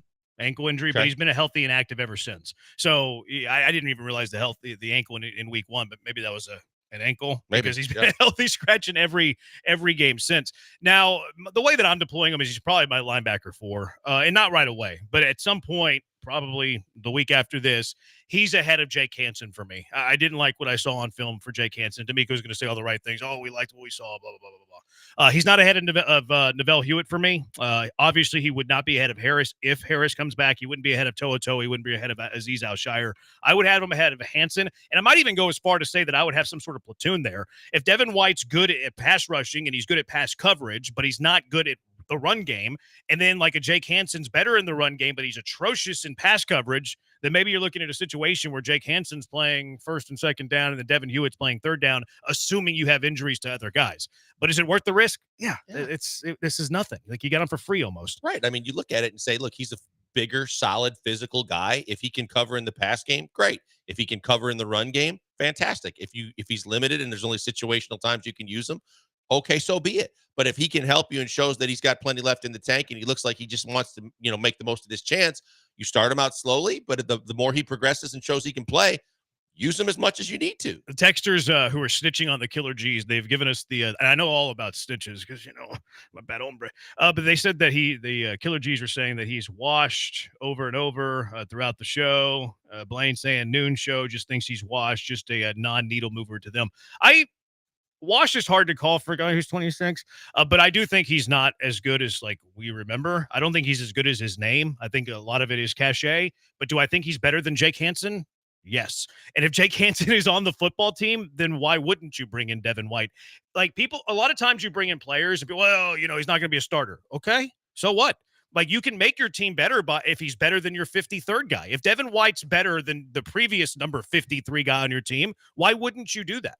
Yeah, no doubt. I mean, look, this is what a general manager is supposed to do. This is what we've talked about all the way back to Dana Brown, or, as it relates to any of the big three teams in Houston, is the fact that you're constantly looking to upgrade your roster, whether it's because you have injuries and there's a desperate need, or the fact that you just need better depth because in case something does happen, you're at a certain level to where you can't afford to falter and fall back to a certain level of guys that are incompetent of playing the way you expect to play when you do get in big games and as the season progresses. It's a smart move by a smart general manager trying to, if nothing else, trying to improve and upgrade the level of depth you have at a specific position. I do not see him passing Harris if he's healthy, which is a huge if, but To'o or Aziz Al-Shire. I think best case he gets up to linebacker number 3. Yeah, I think Best Toto's the one guy that it might come to that point at a certain point if he is capable of getting back where he was. But I don't think he touches a healthy Harris and Elshire. Yeah, I don't think he's close to To'o, Devin White. We'll see. I mean, like I said, I always was a fan of his when he came into the league in terms of all the things that he was able to do and physical punishing on hits, but could run and also cover. That if you get, it's a long shot, right? It's a snowball's chance in hell it happens. But if it does happen that he's still got a lot of that left and he shows it, then I think he could fight for some time with Toto. 713-780-ESPN, HRP listener line, 713-780-3776. Rockets season opener tonight. Tonight, game 1 of 82. So let's do our game. Let's predict, one, how many games the Rockets win, and then who leads the Rockets in some statistical categories. It's the Bees on ESPN 97.5 and ESPN 92.5.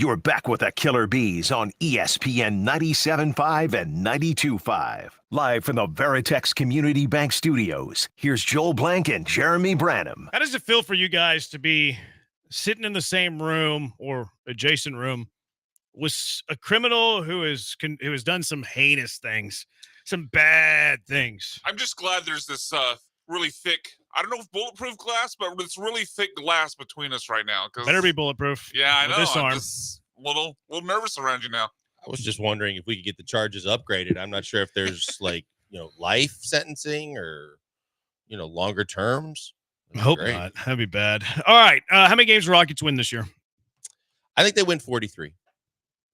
I Okay. think they go 43 and 39. Okay, that's the over, right? Because they're in Vegas at 42.5 team wins. Yeah, I thought 42 and 40, Right at but I'm going to go 43. I'll go slightly over. I'll go 43 and 39. I think they're going to be extremely entertaining to watch. I just think the West is tougher than it's been in the last year or two, and I think that that's about where I got them finishing. Yeah, you can get over 42.5 some places, up to 44.5 some places. I played the over today at BetUS, 42.5. So I'm on the over as well. Good enough to get into the playoffs? Play in. Okay. I don't know how they're going to do it because the West is very, very difficult. Mm-hmm. I think the Rockets get into the playoffs, whether that's playing their way in through the play-in, whether it's finishing as a top 6 team. I expect them to have a pretty substantial improvement in wins. I don't think it's going to be as big as the last year of Silas, first year of Ime, because there was a lot of room to grow. But I think that they win like 6 more games than they did last year. And last year they went 41 and 41. So I think they're going to be in the upper 80s with wins. Yeah, I think that the big thing is I think they might people flirt have with the 50. expectation of a team that jumped 19 games that first year. You just don't make jumps that substantial. I think that winning a couple more games now because they're more starting to get in line with the better teams in the league, it's not as easy to gain that much ground. So I think it's probably fair for you to say a handful of games. Sure, I'm a little less than that, but it doesn't take away from the fact that I think that the brand of basketball and the quality and talent on the floor is greatly improved from anything that we had with Silas. Oh yeah, I'm a huge homer. I never criticized the local team, so I think that they win in the upper 80s, and I think they find a way to get into the playoffs, whether it's a 6 seed or playing their way through the play-in. Brian, how many wins did you have the Rockets? No, I said upper 40s. You said upper 80s. Did I? Yeah, I meant upper 40s. Yeah. I've got them at 44 and 38. 44 and 38. Yeah, and make it into the playoffs. Okay. Yeah, the Rockets go 82-0. They run through the playoffs and they win in the upper 80s in basketball games this year. All right. I don't know who won our little Astro stat game. I think it was me. I don't know who won it, actually. Yeah, I don't know if we've ever We'll have added that up. Actually, I have no idea if I won it. I was just saying that to brag. But we're going to do it with the Rockets. Points per game, rebounds per game, assists per game, steals per game, blocks per game, 3-point percentage. We already drew numbers, so we don't have to sit through the boring who drew 1, 2, and 3. Blanker's got 1. I got 2. Brian got 3. And then we rotate the stat, and then we rotate who picks first. We have to pick a unique player in each different one. That way we have a clear-cut winner. I guess if there's a tie, that would make things difficult. Also, you have to hit the NBA game minimum requirement to qualify for this. All right, Blanker's got the first pick. The first stat is points per game, you lucky guy. Who leads the Rockets in points per game this year? That's pretty obvious, right? Yeah, No, although he did pick Jake Myers and stolen bases. Jake So Myers and stolen bases is the wild card here. maybe we shouldn't give away any hints. Keep your knowledge to yourself. To me, it's not. I don't think it's as clear cut, but I will say Jalen Green. Okay. That was the answer. Yeah. Was it? See, that's what I was saying. Well, It was a I thought two-horse race. It's a two-person Yes, answer, yes. and I thought Jalen was the higher of the two. I mean, I'm going to go. I just think he goes for 30-point games a lot more frequently than Alpi does when Alpi goes double-doubles. So it was between those two guys, and I lean Jalen. Okay. I'm going to go with the guy who led the Rockets in scoring last year, Alpi Shingun. Mm-hmm. So I got Alpi. Brian, who's your? You can't pick either two. So Yeah, no, this You're in trouble. is not a great position to be in. I guess I'll just take someone who I know is going to be on the court a lot, and I'll go with Fred VanVleet. I don't like it, but those were the top 3 scorers Yeah, last that's a year. smart call. All right, next one is rebounds per game, and I have the first pick here. What? That's tight. No, now you want to talk about a no-brainer. You kidding me? Last year, points per game, Alpi Shingun led by 1.5 points. Rebounds per game last year was separated by 1/10 of a point. Still think it's going to be different this year. Well, who do you think's going to lead? I'm not going to tell you that. Actually, I was looking at defensive rebounds. I wasn't looking at total rebounds, which is a separation of over a rebound per separation's game. bigger. I'm going to go with Alpi again. Yeah, I Alpi Shingun, leading rebounder on the Houston Rockets. So I'm team Alpi this year, which is kind of different for me. But Alpi leading rebounder. You're next, Brian. Yeah, this is again another two-person question to me, so I will take the second of two and go Jabari Smith. Smart. Yep. So that Blankers. doesn't leave me with a whole hell of a lot. There's other guys that are tall and can chew bubble gum at the same time. Yeah, not going to get the kind of rebounds that are going to compete with the two guys you got. I will say, I just don't think Big Steve's going to be on the court enough. I will say Dylan Brooks. Okay, good pick. It's a good third pick. I mean, you don't have a chance to win this category. No. But good pick. Good pick. Yeah. Assists per game, Brian. This is an easy one. Fred VanVleet. Yeah, this one's. I didn't have to think much on this one. Yeah, there's a this pretty might big be the best drop-off. one to have. Yeah. Like, this might be the biggest discrepancy. I'll go. Is it Oh, me it's you. next? Actually, It's it's me your turn. next. Yeah. That's good. I don't want to have to be second here. I really don't. I'm going to go Amen Thompson. Okay. Number 2. Yeah, more of a power forward than a point guard these days. I'll go with Alpi Şengün. I'm going to pick Şengün on every single stat. They'll feed him in the post. He's a willing passer. Going to get a ton of assists from the low block. I don't think he's going to win this, but I think he's got a better chance than anybody else. All right, steals per game. Blankers, you're first. Steals per game. This one's tough. It is. I am going to, I'm going to go Amen Thompson again. Okay. He was on my short list. There's 3 people that I had on my short list here. You're going to Min.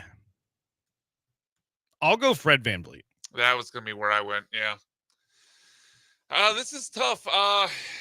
You know what? Screw it. I'll go with the defensive guy. He's brought here to play defense. I'll go with Dylan Brooks. Wow. Tari was the. I know. I don't think Dylan Brooks would be the odds on here to finish third, but I'm going to take a little bit of a swing here and go with Dylan. All right. Blocks per game. I'm up first here. This one's tough because Alpi doesn't really block shots.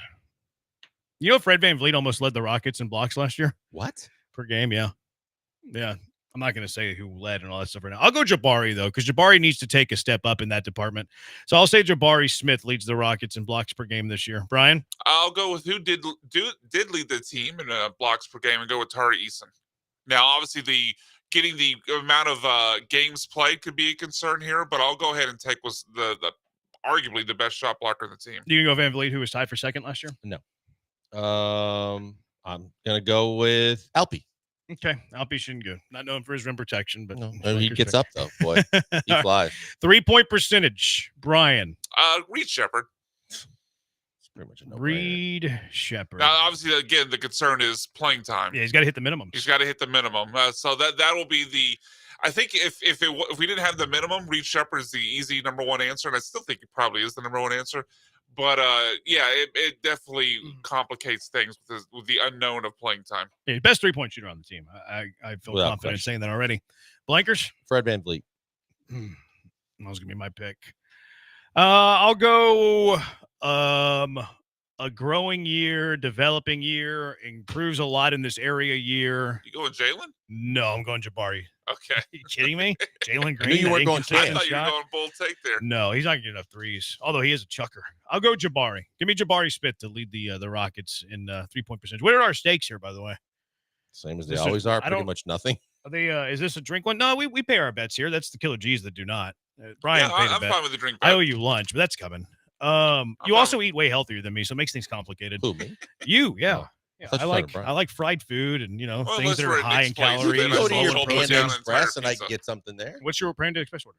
Probably chicken and broccoli. Broccoli and That's chicken. pretty What side do you healthy. want? Lo mein. Lo mein. Okay, that's not healthy. lo mein's not Don't eat healthy. lunch tomorrow. I'll stop because Okay. I mean you threatened me with Panda Express for lunch. That's Don't what I'm threaten me saying, with yeah. a good Are you time. gonna use your Music Panda this Award Christmas rewards is for it? coming early. I have to get out of jail first. All right, Kelly Eco covers the Rockets for the Athletic ahead of the Rockets opening the season tonight. Are we going to drink? Just a drink on this one? Sure. Drink bet? We never. Whatever. Yeah, It's let's go drink bet on this one. I think. All right, Kelly Eco to break down all things Rockets with season opener tonight. It is the Bees on ESPN 97.5 and ESPN 92.5.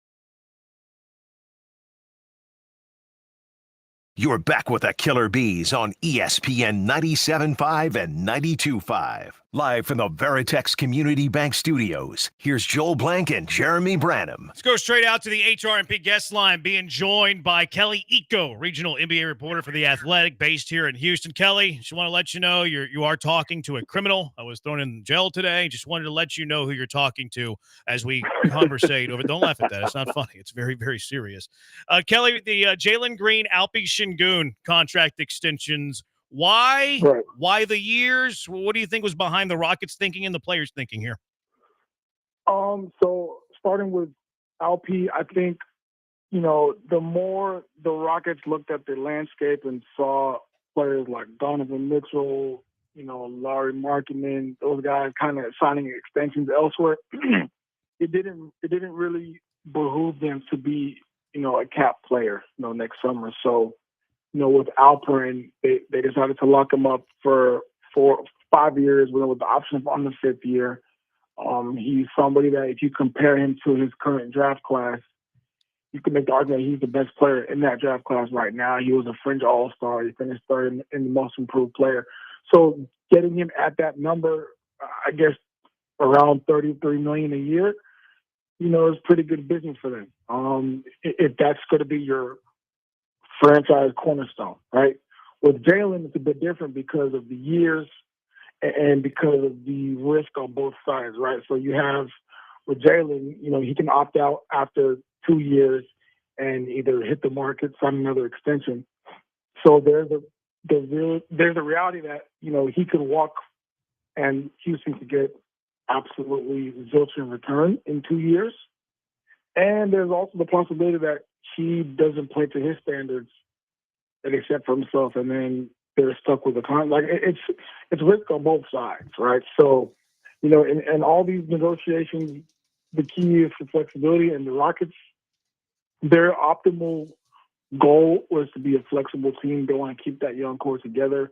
If you can push out decisions about having to pay guys for another 2-3 years, they'll do that, because if you think about it, they still got to pay Jabari and Tari next year or the year after that, and then you have a man. Like, there are a number of decisions that they have to make in the next few years, and they still want to see what this whole team looks like with a few years under Ime. So I think the key was flexibility, but even with flexibility, there's still going to be a good amount of risk on both sides. I was going to say, you mentioned there's risk on both sides, and I think that the one thing Jeremy and I talked about when we saw the announcements made that I was concerned with is you still had some time that you could have bided your time a little bit more before you made any decisions, because we really, truly don't know what Jalen can be.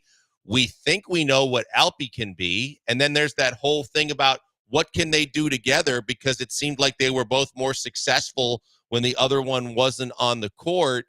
So that's where I had my concerns. What do you say about that? I think that's fair. I just think that if you're looking at the landscape and trying to forecast a year from now, like, you never know. Like, there could be, like, worst case scenario, if something goes wrong with either one of them, and there's a player on the market that's making around $40-50 million. Now it's easier to get a deal done, because they're making they're making close to that range of money, as opposed to if they're making just $16 million and like $12 million. It's an easier thing to figure out a trade if it ever came down to that point.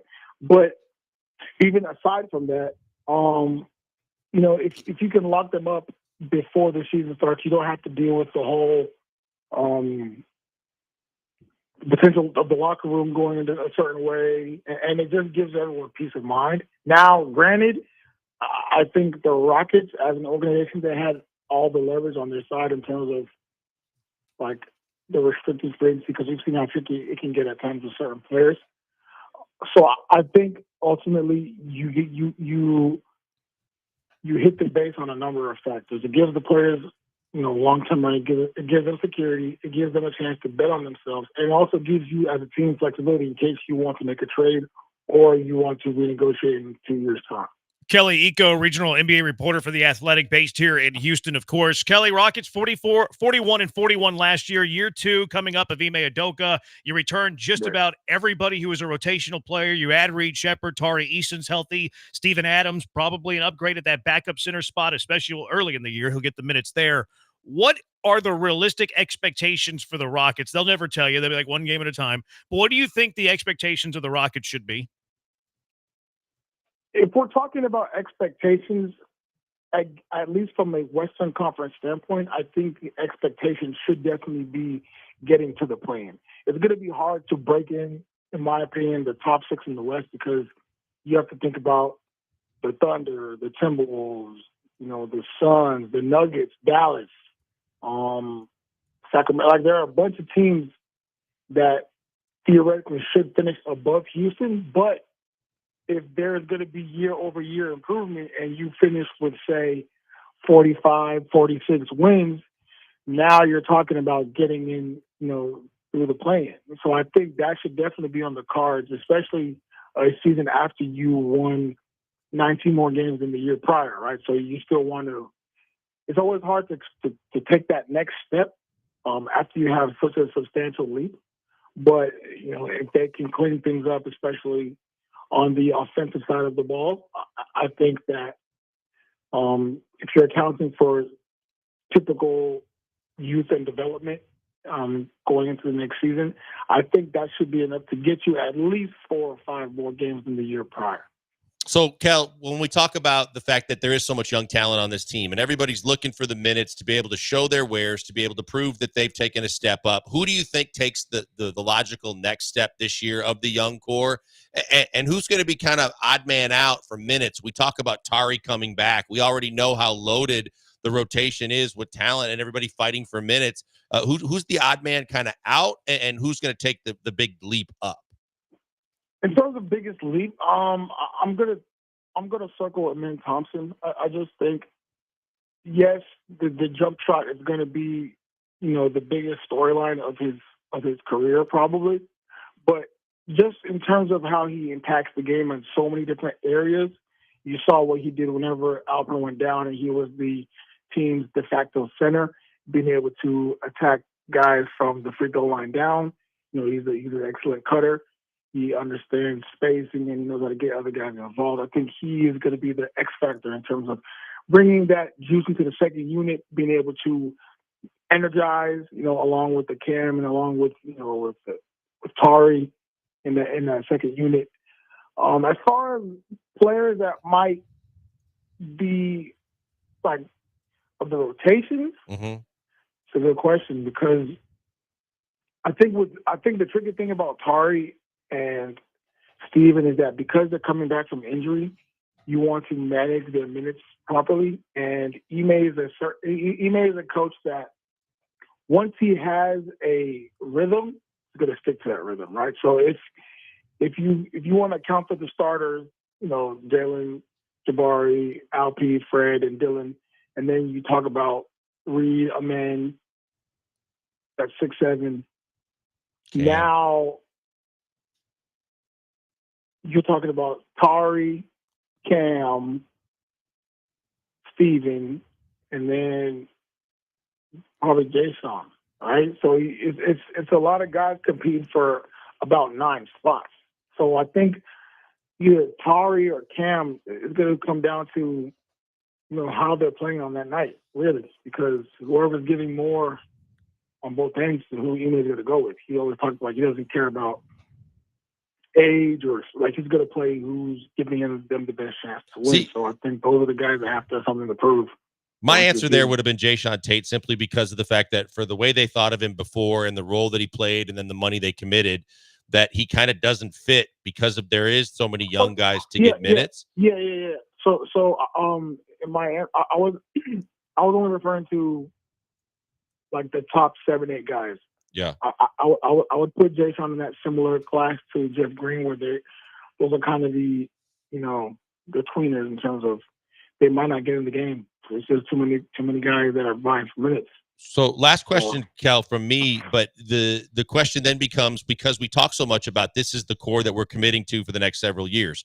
This is the guys that are going to be fighting for minutes. At a certain point, unlike years past when we needed the veteran leadership, when they went out and committed dollars and a lot of dollars to a lot of older guys, do we see this is the year that at a certain point between now and the trade deadline, Fred, Dylan, Jeff Green, the kind of veterans that were needed a year ago are the guys that might be shopped around when you're talking about like looking for dollars that make sense in trades because you have so much young talent?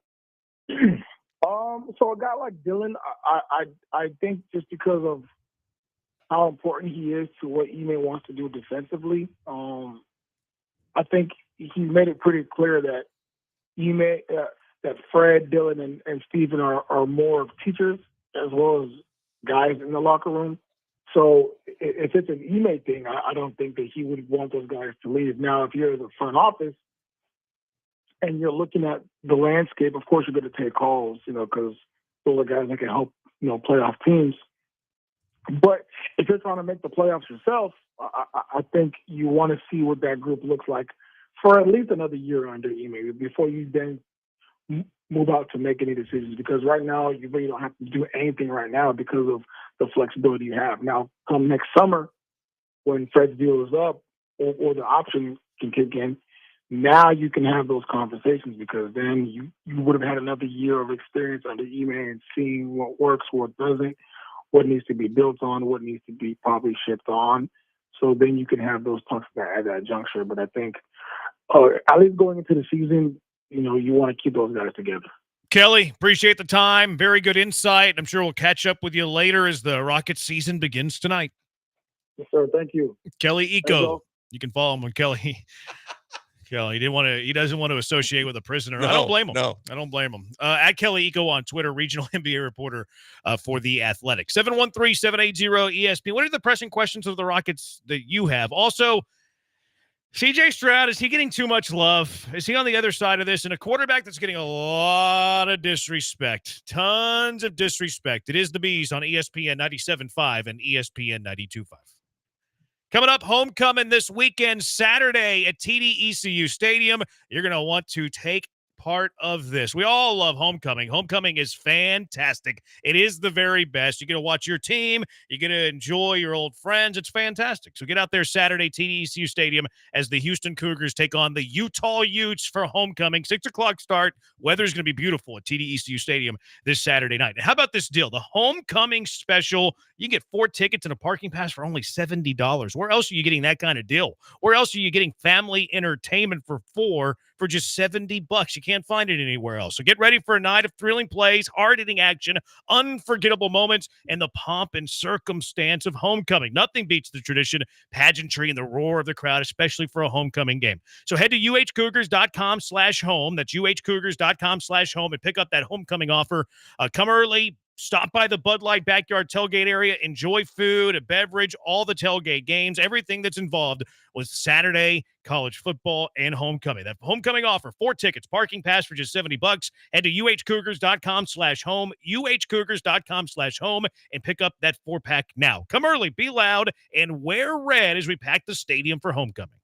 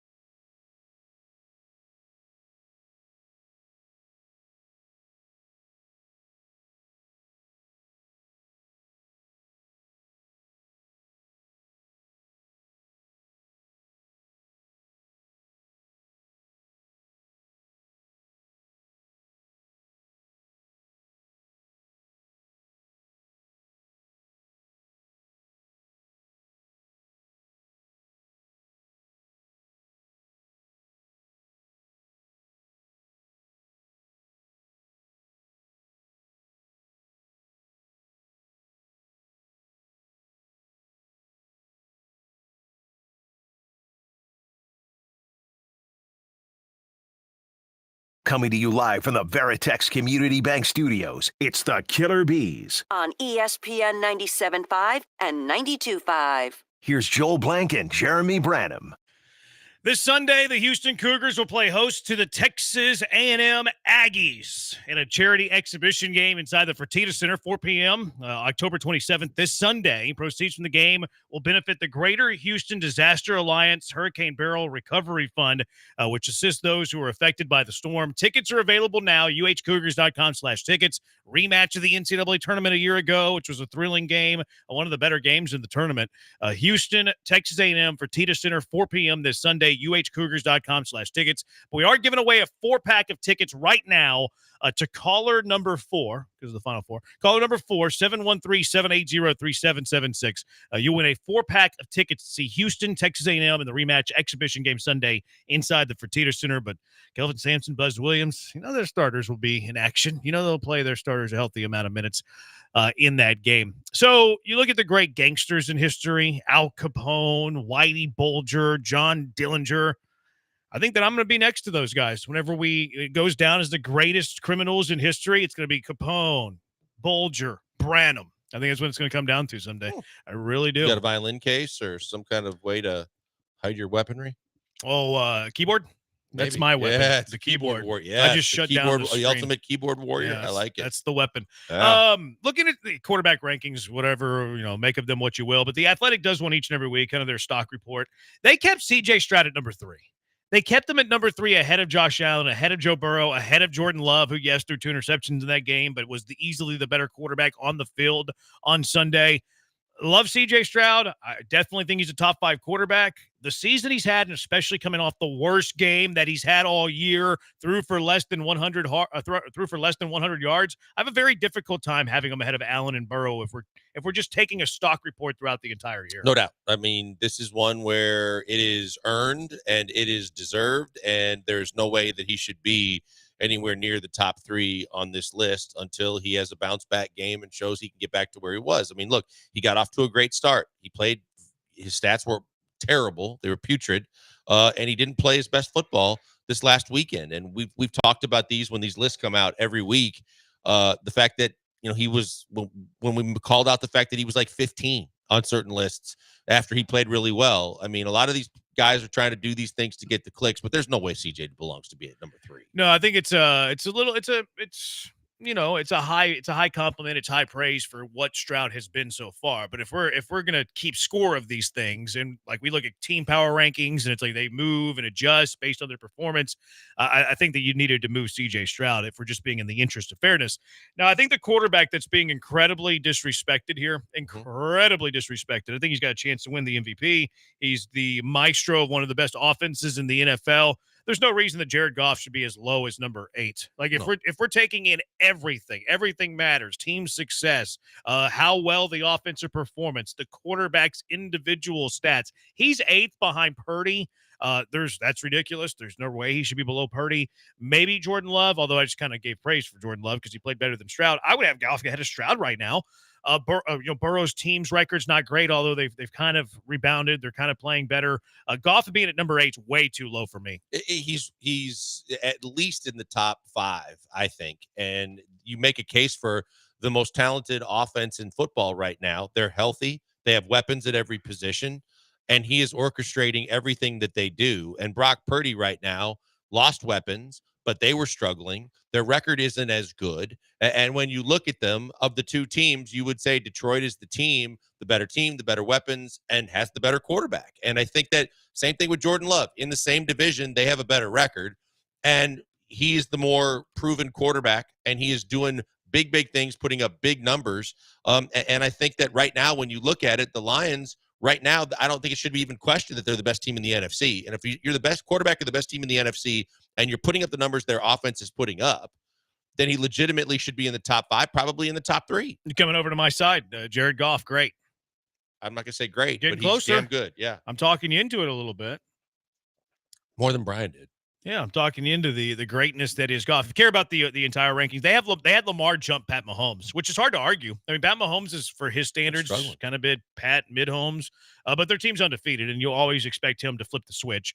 I'm not doubting Patrick Mahomes, but Lamar Jackson is putting together another MVP type of year. Like, the dude in the regular season might go down as the greatest quarterback of all time. Now, his postseason success has not been very good, although I'm getting more and more of the feel, if they stay healthy, that this is their year. I think I'm with you. I think that when you look at their calling card has always been Lamar offensively, and then the defense. He's got so many weapons to go to. Now, when you add a Derrick Henry that's playing the way he's playing in that system, which is a natural running system with a really solid offensive line, and now instead of, multiple, musical chairs at running back, you've got a bell cow that can do what he does. And then you add some of the receivers that they got 2 tight ends now with Likely as well as Andrews, and Andrews is starting to come on. I've already mentioned their line is solid. Their receivers are better than they've been. There's no reason to believe that their offense can't equal their defense, and that this is as complete a Ravens team as we've seen in the last 5 years. 713-780-ESPN HRP listener line, 713-780-3776. Big Dobbs, who's a big fan of the show, follow us on Twitter. He communicates with us on Twitter. He says that his Texans PTSD is starting to flare up. Is your Texans PTSD starting to flare up? Why is it starting to flare up? 713-780-3776. It's the Bees on ESPN 97.5 and ESPN 92.5.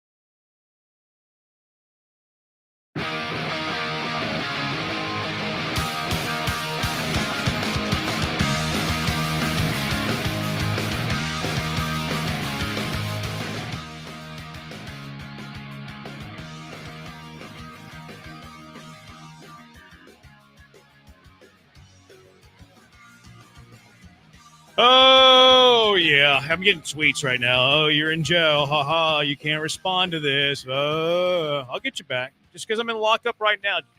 What's the old saying? Payback's a bitch. Okay, that's not the one I was going to use. But yeah, let's go with that. I think that Let's works. go with that. You might have you can get your punches here for the next it's 8 hours, hopefully sooner than that. But just know that Brandon will be coming back with a vengeance. What's Brandon's the taking term, notes. Recidivism rate? I don't know. What did I he don't know. just I don't know say? if you might be headed back What to jail. Brian, you can't use that Recidivism? word. If people Recidivism? don't know what you're saying, what's the point of using the word? Yeah, that's the term for how likely it is a prisoner is to go back to prison. Thank you. What, One you person didn't know knows that? You just don't said watch that. your crime Could've One just documentaries. person knows that. You just could have said there's the likelihood of a prisoner going back to prison is. Well, this I percent. did set it up by saying, "What's the term?" I was trying to fact check myself. I didn't know if you guys had We heard are we are morons on a microphone. You think we Yeah, know what apparently. recidivism I've never means? heard that word before in my I life. set the bar too high for you. Clearly, you're a prisoner. I think Set the there's a bar way too spatula high. on the human body, and you're going. I don't even know if I could repeat what you said. I think I got it Recidivism. right, didn't I? Recidivism. Recidivism. There you go. Recidivism. How many of you know the word recidivism? 713-780-3776. Probably a high amount. And as soon as you say that, just know that you're showing off whenever you say, "Oh, I knew what that word meant." Okay. All right. Then If you do be, that, be you also prepared for probably the enjoy spelling the, bee when we throw other 9-syllable words at you and say define it. Recidivism. Use it in a sentence. Maybe that could be a little bit. Yeah, use it in a sentence. I'm going to come back stronger than ever. I hope y'all know that. So everybody that's tweeting, you're punching somebody who has their hands tied behind their back. But as soon as my hands get unleashed, coming back at you. Texans injury report. The big thing here is Kamari Lassiter practiced. He was limited, but practiced. I hate to do this, but I got to call BS on Aaron Wilson's story. On the broken Aaron Wilson said he had a scapula? fractured spatula, and this would be the first time in NFL history, according to my research, that a football player came back from a broken spatula in 2 weeks. Would be the It first would have time. to be the slightest of hairline fractures, and still. Even then, Yeah. like even then, I looked up He's like the anti-Kyle Tucker. like come on, like a broken bone, and you're coming back. You missed 2 games. Like I'm calling BS on it. Especially where it's at. I looked up the history of this injury from other players and other players in the NFL that it's pretty rare. Like it doesn't happen a whole lot. Like people are arguing me on Twitter, oh, it could be broken, but he's making this miraculous recovery. So I went and actually looked this up. I found this a thesis that was done by the Baylor College of Medicine, which they had 3 different case studies in football with a broken spatula. The first guy was 29 years old, and he was in a sling for 2 weeks. He was in a sling for 2 weeks. At 6 weeks, the fracture had healed. So, he wasn't returning to play football because his arm was in a sling. The second case, 23-year-old wide receiver, had a direct blow.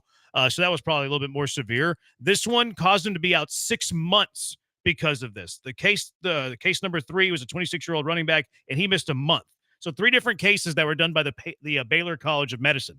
Just players who have been out with scapula injuries over the recent memory in the NFL, according to Google and their AI. I don't even know these guys' names. But Bruce Miller, 2013, fullback for the 49ers, suffered a broken scapula after being hit in the shoulder in the face mask. He was face mask. He was immobilized for 6 weeks. Britton Covey, the most recent player in the NFL, earlier this year, a receiver for the Eagles, broke his scapula during a game against the Saints. He was sidelined for 6 weeks. His did not require surgery. Sam Darnold last year hurt it. It was last year or 2 years ago, whenever he was with the Panthers. So case after case after case, it's a minimum of 4 weeks. And he's returning after missing 2 games with a broken spatula. I'm calling BS on it. He's the only one that's had it. Aaron's the only one that has had it. So the Texans never said that. They have not. They said, no, all they've said is shoulder. Okay. They've said shoulder. So you go then look at at the least- other beat writers, like even DJ, he just says shoulder. Yeah, at least it isn't like the Astros where it's discomfort that turns into the unknown, which turns into them saying things that we don't. It would just be Yeah, this Aaron. is the opposite. Yeah, okay. It would just be a misreport by Aaron. But if he got hurt, he misses 2 games, he's back. You can make the case that there's 3 weeks between injury because you're not playing into that next Sunday. But he's practicing now, by the way. So he's back after missing 2 weeks. He's practicing today as a limited no way. participant. There's no way it was broken. Especially if you're practicing. You could be rehabbing. You could be getting it stronger again and trying to work on some things to get flexibility back. You're not going to be a participant in practice that soon if it's actually a break. If it is a break, this would be the fastest return from a broken spatula in known NFL history. It would. I believe you. And that makes me believe what you believe, which is Aaron Wilson overstepped. I think so. And I hate to do it because Aaron's right, 83% of the time. the other clue to me too is if you're the team and you give, because obviously he's getting x-rays. I hope they're not as incompetent as the Astros training staff, although I'm not sure it's the Astros training staff. It might be their PR staff. But if they had an x-ray done, which we know that they did, they see a break in the spatula, they're placing him on the IR. Oh, for sure. They're either placing him on the IR or they're being like, hey, he's going to be out for several weeks, not doing the whole week-to-week thing. Take sports out of it. You know, if there is a legit break in the scapula that basically past precedent says it's going to be a while. It's going to be a month. So you put him on the injured list. Yeah, I think it's a bad report. All right, I get sidetracked there. So our friend, Big Dobbs, big member of the Hive, love him, love you, Big Dobbs. He says that his Texans PTSD is starting to flare up. Is your Texans PTSD starting to flare up? 713-780-3776. And why? Blankers, is your Texan... I usually just call this Houston sports battered fan syndrome. A PTSD is a fair way to put it, although it's kind of insensitive to the military. Just saying. Is your PTSD starting to flare up? No, not yet. I had them going... I had them 6-1 and losing in Green Bay. I didn't have them getting beat by Minnesota. But in looking at what this team... where they are right now, I still, there's plenty of season left to where I'm not going to already start saying that this is where, the roof starts caving in and things start, going the wrong way. And I believe that they're too talented. And I believe that you still are going to get guys back from injury, whether it's Nico coming back or Autry starting to work his way back in or whatever happens with Christian Harris. I just believe that there's too much talent on this team. They're in a good position where they still sit firmly in first place in the division, to where it's too soon for me to start thinking about what could be in terms of negativity. I think that there's some areas you're like, okay, well, this team's not there. And I don't think the sky is falling in the sense that, the Texans are going to go on this 3-4 game losing streak and they're going to miss the playoffs and they're going to be 8-9 and no, we didn't think that D'Amico was good or CJ was good. I still believe in D'Amico. I still believe in CJ Stroud, but where I could see it is we're not good enough aspect of it. We're not that Super Bowl team like we were hoping to be. We were trying to talk ourselves in, and maybe some realists didn't allow themselves to get there, but there was a good amount of the fame. This could be the year where we make a run through the AFC. So I could see the element of, oh man, we're not a top 2 team in the AFC. We are the third team where has kind of been the peak of franchise history. So I can see it from that angle. Yeah, I think that it depends on what your level of expectation was at the start of the year. And I think my expectations were pretty tempered in the fact that I was very, very leery of the schedule. I thought that they were a year away from making that next big, big step to being a Super Bowl contender. I was pleasantly surprised that with the moves that they made, that it looked like they had improved enough that there was chances for them to be better than they were a year before. But because of that, I don't think that I had the grandiose expectations to say, I'm really worried that this team could implode. I think that they're too good. They're coached too well to implode. Are you telling me that I don't have concerns about, or asking if I have? Of course, the offensive line concerns me deeply. Of course, the fact that with Lassiter out, the secondary and even the safety position concerns me. Depth at linebacker concerns me. But also what encourages me is the fact that Nico and the receivers are so good. He got off to the great start because you have Diggs, you have depth when he went out. The fact that you've got a guy in Joe Mixon that looks like they got way better than a lot of people thought he was going to be. And the defensive pieces are still, I think they're still going to get better. So I think there's just too much talent for me. And because my expectations weren't as high as some, that I'm totally cool with where they are right now. And I still believe that they're going to be a very competitive team. Here's a good one from 9506. My PTSD says CJ will get frustrated and ask out in 3 years. That's the agent for it. That's some serious PTSD there. Although I think Deshaun wanted out because of some stuff that was going on off the field. Maybe. Yeah, lefties didn't work out. No, not lefties. At least not that lefties. I'm very aware. Yes, I was going to say, because righties was probably in there too. I don't know. No comment. 6505. What NFL team doesn't have major flaws? Mahomes has a 6 to 8 interception ratio and leads the NFL in interceptions. Okay, do you think Mahomes will flip the switch though and figure it out in the playoffs? But you're right. You're right about that. Every NFL, I wouldn't go major flaws. I don't look at the Ravens and say they have major flaws. I don't look at the Lions like they have major flaws. I don't look at the Lions and say they have major flaws. And they lost. I was going to say the biggest flaw they have right now is they lost the defensive end that was dominant. And whether they replace him or not, I still don't think they have major flaws. No, where the Texans have a very clear major flaw. The Texans' offensive line is a major flaw. The Ravens don't have a flaw as big as the Texans. The Lions don't have a flaw as big as the Texans. I see where you're coming from, Texter, because I agree that every NFL team is imperfect. That's the point of a salary cap league, is that every team is going to be imperfect. But who wins the champions? Usually the teams with the best quarterback, head coach, but also the ones with the fewest imperfections. Texans have a bigger imperfection than a lot of those contenders. 0979, absolutely not. 5-2, they're good, and offensive line is good. Oh, stop. Also, they win their division and possibly win a playoff game. In what world is the Texans' offensive line good? Makes me think he hasn't watched the games. You know what world? On the back of the football card. Even then. But still, you've Like got Laramie, Shaq. Shaq. the back of his Shaq's baseball been like card. a solid player. Titus has been indifferent. Drew Scruggs is still too early to have a baseball card, and But when Kenyon you Green have- has been bad. But in when his you NFL have career. Laramie, Shaq, and Titus, that should be good. Yeah, I wouldn't say their offensive line's good, but you're like the capital you spend on the offensive line, you would think that you have a good offensive Yes. line. Titus Howard's been the highest paid left tackle twice.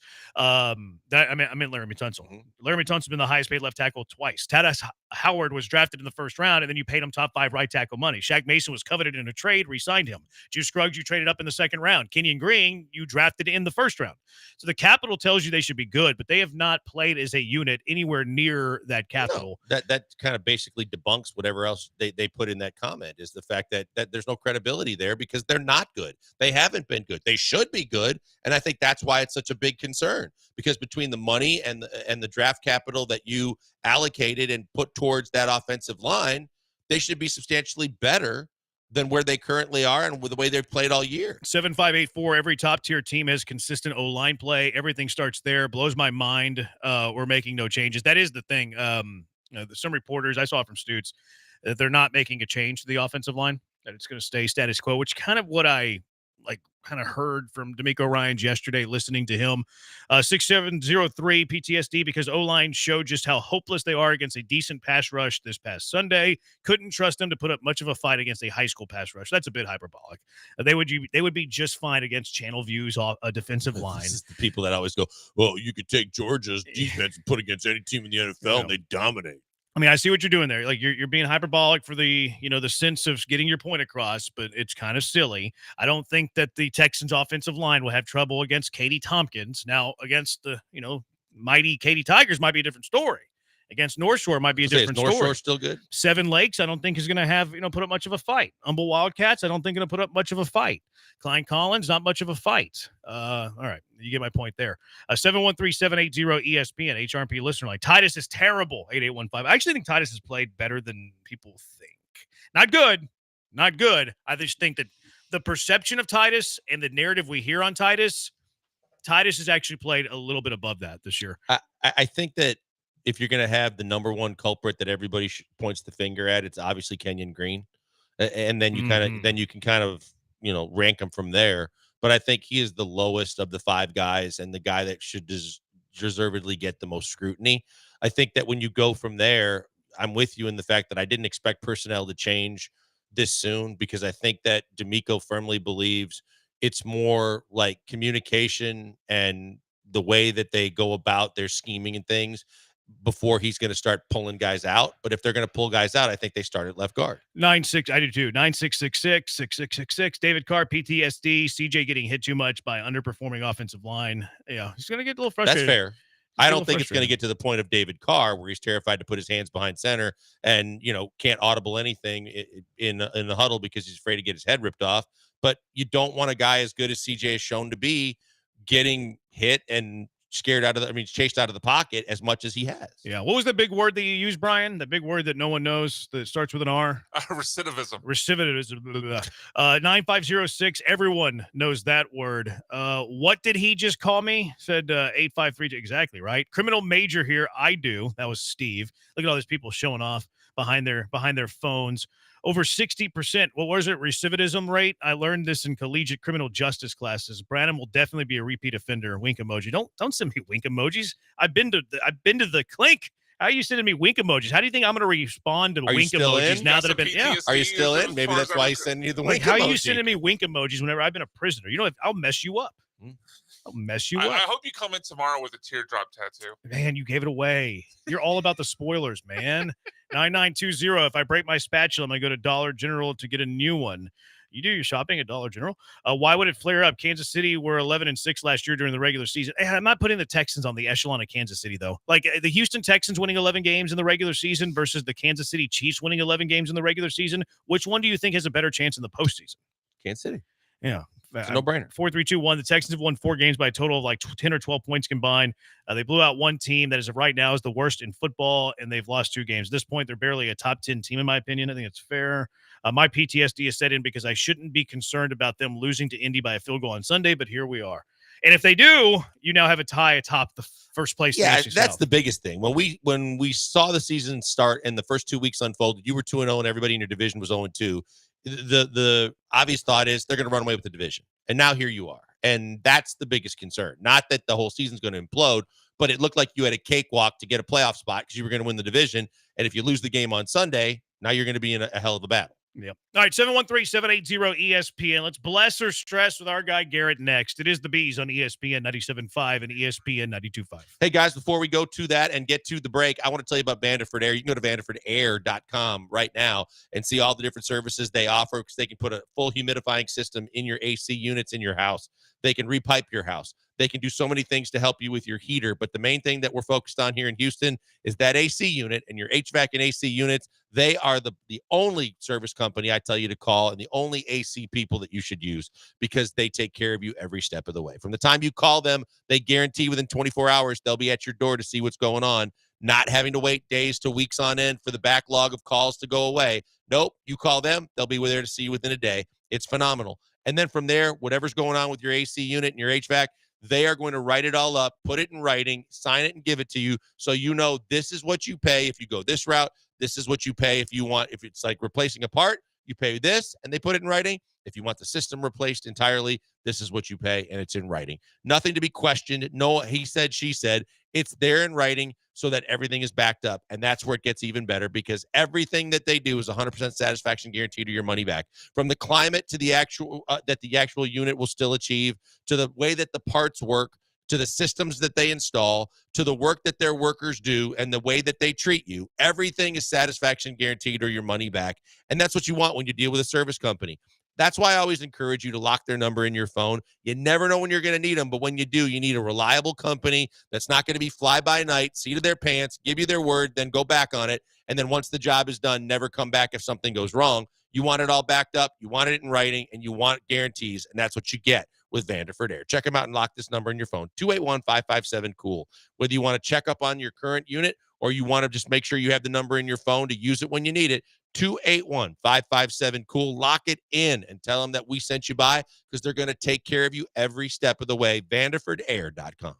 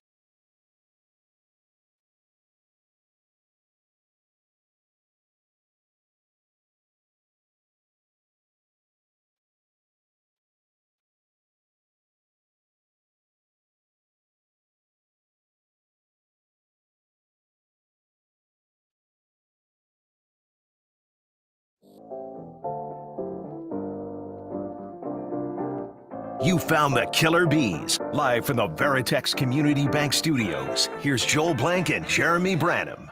Time now for Blessing or Stressing with our guy Garrett. HoustonStressins.com. Houston Stressins on IG. Texans commenter on TikTok and on Twitter. How you doing this week? You ever lick the wounds just yet? Good. I mean, obviously, we have a lot of passionate fans, and it seems to be doom and gloom at times. But I'm still optimistic. This is a game that I had us. This was our first loss of the year I had before the year.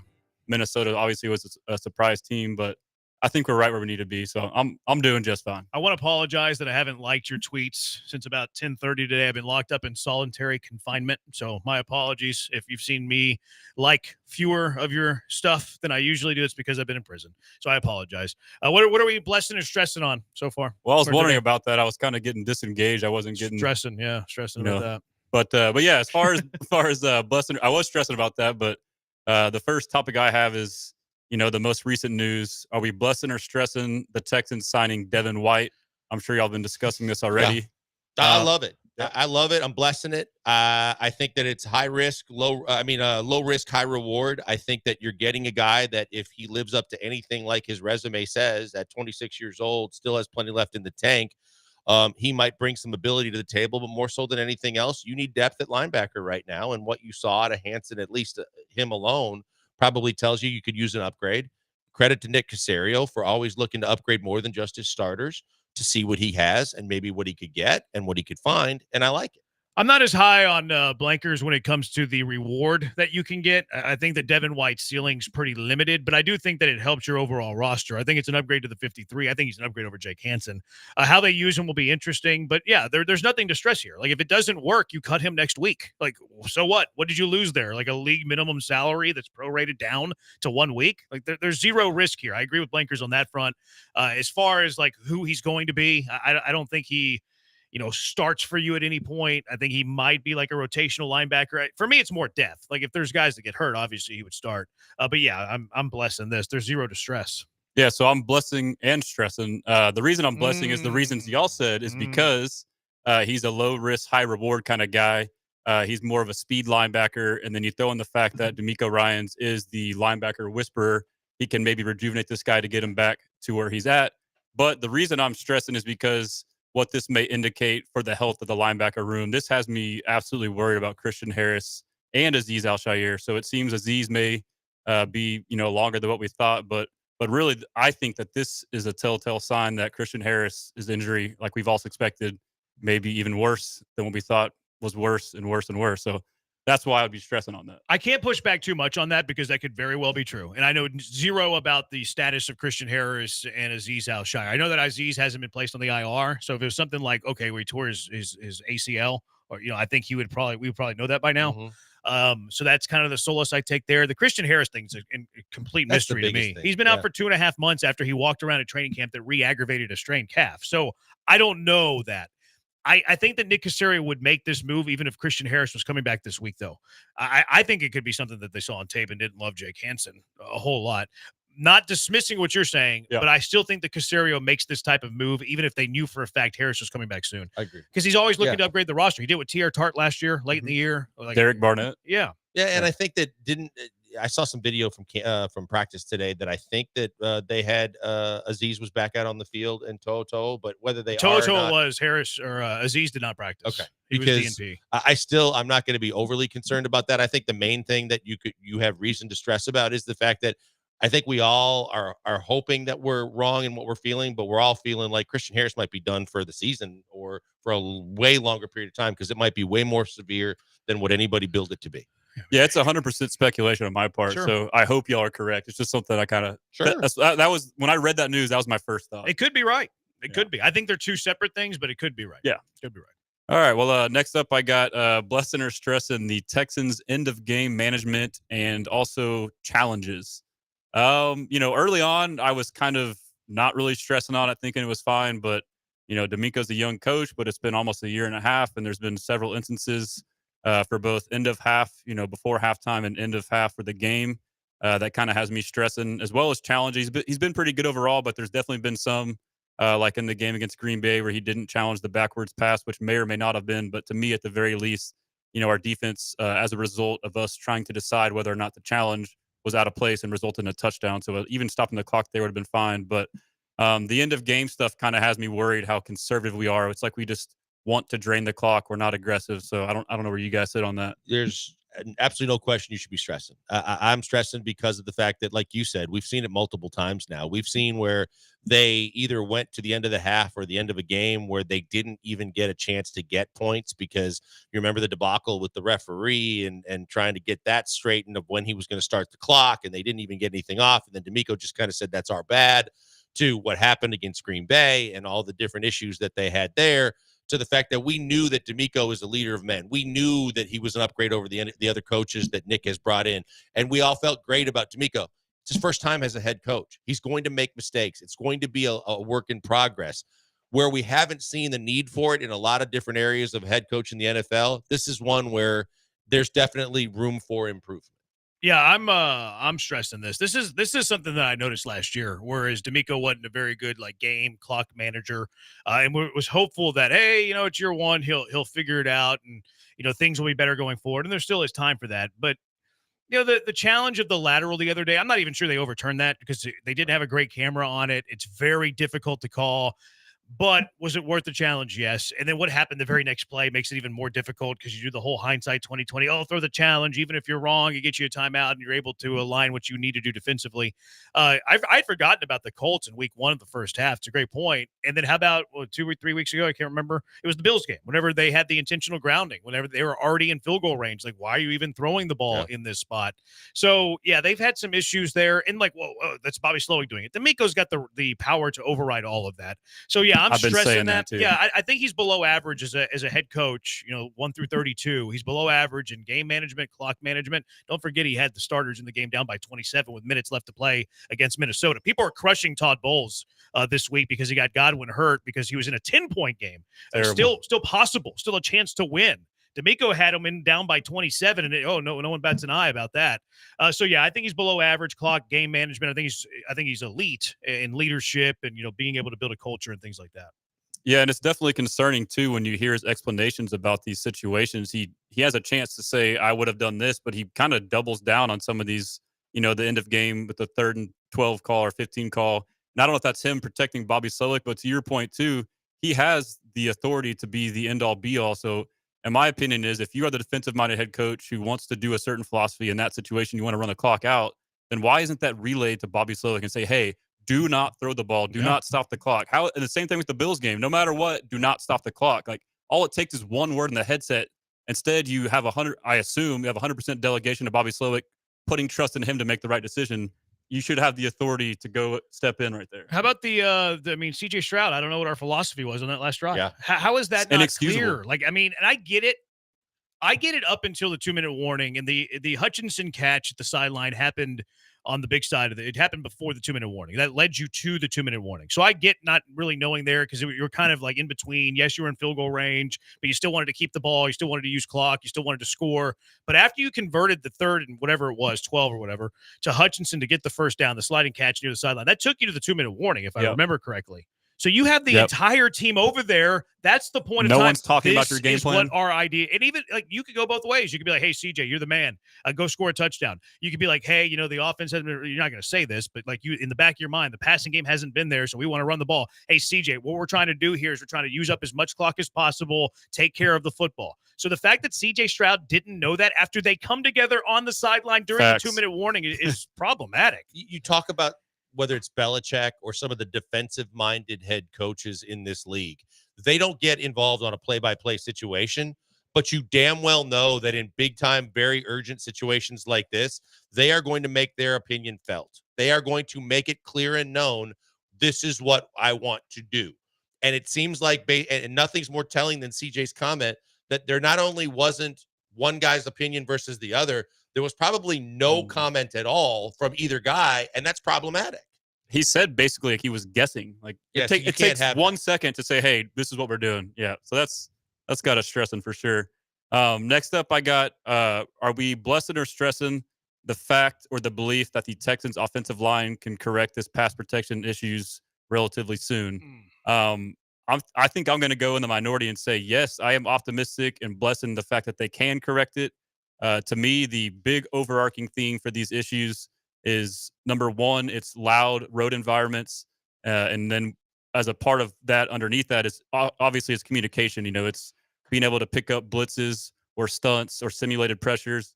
So we've played in, two of the loudest stadiums in the games that were the worst, which was Green Bay and Minnesota. And then we also obviously had some issues with Indy as well. But you look at the rest of the schedule too, as far as the defenses we are playing, as far as like EPA per quarterback, like basically how difficult it is for a quarterback. We've played 3 of the top 5 defense already. So things will lighten up a lot more. And then we don't really have very many strong road games besides Kansas City. So I'm stressing the hell out of this because I don't believe that it's fixable by just doing little things. I think that the overriding concern that I have is based on the fact that we went from penalties, we went from false starts, we went from illegal procedures in the way we line up, and the fact that those were issues with the O-line to now pass pro is awful. The fact that, you got guys that just aren't even communicating on the line of which guy's going to take the outside speed rush, who's going to worry about the stunts inside and some of the moves and where the pressure's coming from, to where this is going to be the bugaboo and the main theme of this team. It seems like it already is for the first, half of the season almost, but it seems like it's something that it's not going to go away quickly. And I don't think it's fixable. We were talking about a couple segments ago. I think Kenyon Green's the first guy that's going to face the possible replacement. But at the same time, you can't just put it on one guy. This is an overwhelming theme of the season for these 5 guys. I think it's important to put caveats here. Like, are they good enough to fix it relatively soon to accomplish what? Like, do I think they can beat the Colts at home? Yeah, I think they can beat the Colts at home. And I think you're onto something, too, with the home road thing. Like, their offensive line has played better at home versus on the road. Their offensive numbers are better at home than they are on the road. I do think that there is something to that, whether it's, the crowd noise. It's got to be crowd noise more than anything else. Because, silent count. They obviously don't know how to use a silent count that well. No, like you see, they communicate to Kenyon Green and then, hey, tap the center on the side of the hip and let's snap it. But it's also, too, I don't want to interrupt you in your segment, but it's also the play call getting in. Is Bobby getting the play call in too slow? Is CJ calling the play too slow? And then you get lined up with 2 seconds, and now you're trying to figure out this whole puzzle, and you just snap it, and you're just kind of doomed. You see about 3 or 4 times a road game where Stroud late in the play clock is, give me the ball, and you still see him pointing around. So they're not getting the call in quickly enough. No, you're absolutely right. And I think D'Amico's even alluded to that, where we need to get the play call into the huddle quicker. We need to get out of the huddle quicker. We need to get to the line quicker. That way we have more time to execute, XYZ. So we can execute, the right coverages and where we're going to go in protection. Logan Farlow, who used to be an intern here, he does some really good breakdowns on TikTok. I was watching one today where he's looking at the offensive line, and you could see them pointing the right way. Like you see Laramie Tunsil point to his left. You see Kenyon Green point to his left. You see then Kenyon Green snap, touch Drew Scruggs. Hey, that's a snap. Snap the ball. And then Laramie Tunsil goes right. It's like, I'm not an offensive lineman guru. I'm very much just a layman, but it's like, it looks like their coverages are correct, and then they're just not doing them. CJ Stroud was talking to the media today, and he said, look, we're in our coverages correctly most of the time. It's just about execution. So I don't know what's going on. Like a few weeks ago, I was bringing up Strausser. Maybe it's not being coached all that well, but it's like he coached him up pretty good last year with this patchwork offensive line. Now it's still going on 6 weeks later after we saw a questionable offensive line. Are they not coachable? Like, there's a lot of factors here. I think their offensive line is capable enough to win a poor division, to be okay at home. But them winning a tough road game, in Baltimore at Kansas City, I don't think their offensive line gets there. I don't. So I'll stress it. So that's exactly what I was going to say is, it can be a Band-Aid and get us through the rest of the year, and we can still obtain our goals. But at some point, the way it projects right now, we will have to play a tough road game in the playoffs. And at that point, we will wonder if this problem will rear its ugly head again or not. And I would suspect, yes, there's nothing to tell us otherwise at the moment. Yeah, because, you're absolutely right in the fact that we talked the other day about, from the standpoint of having a veteran center that's able to pick up a lot of coverages and pick them up quickly, to CJ saying kind of what Jalen Hurts went through in the fact that when you lose a veteran center, it's on the quarterback more to pick them up too. But then if the play isn't in time, in the huddle in time, now you're really up against it for all 3 factors that are factoring in. And that's not even getting to when you start figuring out, when you start seeing, the pre-snap and what they're doing and how they're moving around. it's a very complicated process. But right now, I'm kind of with Jeremy in the fact that it's more on whether they're coachable or not, and if they're listening or not, or they're just too stubborn to change their ways from the veteran perspective. Battery Chuck brings up, I wonder how much of this is on an offense or a center who's playing in the NFL That's as a a good point. center for the first year. Obviously, he played, guard That's last year. I'm trying to pick up the clues on who's making the calls offensively pre-snap. And CJ talked a little bit today, how he wants to help Juice. So if he's helping Juice, that tells me that Juice is the one making the call, right? Because if he's trying to provide aid, he's trying to help him. Juice is the one making the calls. So I think there is something to that. I don't know the fix though. I think it's more than just one simple thing. A lot of things. I think it is upgrades at specific positions, namely left guard, maybe center if Juice is getting the calls wrong. Although you have players that are saying the calls are right, they're just not executing. Maybe it is a different offensive line coach. Maybe it is a different philosophy. But I think it's a variety of a bunch of different things. I don't think that it's one easy, quick fix. Would I want Kenyon Green bench for Kendrick Green? That's a move that I would have made today. But do I think that's the elixir that fixes it all? No, I don't. But we could also argue, too, the reason that hasn't been done is because of his draft capital position, first rounder, so he probably gets a longer leash. But I think one thing, too, we haven't mentioned as well is it's the pass pro as a whole. It's not just the O-line, although they have had their fair share. I mean, tight ends and running backs are just as guilty, especially last week. So, I mean, we basically have said those. We just all listed 5 or 6 little things, but collectively that becomes a big thing. So I have another one, or we can. Yeah, last one. Okay. Last one I got is, are we blessing or stressing the Texans being 5-2 despite everything going on? I'm blessing. I mean, like I mentioned earlier, I get there's, things that haven't been perfect and the frustrations from the fan base. But if you look at it big picture, perspective wise, we're 5-2. I believe we have a 1-game lead in the division. If we beat Indy this week, it becomes 2, but de facto, that becomes a 3-game lead since the tiebreaker. So this is a big game coming up. We're right where we want to be. So despite everything that's going on, and I guess you had the argument, we haven't played our best ball yet and we're still in this position. So I'm blessing. I'm blessing it simply because of the fact that you still have a winning record. You still are in a position of control, as you mentioned. You're not the Niners. The Niners, dealing with injuries, are wallowing around 500. They've lost both of their wide receivers, one of them for the year. You've got a guy that's out 4 weeks, and he's ahead of schedule. So I think that your best football still can be ahead of you. What you're dealing with is, even as bad as the offensive line might be, there's still ways and there's opportunities to fix it, whether it be the trade deadline or to make switches or to just make sure that maybe D'Amico's right and they work on different communications and things to get through some of this. But they're too talented a team for me to be stressing. I believe that being at 5-2 and still having issues like this is far better than being full of and overladen with issues like this and being 3-3 or 2-4 and really having to scratch and claw the rest of the season. I'm going to be a little contrarian here. Now, I had them 4-3 through 7 games. The fact that they're 5-2, they're better than I thought they would be. So I'm blessing the aspect that they're 5-2. But I really don't care about record a whole lot. What are you talking about, Brandon? I mean, you need a good record to qualify for the postseason. But if the Texans didn't qualify for the postseason, we'd be talking about what a disaster of a year this is. So the way that I've been viewing this whole year is how far away are the Texans from being at the apex of the AFC? You know what I mean?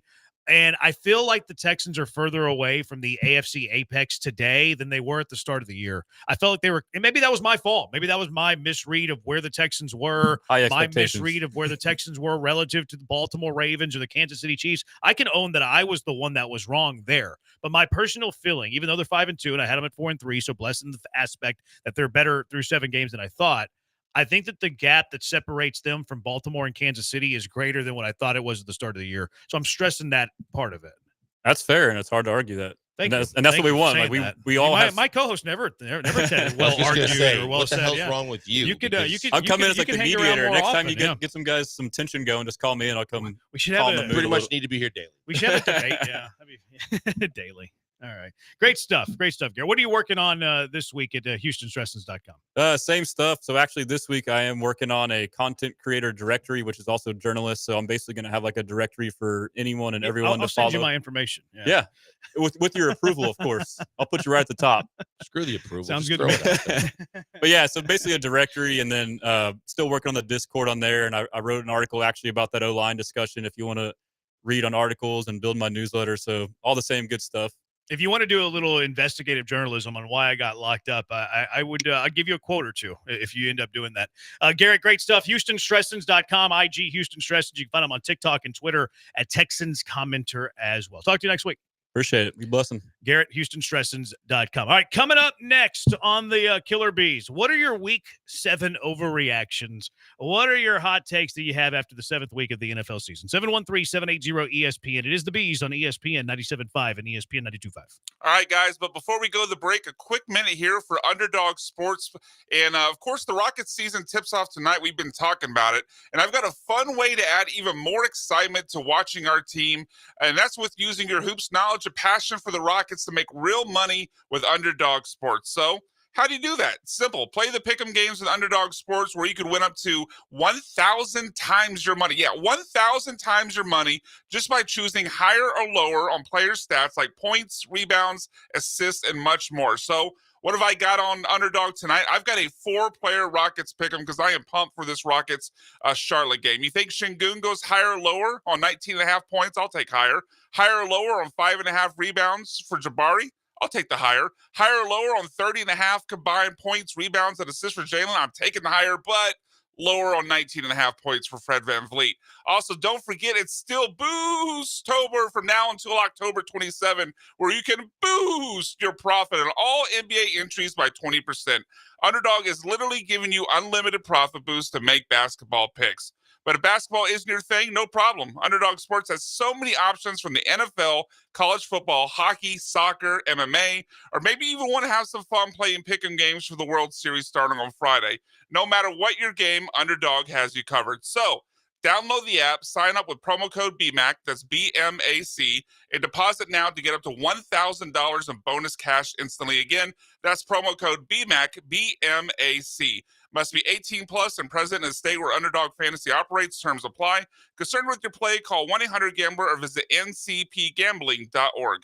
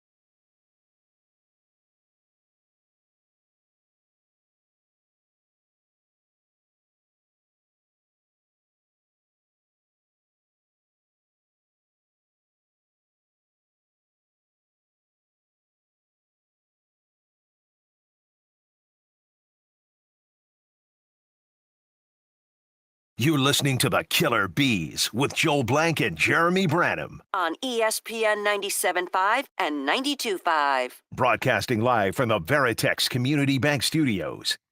8693 says BMAC with the ad read of the year. Boost. Promo code BMAC.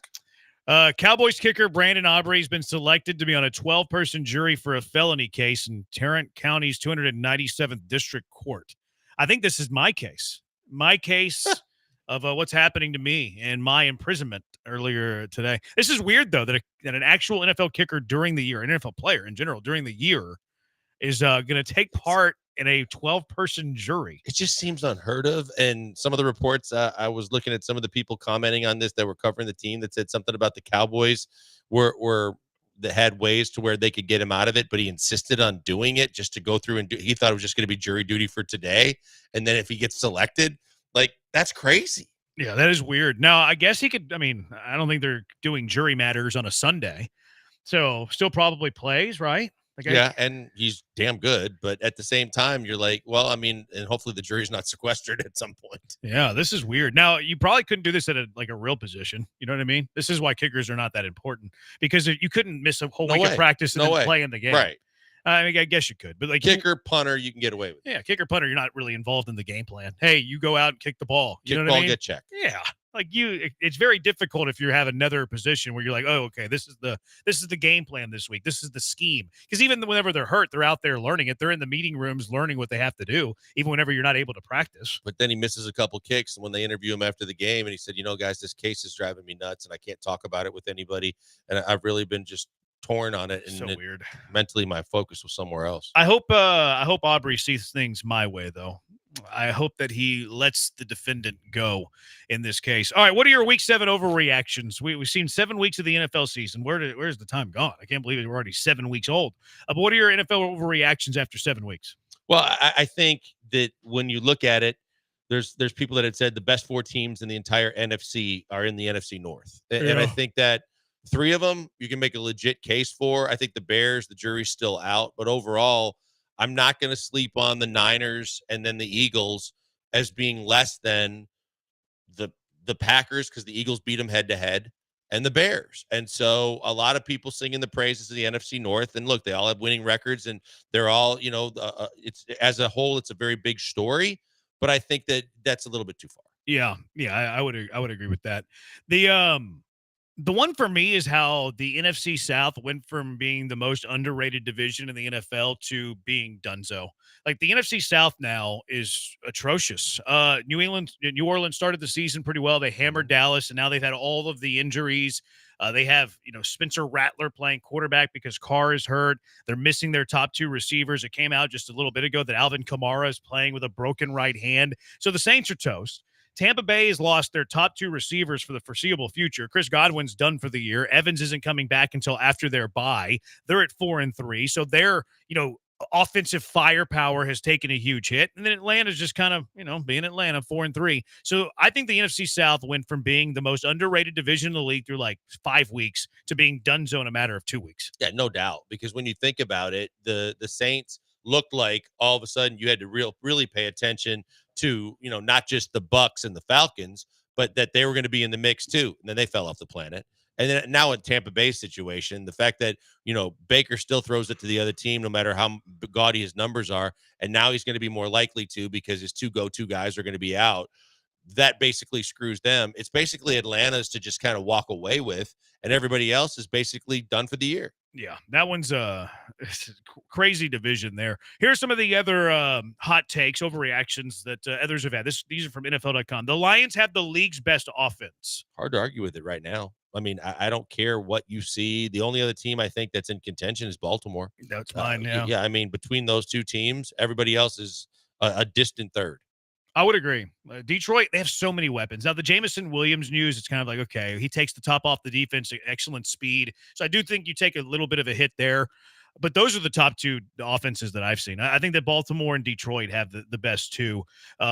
Lamar gives you the element of run a lot more than Jared Goff does. But Goff can just spread it around so well. I really like Detroit offensively. Washington's really good, but, rookie quarterback who's also hurt.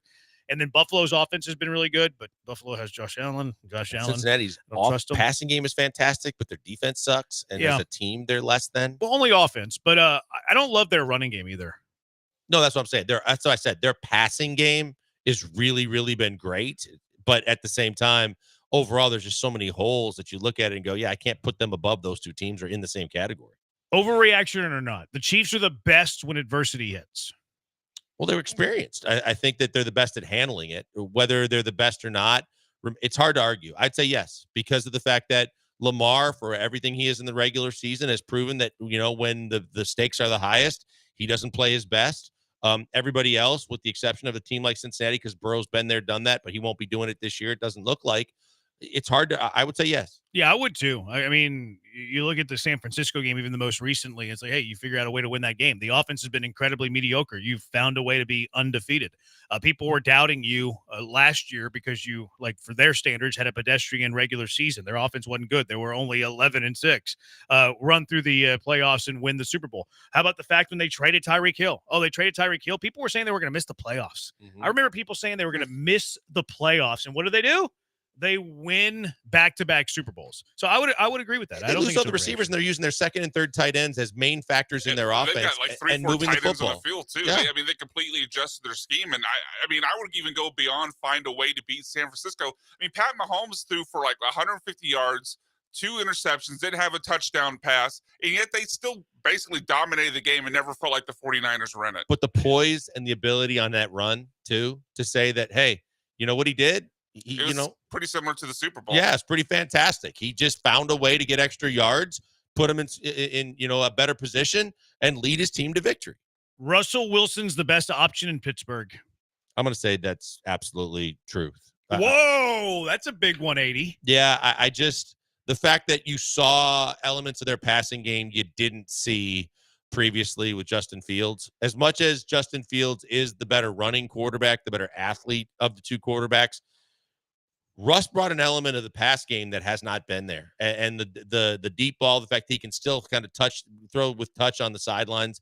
I'm going to say yes. Yeah, I would. I'm going to say yes, too. I don't know how much better they are, though, with Russell Wilson or Fields. I think it's a relative wash.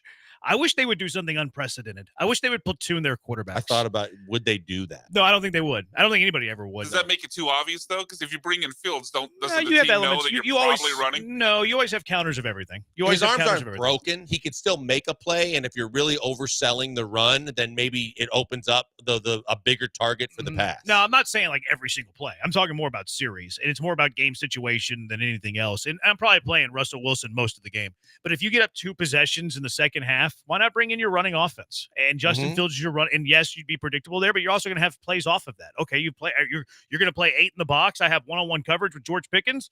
Okay, I'm not afraid to do a little bit of play action with Justin Fields. I wish they would do it. It'd be a lot of fun. That would be a lot of fun. I'd love to see it. And I'd love to see teams use more because there was kind of the zone read became kind of in vogue and trend for a little while in the NFL after Kaepernick and Jim Harbaugh brought it into the NFL, but then it faded away after a couple of years. I'd like to see teams, as the NFL seems to have gotten back to a little bit more of a run heavy, or at least trending a little bit back more towards the run. I'd like to see the NFL teams if work there's that one in coach more. that can get away with it right now, Tomlin. Yeah. Tomlin will do it. He said he went Lone Ranger when he made this move to bring in Wilson to be a starter.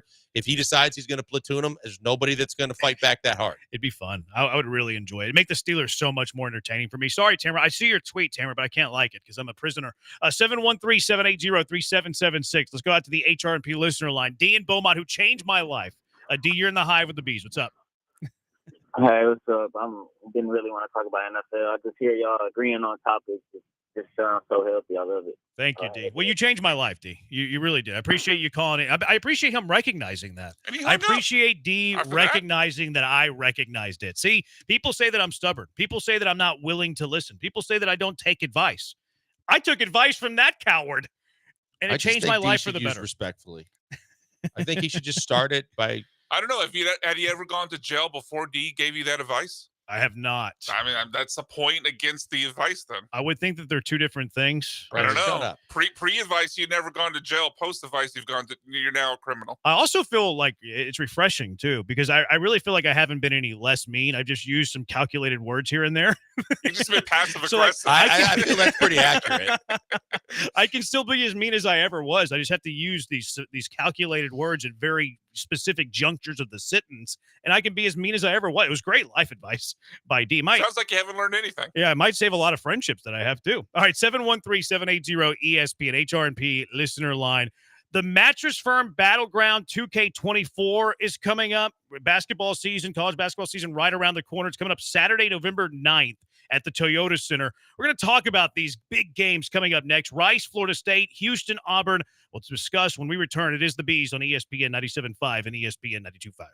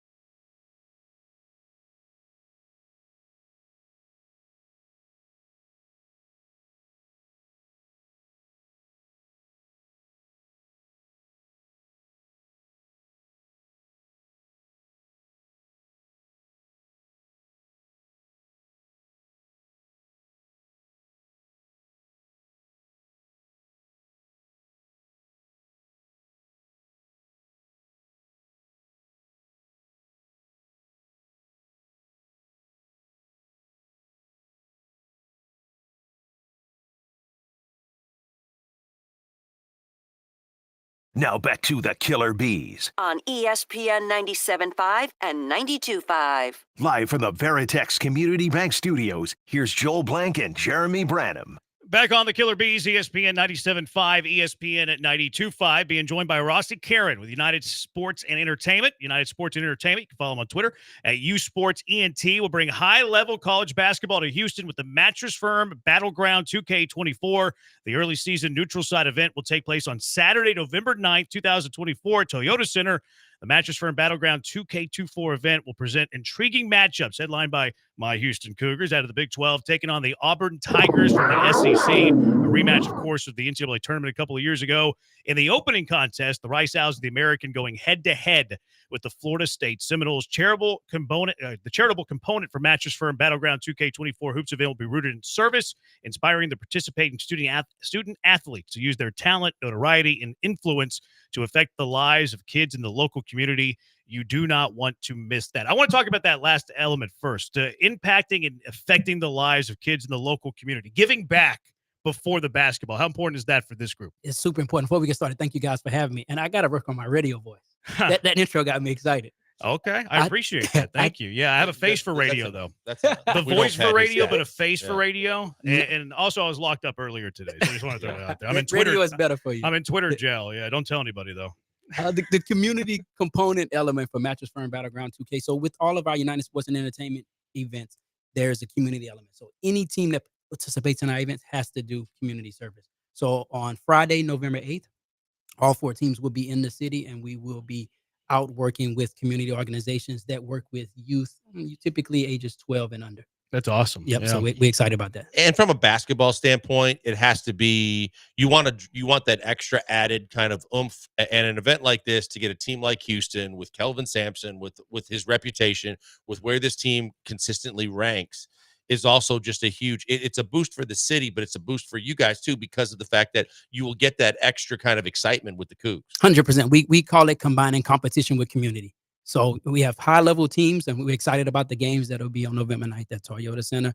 But also, again, there's a community element.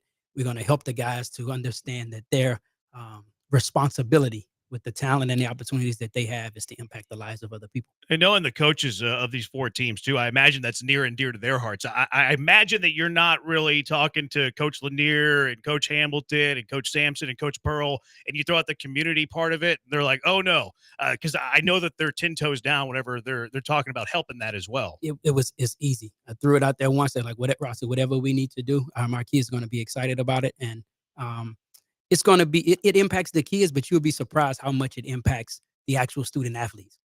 The same, sure. It's some of these events are life-changing experiences for those guys, I believe. And I think that's great, because I think right now when we're talking about college athletes, we're talking about NIL, we're talking about them getting paid. 100%. That a lot of times the focus gets twisted to where it should be, directed at the fact that it's not just all about you all the time and or your team. It's about what you can do with the power that you've been given thanks to all of this. And I think that's what an event like this does. Yeah, and we talk to kids all the time. Like, they travel charter flights. They stay in 4- or 5-star hotels. They eat the best food. They play in big time arenas. I always say, when you go to a city and you have that kind of opportunity, you got to leave. You got to touch 1 or 2 people before you leave. So they're going to do that on Friday, and then they'll play in front of, hopefully a packed house on Saturday. Yeah, I was there last year. Great game. You were a couple years ago, whenever you were at the Dickies. Houston was playing that in a couple years ago at the Battleground. I forget what year it was. Maybe It was 22. Yep, Yeah, it was 2K22. Yep. It was, played St. Mary's. and then Texas A&M played Boise State, so it was a doubleheader that year as well. Yeah, great crowd there too. Yep, You it's can good. always get the good crowds. Rossi Karen with United Sports and Entertainment. They're bringing the Mattress Firm Battleground 2K4 on November 9th to the Toyota Center. Rice, Florida State at 6:00, and then Houston and Auburn at 8:30. I won't say that's the main event, but being a Houston Cougar, that's the main event. But how do you get these pairings? How do you get the matchups whenever you're seeking these teams? What's the pitch, and then how are you combining these opponents against one another? Obviously, you want to have high-level games, but our team likes to start in the city or in the region, because having, all versus Houston is big, but having Rice and Houston be a part of it to get the fan base of the local community behind it, I think is huge. So we do some component of it is putting together the highest level game we can put together, but also can we get local teams and the community organizations involved as well? It seems like that's the challenge, but also the blessing when done right, because of the fact that these tournaments are becoming more and more popular as you get to start a season. You get these big teams that want to get out there. They want to be, get their identity out there in the media, but also the fact that when you're in a region like the Southwest, when you can pull from Texas A&M and LSU and possibly the Horns, and you mentioned Rice and the Cougs, you've got so many to pull from, and it's such a small geographic area that makes it even more exciting. 100%. So we've had A&M, we've had Texas, we've had Houston, Baylor, we've had Texas Tech, and obviously now we have Rice. So you're right. There's so much talent in this state and in this region. We have LSU and later in December. So there are a lot of high-level teams in this region of the country. So we're fortunate to be able to pull from that. A lot of wins, too. A lot of great coaches of that group. Rossi Caron, United Sports and Entertainment. What's your background? How did you get involved with this? When did you fall in love with the game? So my background, I played college basketball at Niagara University. And the interesting story is that Coach Rob Lanier was the coach at Siena, head coach at Siena, when I played at Niagara. So our relationship goes back. So that's when we met. It goes back 20-something years. I don't want to date myself, but it goes back. Well, you're younger than Blankers. So that's but you mentioned the university that is the home of one of the greatest Houston Rockets of all time. Of all time. He has every record at the He was calligraphy was phenomenal at Niagara, and you mentioned it. Some of the numbers that he put up, insane, ridiculous. Yeah, like if they have 30 records, he has like 25 of them, and they didn't have a 3-point line. Yeah. All you gotta do is ask him about one. He'll tell you about all of them. 100%, and add something. That's right. You want to talk about a marketer? Murph can market. Yeah, no. So Coach Lanier and I go way back. But my background, when I finished playing, I was in grassroots basketball for 15 years. I ran a grassroots program called Basketball University. So we had over 100 kids to come through our program that went on to play Division I. Wow, so that's awesome. During that time, I was able to build relationships with college coaches and earn their trust, and here we are. That's fantastic. And how do people get? I mean, look, we've been talking about it, but tell people how they get to the games, and how can you get people involved? Like whether it's the charity aspect or going to the games, where should they be looking, and how do they get more information to get to the game? Mattress Firm Battleground 2K24, November 9th at Toyota Center. Tickets to that game, and tickets are going fast. We have most of the lower bowls already sold. You can go to toyotacenter.com. And for information on the community component, go to our website, which is usportsent.com. So tickets at toyotacenter.com and additional information at usportsent.com. And then on social, it's the same. It's at battleground_2K on Instagram. All right, it's a great event, man. Yeah, I'm excited. usportsent.com. usportsent.com. Find out all about that. And then toyotacenter.com. I just pulled it up right there on the front page. You see LJ Cryer, the Houston Cougars, Broom of Auburn right there on the front page. And then you see Rice, Florida State. So just go to toyotacenter.com. Get those tickets now, as you can watch Houston, Auburn, 8:30, November 9th, Saturday, coming up at the Toyota Center. And then the first game that night will be Rice against Florida State, the Mattress Firm Battleground 2K24, November 9th. College basketball is here. My favorite time. It is here. Yeah, it's fast. And you mentioned LJ Cryer. So LJ Cryer is actually one of the kids that came through our program. Really? So LJ Cryer, Quentin Grimes, Tyler Smith, who just got drafted by the Bucks this past year. So had a couple of really good players come through our program. Rossi, you're selling yourself short. You said D1 prospects. Yes, but also NBA guys. Yeah, I didn't get to that part yet. NBA guys. Yeah, that's fantastic. Look, we talk about it all the time when we start talking about these 5-star camps and talking about all these different ways. Sometimes it's just as simple. Look at what Snoop Dogg did with his football program. CJ came through it. Joe Mixon came through it. That's crazy. All the guys that did that too. It's phenomenal. Yep. So I'm excited. I'm excited to watch LJ, and he should be in the running for Big 12 Player of the Year, I'm assuming. So hopefully he'll get started on the right foot against Auburn. That's a top 5 game in the country to me for non-conference. Yeah, I agree with that. It's gonna be a fun one. We appreciate you stopping in, Rossi. Great meeting you. Great talking to you. Anything you need from us, just holler.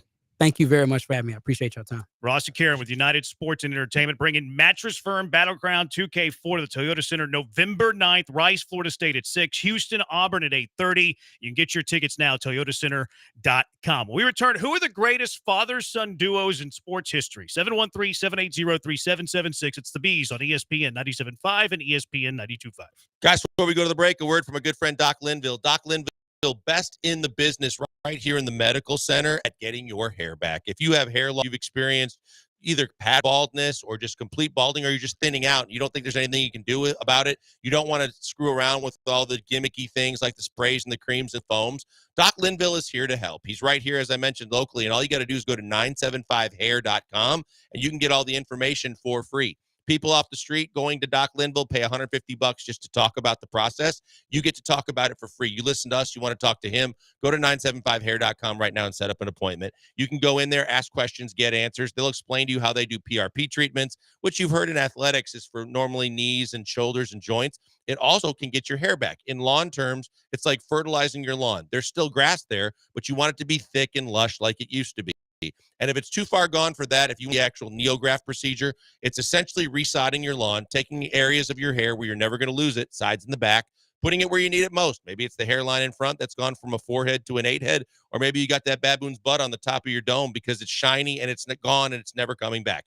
It can and it will with Doc Linville. Check him out today. Go to 975hair.com, schedule an appointment, and see if he can help you too. He's the best in the business. Tell him I sent you by.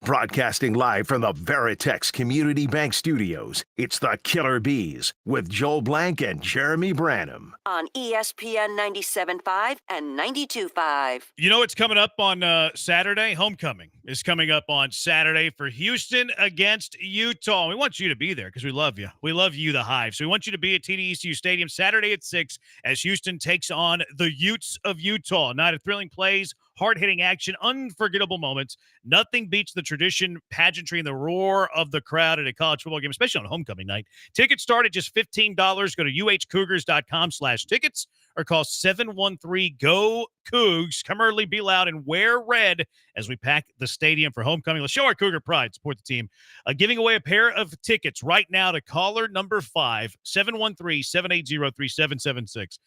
Caller number 5 headed to watch Houston and Utah Saturday, October 26th, 6 o'clock at TD-ECU Stadium. 713-780-ESPN. Who are the greatest father-son duos in sports history? This obviously because of LeBron and Bronny yesterday, which kind of a make-a-wish it felt like yesterday. Just hard to watch, and stage drama, and just everybody overreacting to it by saying, oh my God, goosebumps and all this stuff. And it just wasn't even close to like even the Griffeys who were there. And when, you know, they did what they did, I think they each homered in a game at some point during their career. as well, but that was impactful. This is one where I think most people know that Bronny right now is a fraud. Oh, I feel like a fraud is unfair. I think everybody kind of knew he wasn't an NBA player. Not everybody. Magic's already out there talking about what he can become and how good he is, and if you're tight with Bronny, you're tight with Bron. There's a lot of people still singing his praises instead of being real about the whole thing and saying he's not going to be what anybody thought he could be. I feel bad calling him a fraud. That feels mean. Well, I think it's true. It feels mean calling him a fraud. Do you think he was a McDonald's All-American? No, I don't. I mean, I told you wasn't an NBA player. But I said the same thing. I complete agreement with you because that's my point. Like he went from a fringy 3.5-star recruit to suddenly a McDonald's All-American, where Kenny Smith is saying, if you're a McDonald's All-American, you have to be drafted in the second round at the lowest, and how great they are. And I'm like, his dad basically lobbied for him and got ticked when guys were not having him as a 5-star until he made the All-American team. A lot of nepotism there. Oh, without LeBron's name, there's no way this kid is in the NBA right now. No, 100% agree. When he played 3 minutes yesterday. They were all in the first half, right? I watched the stint that he had in the first half, and then I went to sleep. You didn't miss anything. And then Reddick said that he he was doing this so he could like kind of get the distraction away. So like he's not going to play anymore, right? Like I think this was just the stunt to be able to say they did it and that it's monumental and get the media attention. And now I think he's relegated to the end of the bench. All right. So who are the greatest father-son duos? We don't think LeBron and Bronny will be rivaling any of these, but what are the greatest father-son duos in the history of sports? 713-780-ESPN.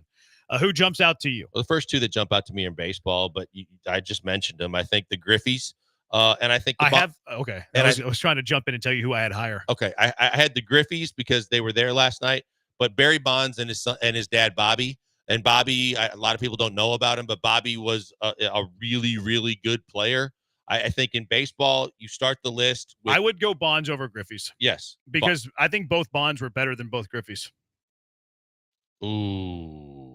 I mean, look, if you want to compare Bonds and Griffey Jr., I think that's a pretty good battle to discuss. And I think Bonds' numbers, but I think that when you bring in the element of like having help, that kind of can balance things out. That could neutralize it for sure. I think it really comes down to which dad do you think was better, Bobby? I think it was Bobby. Well, I don't think it comes down to which dad was better because I think Barry was far better than Griffey, the sons. Now, the element of PEDs could neutralize it, although Barry Bonds never broke a rule. I broke more rules today than Barry Bonds ever broke Major League Baseball rules. I also think Bobby Bonds had a better career than Ken Griffey Sr. I think that's where the decision could have a real discussion because Bobby Bonds had a heck of a career. Ken Griffey Sr. was on the Reds teams that were very good. He had a long career, but was he, the kind of player that Bobby Bonds was? Probably not. I think they were close though. And if you want to go pre-steroids Bonds to Ken Griffey Jr., like I think it is close. And I think the dads were close. The PEDs is the great separator here. There's no doubt about that. There's only been there's a couple of baseball ones that you might, not you specifically, but the Hive might sleep on. How about Sandy Alomar Sr. and Roberto Alomar? No, not Sandy Alomar Jr. Sandy Alomar Sr. and Roberto Alomar, the better of the two Sandy sons. Yep. A couple of Houston ties, Felipe and Moises Alou, I think is slept on, underrated. Vlad and Vlad Jr. is not bad. The other Houston tie, Jose Cruz Jr. Now, they don't belong anywhere near the top, but it's pretty cool story for the city of Houston. The Alous, Moises and his dad managed and also had a hell of a career back in the day. They're on the list. And the up-and-coming one is Bobby Witt Jr. and Sr.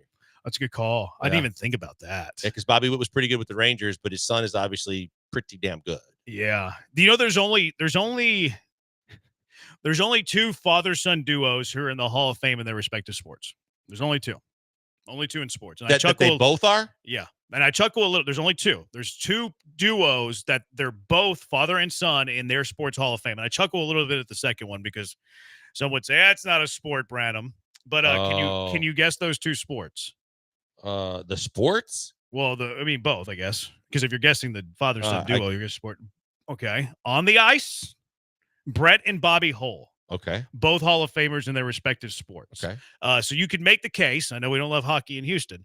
That's the greatest father-son duo. Because there hasn't been another. There's never been another ball sport where the dad and the son have made the Hall of Fame. The other one's on the track. Dell and Dell Jr.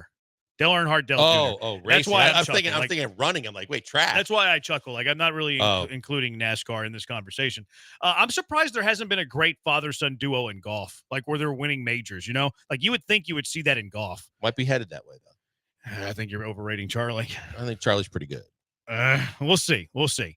Who else did you have on your list? From an NBA standpoint, you got Jelly Bean Joe Bryant and Kobe Bryant, and those guys. Jelly Bean Joe was probably, again, not a lot of people saw him play, but he was better than average.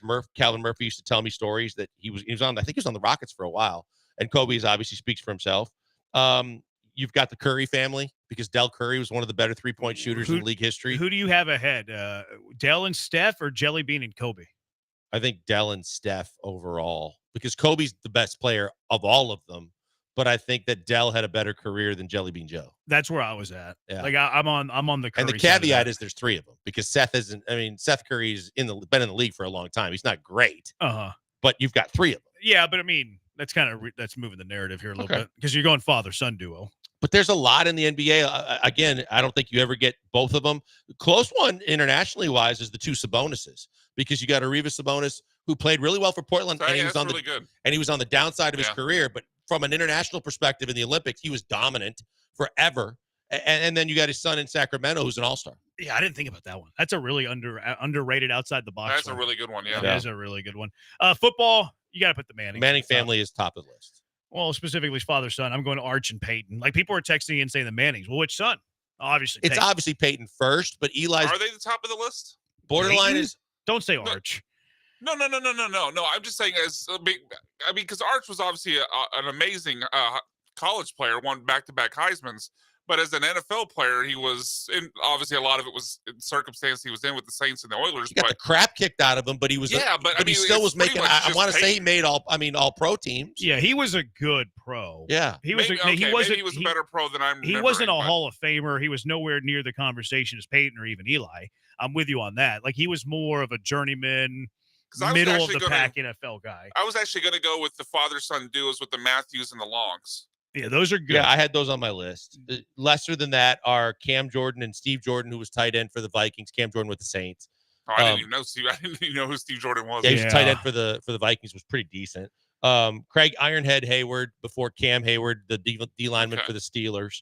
I had the Clay Matthews because it's two separate. They're brothers, but the Clay Matthews, Clay Senior and Junior, Bruce Matthews and his son, and then the one that a lot of people forget about is Ed McCaffrey, Clay Matthews Jr. and Clay Matthews the third. Clay and Bruce's dad is the senior. Okay. Yeah. I learned that today in researching this. Yeah, and then the McCaffreys, because you got Christian, and then Ed got Super Bowls with Denver. Yeah, two rings. Yeah, you took up about all of mine too. The only ones that I have that you didn't mention, Brian mentioned Clay Matthews Jr., Clay Matthews III, Bryce Matthews and Jake Matthews I put on my list as well. You could, I mean, for the sake of conversation, like they're nowhere near the other guys, but it's like, let's keep our eye on them. Marvin Harrison Oh, Jr. Yeah. That's a good one. Even Dion and Shadur. Like Shadur's going to be a first-round quarterback. Let's watch how that plays out. I mean, he's young in his career right now, but you'd have to probably put Patrick Surtain and Patrick Surtain Jr. on the list. Another good one. Because Patrick Surtain Jr. is off to an amazing start to his career. The Winfields too, right? Antonio Winfield and his son. Antoine Winfield. Antoine and Antonio Winfield. Yeah. Antoine Winfield's from, I want to say he's from Houston area. Yeah, he went to Minnesota. Is he from the Woodlands? That sounds right. I think he's from when the we were out at Woodlands. D1 training, I think they said he was. I think he's a Highlander from the Woodlands, from the Woodlands. 713-780-3776. Let's go out to the HRP listener line. AD from Deer Park, you're in the high. Which duos do you like? Yo, what up, y'all? How y'all doing? Thanks for the call. Yeah, it's being a big fan of the Sweet Science. Yeah, y'all didn't mention, and I recall Julio Cesar Chavez and his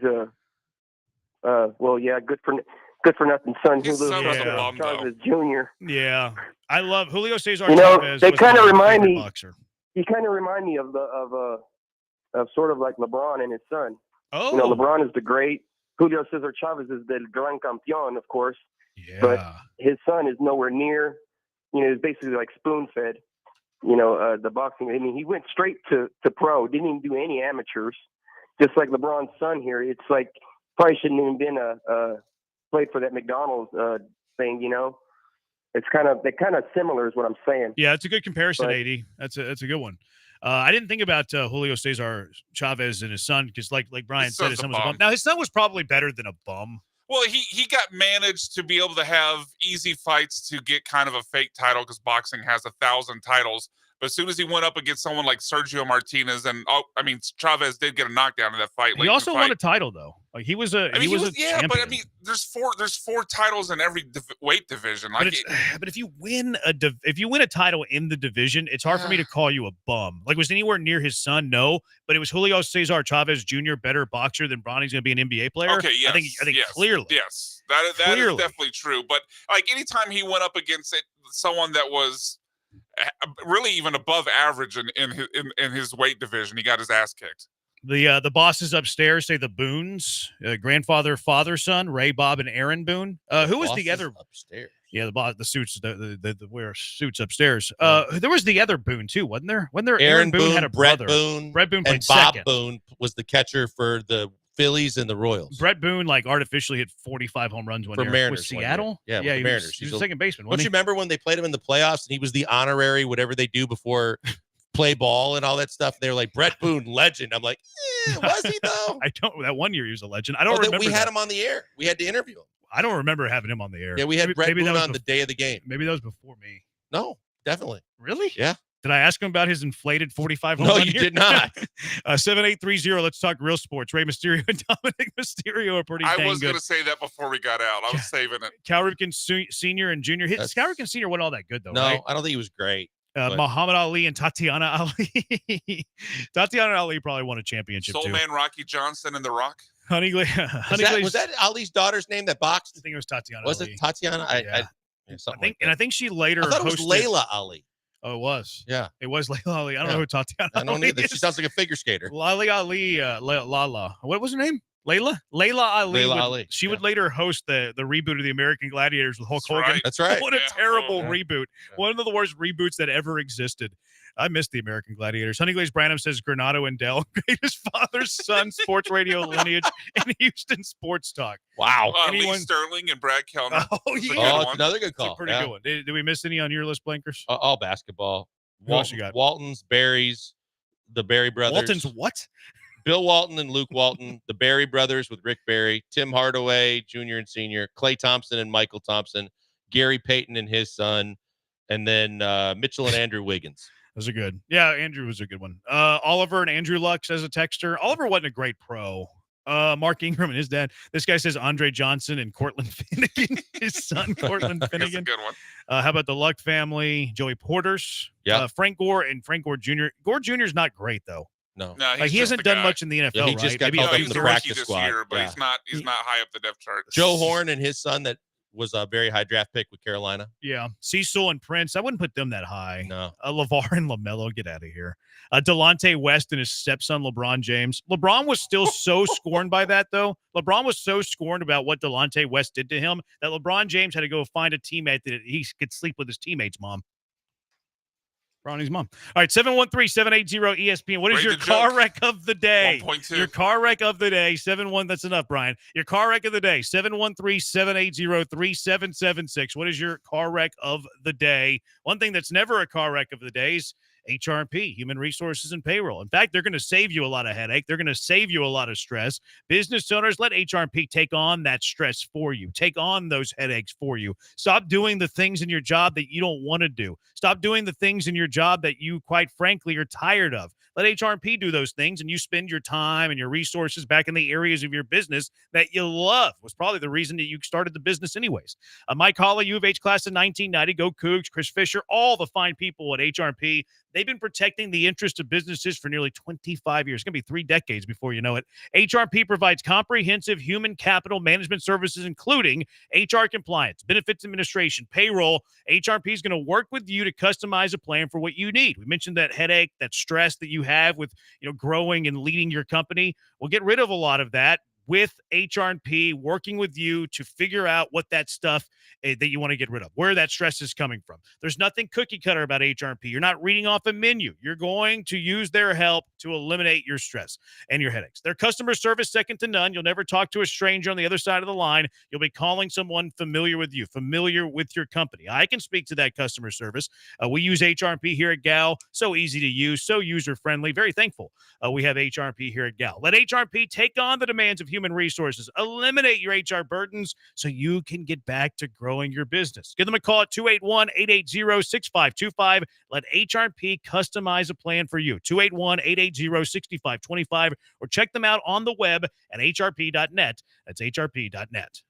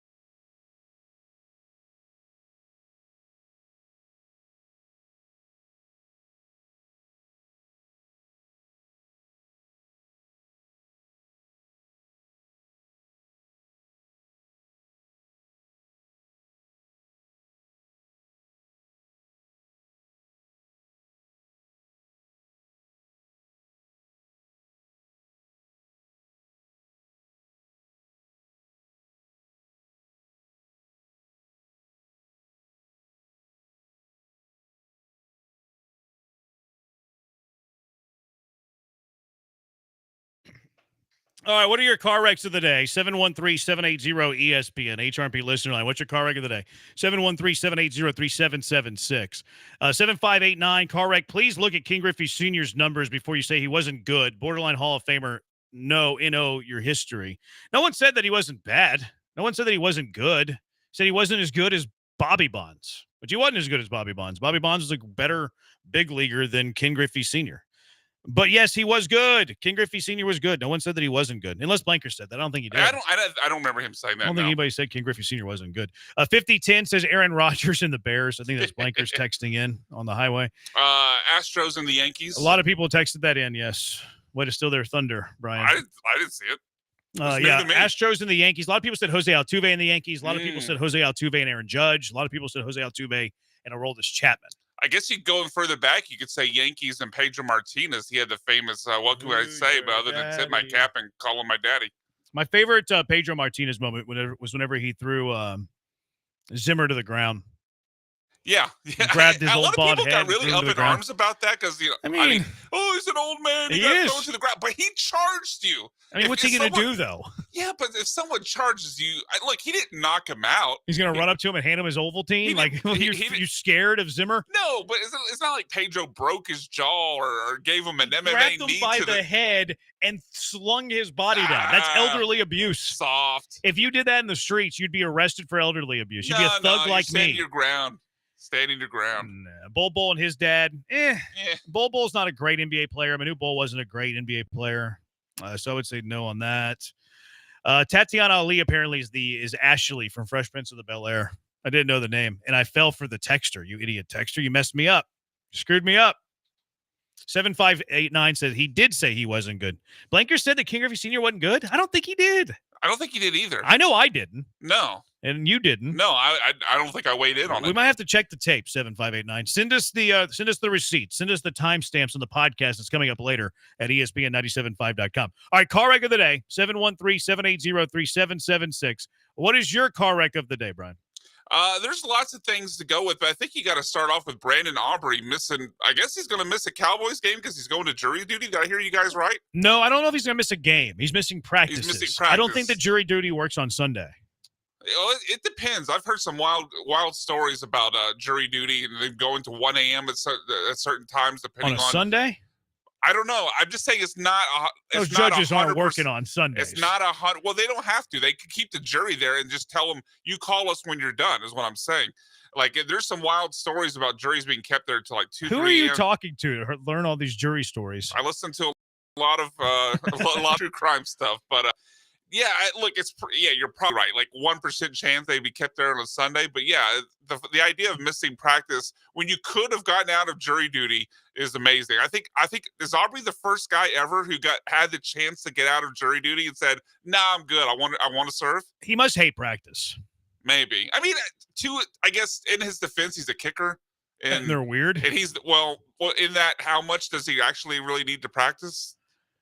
Especially since he's the best kicker in the league. Yeah. As long as he gets a few reps in before the game, he'll be fine. But still, it's weird that he's going to miss practice when he had a chance to get out of it. 7589. Which of the three of us said King Griffey Sr. was not good? 713-780-3776.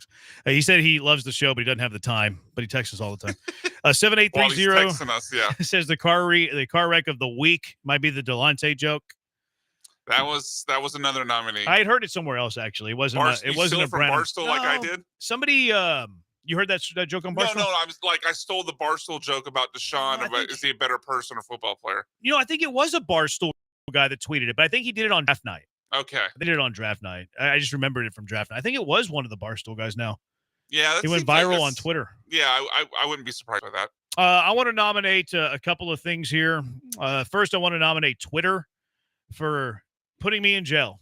Yeah, that's a good one. Putting me in jail. I did absolutely nothing wrong. I am not a criminal. I don't deserve to be in lockup. I don't deserve to be in prison. I don't deserve to be in the can. I don't deserve to be in the clink, the pin, the joint, the pound. I don't deserve any of that. You have a website up with nicknames for jail? Is that what you're reading? I have been discriminated against because of the way I look.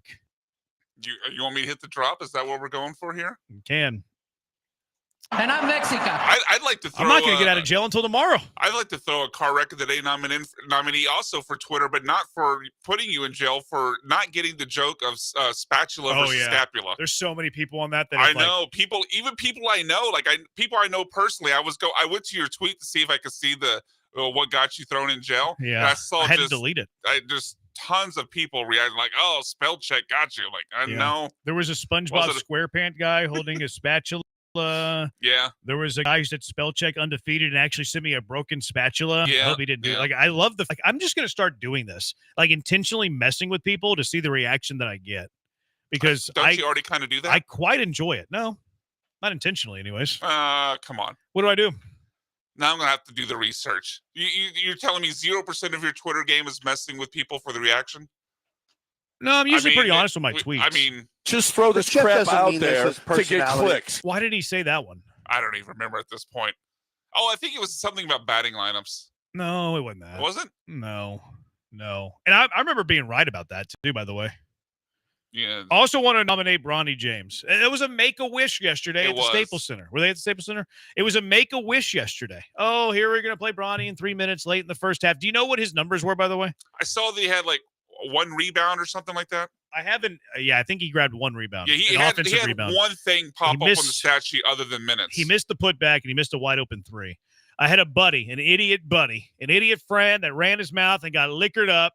And he was he Mike Vanderjagt? He played the Bronny James over 1.5 point yesterday.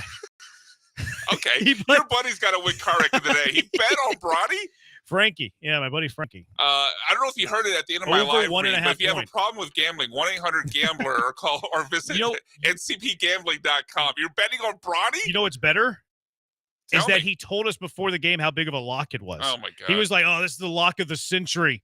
Bronny's going to score over 1.5 points." And he misses a layup and he misses an open 3. His name's Frankie. Yeah, Frankie, you're the car wreck of the day. Congratulations, Bronny. Frankie. You're the car wreck of the day, Frankie. You bet on Bronny over 1.5, and he scored 0. You weren't even close to winning that bet. That does it for us. He's Brian. He was Blank. I'm Brandon. We'll talk to you tomorrow, Houston. Mike Elko coming on at 7:30. Hall of Fame, Brad Gilmore and Booker T at 9 o'clock. It is the Bees on ESPN 97.5. Talk to you tomorrow.